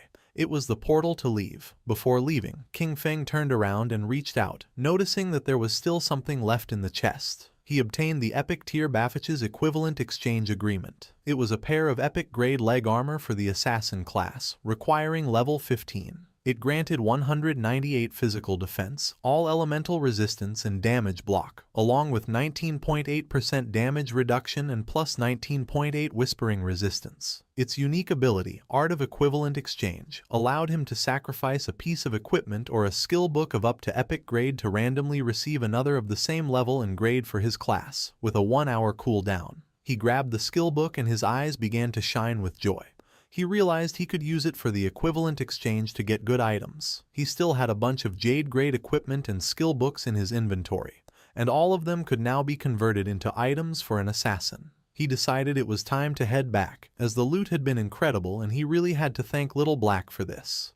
While Little Black was waiting at the cave entrance with her llama, King Feng came out. He was a bit surprised to notice that she hadn't used the last hour to level up and had instead stayed there waiting for him. Noticing that King Feng was back, Little Black was glad, as she had been keeping watch at the exit in case someone tried to ambush him. As a reward, King Feng gave her a skill book he had found in the ruins. Little Black was in shock, as this was for the level 13 Platinum Magic Shield skill. She thanked her boss, aware that this would greatly improve her survivability. Riding the small llama, Little Black said goodbye to him and left. King Feng's body began to disappear, as he decided he would also log off to fill his stomach. Meanwhile, in the Zhonghai City ruins, stood the Silver Grade Guild sanctuary of the Knights Templar. A smile spread across the guild leader's face, as he announced that this was a great day, for the Knights Templar Guild finally had a home of its own. Everyone grew excited as the leader mentioned that, although this home wasn't large, it was a wonderful start. With this, they would no longer have to worry about being slaughtered by a suddenly appearing boss and would have a safe haven to rest when they were tired of leveling up. For all of this, there was one person to thank, Xiao Yu. She was the one who found the place first, and the leader asked them to welcome her to the stage with the warmest of applause. Everyone began to praise Xiao Yu, making her feel happy. She stood on the platform and first thanked her master, who had tirelessly taught her. Then, her friends, for extending a helping hand in her times of difficulty. She also thanked the people who hated her, as their mockery and contempt had motivated her to become even stronger. Hearing this, the women couldn't help but feel proud of Xiao Yu. With tears in her eyes, she finally thanked her father and mother. She wished they hadn't died, so they could see the excellent person she had become. She would definitely make them very proud. The leader cut Xiao Yu's speech short, asking her to tell everyone what kind of difficulties and obstacles she overcame to find this hideout. Xiao Yu was honest and revealed that a while ago she'd had a dream. In it, a very powerful warrior guided her, and they captured the hideout. Although the dream was blurry, it felt incredibly real. So she came to the place with a just give it a try attitude, never thinking she would actually find it. The others mocked her. The idea of a dream seemed hilarious to them, and they didn't believe she could be serious. The leader, holding back his laughter, thanked Xiao Yu for her wonderful speech and asked if she'd had any dreams the previous night. Touching her cheek, she mentioned that she did have a dream. In it, there was a huge and magnificent hideout, full of people, and she believed it was a platinum-grade hideout. The guild members once again mocked her with laughter, commenting that she was really dreaming and joking that they would soon be moving into a bigger house. The leader became serious and decided that this was an excellent dream, handing her the reward she had earned, 1 year of tradable lifespan. With a smile, he put his arm around her shoulder and expressed his hope that everyone would learn from Xiao Yu and her dedication to the collective good. He stated that as long as everyone worked together with one heart, the guild could definitely stand firm in these chaotic times and get better and better. The leader dismissed everyone, instructing those who needed to level up to go do so, and those who needed to explore to get moving. He entrusted Xiao Yu with continuing her search for hideouts, encouraging her to keep up the good work, as he was counting on her. Xiao Yu's eyes began to shine with joy, and with a smile, she nodded. Several hours later, with her magic staff in hand, Xiao Yu was inside the Zhonghai City ruins. Her eyes were shining with worry, as she was following the feeling from her dream but couldn't find the place that was supposed to be in the area. Meanwhile, members of the guild were secretly following her. They realized she had gone straight to this area after the meeting and wondered if she was really looking for the platinum-grade hideout from her dream. Seeing her enter the building, they decided to follow. Xiao Yu went into a building and began to cross through a tunnel. The place scared her. It was like in her dream, but at the same time, very different. Besides, she had the feeling that someone was following her. Closing her eyes, she let out a sigh and filled herself with determination, reminding herself that she was a life priest, a hidden class, and that nothing could hurt her. But when she opened her eyes, a monster with eyes emerging from its mouth was in front of her. The sight made poor Xiao Yu only able to scream in terror. Instead of attacking Xiao Yu, the monster threw her to the ground and started running in the direction where the women from the guild who were following her were hiding. They panicked, wondering what this monster was. Disgusted, they shouted to catch it and kill it immediately. Just before they could make a plan, the monster wrapped its tentacles around one of them and shoved the tentacles emerging from its mouth into the woman's. In the blink of an eye, the woman began to weaken as the monster had drained all her lifespan. Realizing that this monster could absorb them to death, her companions screamed and, without hesitating for a single second, began to flee the place in terror. The monster was not going to let them escape so easily. Poor Xiaoyu woke up to the screams and with a fear-filled expression, turned around only to see the monster draining the woman's lifespan. Xiaoyu was quick and, without making a sound, began to flee. She came across a spiral staircase and went down without looking back. She tripped and fell headfirst onto the ground. With tears in her eyes from the intense pain, she began to observe the place carefully, wondering where she was. In front of her was a door. Her eyes widened in surprise, leaving her in shock as she realized this was the entrance from her dream. She had finally found it. This was the platinum-grade hideout, and she had to notify the guild master immediately. She informed the guild master that she had found the platinum-grade hideout. The leader was somewhat surprised. He ordered her not to move, as he was already bringing people over, and asked her to join his party so they could see her location. Zhao Yu joined the party and told them she would wait for them there. At that moment, her eyes widened in fear as she began to hear noises, and once she turned around, she saw the sinister monster looking at her with a smile. Despite the fear, she gritted her teeth and filled herself with courage, telling herself not to be scared. She could do this. She could definitely defeat it. While the sinister monster was watching her, Xiao Yu stood up and grabbed her magic staff, convincing herself she could defeat it, as she was no longer the same person she used to be. As a powerful aura surged from her body, with a confident smile, she reminded herself that she was the noble hidden class, the Life Priest. Raising her magic staff, Xiao Yu activated her most powerful skill, Venomous Vines. Vines emerged from her staff and coiled around the monster, draining it of more than 500 hit points. Super excited, she celebrated that the attack had hit. Now, its poison would consume it while she prepared her next move. She aimed her magic staff at the monster and used Corrupting Poison Mist, causing a poisonous mist to start damaging the boss, continuously draining its life. This was a corrupting toxin, much more vicious than any ordinary poison. The mist began to expand throughout the entire place. Noticing this, she panicked, and her eyes filled with fear. She realized this was an enclosed space and the poisonous mist had filled the entire area. This was very bad. She started to fan the smoke away with her hands, as she couldn't hold her breath any longer. Xiao Yu couldn't hold her breath anymore, but at that moment she remembered that, as a life priest, she had an antidote spell. Raising her magic staff, she used the antidote, causing the poisonous mist to slowly begin to disappear. This also stopped it from affecting the monster. Its attention became fixed on her, and a smile spread across its face. Xiao Yu's eyes were filled with tears and, unintentionally, she inhaled a bit of the mist. The effect was instant, and she died, causing her body to turn into lifespan. The system notified that the player, Xiao Yu Ya, had committed suicide. She respawned in her guild's hideout. Just then, the guild leader contacted her through chat, asking why she had returned. She explained that a monster inside the place had killed her. The leader and his men had already killed the monster. He asked if she meant the soul-sucking hag, the silver-grade monster they had just defeated. However, this didn't make sense to him. The soul-sucking hag was slow and had low attack power, but it completely drained the lifespan of anyone it caught.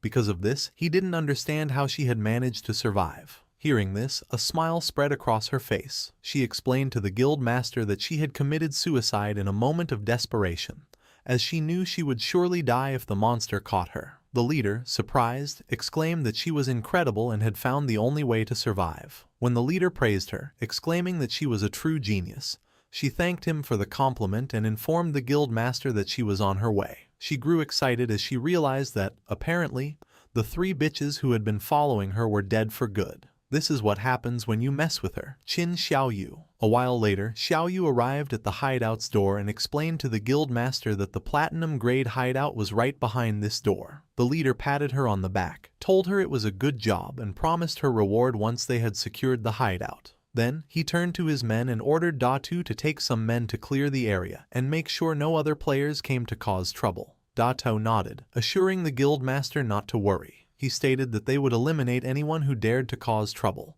even if it was Shadow himself. Pointing at the hideout's door, the leader ordered his men to charge. They had to kill the guardian inside, and then the hideout would be theirs. Several of his men approached the door and prepared to open it, filling the air with war cries. They urged each other to charge to kill the guardian and proclaimed the imminent victory of the Knights Templar, while hurrying those at the front. One of the men informed the leader that the stone door wouldn't open. With a curious gaze, the leader began to reflect. He remembered that in this game, every hideout had a guardian, and suddenly he understood everything. With a confident expression, the leader pointed towards the hideout's door, revealing that this stone door was the guardian. Using his axe, one of the men struck the stone door. The attack dealt 320 hit points to the door as damage numbers appeared. This confirmed it was true. The stone door really was the guardian. Everyone praised the guild master's brilliance. With a smile, the guild leader told them that this platinum hideout was practically a gift and ordered his men to take it down. They accepted the order in unison. His men began to charge the door and, in the blink of an eye, created a large curtain of dust. At the same time, several system windows informed King Feng that his hideout, the land of purified souls, was under attack. The durability of the entrance's stone door was at 99.3% and taking continuous damage, while the magic defense barrier remained at 100%.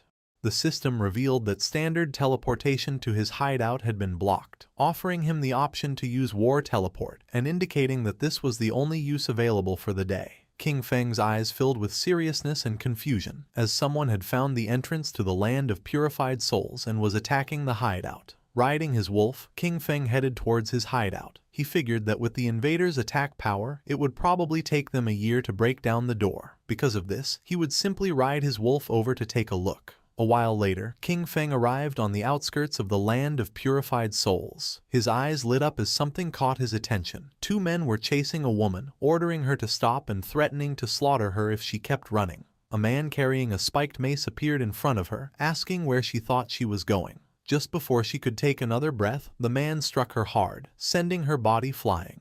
With a smile, the purple-haired man extended his hand and used his skill, Sacred Chains. 4 swords made of energy descended from the sky, piercing the woman's hands and knees and causing her to scream in pain. One of the men reminded her that he had already warned her that this area had been claimed by their guild, the Knights Templar, and asked if she really thought she could force her way in. With a serious gaze, she explained that she was just passing through and that this wasn't forcing her way in. It was obvious they were just looking for an excuse to rob her. Our boy recognized the woman. It was Yang Xiaoya, his colleague from the company. He remembered she was a rather nice girl who had even given him a heads up before. Hearing that, the guild reserved the area. He deduced that the ones attacking the land of purified souls were then from the Knights Templar Guild. The purple-haired man stated that if they said she was forcing her way in, then she was. With a smile, he reminded the others that, according to the usual rules, he would go first. The other man, laughing, said that then he would be ahead of him. At that moment, someone moved like thunder, cutting off the heads of the 3 men. It was none other than King Feng. Our boy started to stare at her intently, and his eyes began to glow. Yang Xiaoya was in shock, wondering if it was Shadow. But no, she realized that wasn't right. Those eyes, they were King Feng's. With a snap of his fingers, our boy activated one of his skills. This ability, the Blooming Curse, caused brilliant red spider lilies to erupt from the corpses of the men he had just defeated, draining their remaining lifespan. He stood amidst the glowing red energy, his expression calm and serious. Nearby, his old friend Yang Xiaoya watched in shock. Seeing his eyes, she felt a sense of familiarity and wondered aloud if he could be King Feng. The orbs of lifespan from the fallen men were drawn into a vortex of blue energy and disappeared. Yang Xiaoya noted that everything was gone. She contemplated what she had just seen. She thought how much Shadow's eyes resembled King Feng's, but she quickly dismissed the idea as a coincidence. She reasoned that if King Feng was the powerful player Shadow, he would never let his sister, Xiao Yu, join a guild like the Knights Templar, where members were treated like slaves. The story then shifted to Shadow's hideout outside the land of purified souls. A group of players, led by the Knights Templar Guild leader, spotted Shadow's arrival and erupted into a fanatical welcome, cheering for Big Brother Shadow. The leader explained that his men had been trying to rob someone and thanked Shadow for showing up and teaching them a lesson. He said that since Shadow saved them from the headless assassin, his entire guild had become devoted fans of him. The leader continued to flatter Shadow, claiming his guild now followed his positive values and strove to be a sunshine guild. After the praise, he finally asked why Shadow had come to visit. Shadow ignored the flattery and got straight to the point, asking if it was true they were attacking a hideout. The guild leader, looking surprised and nervous, stammered as he asked Shadow how he knew, then hesitantly questioned if Shadow was also interested in the hideout they were attacking. With his eyes glowing, Shadow made a calm declaration, stating that the hideout was his. The guild leader was so shocked he practically turned to stone, unable to process what he had heard.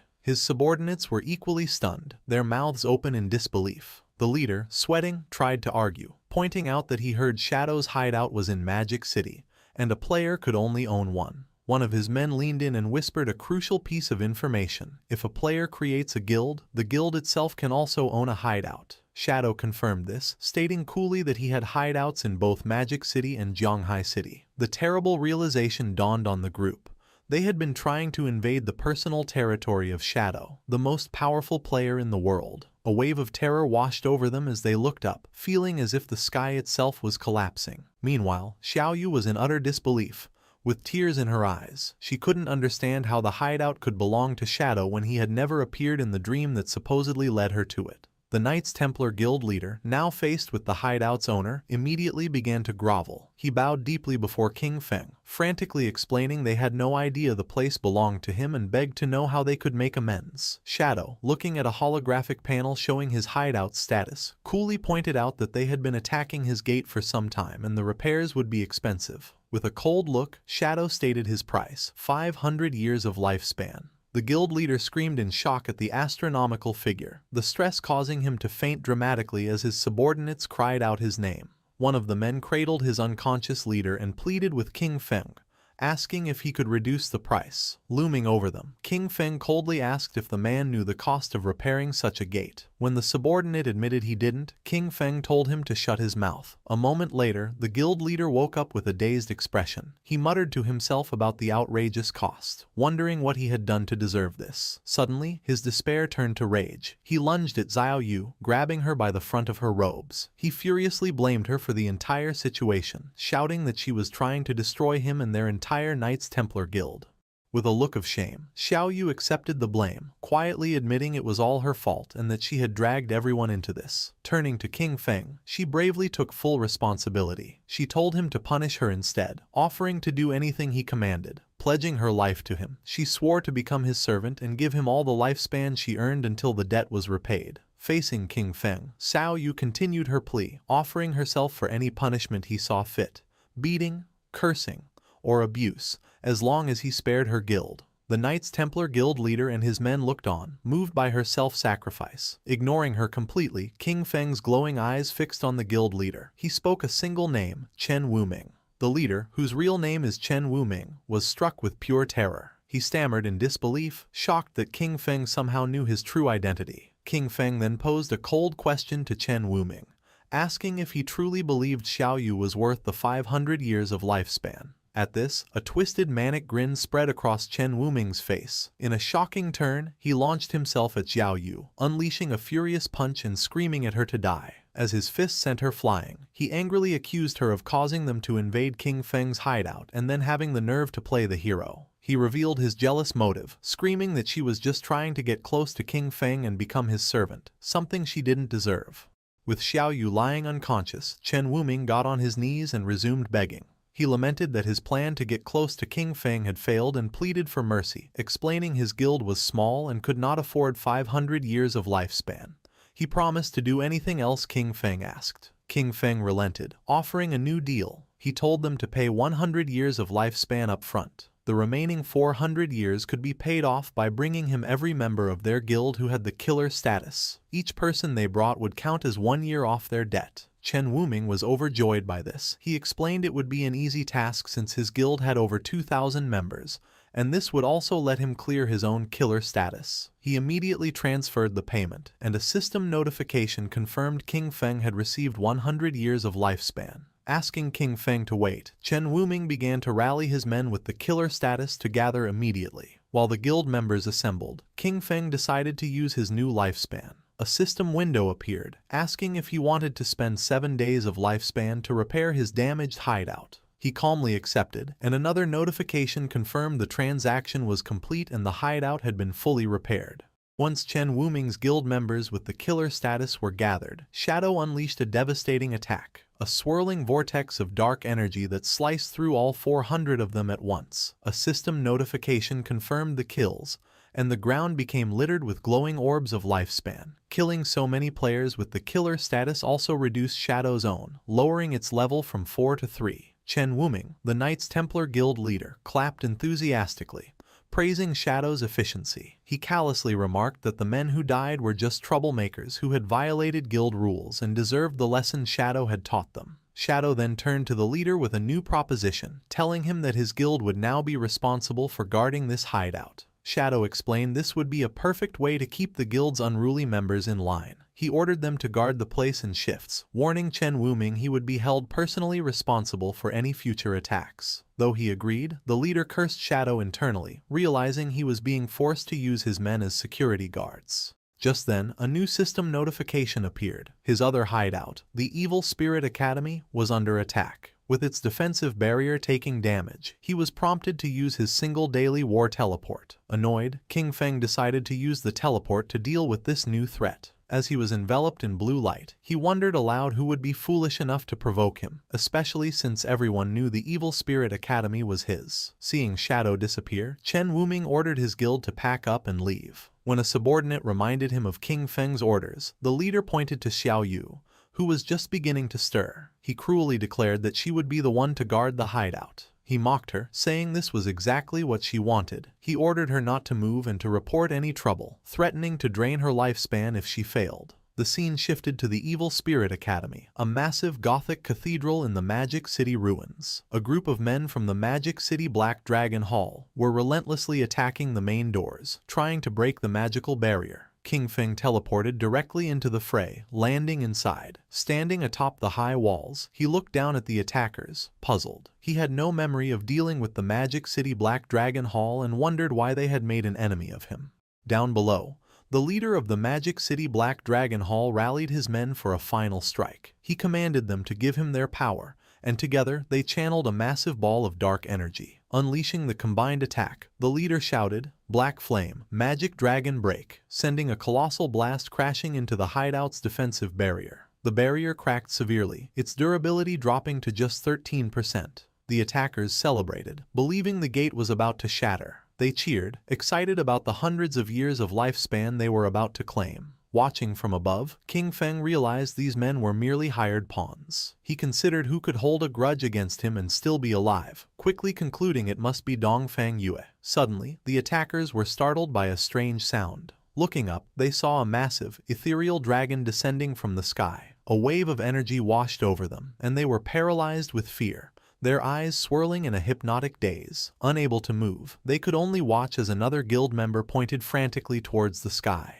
A massive fiery meteor was plummeting directly towards them. The celestial body crashed into the ground, engulfing the helpless men in a massive explosion. One of the men braced for impact, but was surprised to find himself unharmed after the flames subsided. He laughed with relief, gloating that the meteor had only dealt 3,000 damage and his high health build had saved him. His celebration was cut short as his head was severed, and his body was consumed by dark tendrils before disintegrating.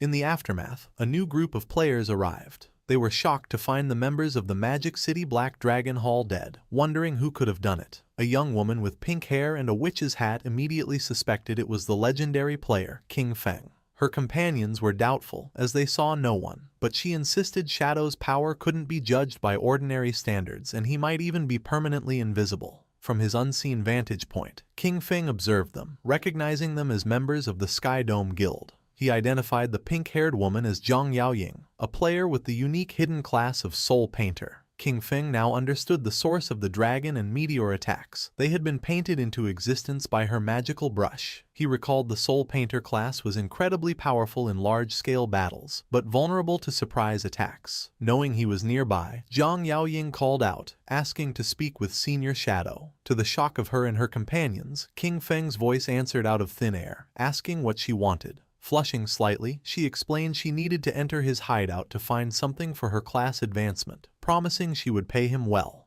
Shadow pieced everything together. In his past life, the Sky Dome Guild had controlled this hideout, and now he understood why. Zhang Yaoying must have discovered it during this quest. He mused that his actions had once again altered history. He fondly remembered watching her and her grandfather's popular gaming streams. Her grandfather, Old Man Zhang, founded the Sky Dome Guild, which became one of the top guilds in the nation. Blushing under his mask, King Feng admitted to himself he knew so much because he used to be a fan. Putting his memories aside, King Feng made a decision. He told them to come inside so they could talk. As he spoke, the massive sealed doors of the Evil Spirit Academy swung open, revealing a dark, cavernous entrance. Inside the Gothic halls of the Evil Spirit Academy, King Feng sat on a massive throne with dark energy swirling around him. He addressed the members of the Sky Dome Guild, asking them to state their business. Zhang Yaoying stepped forward and explained that her soul painter class required special materials for its advancement, materials only found in the Evil Spirit Academy. Stating they had heard he had sold a previous hideout for a high price, she offered to buy this one from him. She explained that her class required a large quantity of the material, making ownership the most practical solution. King Feng was impressed, wondering how the Sky Dome Guild had accumulated so much lifespan. He credited her grandfather, Old Man Zhang. However, he informed her that the Evil Spirit Academy was not for sale. As a compromise, he offered her guest permissions, allowing free access to the ground floor. Unsatisfied, Zhang Yaoying countered, asking to rent the space instead. She proposed a price of 500 years of lifespan for a 3-year lease on the first floor. King Feng considered her proposal. He realized that since he had already offered her free access for her quest, her insistence on paying such a high price meant the Sky Dome Guild's true goal was not just to gather materials, but to formally establish a relationship with him. As if reading his thoughts, Zhang Yaoying offered another term to sweeten the deal. With a devious grin, she promised that if he agreed, her guild would take care of the Magic City Black Dragon Hall, the group that had just attacked his hideout, and wipe them out completely. King Feng was taken aback by her audacity, asking if she could really make a decision that would lead to war without first consulting her grandfather. Zhang Yaoying laughed, surprised he knew her grandfather. She confidently assured him that Old Man Zhang always listened to her, and that crushing a small guild like the Black Dragon Hall would be easy. Admiring her decisive nature, King Feng agreed to the deal and tossed the rental contract to her. A system notification confirmed the transaction, informing Shadow he had received 500 years of lifespan. He told them they could use the first floor as they wished and not to worry about the defensive barrier, as the lava in the lower levels would automatically repair any damage. With the deal done, Zhang Yaoying and her guild celebrated. After the Sky Dome Guild members entered his hideout, Shadow allowed himself a small smile. He thought to himself that Zhang Yaoying was even more energetic in person than on her streams. Blushing under his mask, he shook off the thought and reminded himself to get back to business. He went to his hideout's warehouse. He had used his equivalent exchange skill several times already with good results. Seeing the skill's cooldown was over, he decided to use it again. Activating Baffich's equivalent exchange, golden energy swirled around his hand as he sacrificed a low-value item. The system announced he had lost a wisdom training scroll but gained the Scarlet Blade, a powerful Jade-tier assassin finisher skill. The blade was a high-damage melee attack that also healed him for a large percentage of the damage dealt. King Feng was pleasantly surprised. Obtaining a limit break finisher skill was a significant power boost. These ultimate abilities were known for being strong enough to turn the tide of a battle. He noted the base damage of the new Jade tier skill was more than double that of his most powerful legendary skill. Seeing its potential, King Feng immediately spent evolution points to upgrade the Scarlet Blade to legendary tier. The skill's damage and healing grew, and he calculated that with his buffs, a single strike could now inflict over 100,000 points of damage. With plenty of evolution points left, he decided to upgrade another core skill. He invested 500 points into his passive stealth ability, evolving it to Mythic. This upgrade not only increased his stealth level but also granted him a new passive effect. While in stealth, the rate his lifespan drained in dangerous areas was reduced by 90%. King Feng's eyes glowed with satisfaction. This would make exploring high-level rage zones much safer. At level 17, Shadow could finally equip the new Jade tier gear he had acquired. He equipped a new veil, gloves, boots, and a ring, each providing significant stat boosts. With his new gear, almost his entire set was now Jade tier. However, he looked at his new mismatched appearance with disgust, remarking on how ugly low-level equipment was. He promptly switched his appearance back to his default, all-black Shadow outfit. Now fully upgraded, King Feng declared it was time to conquer the next hideout. The scene shifted to the real world, in the suburbs of Magic City, where an armored vehicle pulled up to a grand mansion. An armed guard asked his colleague how many people they had brought back, and the other replied they had only found 4. The first guard expressed disappointment, and his colleague explained that fewer people were willing to sell their lifespan these days before telling the new arrivals to get out. A group of 4 disembarked, a large muscular man, a man in a long coat, another man in a suit, and a young hooded woman. The man in the coat looked at the impressive mansion and remarked that the buyers must be rich. A guard told them to wait outside while he informed Madame Dongfang.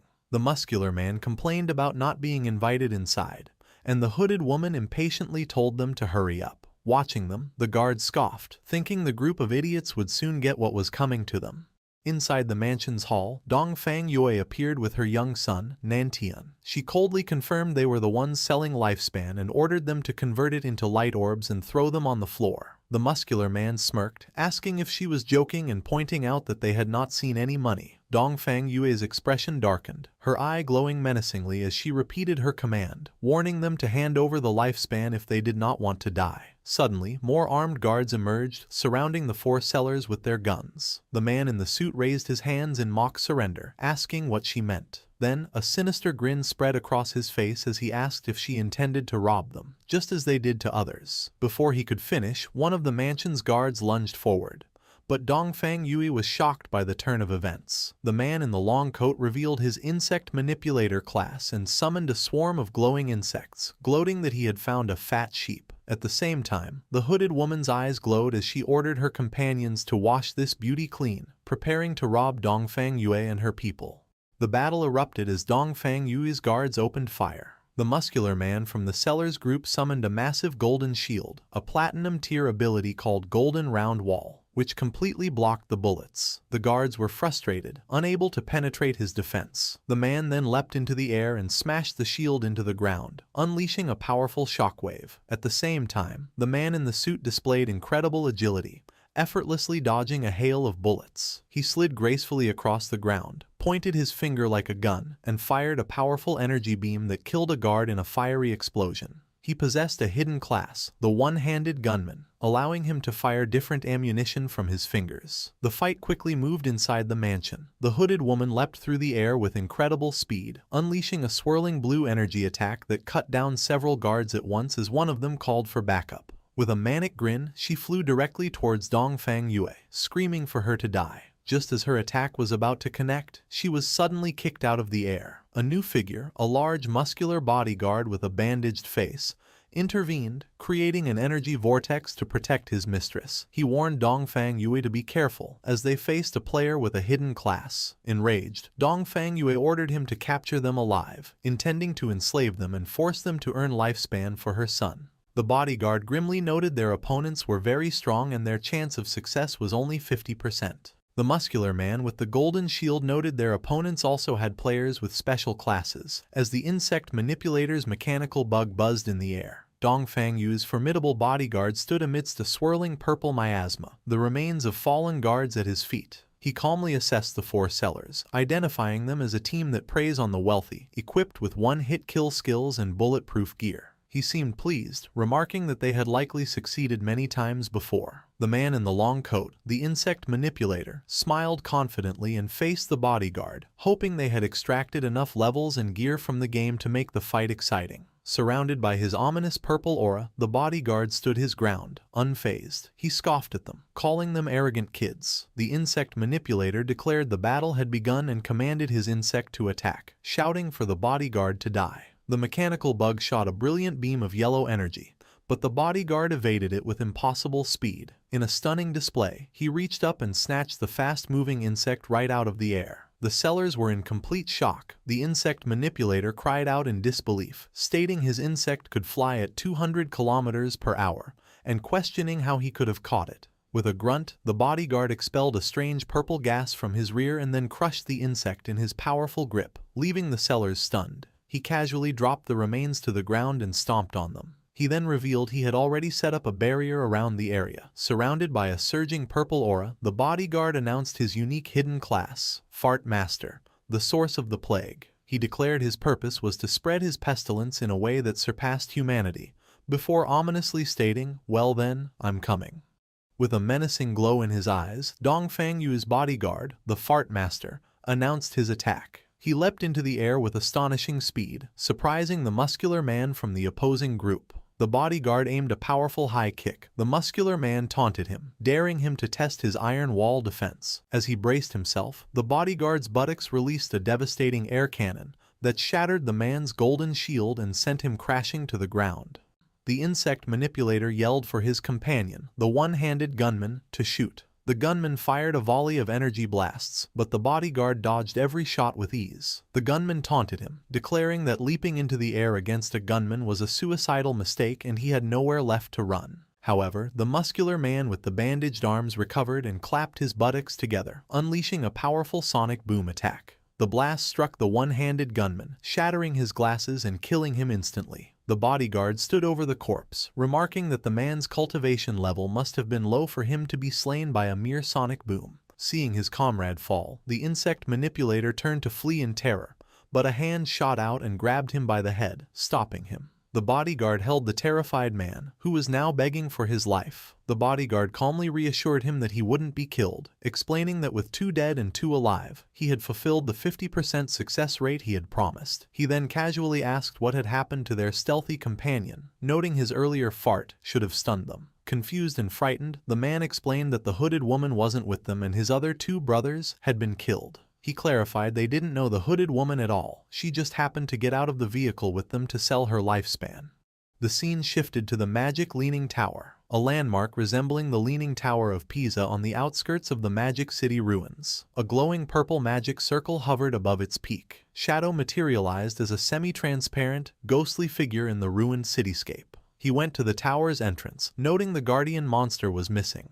He concluded someone had beaten him to it. He entered through a large, frozen doorway. Inside, Shadow observed his surroundings. He knew the magic Leaning Tower was a vast, multi-storied library, a giant maze filled with traps. He recalled the legend of a terrible monster sealed deep inside, a princess transformed by an evil white dragon. As he floated through the library, he saw signs of looting. Realizing another party had already gone deep inside, he remembered the teleport mechanism to the top floor was in this area.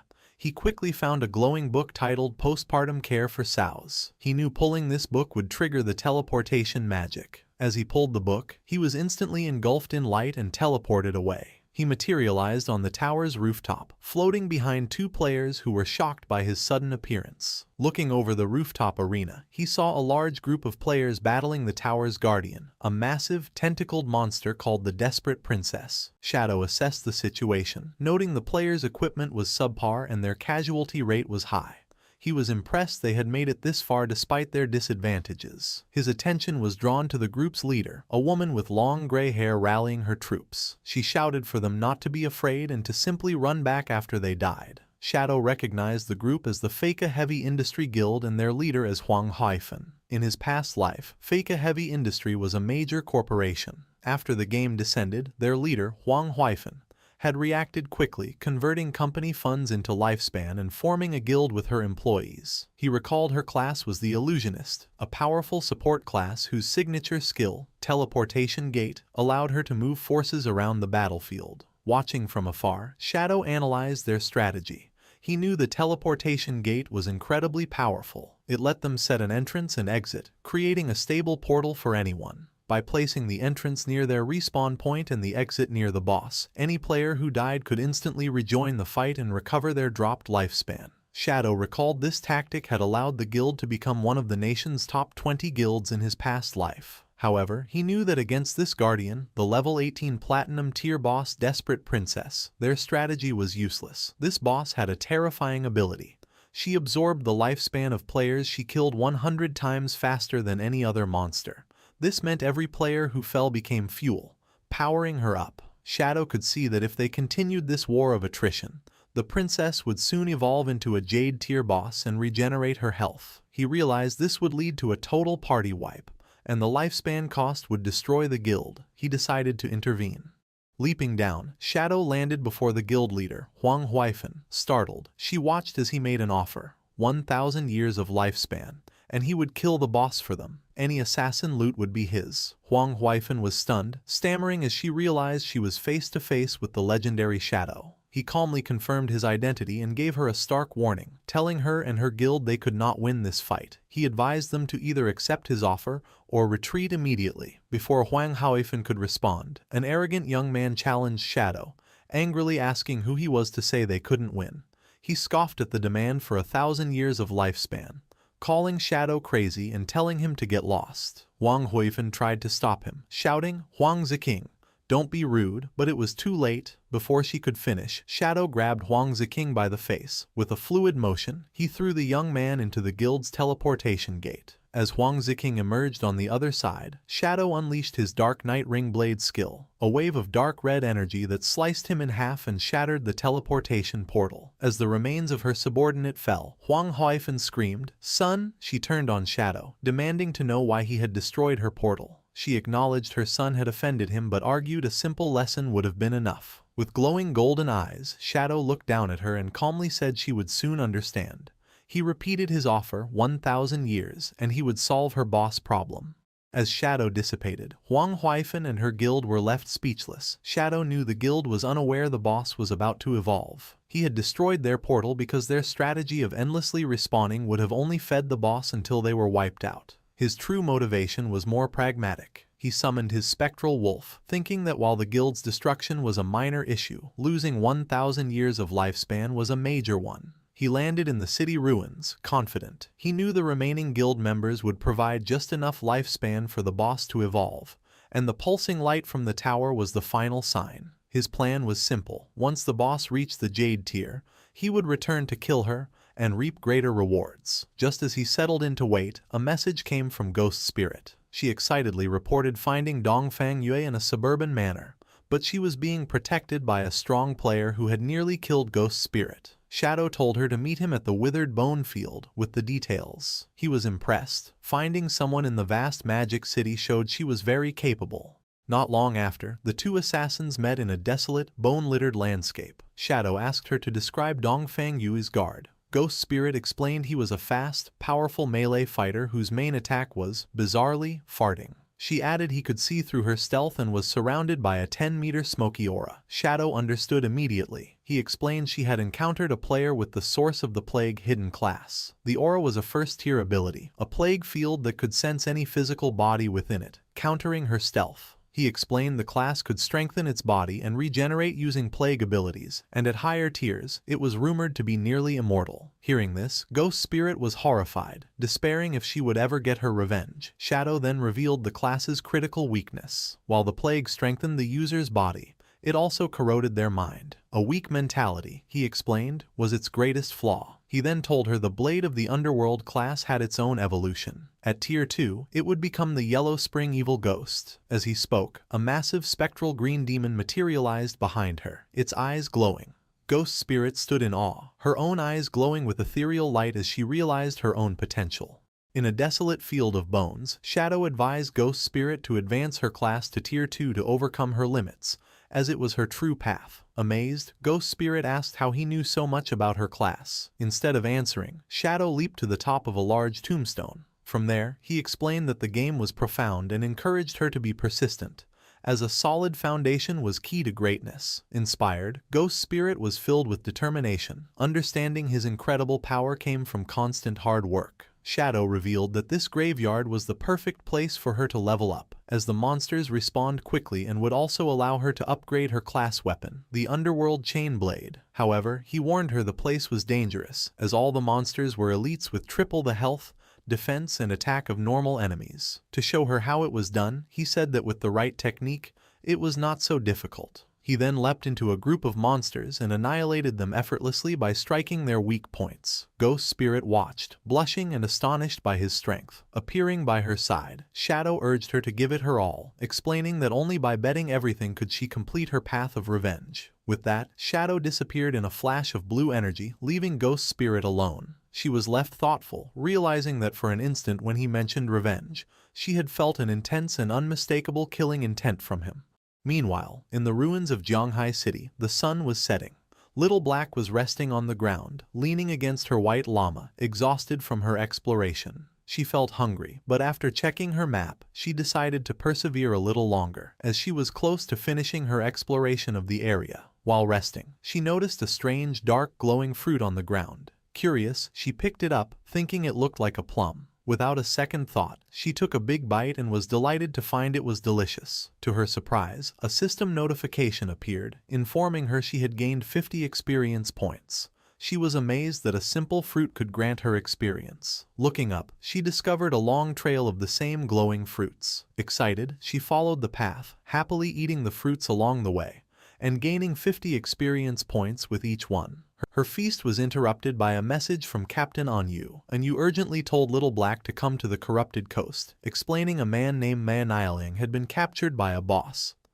He was carrying over 500 years of lifespan, so they needed her help. Little Black checked her map and replied she was already in the area. Captain Anyu told her to wait, promising they would be there shortly. Still following the trail of glowing fruits, Little Black crawled along, complaining to herself about MANHWAEDIT. She thought he was a good-for-nothing, but her thoughts quickly returned to the delicious fruits. As night fell, she reached the top of a hill and stopped in surprise at the scene before her. The path of fruits had led her to the desolate, corrupted coast, where a small slug-like creature sat at the end of the trail, having apparently produced the fruits she had been eating. Nearby, a horrifying sight awaited her. A colossal bloated monster with several sharp-toothed mouths on its back held a small, screaming humanoid figure. Little Black, her face still smudged with fruit juice, was shocked and wondered what kind of boss this giant creature could be. Her eyes then darted to the ground, where she saw the motionless bodies of 2 players, and recognized one as MANHWAEDIT. She realized this grotesque monster must be the boss Captain Anyu had warned her about. The creature sat before a massive bowl and proceeded to bite the smaller creature it held. A system window identified the boss as Spirit Devourer, Undali GR, a level 20 Jade grade monster. The Spirit Devourer then crushed the small creature in its fist. Little Black watched in horror, realizing the boss was not eating a player, but another monster. The creature then tossed the bloody remains into its bowl and began to mix them into a gruesome meal. Captain Anyu and her party arrived on the hill, finding Little Black still observing. Anyu asked if she had seen MANHWAEDIT and the boss. The group looked on from the hilltop. Wang Meng exclaimed in shock that it was a Jade grade boss, while Captain Anyu expressed her disgust at its habit of eating other monsters. Little Black, still munching on a fruit, added a curious detail. For some reason, the boss had not attacked any players. Captain Anyu advised her team to observe for now and not act rashly. She admitted they were not equipped to handle a Jade grade boss and would need reinforcements. They continued to watch, puzzled by the boss's actions as it settled into a deep squat. They wondered what it could be doing before one of them hesitantly suggested it might be defecating. To their shock and horror, their suspicion was confirmed as glowing purple fruits began to emerge from the monster's rear. Little Black screamed in disbelief. Examining one of the new orbs, they commented on its peculiar shape, realizing it looked exactly like a plum. The terrible realization dawned on Little Black as she looked from the fruit in her hand to the boss. The delicious plums she had been eating were the monster's feces. Her face drained of color as Anyu and Wang Meng stared in stunned silence. Little Black let out a silent, horrified scream, dropping the fruit as she processed what she had done. She frantically wondered what she had just eaten, while Captain Anyu and Wang Meng desperately tried to quiet her. Her scream was too loud, and the massive Spirit Devourer slowly turned its head, its attention now fixed on them. The colossal boss loomed over them, and as it opened one of the mouths on its back, it let out a terrifying roar that seemed to echo with the whispers of an ancient, gluttonous god. The party was frozen in terror, knowing they were in grave danger. After the Spirit Devourer's terrifying roar, the world seemed to distort around Captain Anyu and Wang Meng. A strange power washed over them, making their eyes glow red as they screamed in agony. They clutched their heads, overwhelmed by a ravenous hunger that consumed their thoughts. Little Black watched in confusion as Captain Anyu and the rest of the party rushed past her with crazed desperation. Ignoring the monster, they sprinted towards the massive bowl filled with the bloody remains of the creature the boss had been preparing. With frenzied expressions, they plunged their hands into the gruesome mixture and began stuffing the gore into their mouths, muttering about how hungry they were. As they ate, their bodies began to unnaturally swell and bloat, their faces becoming round. From her hiding spot, Little Black watched in horror, exclaiming that her friends had gone mad, eating themselves into obesity. She then wondered why she was the only one unaffected by the strange hunger. Her question was answered in the most horrifying way. The massive Spirit Devourer loomed over one of the now bloated party members, grabbed him effortlessly, and shoved him whole into one of the gaping mouths on its back, devouring him completely. Watching this, Little Black finally understood the boss's horrifying mechanic, screaming in terror that the boss ate the fattest person it could find. Panicking, Little Black realized her elite team was not enough and concluded her only hope was to seek help from that man. She quickly contacted Shadow and explained they had encountered a Jade-grade boss, the Spirit Devourer, on Daily Gyre, and that Captain An Yu and Wang Meng were about to be eaten. Shadow's demeanor changed upon hearing the name. He realized this was the bloodline monster he had been searching for and thought Little Black was truly his lucky star. He told her to send him the coordinates and said he was coming immediately. The scene shifted to Shadow at the entrance of a glowing cave. He noted that he had already acquired the keys to 3 other platinum hideouts in Magic City. He decided this was the perfect time to deal with the bloodline monster, as the desperate princess boss should also be done evolving soon. A short time later, Shadow arrived at the corrupted coast. Little Black greeted him with relief. He asked where the boss was, and she pointed just ahead. She frantically told him that Captain An Yu and Wang Meng had already been eaten and begged him to rescue them. As they watched, the giant boss squatted down again, straining as if about to defecate. To their absolute disgust, a large translucent purple orb was expelled, and inside it, the horrified face of MANHWAEDIT was clearly visible. Both Shadow and Little Black were shocked. Little Black cried out that the boss had excreted MANHWAEDIT and worried the same would happen to An Yu and the others. Shadow explained the monster's mechanics. The Spirit Devourer was a servant of the gluttonous ancient god, and emitted a whisper that drove players into gluttony. The more they ate, the fatter they became, and the boss then devoured these fattened players to digest their lifespan. He continued, revealing there was only one way to be immune. One must eat the boss's excrement. He added that although it was disgusting, he had heard it tasted good. He then looked at Little Black, realizing she was unaffected, and began to ask if that meant she, mortified and crying. Little Black cut him off, begging him to stop. Still on her knees and horrified, Little Black tearfully begged Shadow to hurry and rescue her friends. Without a word, Shadow leaped into action, speeding towards the pulsating purple orb containing MANHWAEDIT. He snatched the orb out of the air and, instead of trying to free the man, hurled it directly at the massive Spirit Devourer. The orb, with MANHWAEDIT's terrified face trapped inside, smashed squarely into the monster's soft belly. The boss let out a pained roar as a white, viscous liquid erupted from the mouths on its back. The impact forced the creature to violently spit out everyone it had swallowed. Captain An Yu, Wang Meng, and the other party members were expelled from the monster's gullet, landing in a heap, covered in slime but alive. With his allies safe, Shadow's eyes glowed with a brilliant yellow light as a powerful red aura enveloped him. He activated his mythic skill, Graceful Release, followed by his legendary instant Shadow Slash. A storm of bright blue energy slashes descended upon the Spirit Devourer, inflicting devastating hits, each dealing tens of thousands of damage. Shadow saw his finisher skill gauge was full and decided it was the perfect time to test its power. He unleashed his ultimate attack, the Scarlet Blade. A colossal blade of pure red energy formed and sliced vertically through the Spirit Devourer, dealing an astounding 1,032,015 points of damage in a single strike. A system-wide announcement declared that player Shadow from Great Zia had achieved the world's first kill of a Jade-grade boss. Little Black watched from the sidelines, her jaw dropped in utter disbelief. She screamed in astonishment at the million-plus damage number, exclaiming how completely insane Shadow's power was. The global announcement of Shadow's victory shocked players worldwide. Some lamented that Great Zia would now rise to power, while others tried to claim him for their own, with one player angrily insisting Shadow's ancestors were from their country. Meanwhile, Shadow was surrounded by golden light as system notifications flooded his view. He received a massive amount of experience, evolution points, equipment, and new skills. Most importantly, he obtained the Spirit Devourer bloodline, and was asked if he wanted to activate it. He understood that bloodlines were a special system where powerful defeated monsters granted their bloodline to a player. A compatible bloodline could drastically increase combat power. With his eyes glowing, he chose to activate it. A powerful purple aura erupted around him as the bloodline's effects fundamentally altered his attributes. Each point of strength now converted to 3 points of physical attack, constitution to 50 hit points and 5 physical defense. His agility's effectiveness was boosted by 32%.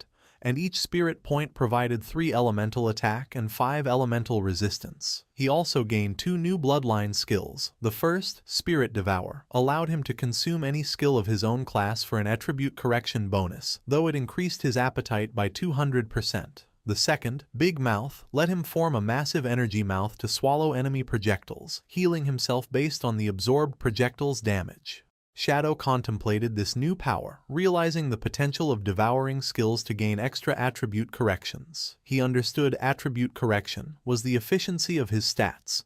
For example, one strength point normally granted 3 points of physical attack. The boss had conveniently dropped a bronze-tier poison blade skill, which he considered useless on its own but perfect for a test. He used Spirit Devour, crushing the skill icon. The system confirmed the action and notified him his strength conversion had increased from 3 to 3.3 points of physical attack per point. He was initially disappointed that a bronze-tier skill only gave a 0.3 increase, but then he had a crucial insight. The devoured skill was now a passive ability, which meant it could be evolved. He immediately spent 242 evolution points to upgrade the devoured poison blade skill from bronze to legendary. The result was astounding. The system informed him his strength conversion had now increased from 3 to 5 points of physical attack. His eyes gleamed with excitement. He realized that if he continued to devour and upgrade skills, his attribute corrections could become hundreds of times greater than other players. A determined smile spread across his face as he declared to himself that he was, once again, invincible. After the battle, Captain Anyu, Wang Meng,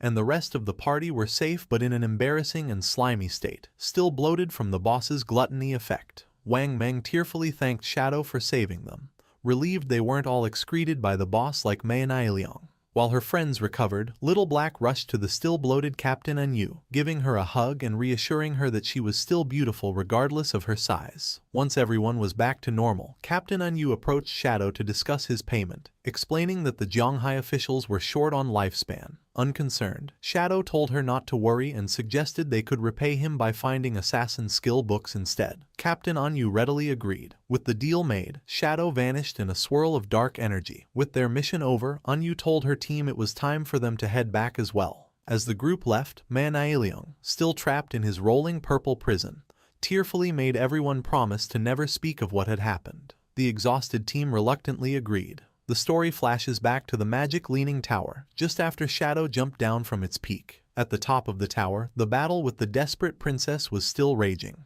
The boss, a tentacled creature, was down to the last third of its health. The guild leader, Huang Huifan, urged her team on, ordering a healer named Xiaokui to use her Tree of Life skill. Xiaokui obeyed and a massive glowing tree of green energy erupted, continuously healing the guild members. Huang Huifan rallied her troops, shouting that since Shadow had destroyed their portal, they couldn't afford to die. She encouraged them to go all out, believing victory was near. Filled with renewed vigor, the guild's tanks charged, and the team unleashed a final barrage of attacks on the weakened boss. Believing they had won, Huang Huifan celebrated with Xiaokui, crediting her Life Priest class for their success. However, their celebration was cut short. The desperate princess retaliated with a powerful tentacle strike, shattering a tank's shield and instantly killing him. The boss then closed her eyes and began to absorb a strange blue energy from her fallen foe.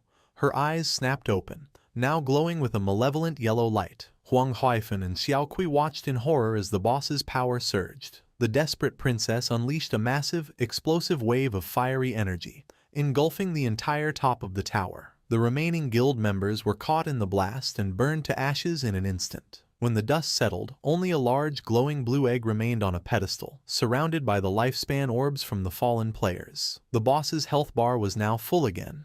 The desperate princess had evolved. Inside the large glowing blue egg, a woman with long, light blue hair was curled up. A system window identified this new form as the Desperate Egg, a level 30 Jade grade boss with a massive 10 million health points. Meanwhile, at the Feka Heavy Industry Guild hideout, the defeated members respawned. Wang Ziking, Wang Huifan's son, rushed to his mother in a panic, asking what happened and if they had defeated the boss. Wang Huifan explained that they had gotten the boss down to a sliver of health, but it suddenly restored all its health, transformed into an egg, and then unleashed a devastating attack that wiped them out. Shaken, Huang Huifan realized a full health recovery only happens when a boss evolves. Her mind flashed back to her encounter with Shadow, recalling his offer and his warning that her strategy would fail. The truth dawned on her. Shadow knew from the beginning that the boss would evolve. He predicted their human wave tactic would fail because it would only fuel the boss's transformation. She understood a platinum boss evolving into a Jade grade 1 was something her guild couldn't defeat. With resignation, she concluded her only option was to seek Shadow's help. Back at the silent peak of the magic leaning tower, Shadow's invisible form reappeared before the large blue egg. Shadow observed the desperate egg, identifying it as a jade-grade boss but finding its transformation strange. He knew a simple evolution shouldn't cause such a drastic change in form. He noted the egg had no offensive capabilities and wondered if it was a transitional stage before an even more powerful boss hatched. Deciding to act, Shadow leaped into the air and threw a dagger charged with dark energy at the egg. The blade struck, dealing over 28,000 points of damage. However, this barely dented the boss's massive health bar. In his spectral form, Shadow noted its 10 million health points were comparable to an epic-grade boss. He sensed the egg was strange and couldn't allow it to continue incubating. He realized that despite its high health, the strategy to defeat it was simple. He knew the egg had no anti-invisibility capabilities, meaning it was completely blind to his presence. His plan was to continuously attack with his skills to charge his ultimate finisher. Once his ultimate was ready, he unleashed the Scarlet Blade again. A massive wave of crimson energy slammed into the egg, dealing over 100,000 damage and causing large cracks to spread across its surface. Shadow stood confidently amidst the shattered egg, knowing a stationary, blind opponent's defeat was only a matter of time. Suddenly, something caught his attention. After shattering the desperate egg, Shadow was surprised by what he found. Instead of another monster, a young woman with long, light blue hair lay unconscious on the floor. A system window identified her as the desperate princess, but she was only level 1 with a mere 10 health points. Shadow materialized near the girl. Puzzled, he realized this must be the princess's true form, confirming a legend he had heard about a princess cursed by a white dragon. Seeing her 10 health points, he wondered if he had to kill the defenseless girl to officially defeat the boss. He summoned his dagger to end the fight but paused, contemplating the strange situation. His hesitation proved critical. Suddenly, a dark, swirling vortex with intense blue lightning formed in the sky above him. To his shock, a massive skeletal dragon emerged from the portal. A system window confirmed the new threat. It was the cursed white dragon, Ates, a terrifying level 100 mythical-grade monster. After the desperate egg shattered, a massive skeletal dragon, the cursed white dragon, Ates, emerged from a sky portal, launching a powerful attack towards Shadow. Shadow was shocked, wondering why a mythical-grade boss had suddenly appeared.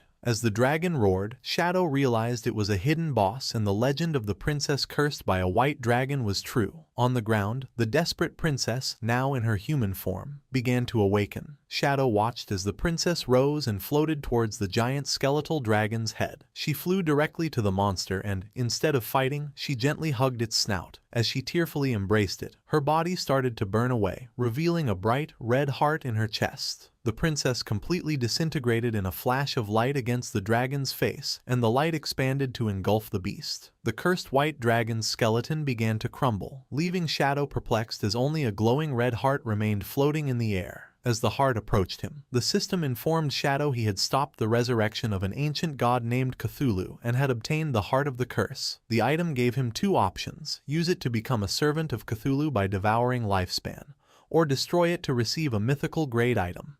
Faced with the choice, Shadow weighed his options. He considered that using the heart might grant powerful new skills, but the description suggested it was a parasitic curse that could lead to him being devoured by Cthulhu. Deciding the risk wasn't worth it, he chose to destroy the heart immediately. As he crushed the pulsating organ, it exploded in a brilliant flash of light. Shadow was surprised by the intensity of the blast, which completely engulfed him. When the light faded, he found himself transported. He was still on top of the magic leaning tower, but something was different. He realized he was inside the body of a knight with horns, looking down at his own armored hands.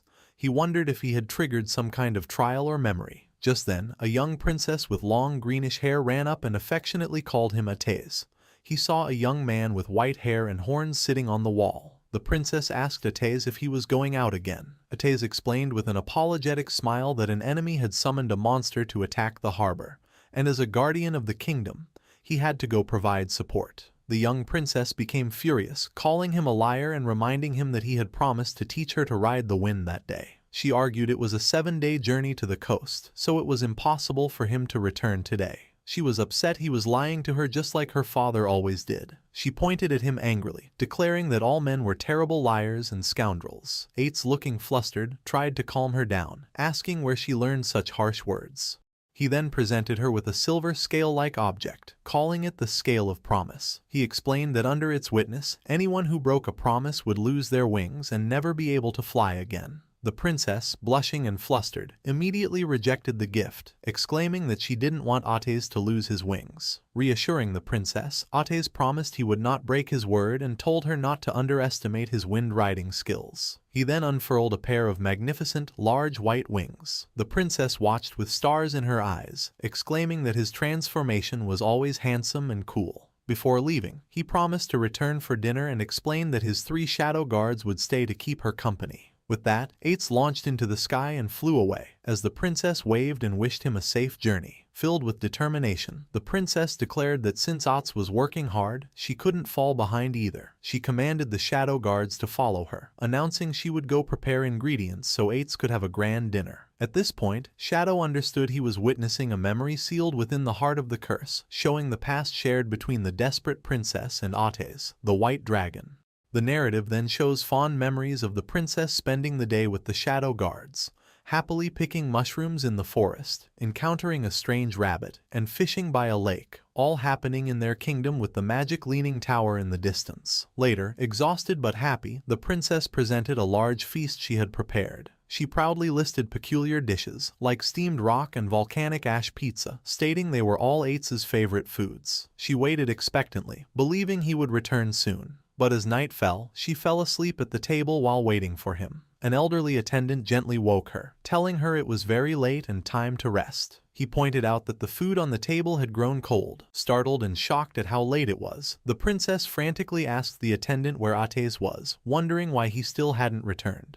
The attendant continued with a grave expression, informing the princess that according to frontline reports, the battle was dire and General Ates would likely be delayed. The princess refused to believe it, declaring that Ates was the kingdom's powerful guardian and any enemy would be like a lamb to the slaughter before him. However, the attendant explained the gravity of the situation, revealing the enemy nation had sacrificed tens of thousands of lives to summon a horrifying monster from the sea. He described a colossal, city-sized creature with countless tentacles and eyes, so terrifying a mere glance could drive a person insane. Hearing this, the princess's confidence faltered, and she began to worry that even someone as strong as Ates was in a desperate struggle. Suddenly, her eyes widened in fear, and the scale of promise she held shattered. Realizing this meant Ates had broken his promise to return, she panicked. She knew if he didn't come back before midnight, he would lose his wings. She grabbed the attendant, Scholar Lu Wen, and begged him to take her to her father, a dragon knight who might know how to remove the scale's curse. Ignoring the old man's complaints, she pulled him along, explaining that if Ates lost his wings mid-battle,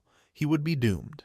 As she burst through a door, she was stunned to find Ates standing there, unharmed. He calmly asked her why she was in such a panic. Overcome with relief, the princess rushed forward and hugged him, crying that she was so glad he was back and safe. Hugging her back, Ates gently reassured her that he would return because of their promise. The princess, still holding him, confessed she had been worried because the situation at the front lines was said to be very bad. The attendant, Scholar Lu Wen, then cautiously asked General Ates about the battle. With a confident smile, Ates explained it had been troublesome and took some effort, but the problem was solved, and the army could handle the cleanup. Scholar Lu Wen praised him as the worthy guardian of the kingdom. Ates, walking towards the feast on the table, exclaimed that he was starving and asked the princess if she had made all the food. She proudly confirmed she did, though she lamented it was probably cold by now. Ates began to eat with great enthusiasm, declaring it didn't matter if it was cold because it was delicious. As he ate, the princess fondly told him to slow down so he wouldn't choke, while Scholar Lu Wen watched them fondly.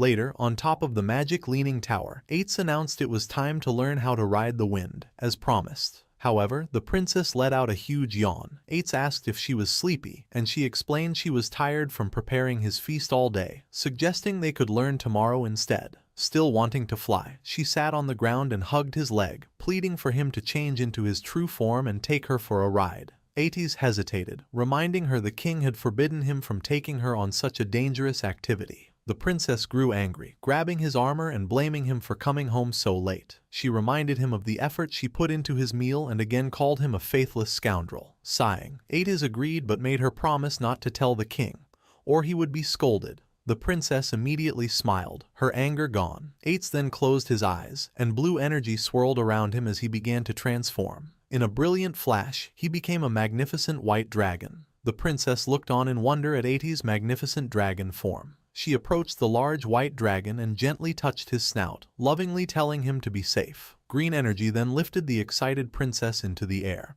and she settled onto Ate's head. He told her to hold on tight as they were about to depart.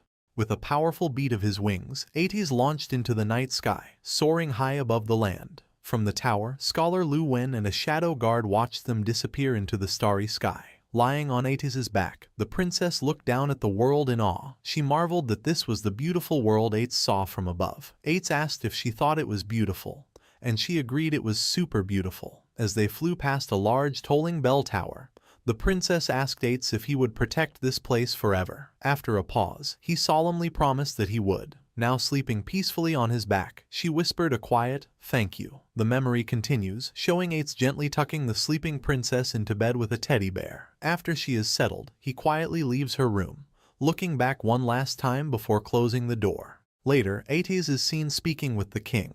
The king noted with concern that Ates was badly injured and asked if the monster he fought was truly that formidable. Ates, though weary, smiled and reassured the king. He explained his injuries were not fatal and he just needed time to recover, adding that he had already burned the monster to ashes with his dragon flames. The king's expression remained grave. He revealed he believes the enemy empire is conducting a dark ritual, and he senses a terrible wave preparing to sweep across the continent. He warns Ates that they must all be prepared, as not even he, a member of the dragon race, will be exempt from the coming danger. Standing resolute against a dark sky, Ates pledges his loyalty and agrees to follow the king's arrangements. The scene then shifts to a later time, showing the magic leaning tower under a starry night sky. The mood quickly turns grim, as the next view is of shattered pieces of Ates's armor and blood splatters on the floor, indicating a terrible battle. Ates is on his hands and knees, his armor destroyed and body covered in wounds, coughing in pain. He clutches his chest, where a strange, pulsating red object is embedded, with dark veins spreading from it.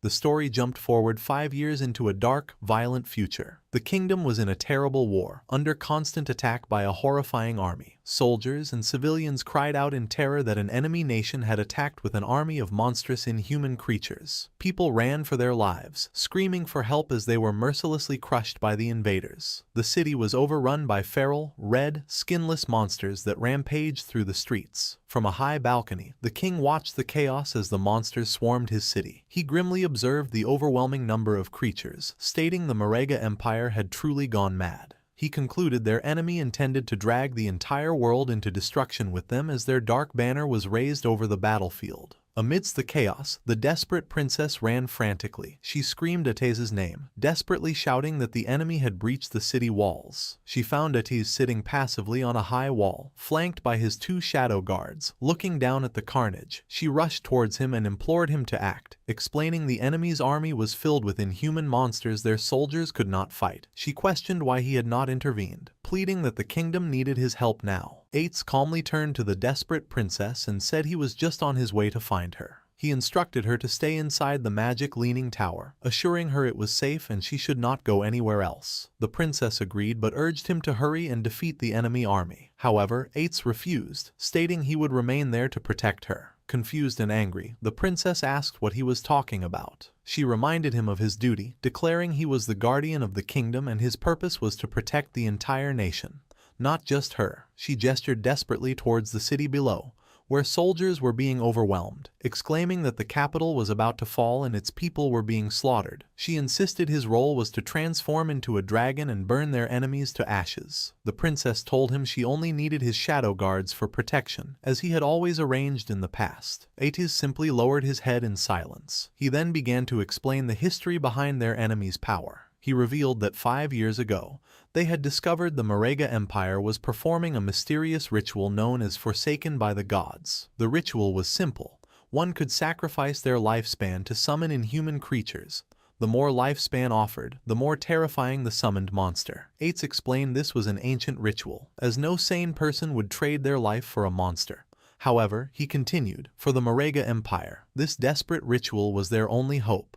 He elaborated by showing a map. The Marega Empire was an inland archipelago, rich in a rare magical plant called the blood flower. This unique plant, which only grew there, emitted a powerful magic that had greatly extended its people's lifespan to an average of 700 years. Thousands of years ago, conflict began to spread from their nation across the continent. To end the endless wars, the Marega Empire sent powerful envoys, like Ates, to other nations. These envoys were bound by contracts to serve the kingdoms they were assigned to. By lending their strength to the weaker side in any conflict, they could maintain a balance of power and bring peace. However, the king of Marega grimly reflected that they had underestimated the malice of humankind. The envoy's arrival made other nations realize a terrifying truth. The long-lived people of the Marega Empire were the greatest threat. Soon, the leaders of other nations secretly formed a consensus with a single goal. The people of the Marega Empire had to be completely eradicated. What followed was a period of immense suffering for the Marega Empire. They were afflicted by curses, plagues, and division. Even their own envoys were turned against them. The other nations relentlessly plundered the Marega lands until the blood flower finally began to wither and die. Without the flower, the balance of power was shattered, and the Marega Empire lost its last bit of value. The death of the last blood flower's petal triggered a devastating avalanche. The Marega Empire was invaded, and its people were slaughtered by their former allies. The sole reason for this disaster was greed. The other nations could not stand for the Marega Empire to possess a resource they could not have. In the darkness, the dying people of Marega clung to one last, desperate hope. That hope was the ritual, forsaken by the gods. As terrifying purple energy surged through a chamber of bones, the ritual began. This was less a ritual and more a curse. Every person from the Marega Empire was branded, causing their lifespan to drain as monstrous creatures grew inside their bodies, eventually bursting out. These monsters had only one purpose: to destroy humanity. Bringing his story to a close, Ates turned back to the princess, his face etched with pain as he prepared to tell her the consequence of this curse. As the princess listened, Ates revealed his face, now covered in grotesque, bloody growths. He explained with a sorrowful expression that he could no longer transform into a dragon. From now on, he would only become a monster. The princess stared back in shock and horror, stammering his name as she asked why this had happened. Ates continued, revealing a deep secret. He stated that very few people knew the true identity of the Marega people. They were also known as the Dragon Race. The envoys like him were called Guardians of the Kingdom by most humans. The princess's eyes widened as she processed this stunning revelation. Standing on the wall, Ates told her that an unstoppable tide of darkness had swept across the continent and the end of humanity was here.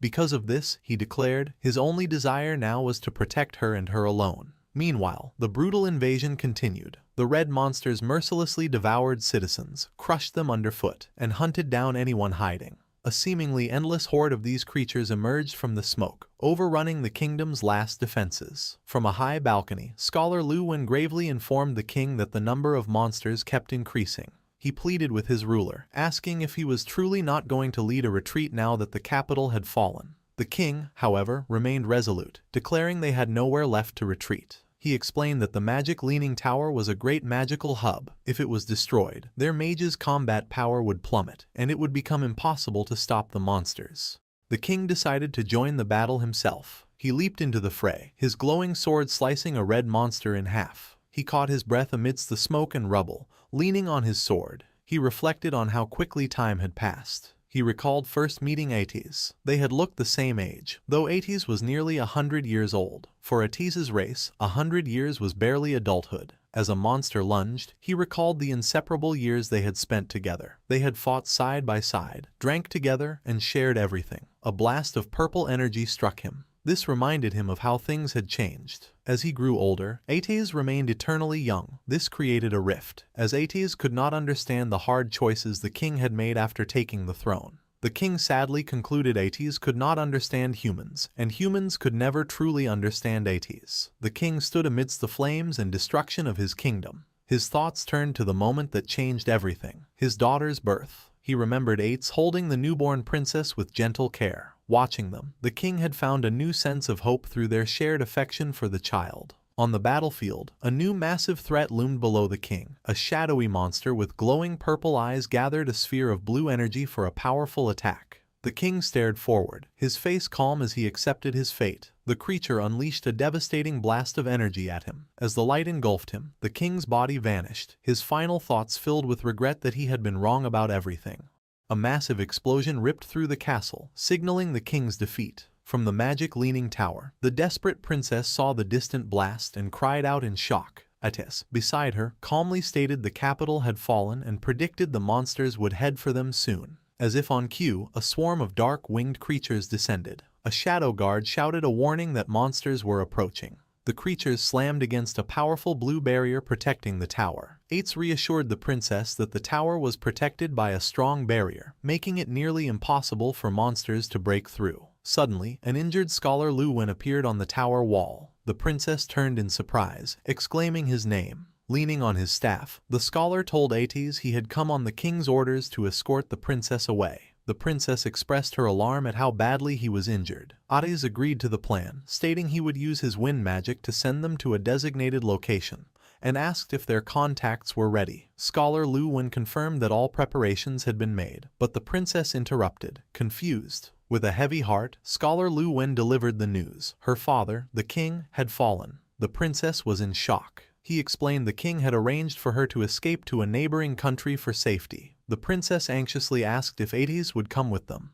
Ates turned to her with a sad smile, asking where he could possibly go. He revealed the monsters below were his own people, the Marega. He explained he was an enemy to all, and no matter where he might flee, humans would hunt and kill him. Kneeling on the edge of the wall, he looked down at the horde and accepted his fate. He declared that a knight's falling place became a dragon's tomb, and this was where he belonged. He vowed to remain and protect it until his lifespan drained away. Hearing his solemn promise, the princess's expression shifted from grief to resolve. She suddenly used her wind magic to leap away from Scholar Lu Wen and back to Ates. She landed before him and declared that if he was staying, she would become his dragon knight. She reminded him this was her home and she would protect it with him. She proudly boasted that her wind riding skills were perfected and asked how they could form a contract. Ates looked up at her, shocked and speechless at her unwavering loyalty. Moved by her loyalty, Ates took the princess's hand in his armored one. With a gentle, sorrowful smile, he agreed to her request. He presented the silver scale of promise, explaining it would be their contract, just like old times. The princess smiled brightly, delighted the contract was so simple. She happily began to seal their pact, promising that they would forever. But Ates cut her off, finishing with a heart-wrenching twist. He said their promise was to never see each other again. The princess's face fell, her eyes wide with shock and disbelief. Before she could react, Ates unleashed a powerful gust of wind, launching her and Scholar Lu Wen away. As they flew, he entrusted the princess's safety to the scholar. The princess screamed Ates' name in confusion and betrayal as she was carried away. Alone on the wall, surrounded by wind magic, Ates told her to go, insisting her place was not with a dragon's tomb. The scene took a horrifying turn. Scholar Lu Wen, his eyes glowing with red light, plunged his hand into the princess's chest, ripping out her still-beating heart. He chillingly told her she had a place where she belonged, a place for humans. Ates watched from the tower in utter shock at this betrayal, while the princess stared in horror as her life was stolen. As he died, the scholar gasped a final warning to Ates, telling him to be careful and revealing the Marega were not the only ones cursed. His face was then consumed by a monstrous red growth. From the scholar's body, a massive tentacle monster erupted, grabbing and devouring the princess's heart. The monster cackled, mocking Ates about the delicious flesh and lifespan it consumed. It then taunted him, asking if killing the person Ates loved was suitable revenge for being burned by his dragon flames in the past. As Ates stares in stunned silence, the tentacle monster laughs maniacally. It holds up the princess's lifeless body and her bloody heart, taunting the white dragon, asking if killing his beloved was enough to repay the pain of his dragon flames. In a final, gruesome act, the monster clenches its fist and crushes the princess's heart. Enraged, Ates and his two loyal shadow guards face the monstrous creature, their eyes glowing with vengeful energy. One guard, the Shadow of Sorrow, transforms into a swirling vortex of dark energy and leaps to rescue the princess's falling body, while the other guard attacks the monster, viciously slicing its tentacles to pieces. The monster dismisses the attack as useless. The Shadow of Sorrow now kneels, cradling the princess's body in a protective, glowing blue aura. A single tear falls from behind the guard's helmet. In her final moments, the princess weakly whispers Adi's name before passing away in the guard's arms. Even as its host body lies dismembered, the monstrous entity continues to taunt Ates. It mockingly explains that the meager lifespan sacrificed by the white dragon's kin was only enough to summon a tiny fraction of its true form. It reveals its seeds have already been scattered everywhere, parasitizing hosts and waiting for the right moment to mature and burst forth, just as it did with the old scholar. The creature, Cthulhu, continues its psychological assault, reminding Hades that the monsters born from his own people are now swarming the world. It points out that Hades himself is deeply cursed and could transform at any moment, and that he always knew his beloved princess was destined for a tragic end. Cthulhu emphasizes Attis's powerlessness, suggesting he was helpless and might even have become the very monster to kill the princess. The entity revels in Attis's inner turmoil, describing the hatred, sorrow, anger, and despair filling his heart, calling them wonderfully strong emotions. Then it presents a tempting offer, telling Attis it can change everything. Cthulhu formally introduces itself, stating it can hear the violent beating of Attis' heart. It declares itself an ancient, all-powerful god. It makes an incredible promise.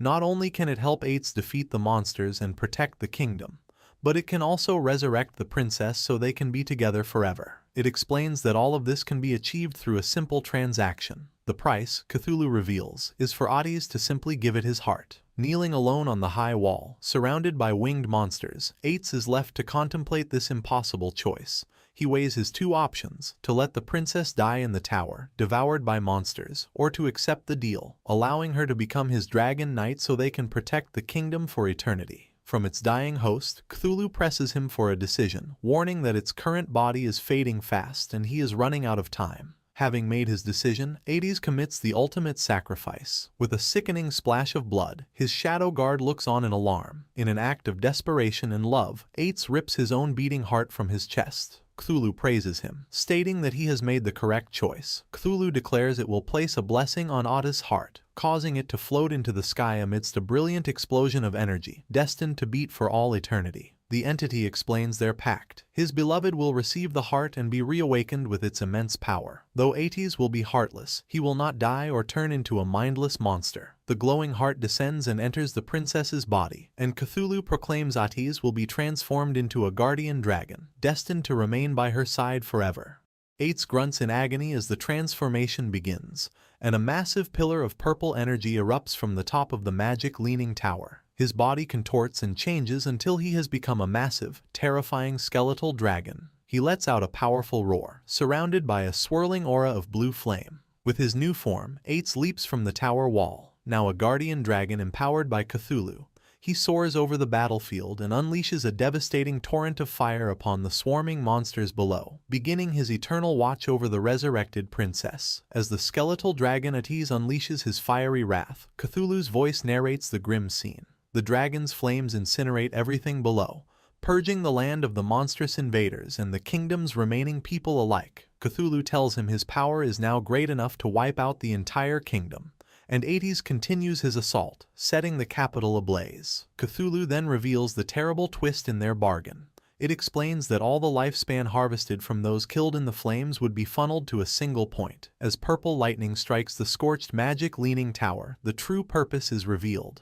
Back on the tower, the resurrected princess screams in agony. With Attis's cursed heart in her chest, her body begins to transform as dark, shadowy energy erupts from her. Monstrous appendages grow from the shadows, and she is completely consumed by a massive, tentacled beast, becoming its new, living core. With the princess now transformed into a horrifying monster, Cthulhu triumphantly declares that all the harvested lifespan now belongs to it. Cthulhu reflects on its current weakness. It laments that its power is still too diminished to directly parasitize the powerful dragon race, forcing it to use a human as a temporary host. However, it remains confident, believing it is only a matter of time before it can use the white dragon to gather the lifespan it needs. The monstrous princess looks up at the skeletal Attis circling high in the sky and wonders why he hasn't returned now that the kingdom has been purged. She finds his behavior strange. Suddenly, two glowing silver scales appear before her. Cthulhu recognizes them as the scales of promise, and realizes these are vows the white dragon made before their deal. The first vow was to never see the princess again. The second was to forever protect the kingdom's high tower. In a flash of fury, Cthulhu understands Attis' final act of defiance. He had anticipated the entity's plan and used his own vows to bind himself to the magic-leaning tower, locking himself away from the transformed princess. Cthulhu curses the white dragon, enraged that he chose to become a mindless, zombie-like guardian rather than be used as its pawn. Thwarted, Cthulhu declares it will use the tower as its nest, preying on the lifespan of anyone who approaches. It vows that one day it will be fully revived and rule the world again. The memory fades with the image of the tower standing alone as countless ages pass. The memory fades, returning to the present at the magic leaning tower. Shadow reappears on the desolate rooftop, purple energy lingering in his hand. He processes the tragic story he witnessed, wondering if the vivid images were just game lore. But his instincts tell him it was more. The vision felt too real, its explanation of the monster's origins feeling like actual history. Suddenly, dark purple energy swirls materialize around him. A system window congratulates him on obtaining a new mythical grade skill. Shadow of Sorrow. This powerful ability creates 3 shadow clones for 7 seconds that mimic his skills and deal 100% damage. The skill's description adds a poignant detail. These were the shadows created by the white dragon, Atis. To protect what was most important, Atis used immense mental energy to maintain them for 15 years without letting them fade. Shadow examines his hand, now wreathed in purple energy, and recognizes the skill from the memory. He is awestruck, realizing this single ability can quadruple his damage output for a short time. He marvels at how terrifying a mythical grade skill is. More system notifications reward him for the trial. He obtains the key to the magic leaning tower's hidden area, reaches level 19, and receives many evolution points, equipment, and skill books. Among his new rewards are a gate key and a map for a level 20 area called the Withered Bone Ruins. Shadow is intrigued, as he has never heard of this location. He unrolls the old map and finds Withered Bone City on an island in an inland sea. Seeing its location, he makes a connection, realizing it must have once been part of the Marega Empire from Atesa's story. Convinced this new area is tied to the White Dragon's homeland, Shadow is excited, certain it holds greater secrets and rarer treasures. Knowing the area is for level 20 players and he is now 19, he resolves to go there soon. But first, he holds up the ornate golden key to the magic leaning tower's hideout, deciding to sell it. The scene shifts to the FICA Heavy Industry Guild hideout. Inside, Huang Huifan and her guild members regroup after their defeat. One of them asks what their next move is, admitting they can't defeat the new Jade Grade boss. He suggests their only option is to contact Shadow for help. With a weary sigh, Huang Huifan agrees. She plans to use her contacts in Zhanghai City, who are on good terms with Shadow, to act as intermediaries. Just then, to her shock, Shadow materializes directly behind her. He tells her there's no need for that trouble,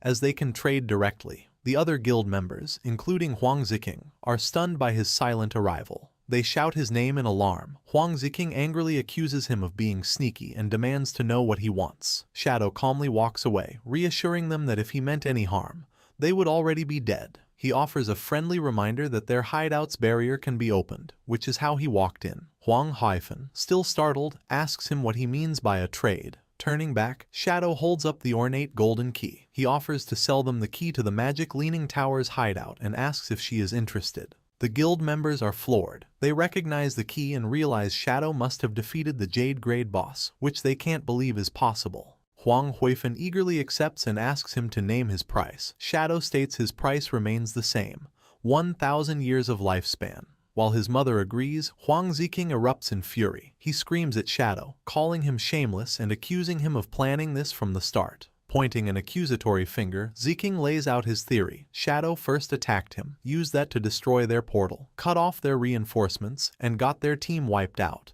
Now, he is playing the hero, selling them the key for an exorbitant price. Ziking declares he's never met such a vile person. Huang Huifan sternly orders her son to stop, but he refuses, trying to convince his mother they are being tricked. He argues the key should have been theirs and they can't let Shadow profit from the guild's losses. Unfazed by the outburst, Shadow calmly asks him what he wants instead. With a greedy grin, Ziking makes an absurd demand. Shadow must return the key and compensate the guild with 1,000 or 800 years of lifespan. Shadow sarcastically remarks to Huang Huifan that she has a fine son. Then, to Ziking's surprise, he agrees to do as he says. With a cold look, he sets his new price, 1,800 years, and he will not sell it for a single day less. Ziking is initially triumphant, laughing to his mother that this is how one must deal with people like Shadow. His smug expression turns to shock as the new price sinks in, and he stammers, asking what Shadow said. Shadow patiently explains he came in good faith to do business, which is why he didn't retaliate when Ziking cursed him. However, due to the insult, the original discount is gone, and the price is non-negotiable. Having reached her limit, Huang Huifan swiftly slaps her son hard across the face. She angrily orders a guild member to take Ziking away to level up, forbidding him from returning without her permission. As he's dragged away, Ziking protests, asking why she hit him when he wasn't finished talking.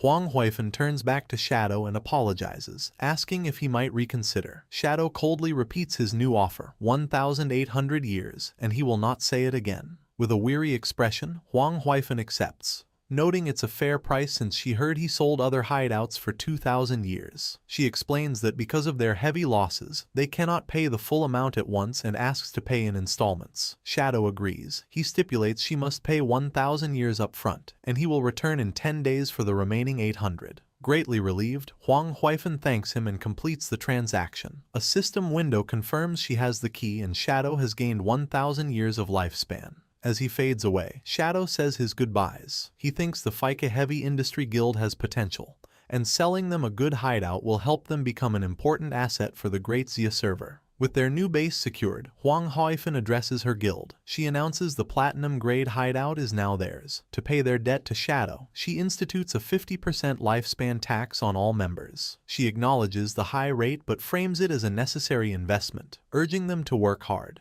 Her guild members respond with renewed determination. Out in a forest at sunset, the small party with Huang Ziking tries to reason with him. A girl tells him not to blame his aunt and that he was wrong, but Ziking angrily dismisses her. He mutters to himself, vowing to make Shadow pay sooner or later.